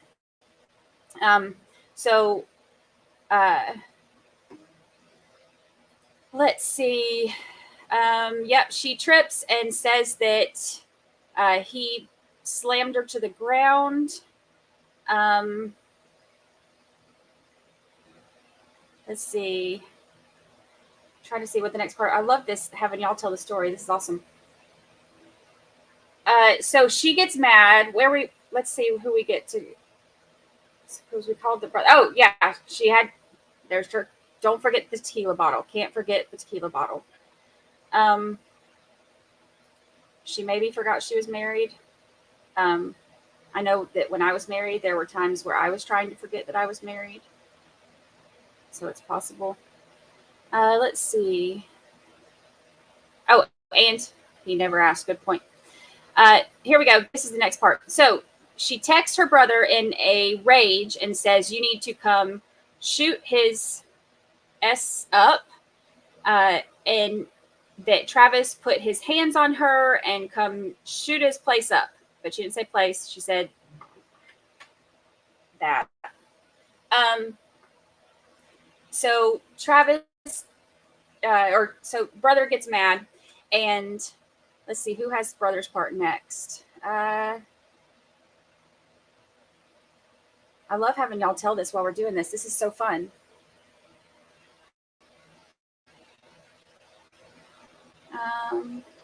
Yeah, we got the PlayStation. Always ask, but never tell. Dominique Tones on day. Very true. Yep, she punched him. She hit him with a tequila bottle. Broke his car windows with a brick. Yes, yes. Brick through the car window. Yep. Broke his phone. Huge hot mess. Yep. Y'all are nailing this. Here we go. Tequila bottle to the head. Let's see. What's the next part? She does not like chicks named Kayla or Kyla. I think it was Kyla.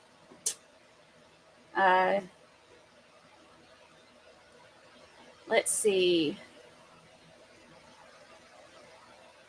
Where is the next part? We're all stuck on the slamming stuff and all that stuff. That part was fun. I mean, not fun for, it was fun because it was all so ridiculous and didn't happen.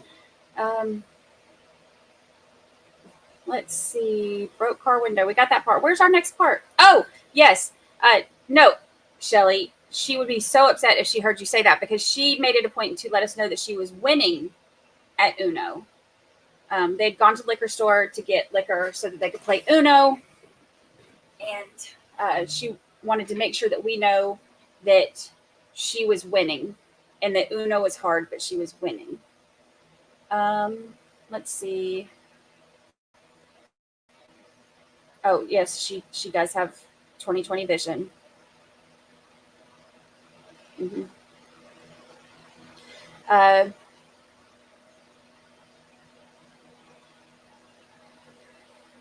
trying to get to... Let me scroll down. We're all stuck on that. Maybe I'm just going too slow. Yes, she did. Oh, yeah, that was another thing, too. When he slammed her to the ground, she had just gotten herself a new butt. So she had, I think it was like 6 weeks before that, she had cosmetic surgery and got herself a new butt. But, I mean, it worked for her because, she bounced right back up. Did y'all wait till you see the video for those of y'all who hadn't seen it yet. That new butt came in handy. She bounced right back up. Let's see. Yes, she claimed that he hit her, and video shows that she hit him, and shows that he didn't slam her down once, let alone twice. She calls, oh, yep, this is the this is the next part. She calls the entire world, the whole entire world. So she calls the brother and says, shoot his shit up. Brother calls his friends. So now there's 4 of them that are going over to Travis's house to do whatever they were planning on doing. We know at least one of them was armed. And they parked, here we go, they parked 2 blocks away. Yeah, brother and friends all left their guns at home, according to them, except for that they didn't, because one of them was ditched and found in the bushes. And in one of the videos, that didn't look like a phone, but who knows? Let's see. Yes, she was objecting to questions and saying she was done answering. She said, that's all I'm going to say about that one time. She actually even she looked at the judge one time and said the attorney, she's like argumentative. Like she was objecting to the own. Oh my God, it was amazing. Just argumentative. Let's see. Yeah, according to her, he said that the other girl that he had talked to was hotter or had a better body. And that's what she said. We don't know which parts of that or all of it are true, whatever. Let's see. Oh, and yep, I love letting y'all tell a story. This is perfect. And it is not illegal to research things on her own Apple phone. She's highly intelligent. She is a child of knowledge.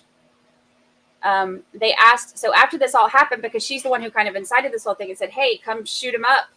And his brother texted back and said, yep, he's a dead man walking, we're on the way. So then they go over there, armed, parked 2 blocks away to his mama's house, go, and there's 4 of them. I don't think that they were expecting his brother to be there. So it ends up being, instead of 4-on-1, it ends up being 2-on-1 here and then 2-on-1 here. I guess because she had, done all this, she deleted the text that said, go shoot him up. And she tweeted the text that said, from the brother that said, okay, he's a dead man walking. She deleted those, but then she Googled, laws in Florida about if, being an accessory to murder and stand your ground laws and stuff like that. So she knew that she had caused a big ruckus.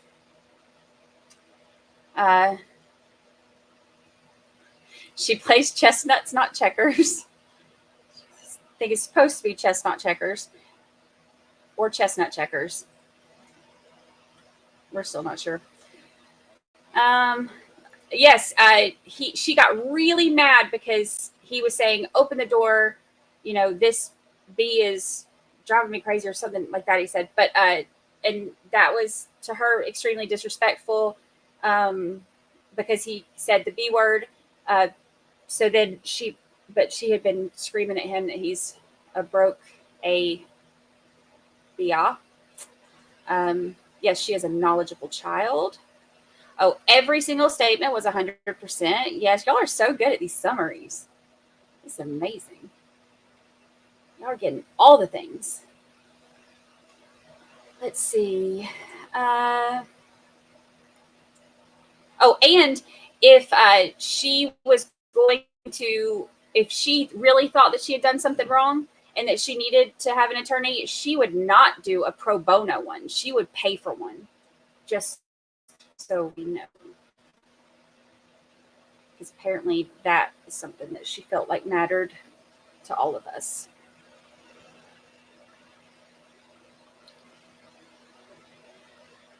Oh, yeah. When they were playing Uno, she drank a few shots just to drink, but not that she lost. Not because she lost at all. No. Nope. Yep, she told brother to go do that. Brother gathered friends to go over there. Oh, yep. Good one, Mama of Three. Forgot about this part. She said that when they were asking her about the other calls that she made, she said she does not know that because they were deleted from her phone. So the attorney said, how did they get deleted from your phone? And she blamed the police. She said, well, I don't know. I didn't do it. So you'll have to ask the police. So she's saying that the police deleted her phone calls when she had to turn her phone in. Yep, brother told Travis he's a dead man walking. They all planned the situation. Brother had, I guess he had bought some guns. They mentioned one that he had bought and then sold to somebody else the next day. Let's see. I mean, I ain't saying that like the new booty, like, I mean, it wasn't like cartoon, like boing, back. It wasn't like that, but it was like, she got right back up. So she Googled conspiracy to commit murder. When they showed up, yep, good one, Alyssa K. When they showed up, they left their clothes and phones in the trunk. Put their cell phones in the trunk. Yep. Yep.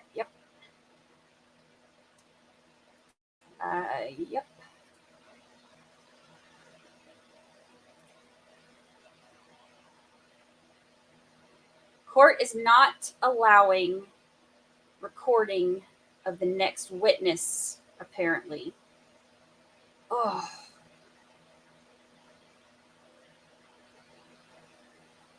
No. Now what?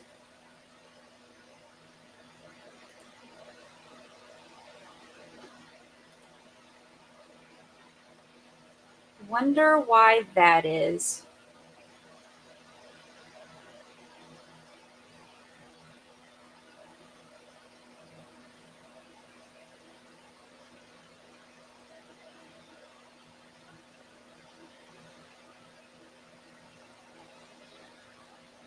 Well, we'll finish telling us and maybe we'll hear something from them in the next couple minutes, or I can see if I can pull up anybody that's live tweeting it maybe.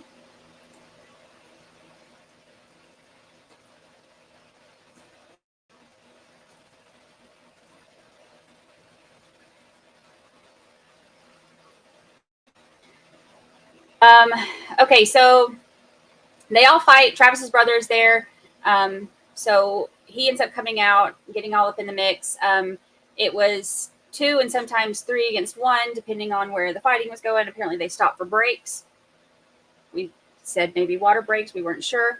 At some point, Travis gets his gun, and as they're going to leave, I think the story is that they pointed, I don't know which one of them, one or multiples, depending on which side you listen to, one or multiples pointed a gun at Travis, which is when he fired to them, fired at them, and it hit the one and killed him, and it hit him in the back. He was one of the ones that they were saying was running away, facing away, ducking, whatever, or not. 2 of them were ducking, one of them wasn't. They went over all of that in the early testimony too. So they said that Travis shot because he saw guns pointing at him, and then they took off. They're supposed to be looking for a hospital.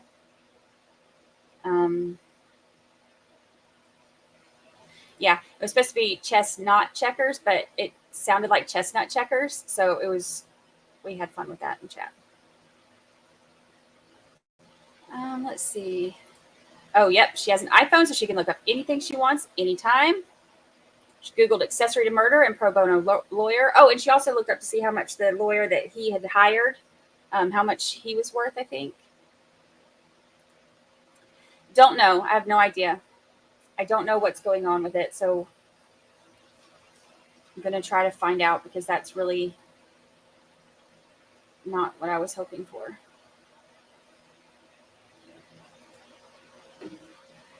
Let's see.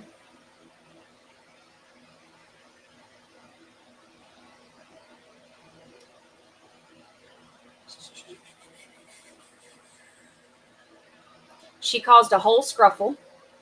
Yep. But according to Chris, that was just on the stand, he was going to defend her honor after she kind of beat up Travis. Kathy B., she claims her brothers didn't tell her anything about what happened. She got information from Travis's brother, Daryl.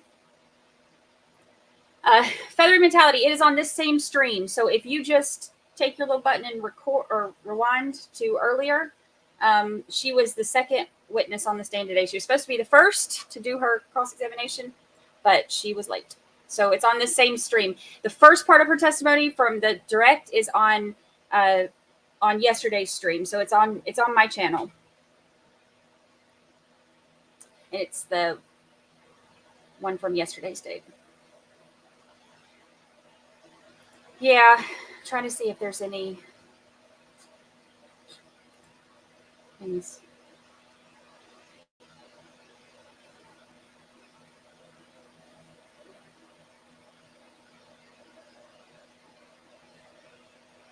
So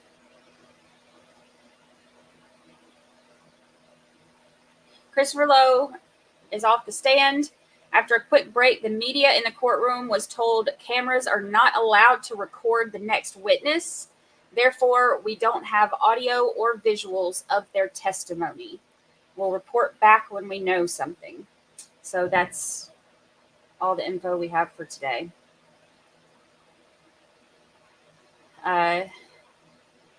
Yep, she says that he never financially supported her.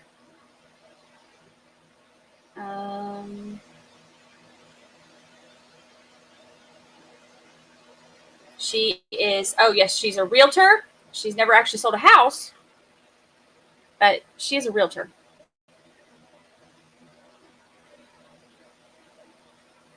She is not a lawyer, although she objects to the questions sometimes, but she is a real estate agent.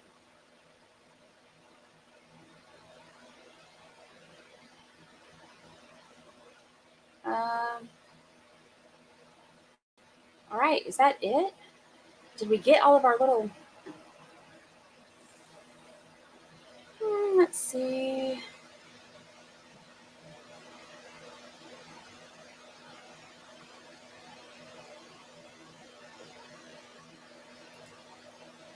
Travis is guilty of having bad taste in women, or at least one of them.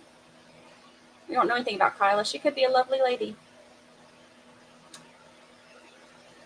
She says she gave her phone to a friend to turn it in. Me too, Eric H. I will find out more information tonight as much as I can, and then I will have an update for y'all when we start court in the morning. We're supposed to start about the same time tomorrow morning, so we will be on here. Let's see.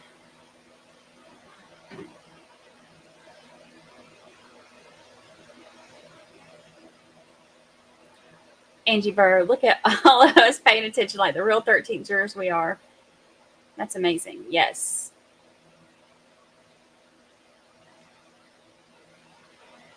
Yes, yes. Let's see. Oh, yeah, she gave the other dude the address. She was not charged with anything. No, her brother was on the stand yesterday. The guy that was on there today, just a little while ago, was one of the other people that was with him. I was thinking that. I wonder if the next one is Tyler. It was definitely an ambush, and they bit off more than they can chew. It all went to crap. Let's see. That is a possibility that it could be a minor. Normally with a minor, though, they'll still let you do audio, so I'm not really sure. Let's see. They're not. All we know is that they're saying that they're not recording. They're not able to record the next witness, and they'll give more information when they do. Could be. Yeah, that's a good point, Angie. It can't be Tyler because he would take a lot longer. That's a good point because they said that it would only take about 30 minutes.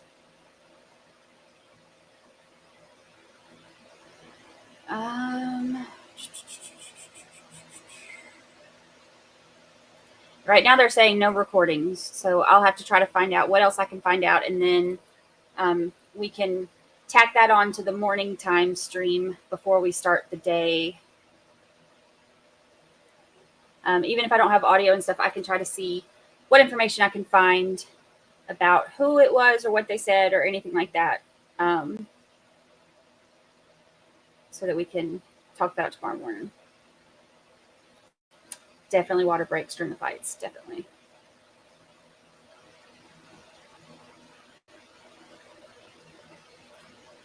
You know, actually, it kind of does look like it. It looks like one of those puff hats. I didn't see that till now. Now I'll never be able to unsee it.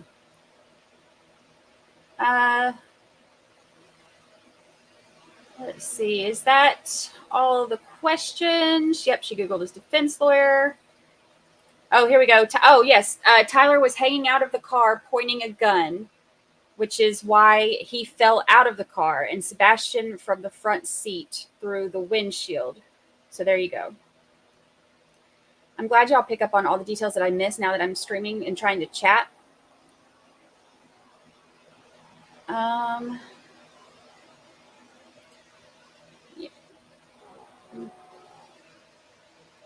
She does what she wants. She's grown. She owns her iPhone. Yes, I guess we will be done for the day because this is the last witness and they won't let us do anything. So I will work this evening on trying to find out who it was and what the importance of it was, and we can go over it tomorrow. Let's see. She looked up the self-defense law. Yep. She called him broke. Yeah, Pam, you missed a lot, but look at our people that have been able to sit here and go over everything with you. It's amazing. Let's see.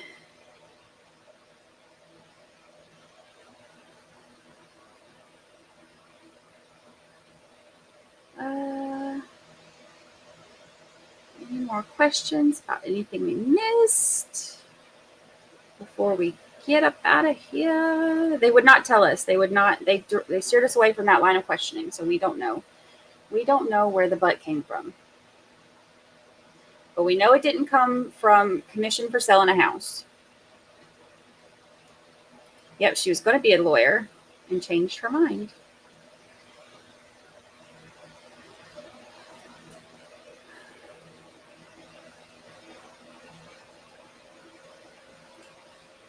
Look at that. Look at that coincidence. Oh, yeah. She sounded super annoyed during this. He played video games on the couch all day, and he was not training to go play for a team in Canada. All he did was play video games. Yep, her favorite sayings are, but I'm a realtor and 100%, 100%, 100%.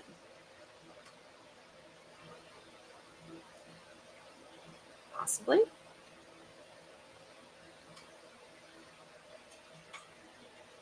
Alrighty.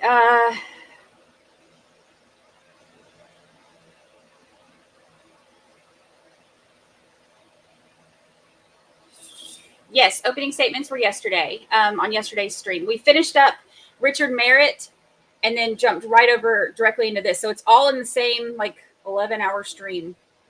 Did a marathon yesterday. So it's available on the channel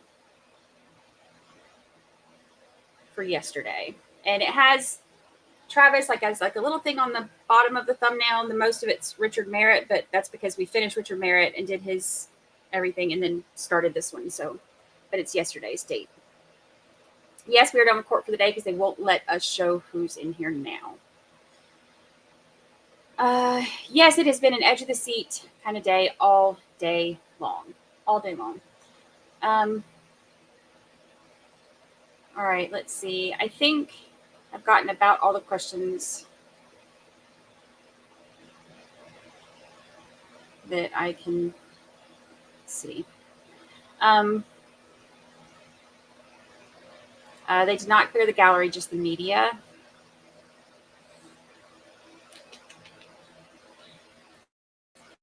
Oh, yes. And she still loves Travis, even though he's a broke BR.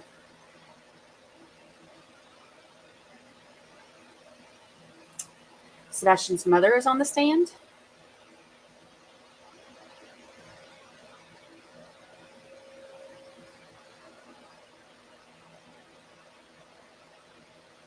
Do we know this? I'll try to see what I can find out about it. And we'll do our little update tomorrow.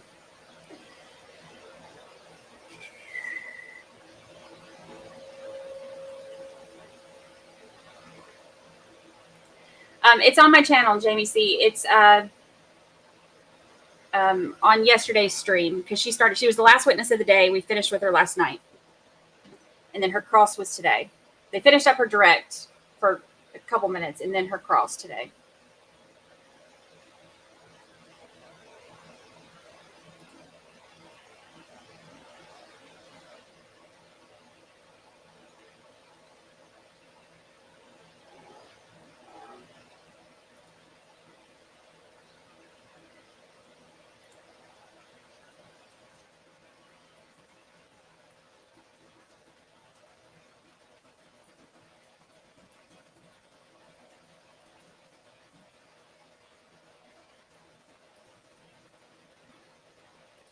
Okay.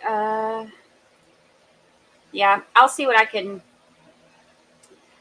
find out about anything that she testifies to or anything they say or whatever. And I will give y'all an update tomorrow morning before we get started. I think I finally caught up on most chat. I tried to answer as much as I could, y'all, but it gets to going, and my old eyes can't always focus. Oh yeah, if you're getting confused about if it's not on the one, so we do two shows here, so we do day court and night court. So it's on the stream from yesterday's date for the day court thing, not for the night court. So it is on there. I wonder if it's. I can tweet it too for those of y'all who stay or who follow me on the Twitter. Let's see.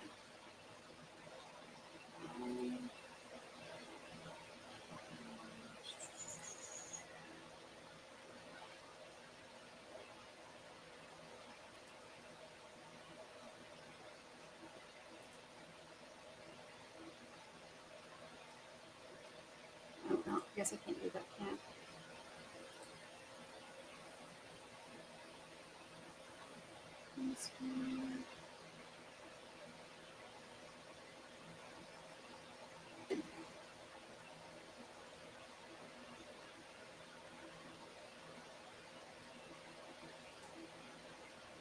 Oh, yeah. Well, okay. Well, I was going to try to do the thing to put this on. So no night court tonight. Night court we are doing Monday, Wednesday, and Friday. So it'll be tomorrow at 8:45, 7:45 Central. We will start this trial back in the morning. They're starting at 8 a.m. Eastern.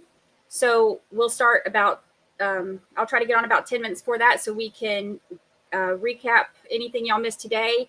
And then, yes, I tweeted that. That was funny. So we will be here about 10 minutes early tomorrow. Oh, yes, here you go. JT is the best. Here's a link to the playlist for this trial. Thank you, thank you, thank you. Thank you, thank you. So we'll be here about 10 minutes early tomorrow so we can go over everything and we will laugh again about all of her nonsense. And I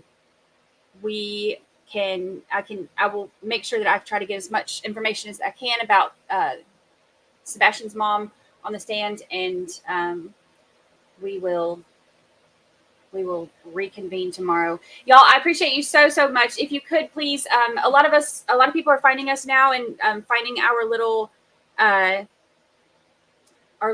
family here through the search option because y'all are hitting like. So if you could please just hit the like button. It helps us so much because it does help other people find us and helps with our little algorithm. So if you could please just hit the like button on your way out. I will get some rest for the first time in a while tonight. And I will see y'all at 8 Eastern, about 10 minutes before, about 7:50 Eastern, 6:50 Central. That sounds so early. All right, y'all. Thank you so much. Thank you for reporting to jury duty. And I will see y'all tomorrow.